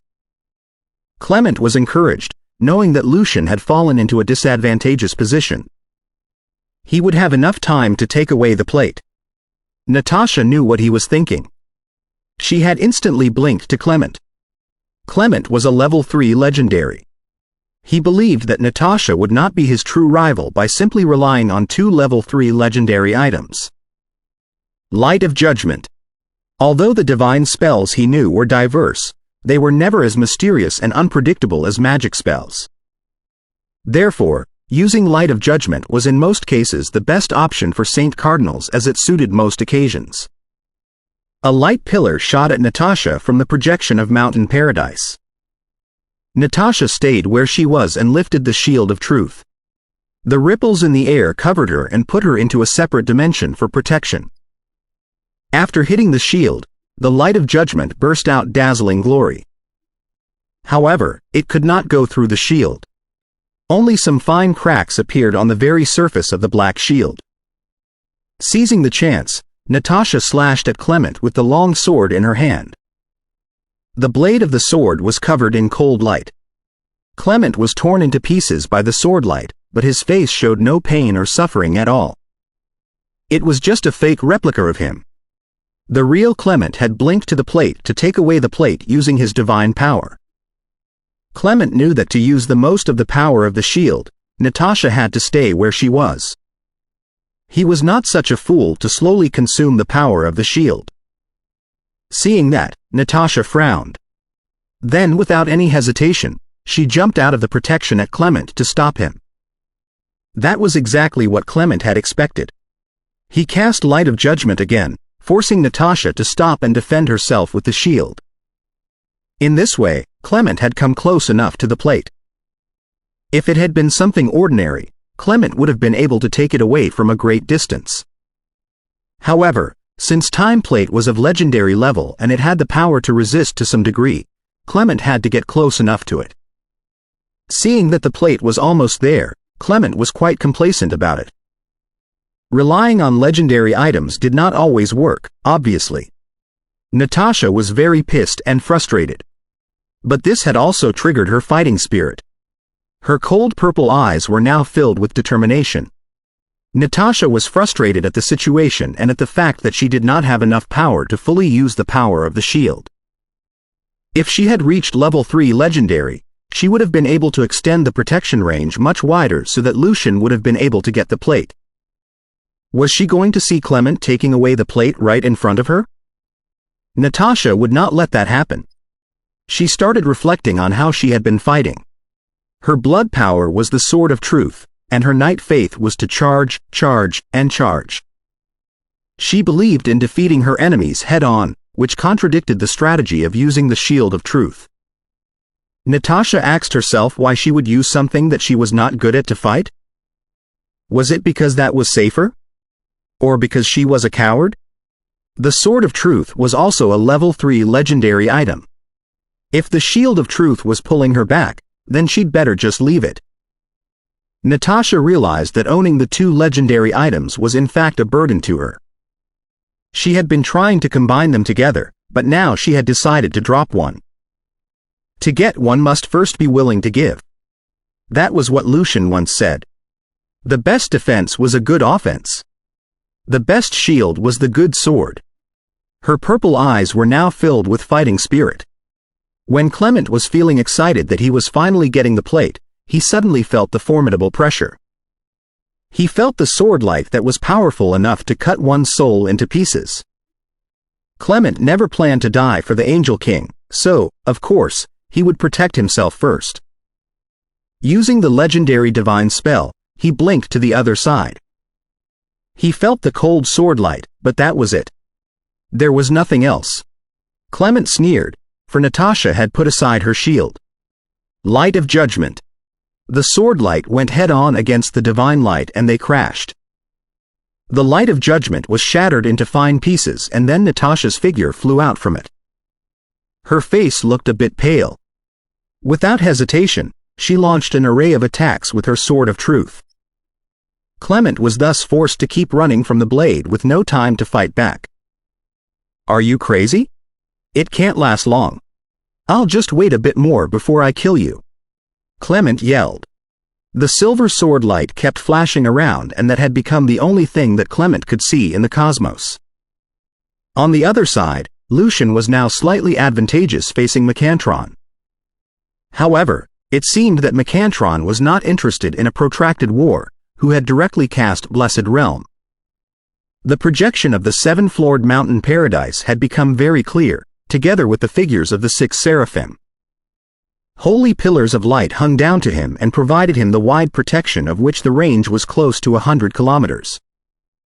In the beautiful hymn, the milky light had lit up the entire cosmos and turned it into a paradise.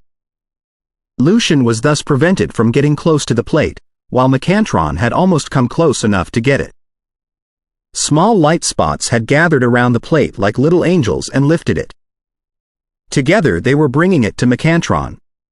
Time Plate's power thus contracted and the swirls in space were rapidly disappearing. Macantron believed that he was more powerful than Lucian. So he had given up the chance for defense to take away the plate. This meant that he had been ready to take Lucian's attack head-on. Lucian was a bit confused. He wondered if Macantron had ever watched his fight and seen his legendary spell, Snow Goddess's Forgiveness. The power of the spell would even severely hurt a top legendary, not to mention that Macantron was now only using part of his power. Lucian was also wondering why Macantron needed the plate. However, Lucian still reached out his right hand. His monocle flashed the cold light. Snow Goddess's Forgiveness. Snow Goddess's Forgiveness. The thin and dense streams of electricity and lasers gathered on Lucian's right hand unpredictably, enshrouding it in dancing snowflakes and ice, before they were entangled with each other in unique and mysterious ways and eventually triggered a transparent pillar of light that seemed to have been launched out of the deepest part of the dark, cold cosmos. The power in this Snow Goddess's Forgiveness was so compressed that none of it leaked out, but if one were to perceive it carefully, they would sense the coldness from the bottom of their heart, as if they had witnessed the lifeless end of the universe. Shock appeared on Macantron's face. He had never anticipated that Lucian could perform a legendary spell that was so close to Gonheim's Doomsday Cold. Since he was sustaining Blessed Realm and holding Time Plate with his extraordinary power, he was hit by Snow Goddess's Forgiveness without being able to react.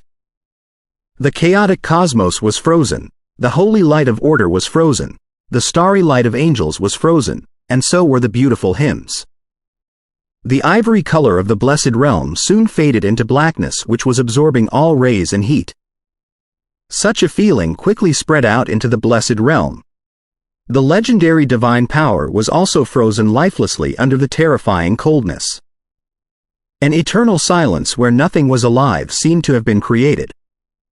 In such a state, the realm was so vulnerable that it could not stop the low temperature caused by electricity and laser from slowing down the vibration of the microscopic particles nearby, which was the nature of temperature in the microscopic scale. The Angel King had never thought that his blessed realm would be fundamentally frozen. Therefore, when the dark coldness surged at him unstoppably, he was more or less panicked. Crossing his arms, he unfolded his 36 holy wings that were enshrouded in brilliance. The seven-floored projection of Mountain Paradise was even clearer. The most horrifying waves spread out of the highest floor. Whoever prays in your name shall not be harmed. In front of the unparalleled coldness, Macantron forgot the outside world and recited the scripture of the canon devoutly. Ha! All the angels and holy spirits on Mountain Paradise sang the hymn that was similar to this sound, distantly and sacredly. The infinite light on the seventh floor was even brighter, spraying the purest and most flawless brilliance. Praying inside the brilliance, Macantron was quickly blurred. The colors and waves which did not belong to this world spread out, turning the space around into a different universe. The coldness created by Snow Goddess's forgiveness could not affect another world. Any spell had its own range of application. No magic could finish enemies in all scenarios, unless it was purely the infinite amalgamation of violence. Witnessing that, Clement, who was temporarily suppressed by Natasha's crazy attacks, was covered in cold sweat. Lucian Evans' creepy spells were each tougher than the last. If the Angel King hadn't arrived, he wouldn't even know how he was killed.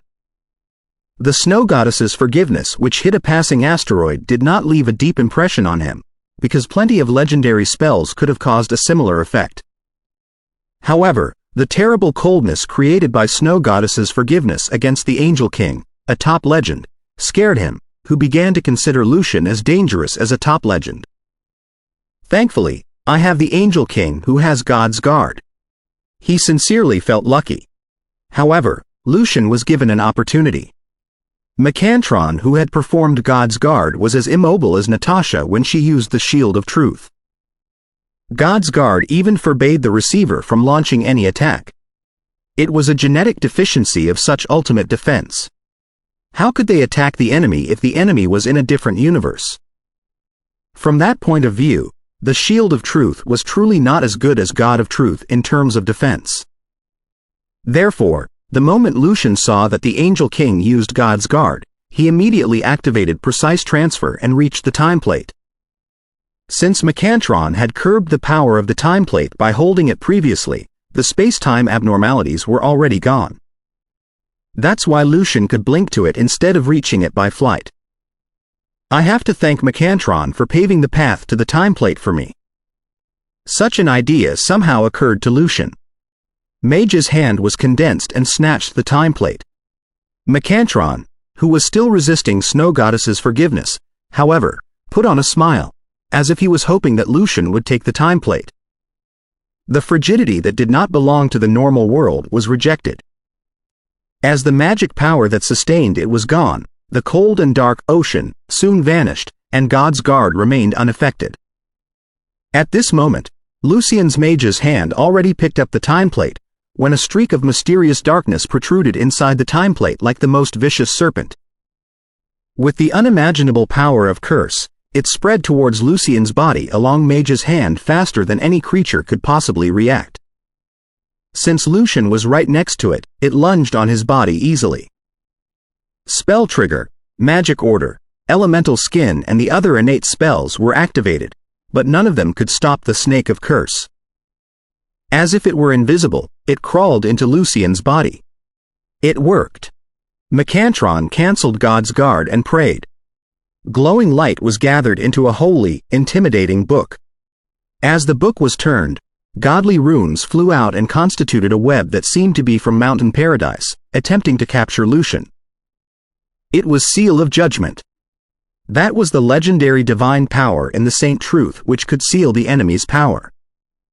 Once it worked on the enemy's strength would halt or even decline. Also, it was a permanent effect and could hardly be expelled. The curse of the snake previously, on the other hand, was from Gonheim.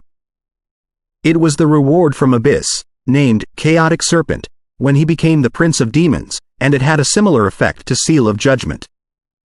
After the two effects were combined, the Congress of Magic's method to lift the curses would be nullified. Lucian could only find a solution on his own. His strength would halt in the next decades even if he had the help of demigods. For Macantron and Gonheim, they were glad to see Lucian Evans' research in the microscopic domain, which would provide theoretical foundations for the way to become demigods.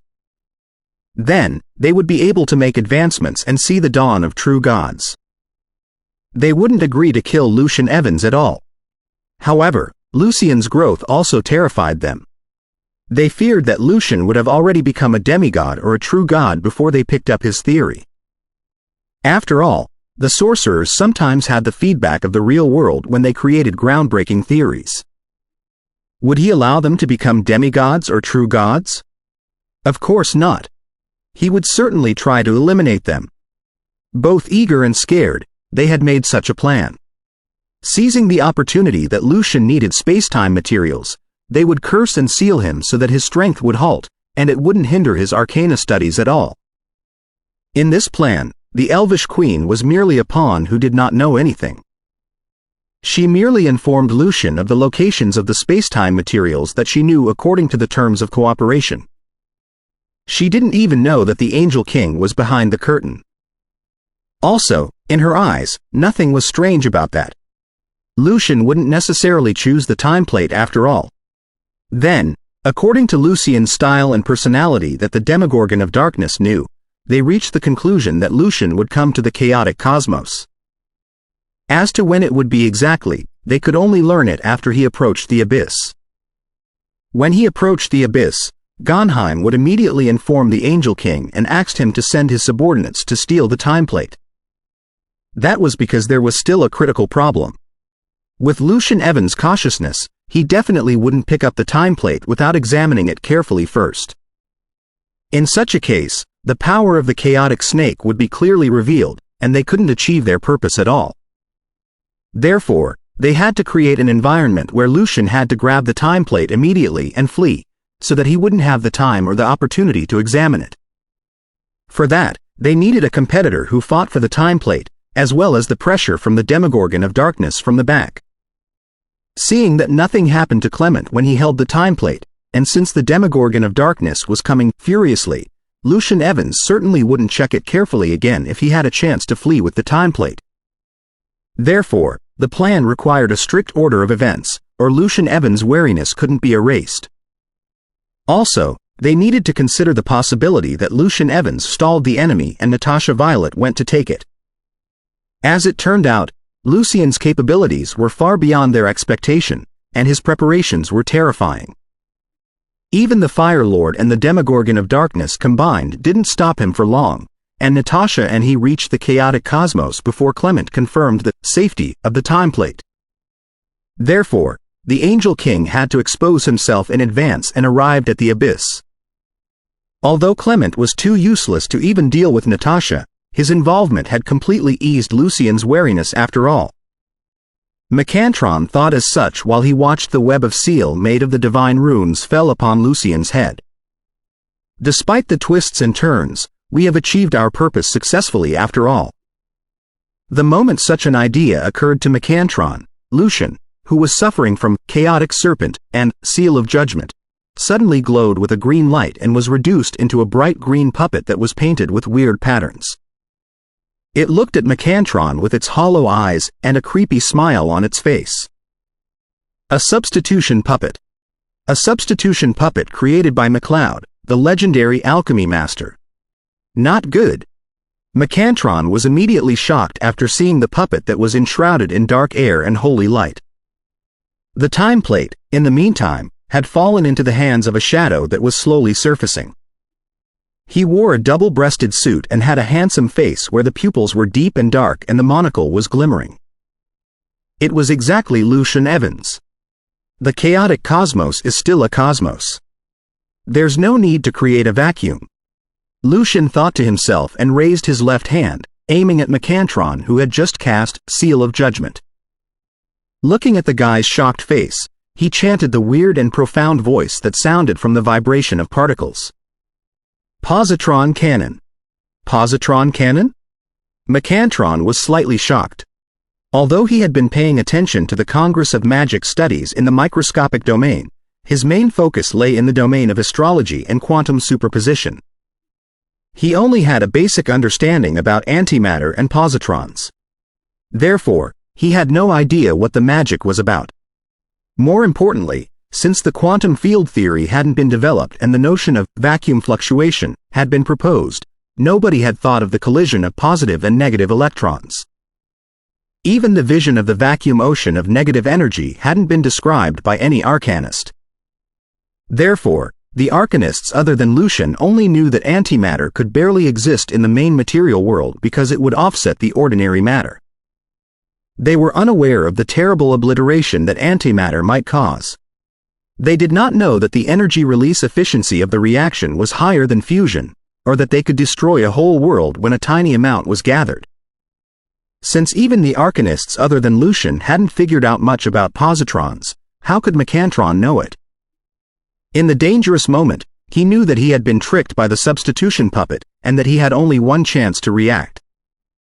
Therefore, he opened his arms without any hesitation, and his pure bright wings embraced the ivory holy light from the projection of the seven-floored mountain paradise. Blessed realm!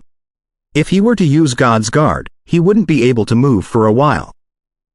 Then, having already obtained the time plate, Lucian Evans could leave the abyss at ease with Natasha now that the Demogorgon of Darkness still hadn't got rid of the Lady of Snow and the Lord of Death. That useless guy Clement was still being suppressed by Natasha and couldn't stop them from leaving at all. Therefore, he chose to perform Blessed Realm to maintain his attack abilities in order to stall and suppress Lucian until Gonheim defeated the two demon lords and joined him. 20 seconds had already passed, and Gonheim should be able to turn things around soon. Ivory light descended and stood around Mecantron like the pillars of a temple. The light blossomed, transforming the cosmos around into an ocean of light. Together with the distant, delightful hymns from the projection of Mountain Paradise, Mecantron seemed to be inside the paradise on Earth. Positron Cannon. Outside of Lucian's left hand, a dark magnetic field was appearing and twisting under restraint, which resulted in the uncanny waves in the space. Countless indescribable things were gathered. They were no longer silver electric currents but those which looked like fire. Entangling each other, they turned into a long electric snake enveloped in fire, which darted out like a thick laser light. If the Angel King hadn't arrived so weirdly, and if his preparations hadn't prevented the Demogorgon of Darkness and the Fire Lord from stalling him for long, he might have not sensed any danger in the hasty situation just now when two top legends were intentionally covering it, and he might have not used a substitution puppet to take it at all. Therefore, in the vacuum, Lucian used Positron Cannon without any hesitation. The gigantic pillar of light where illusionary fire was surging out bombarded Mecantron overwhelmingly. Under the restraint of the magnetic field, it did not raise any change in the chaotic cosmos, as if it were just a regular blast of fire. At this moment, Mecantron's Blessed Realm was just constructed. He was sheltered by the temple perfectly. The angelic wings on his back were closed, and the spots of holy light floated and gathered into a delicate horn before him. He was going to perform the real light of paradise as the deputy of paradise. Now that his plan didn't work out, he would still achieve his purpose with his own strength. The flashing and flowing pillar of electricity, with the glow of fire, hit the Blessed Realm brutally. Then, disbelief beamed out of Mecantron's gold eyes. In the point of impact, the brilliance as dazzling as a rising sun burst out. Not only did the Blessed Realm fail to offer any defense, but it also exploded itself as the light glittered. Boom! The terrible explosion couldn't be heard in the vacuum, but after only one brief moment, everything around was enshrouded in the world-destroying obliteration. Mecantron did not have any time to react before the energy storm raised by the Blessed Realm consumed him. What's this spell? Why is the effect so weird and terrifying? It seems unstoppable. At this moment, Mecantron suddenly sensed that the world would be destroyed, and that if the spell was further improved, it would be even more powerful than God's arrival, for destructive purposes. However, the sudden epiphany couldn't extricate him from the ocean of energy that surrounded him. Little time was left for him to perform God's guard, too. No! Roaring from the bottom of his heart, Mecantron felt that he was being destroyed irreversibly from the inside out and from outside in. His gold eyes were filled with intense disbelief and fear, and terrible explosions broke out in both his body and his soul, creating an unimaginable energy storm. The face that was beautiful as a girl and the 36 pure wings were obliterated at the same time. Clement gradually stabilized himself against Natasha's crazy attacks. When he was ready to counterattack, he suddenly felt that the pressure was gone. Natasha had fled away without bothering anymore. Cutting the cosmos with the sword of truth, she appeared in a different direction very quickly. Why is she running? Is she scared? She's not stopping me from taking the time plate anymore? The subconscious idea had only just occurred to him when he heard the weird and overwhelming spell that Lucian cast from Lucian's vibrating and leaking spiritual power. Positron cannon. Then, he saw the pillar of fiery electric light that was different from regular electric currents hit the blessed realm, sensed the outburst of the sun before his eyes, and felt the pure destruction. Why? How did it happen? Even the blessed realm joined the explosion reaction? The defense itself added to the power of the spell. This spell is too unbelievable.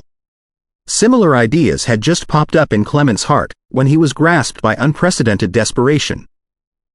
Because he was too close to the paradise created by the blessed realm, and nothing was in between to block the attack, the energy storm swept over at him, not giving him a chance to escape with divine power at all. No wonder Natasha Violet escaped like a bunny that has been shot by an arrow. He finally understood why Natasha suddenly abandoned the attack and ran away without caring about anything. It was a pity that his understanding came too late. Lucian had informed Natasha through the telepathic bond when he got the time plate and was ready to perform positron cannon. Having heard the effect of the magic from Lucian previously, she naturally fled as early and far away as possible. Although the space-time defense provided by the Shield of Truth could protect her from the obliteration when matter and antimatter collided, the Shield of Truth might be broken in the energy storm that was more powerful than eternal blaze after the obliteration appeared. Watching the scorching light and the pure energy storm, Clement was somewhat in a trance. There was no way that the defense he cast upon himself could resist them, could it? Right when he was desperate, the void behind him was suddenly opened, and a hand with green scales, with black thorns that emitted coldness from the knuckles, reached in. With the air of transcendence and condescension, the hand grabbed Clement and pulled him into the space gap. The terrifying energy storm swept over but could not cross the boundary of spaces. The Lord of Hell? Lucian felt that the hand was particularly familiar. It was exactly from his old friend Maltimus, the Lord of Hell. It never occurred to Lucian that he had been paying attention to this thing all the time. It was truly as expected of the Lord of Hell. After Clement dodged the attack, there was nothing but vacuum left, and the obliteration reaction came to an end. At this moment, the chaotic cosmos suddenly shook. The boundless darkness became even darker, and angry roars echoed from all directions. Goddamn devils! Go to hell! The will of Abyss? Lucian and Natasha were no strangers to the voice, either. Demons and devils always despised each other. The former thought that the latter were brainless, and the latter felt that the former were too weak and couldn't achieve anything without tricks and ploys. Also, since the Abyss and the Hell were connected on one level, wars often burst out between them. The bloody feud had been accumulated for hundreds of thousands of years. That was why the Will of Abyss was so angry when the Lord of Hell arrived at the Abyss and attacked despite his wounds. Before the two parties collided, Lucian blinked to Natasha. The projection of the deep, fascinating atomic universe appeared behind them, illuminating a corner of the space with the colorful starlight. Then, as the projection of the atomic universe was gone, Lucian and Natasha disappeared from the chaotic cosmos, too. Now that they got the time plate, why would they stay here for the Will of Abyss to vent his fury on them? Also, the Demogorgon of Darkness might arrive at any point. Unless his magic caught the enemy unprepared, his overall abilities were still far away from the top legendary. After all, positron cannon could be both resisted by space-time defense and deviated by magnetic extraordinary powers because it carried electricity.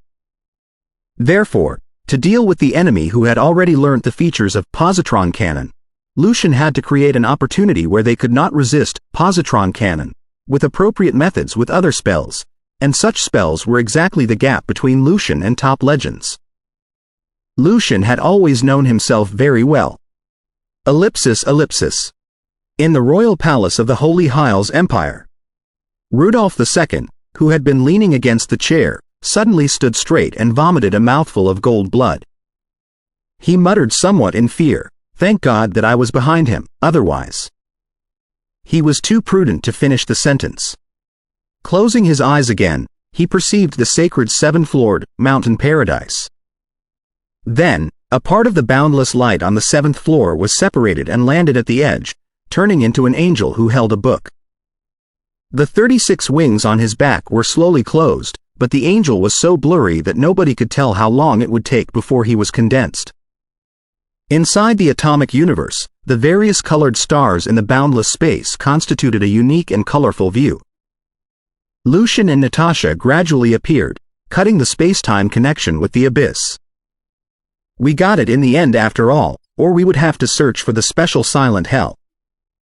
Natasha was rather amazed by the beautiful, complicated patterns on the dark plate in Lucian's hands. They were protruding and glittering in turns like a ticking second hand. Also, every pattern was spreading the vague, dreamy sense of ripples. Not just ladies, even Lucian as a male felt that the time plate was a piece of delicate artwork.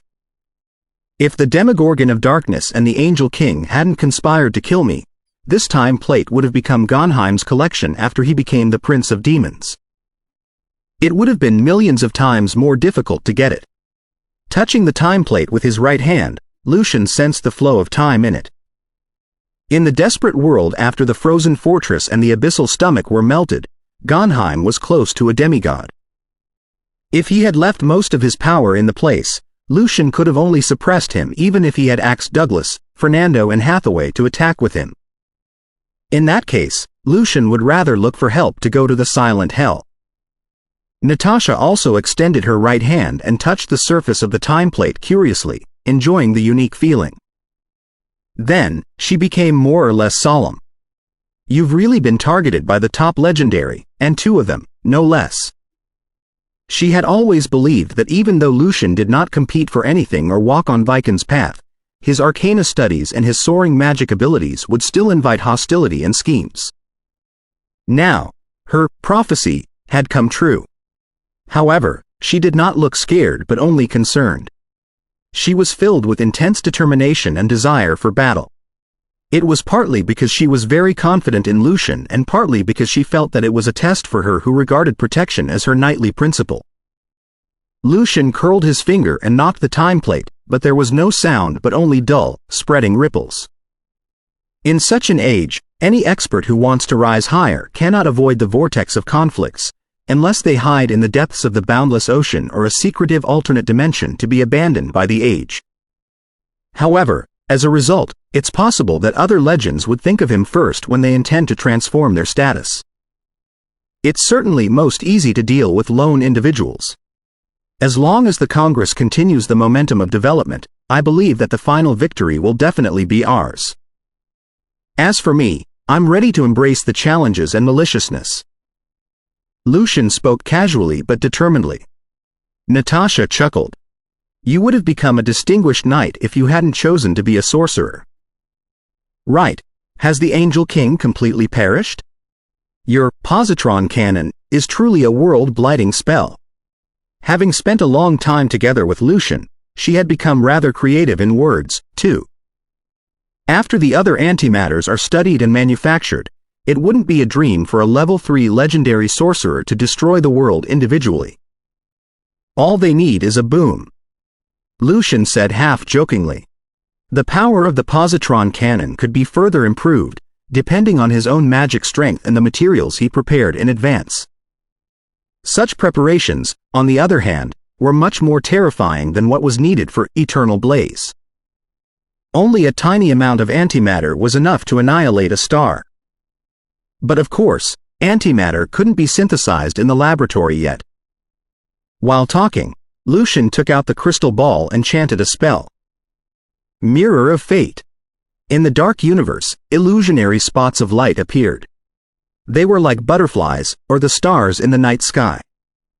That was the cosmos of fate. Those spots of light were gathered into a hazy, mysterious mirror.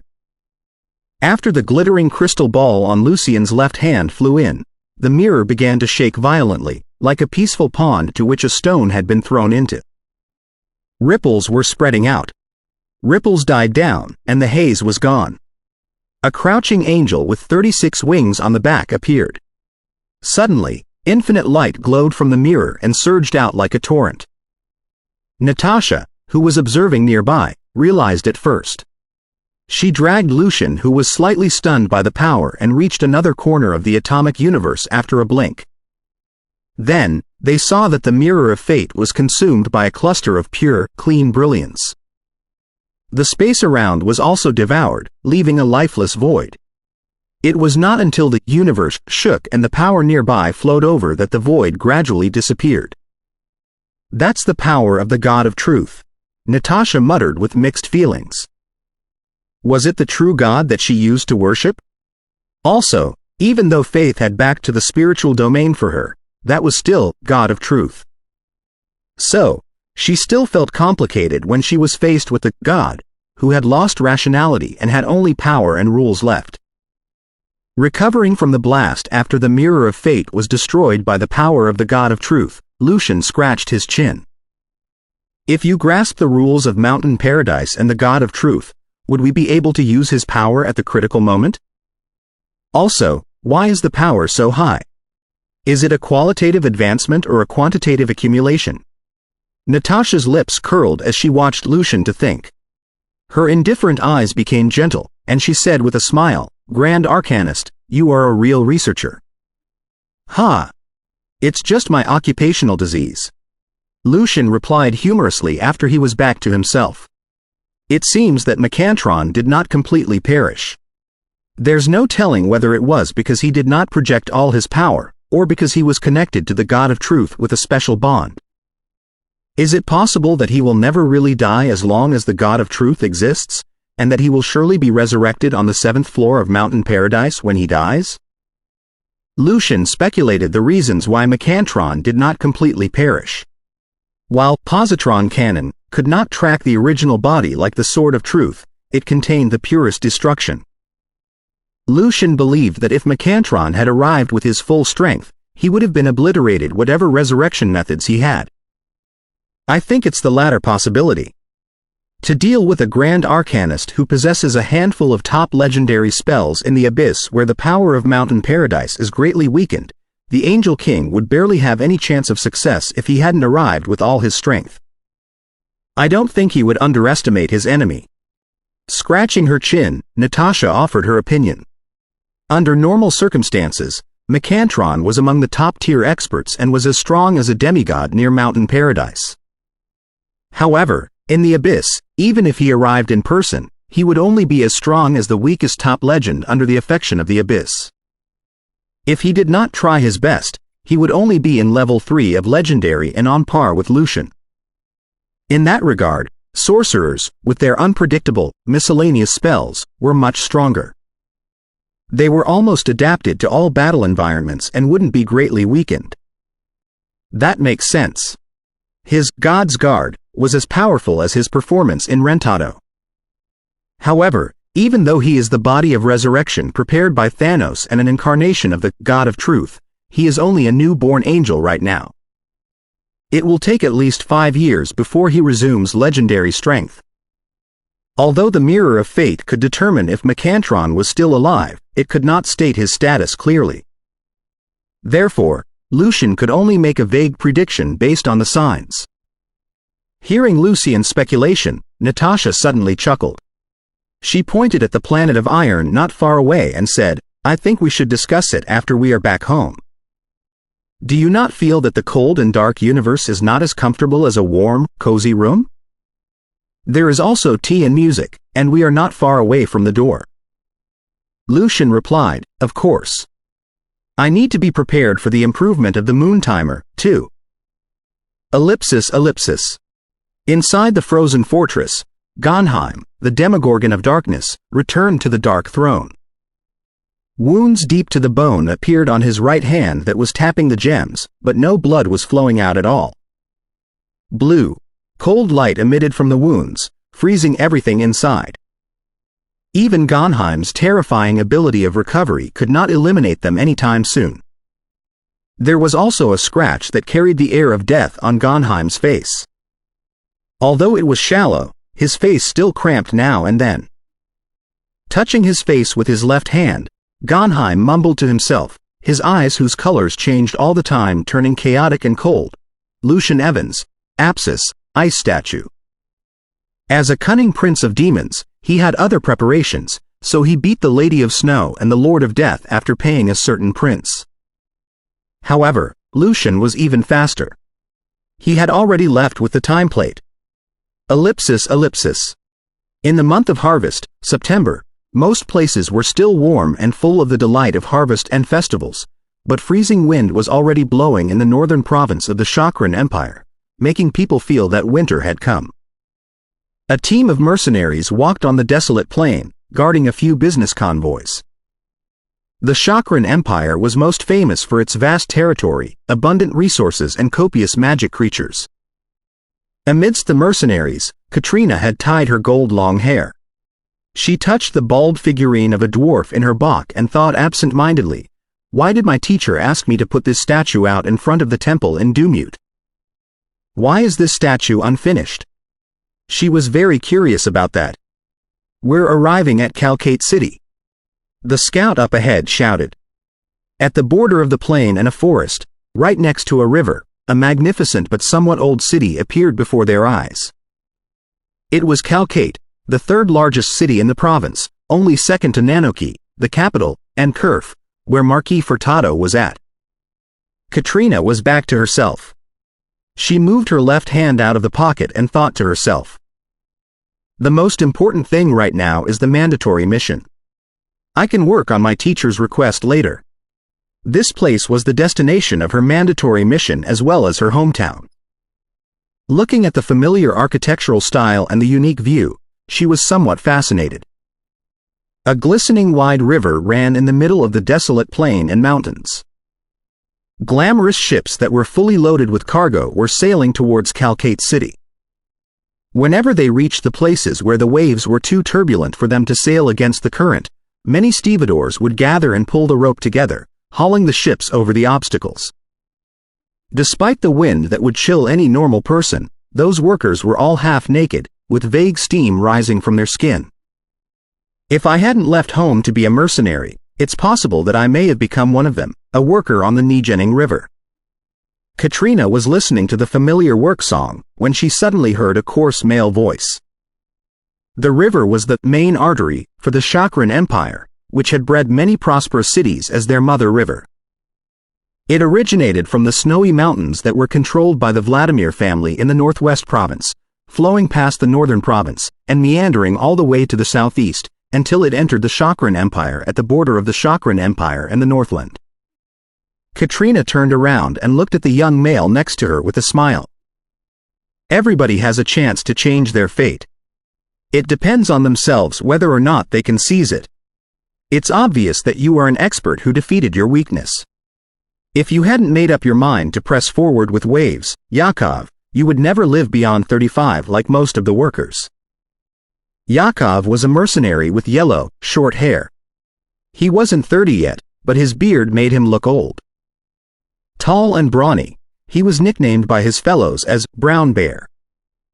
Was it also your motivation to become a mercenary? His eyes moving away, Yakov asked back. Because the Chakran Empire was unpopulated and frequented by magic creatures and bandits, long trips could be dangerous, particularly in the north. Therefore, it was quite eye-catching for a beautiful girl to be on a trip by herself. By the same logic, she would receive a lot of attention if she joined a business team without any partner. In order not to be suspected by the clerics of the North Church and the nobles, Katrina prudently chose to pretend to be a mercenary. With fake certificates, she joined a team that was to protect some businessmen on their way to Calcate City. Yakov was the leader of the team, a knight who had triggered the blood power of frost giants by himself. Katrina was about to reply, when a pleasant female voice interjected, "Let me guess. Are you trying to run away from your marriage? A girl as gorgeous as you must be from a noble family. Has a powerful scoundrel got his eyes on you and forced you to marry him, and you had to flee as a mercenary? Anna, you've heard too many tales from the bards." Amused, Katrina looked at the female archer next to her who was wearing leather armor. Anna was a mercenary no more than 20. She had blonde hair, green eyes and a pretty face. She was as convivial as Heidi, so Katrina made friends with her easily after they met. She was also very curious about Katrina, who was tall and elegant. Having grown up in the tales of the bards, she instinctively believed that Katrina must have a complicated past. Little did she know that it was also the speculation of most mercenaries in the team. Although Katrina was good at swords, and some female mercenaries were as beautiful as her, she was very graceful and emanated the obscure air of knowledge when she considered questions. That was rare for mercenaries. Yakov had once worked with an official sorcerer best known for his insights, but he did not feel such a vibe from the guy. Anna chuckled. Looking at Calcate City that was getting close, she asked expectantly, "Sister Katrina, we will settle in this place with Boss Yakov. What about you, are you going to leave?" Yakov had activated his blood power in an adventure earlier. He had returned to be knighted. After that, he would be given a manor and a fief on the desolate plain. Those in his team who were willing to stay would become his squires or butlers. For most mercenaries, such an opportunity was not easy to come by. Naturally, they agreed to stay without any hesitation. With the support of a noble, it would be easier for them to activate their blood power. Yakov and the few mercenaries pricked their ears as they waited for Katrina's answer. Katrina smiled and rubbed Anna's gold hair. "I've come to Calcate City for fortune. Maybe I will get what I want in a few months. After that, I will return to the place I belong to, where my family and my friends live. I will always cherish the memory of my adventure with you." Many resources and magic creatures were hidden in the forest and the desert near Calcate City. That's why so many business teams and mercenaries were active here. Many adventurers had come in search of gold mines or other undiscovered treasures to be rich overnight. Most of them left in disappointment or lay forever in the depths of the forest, but there were still lucky dogs who returned with trophies. They motivated more and more adventurers to come. Many local specialties were important for sorcerer studies and alchemy. That's why the official sorcerer came to explore. However, he was involved in a demon worship case and killed in Calcate City. If he hadn't come with partners, the Congress wouldn't have known that such a sorcerer went missing at all, much less sending investigators. "Family, friends." Anna muttered gloomily, "Sister Katrina, you must come to see me often while you are still in Calcate City." Yakov said in a low voice, "Katrina, whenever you need help, don't hesitate to find me. We're partners." Katrina nodded. Seeing that the atmosphere was turning heavy, she hurried to change the topic by asking Anna about Calcate City. She was only 10 when she left this place and only had a vague memory about it. In the middle of discussion, the business convoy reached the city gate. At this moment, a team of cavalrymen rode out of the city fast and neatly. They had obviously been trained for a long time. Those cavalrymen were in black, full armor, their faces covered by the masks of their helmets. They looked as cold and cruel as if they were from a blood-stained battlefield. Their left arm had a blood-red emblem, in which a red bear was holding a head with its left paw. Count Vladimir's Blood Bear Legion. In an extremely low voice, Yakov introduced them to Katrina. Katrina was actually no stranger to them. Although the Vladimir's family was based in the Northwest Province, they had certain influence on the neighboring North Province, too. For example, Calcate City was the hereditary dominion of the Vladimir family, whose liege was known as Count Calcate. The emblem of Blood Bear that represented strength and honor was their unique sigil. Anna said enviously, "The Blood Bear Legion? They must be going to welcome Viscount Indri." Viscount Indri? Katrina did not know what the name represented, although he did sound like the next Count Calcate. Yes, Viscount Indri became an official knight at 20, a grand knight at 25, and a top grand knight 2 months ago. He was recruited by the legendary knight, Nicole, as his student. He will certainly become a radiant knight and the strongest Count Calcate. Anna spoke as if he were the Prince Charming for her. Nicole, the Storm of Death? Katrina was more or less surprised. This level 1 legendary knight was the current leader of the Furtado family and the de facto governor of the North Province. However, wasn't the Furtado family in disagreement with the Vladimir family and dissatisfied with them meddling in the affairs of the North Province?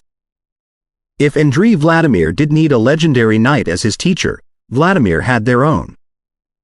Tom Vladimir, the Ice Age, was already old, but he was still alive and he was a legendary knight who had the hope to reach level 3 of legendary. Are there any secrets? Is the information important for the Congress? Thought Katrina in confusion. Seeing her apparent shock, Anna appeared even more envious. It's very fortuitous to be the student of a legendary knight even for radiant knights, not to mention the grand knights. Viscount Indri must have something special about him. Not just legendary knights, I would be satisfied if a radiant knight agrees to be my teacher, but it will never happen without the grace of the Lord. Yakov sighed bitterly and hopefully. The other mercenaries said in self-mockery, "We would like to go to Mountain Paradise in advance if we can be given a grand knight, or an official knight, as our teacher." In their conversation, they entered the city with the business convoy and checked in at a hotel. While Yakov went to register in the city hall, Katrina went to a tavern nearby with Anna. The moment she stepped in, Katrina was immediately welcomed by the mercenaries and adventurers with whistles, who made dirty jokes non-stop. Anna glared at them and drew her dagger. Without being shy, Katrina also raised her longsword and glanced around indifferently. On such occasions, the weaker they behaved, the more they would be bullied.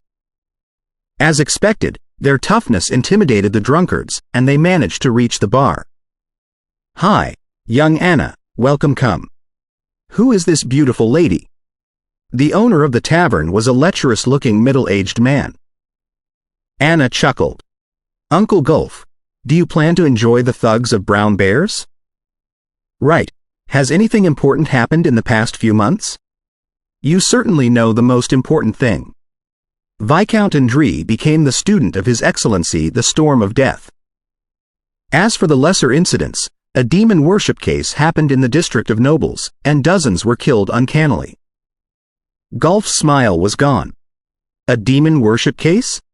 asked Anna curiously. Katrina was more or less relieved. It was indeed easier to investigate with a local mercenary as a partner, and it would not raise any suspicion. Otherwise, somebody would have noticed her if she had asked about the case recklessly as a foreigner.